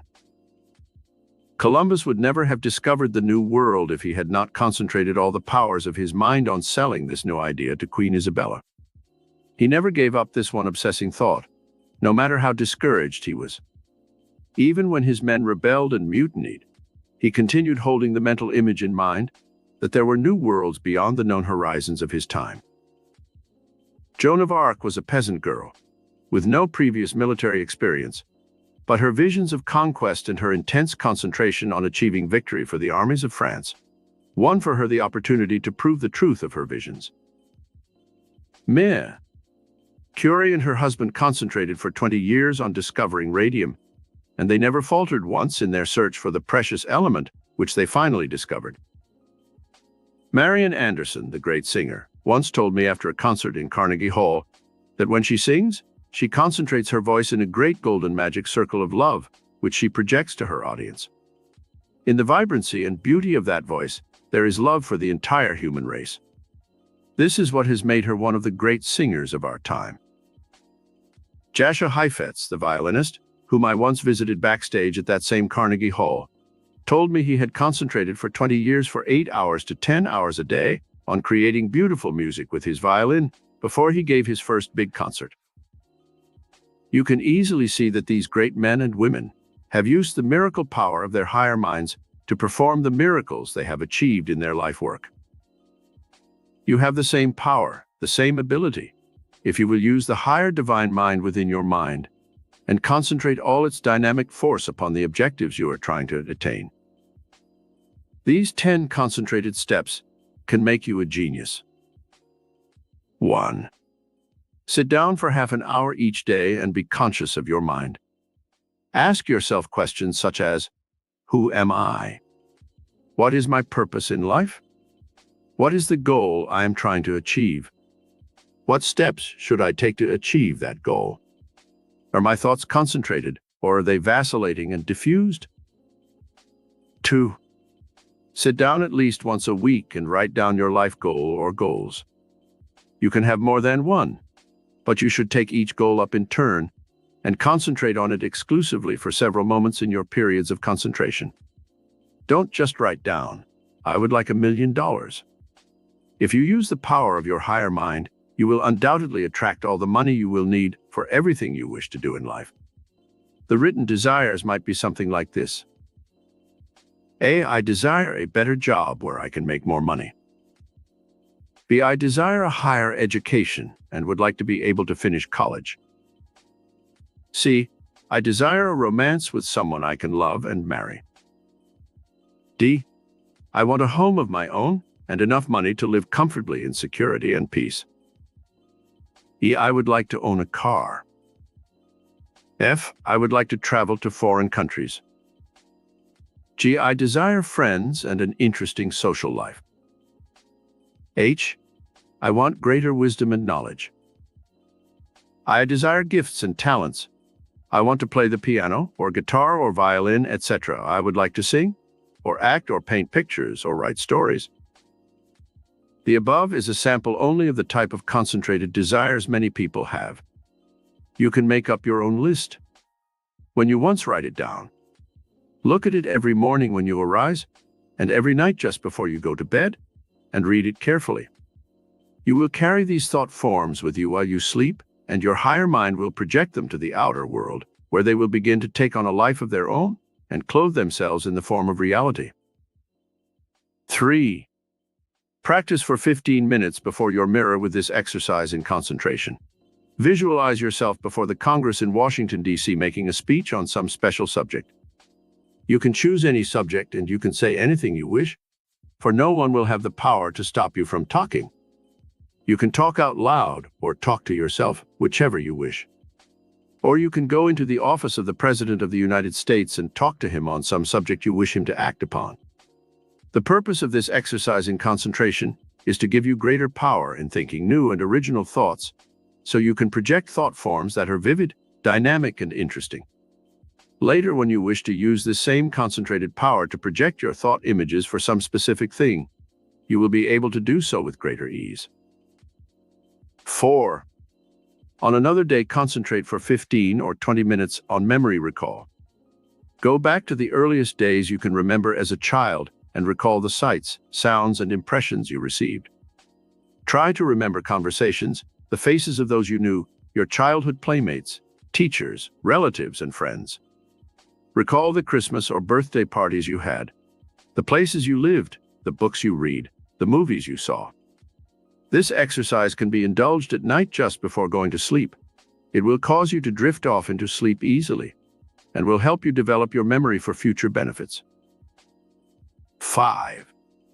Listen to a musical selection on radio or Victoria and concentrate on the various instruments to see how many you can identify. 6. Look out of your window and see how many separate things you can see. Then close your eyes and reproduce them. 7. Concentrate your mind on one word such as home, and then see how many different words will come into your mind in association with that word. You will find this exercise helpful in building your power to use words in writing or in speech. Then take words from a dictionary and concentrate on using them in sentences. This exercise can be done in writing or in speech, or you can merely think the words and their associations. 8. Fix your eyes on one subject in your room and concentrate on it as long as possible without blinking. When you feel discomfort, close your eyes a moment. Soon you will have the power to use the magnetic eye, which can hold and control other people. Then practice looking at a flower and close your eyes and try to see it in color and form. 9. Sit for a half hour or more and concentrate the power of your mind on some person or persons you wish to influence for some good purpose. Do not project mental thought forms that are evil or selfish, for there is a metaphysical law which decrees that we receive back in life that which we project in our thoughts. The law is stated in the Bible as ye sow, so shall ye reap. Be sure then that you sow only mental seeds that are good and constructive. 10. Read a page from a book and then close the book and concentrate on the meaning of the words you have read. Do not try to reproduce the words exactly as written, but try to find the hidden meaning of the words. This exercise in concentration will help create originality of thinking within your mind. Einstein, one of the most brilliant men of our age, once said that the greatest genius who ever lived used only 1/10 of the potential power of his mind. Just think what a genius you can become if you use even half of the power of your brain potential. There is nothing you cannot achieve if you will only concentrate the miracle power of your higher mind through your conscious volitional mind. Control your thoughts. Think at will what you wish to think, and you will literally become a genius. It is said of Napoleon that he had tremendous powers of concentration. He arranged matters in his mind as if the facts were in drawers. When he wanted some special fact or information, he merely opened a mental drawer and took it out. All thoughts are filed in the brain in sequence and order. One fact will draw out others related to it. This is what makes some men such great thinkers and leaders. They are able to draw on these stored sense and memory impressions through the power of concentration, and when they need them, they merely turn to this mental cabinet where they are stored and draw them out. Chapter 6. The Metaphysical Fourth Dimensional Power Source. In metaphysics, we learn that there is a fourth dimensional power plane that can give one supernormal powers of the mind and body. It is in this fourth dimension of mind and spirit that man is able to perform astounding miracles. All the great mystics and teachers of the past have known of this fourth dimension, and by tapping the vast storehouse of power that resides therein, they have been able to rise above the limitations of time and space and matter and achieve miraculous results.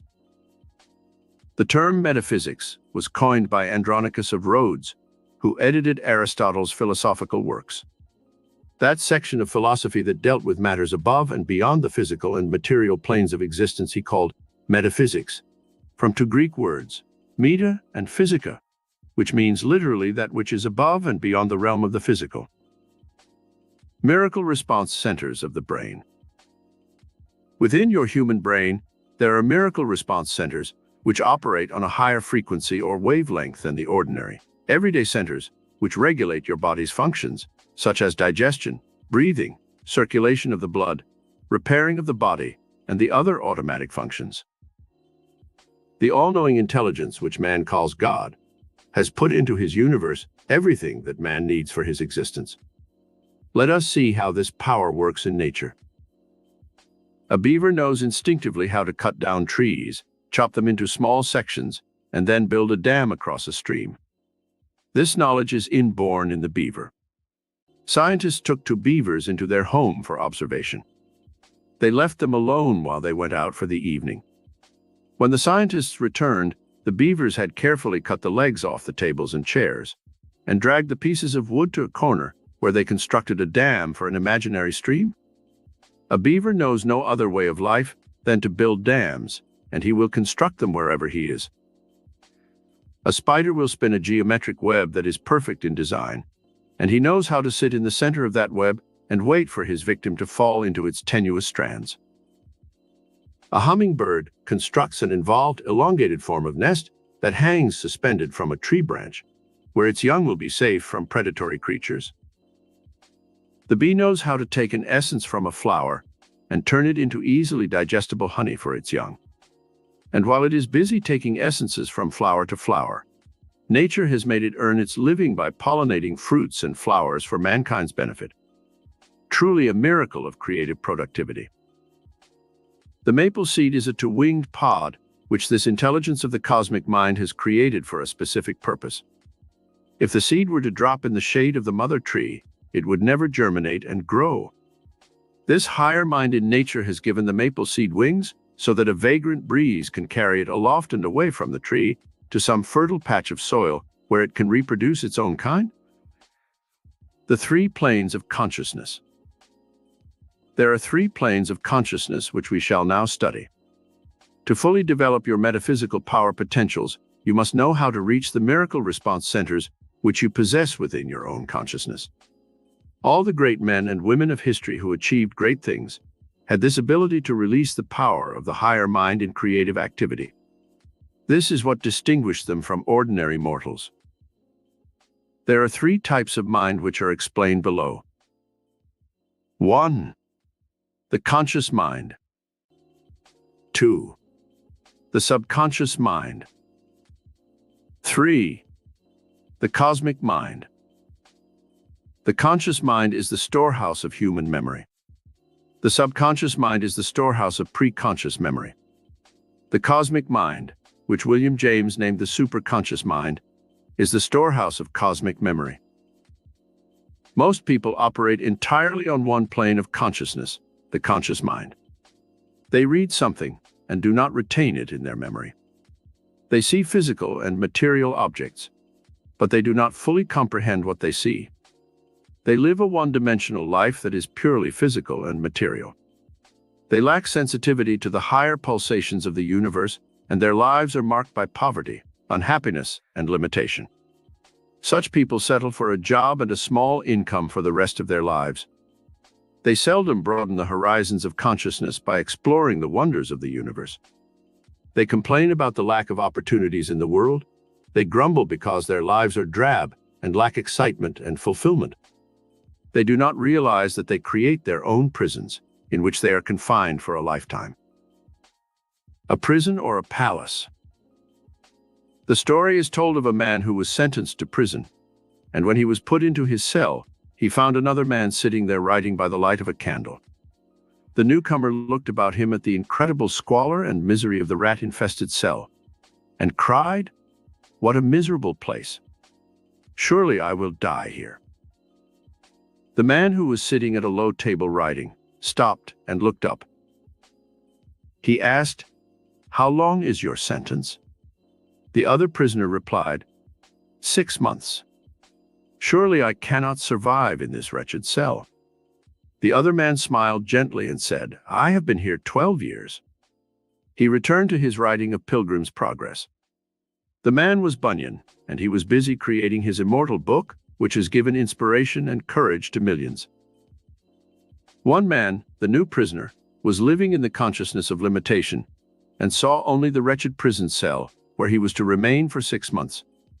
Bunyan was living on the fourth dimensional plane of the higher cosmic mind, where he created his own world and rose above the limitations of his environment. You can create a prison or a palace in the unlimited dimension of your higher consciousness.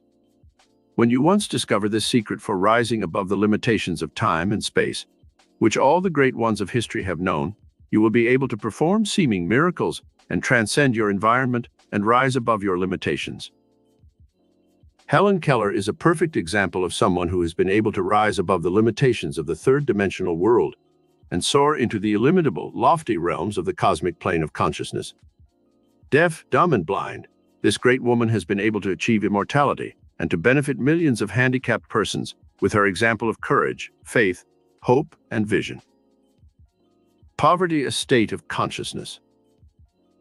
Most people do not realize that they literally imprison themselves because they live in a consciousness of limitation and barrenness.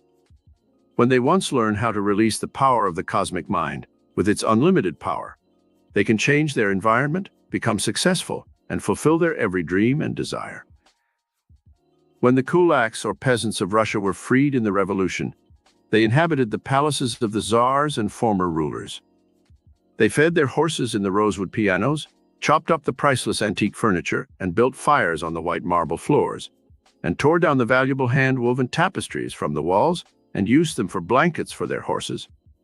They now had the same environment that royalty had created and used, but their limited consciousness caused them to make hovels of the magnificent palaces. Perhaps you have been limiting yourself in life by accepting the seeming limitations of material and physical conditions in which you exist. It is true that there are obstacles, problems, interferences in all human destiny. If life did not have these obstructions, man would not grow strong and learn how to rise above the limitations of life. Sometimes through misfortune or handicaps, we are literally pushed into the mainstream of life's turbulence, and we must either sink or swim. It is in such times that man must soar into the realm of the cosmic dimension and grow wings of the soul so he may rise above his limitations. Greatness through the fourth dimension. Many of our greatest geniuses of history achieved imperishable fame through the fourth-dimensional plane of metaphysics. Lincoln was uneducated and born in a log cabin, and through stimulating the miracle response centers of his higher mind, he achieved greatness. When Lincoln's brother wrote him from Illinois asking for a loan of several $100s, Lincoln wrote back telling him that if he could not see opportunities all about him where he was, he would never achieve success and fulfillment. The state of Illinois became one of the richest in our Union, proving what Lincoln told his brother, that opportunities were all about him, if he could but have the vision to see them. President Franklin D. Roosevelt rose to greatness, despite a crippling attack of polio, which kept him in a wheelchair for many years. Lord Byron, the great English poet, was born with a club foot, and yet, through his cosmic illumination, he achieved immortality. He was able to go to Greece when that country struggled desperately for its freedom from Turkish rule, and he gave his life in battle with the Greeks. Today, throughout Greece, Byron is honored with statues and memorials to his unconquerable spirit. Florence Nightingale ignored the limitations of her time, which decreed that women should remain in the kitchen, and went out into the battlefields to nurse the wounded and dying. Through this sacrifice, she freed women for all time and raised the profession of nursing to new and greater dignity. George Washington Carver was born to slave parents, and yet rose above the limitations of race and color to found Tuskegee Institute in Alabama. He once showed me little packets of flower seed that he put into every letter he wrote, and which went all over the world to people who wrote him. He said, "I send these seeds out with thoughts of love. Whoever sees them bloom must reflect the love and beauty of the flowers. One cannot hate his fellow men when he loves nature." Edison and Beethoven both became deaf, and yet they were able to rise above this limitation and achieve greatness in their fields. Milton was blind, but his Paradise Lost and Regained have won for him a high place with the immortals of all time. The unlimited fourth dimension of spirit. The list is endless of those great men and women who rose on through cosmic consciousness to achieve immortality. They rose into the unlimited fourth dimension of spirit and tapped the metaphysical power plans which gave them supernormal ability. You possess this same ability that these great ones have had for tapping the higher dimensions of mind and spirit. Now let us learn how to utilize the three planes of consciousness we have learned about. The conscious mind, storehouse of human memory.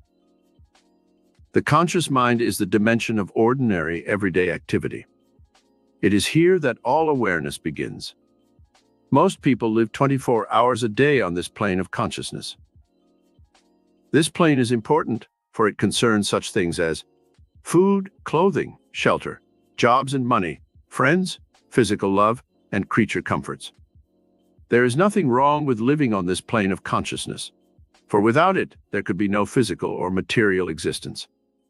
The only mistake some people make is that they live entirely on this plane and their lives become warped and unbalanced. I once knew a woman who was worth $25 million. Her husband had died and left her this vast fortune. She was living entirely on the physical plane of consciousness. She started going to nightclubs and drinking excessively. She frequented gambling houses and horse races and lost thousands of dollars. She began taking sleeping pills and pep pills, and soon her brain centers became confused and disoriented. Finally, this unfortunate woman committed suicide. She had everything to live for, but life became unbearable because she had never unlocked the other planes of consciousness, which might have saved her. Regime for living on the conscious mind plane. A.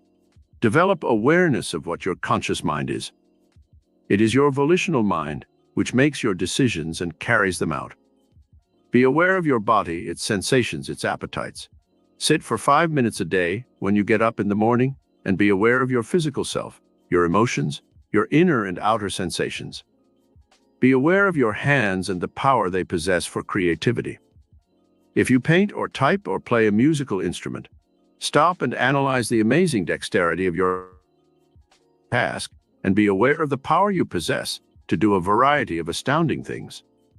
The ability to use your hands raises you above the level of the animals. Be aware of this power and every day give time and attention to your body's needs.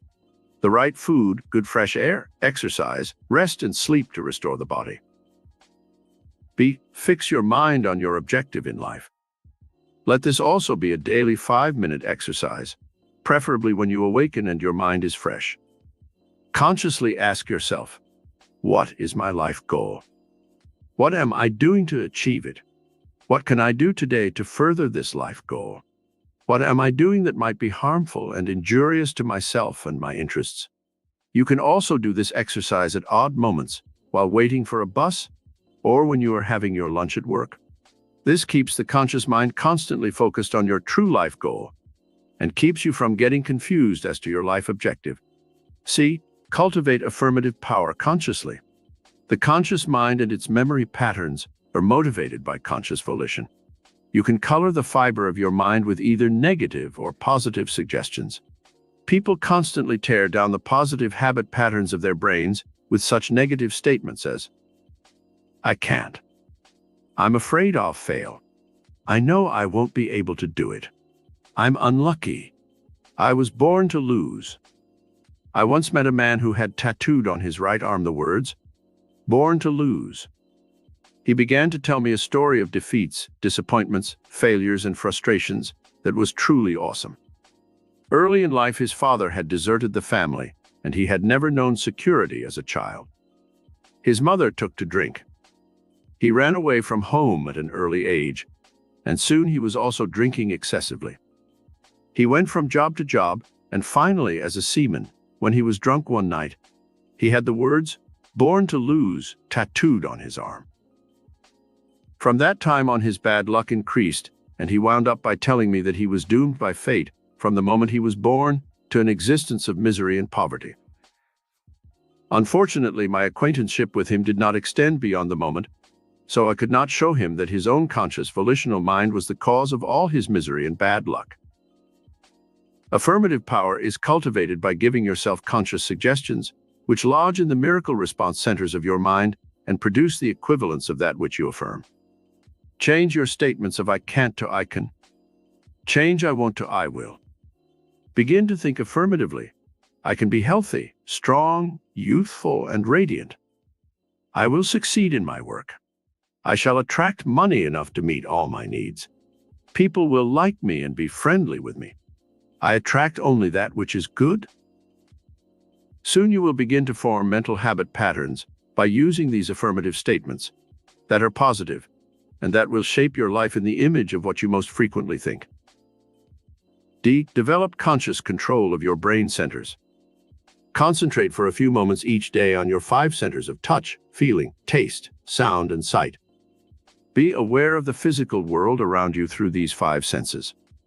Soon you will store vibrant, live, emotional experience in the memory patterns of your brain, which will help shape your entire future destiny. E. Learn 3 new words every day to exercise your memory centers. You can vary this by learning poems, biblical quotations, or some other positive statements that will help you fix images within your brain. F. Practice memory recall of past scenes and events. Be sure to recall only those memories which are pleasant and positive.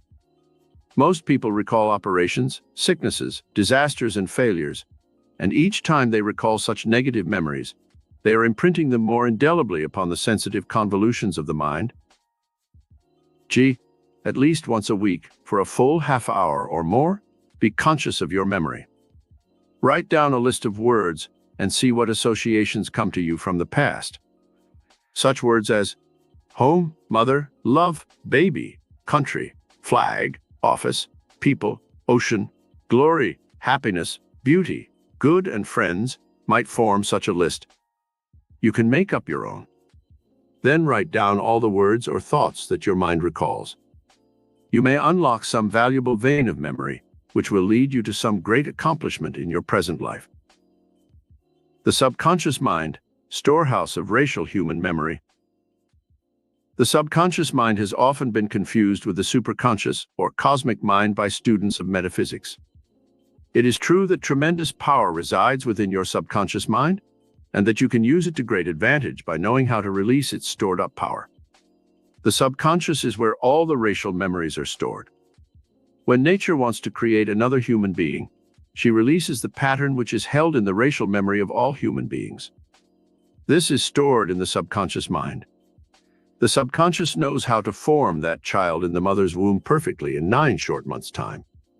The chemical formula is within the mother's genes and cells of her brain and body.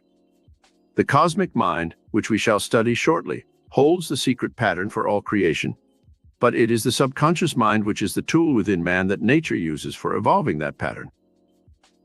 The subconscious might be called the second dimension of life experience. It is the automatic mind which motivates all living creatures, causing them to perform their life functions through instinct. When you want to achieve something great, you consciously choose your objective then. By stimulating the subconscious mind, you set into motion the higher forces which create that image you hold in your consciousness. The Master Jesus, who knew how to unlock this tremendous power of the subconscious mind for healing, spoke of this power as the Father within, who doeth the work.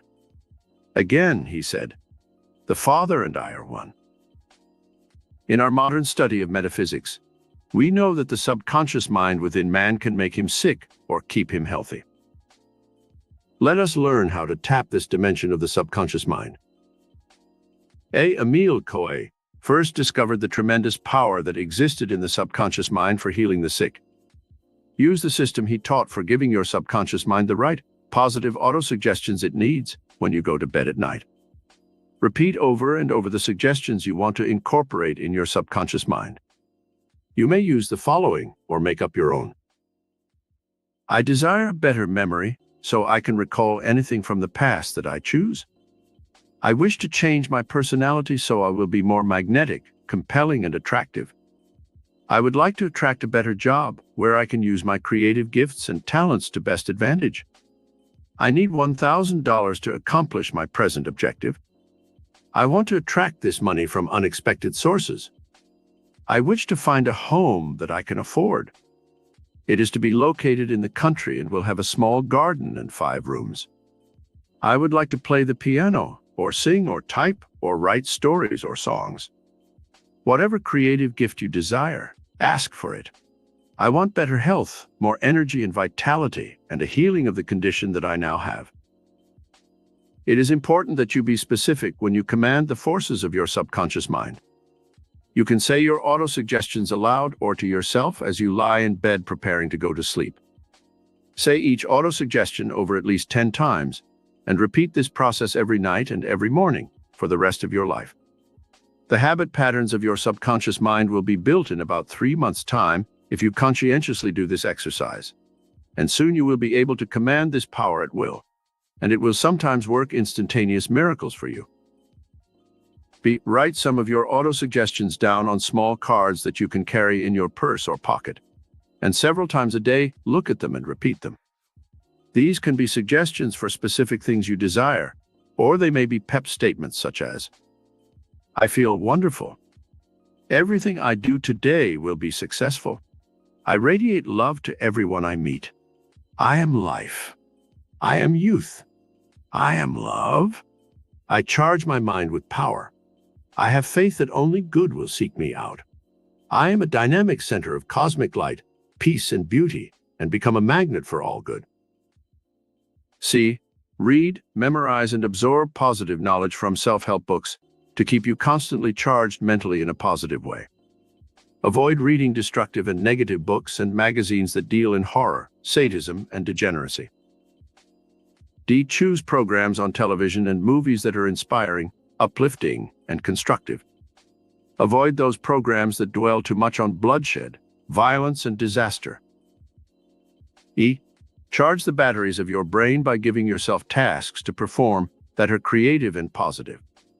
Example: when a magnet loses its power to attract to itself iron filings, it is given work to do by placing a piece of iron on it until it is once again charged. You can use this same process to charge your brain. By associating your mind with some uplifting and inspiring thought, you automatically charge its electrical and magnetic power. The emotions and thoughts which help charge the subconscious quickest are a desire